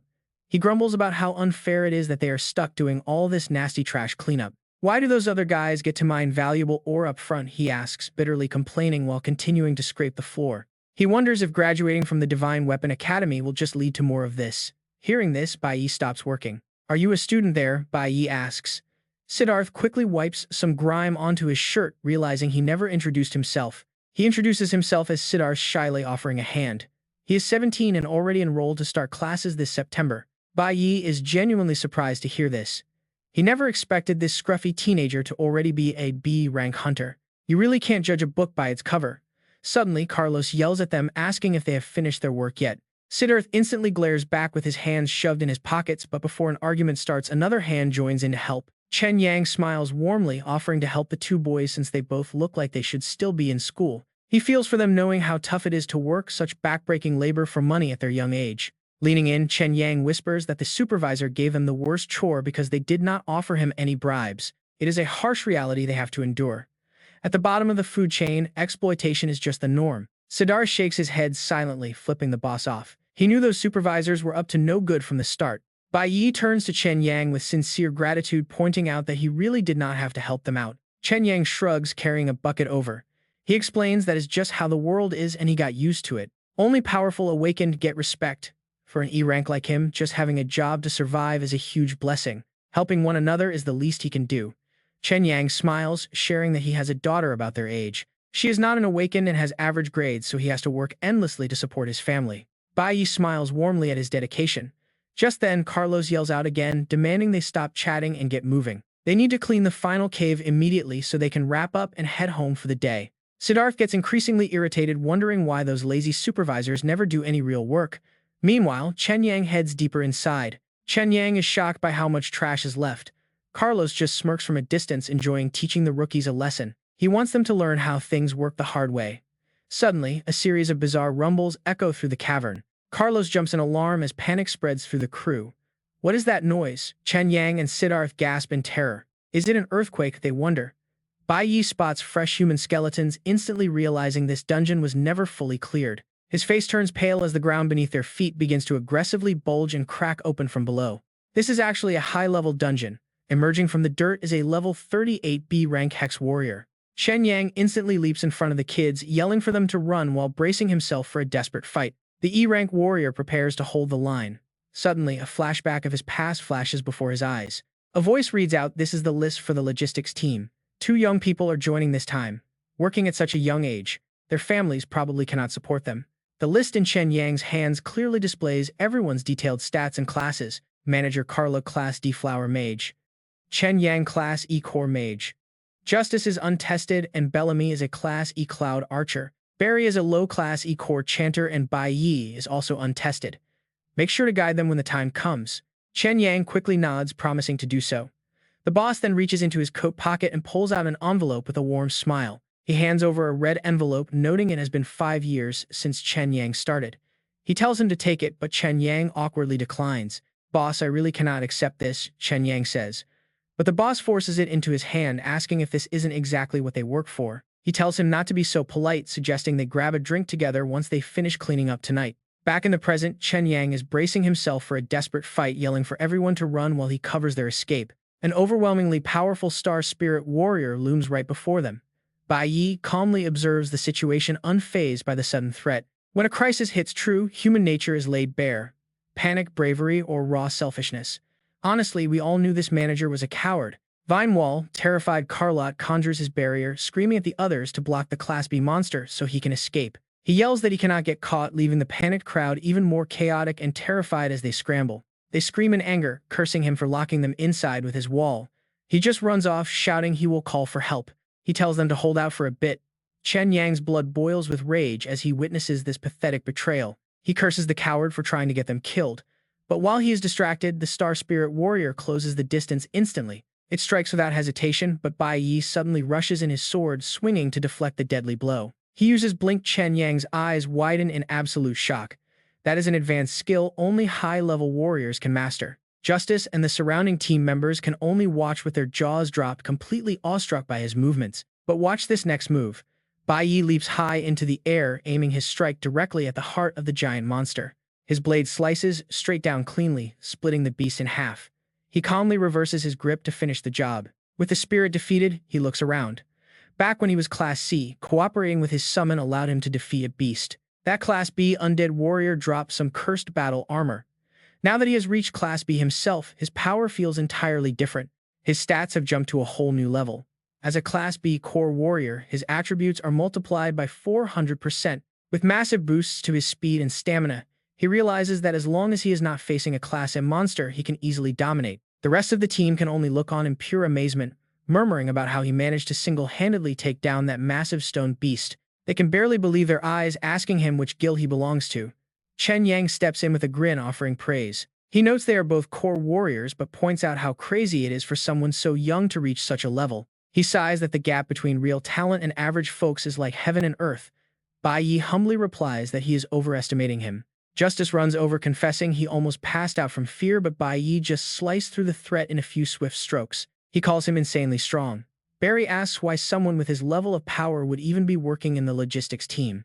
Chen Yang is equally curious, asking how Bai Yi blocked that blind attack from behind and redirected the damage back at the beast. Bai Yi explains that it requires incredibly high reaction speeds, promising to share a detailed training guide with them after this. Barry suddenly grits his teeth, shouting that they need to find the coward who abandoned them and make him pay. But Barry's face suddenly turns pale as he stutters and points. Peering through the dense vines, they see a strange shadow approaching. The eerie figure slowly drags a lifeless body behind him. He mutters that the monster they fought was nothing but trash. The enemy leader sneers, declaring that since so many are still alive, they should all disappear. Instantly, Barry is struck. An invisible force slams into him, sending his body flying across the room to crash headfirst onto the hard floor. Justice grabs his head in utter terror, sobbing and asking what kind of nightmare they have just stepped into. Bai Yi draws his weapon instantly, recognizing the rare threat standing before them, a highly dangerous Class A dual-class lord. The monster boss smiles in amusement, sensing a strong human opponent. He is a level 42 Class A star warrior and star mage. Bai Yi stands on guard, calculating his odds. Across the globe, awakened individuals make up only a tiny fraction of the population, and among those select few who awaken, only a microscopic percentage ever gain the ability to hold a dual class. In fact, there are fewer than 10 dual-class users across the entire globe, making them absolute legends. Whenever one of them reveals themselves, the entire world takes notice. Bai Yi grips his sword, knowing he has only shown a fraction of his own power. His class is completely different from his teachers and classmates. He frowns, recalling his old squad, but so far, they have all kept his secret perfectly. Bai Yi angrily swings his sword to avoid drawing any unnecessary trouble. His entire body flares with deadly intent. When outsiders are around, he only ever reveals a single class. Bai Yi looks up at the towering dungeon lord. Strangely, this dual-class phenomenon sometimes manifests in high-tier monsters too. The beast suddenly leaps high into the air. Bai Yi's eyes widen as his body radiates, killing intent, readying his shield flash. He doesn't flinch, swinging his blade straight at the boss. The boss grimaces. This monster is an extremely rare dual-class type among rank A beasts, and Bai Yi watches. Its fingers cast magic. He knows that if this beast were in its complete healthy form, he would stand no chance. Swinging his blade, he analyzes the situation. Luckily, it only has one arm left. He strikes again, thinking it must have been heavily injured by another awakener in this dungeon earlier. Clashing with the boss, he calculates his next moves. Desperately trying to find a way, he wonders if his basic core warrior class is enough to defeat this beast. The two leap into the air, exchanging devastating blows while Stetson watches below in absolute awe. They are incredibly powerful. Nearby, the blonde youth uses a recovery potion on his teammate while the dungeon boss swings a massive blade, throwing Bai Yi off balance. He hits the ground, gritting his teeth as he wipes his mouth. His speed, stamina, and raw attack power are simply no match for this monster. He has to find another way. He must find a way to weaken the beast first. With a decisive swing, he lunges forward. The boss effortlessly dodges the steel. Bai Yi tightens his grip, filled with determination. The beast's defense is even tougher than expected. Rushing back, and Bai Yi activates his shield flash, swinging his sword while searching for a weak spot. But he gets careless, and the boss plants a heavy kick right into his back. His squad gasps, horrified to see him crash hard into the dirt. Struggling to stand, Bai Yi tries to recover, assuring them that he is fine. He spots a wound on the monster's leg. Although he can't deal massive damage with a single blow, he has successfully managed to slice its Achilles tendon. Standing up, Bai Yi stares warily at the massive boss. Its speed has drastically dropped by now. Quickly switching his sword hand, Bai Yi easily dodges its heavy attacks. Next, his blade pierces deep into the boss's flesh, stabbing through another weak point to completely destroy its offensive capability. The beast growls in pain, staring at the spot where Bai Yi stabbed him. Bai Yi glares back. If he can just cripple that remaining arm, it is over. But the boss snaps. His rank is soared like a toothpick. In utter shock, Bai Yi is sent flying backwards by a brutal counterattack. The monster swings again, launching him high into the air before slamming him violently back into the hard ground. Chen Yang breaks into a cold sweat while Stetson screams in panic, pointing at Bai Yi's shattered leg. He got hit by the boss's skill. Gritting his teeth against the agonizing pain, Bai Yi desperately reaches for his healing potion. Activating his storage ring, he pours the liquid over his leg. A single class will not cut it against this beast, so he begins his recovery. As his wounds heal, he realizes he must switch classes. But suddenly, he becomes the beast's prime target. The dungeon boss instantly teleports directly in front of his squad. It stands directly in front of Stetson. Stetson trembles in panic as a massive clawed hand reaches for him. The beast's intent clear. The team watches in horror. Bambi can only stare at Stetson in pure shock. Bai Yi screams out a warning. The monster leaps high, preparing to crush the boy, but the boss suddenly jumps back as a row of jagged stone pillars erupts from the ground, forcing it to retreat. The monster stands stunned as blood sprays from its flesh, pierced by those sharp stone spikes. It struggles in pain. It bellows in agony, struggling to break free. With its leg muscles shredded, the boss's movement is severely crippled. Bai Yi stands firm. Now that its lower body is heavily damaged, the battle might finally tip in their favor. The monster glares back, letting out a furious growl. Stetson cowers in terror as the beast's teeth grind. Infuriated, the boss tears the stone spikes out of its flesh and charges. Wrapped in a dark, murderous aura, it surges directly towards Stetson. Trapped and terrified, the boy can only scream as magic suddenly surges from his palms. An intense burst of magical power shoots from his hands, hitting the charging beast head-on. This desperate attack, blinding it in one eye. As the boss howls in agony, Stetson covers his face in sheer panic. For defense, thousands of ice spikes shot out and attacked him. He stood frozen, staring in absolute shock at the scene before him, as the attack speed was incredibly bizarre yet highly coincidental. The monster boss shrieked in agony as Bai Yi observed the battle closely, realizing that every strike hit the beast's weak point perfectly. He sank deep into his thoughts, recalling what the young man had said about joining the Divine Weapon Academy in 2 months. Siddharth clutched his head, trembling as he stammered an apology about being used. Terrified and on the verge of tears, he begged them to please stay away from him. Bai Yi stood frozen in shock as the truth finally clicked. Was all of this really just sheer luck? A smirk played on his lips, knowing that disabling the monster's arm was all it would take to finish it.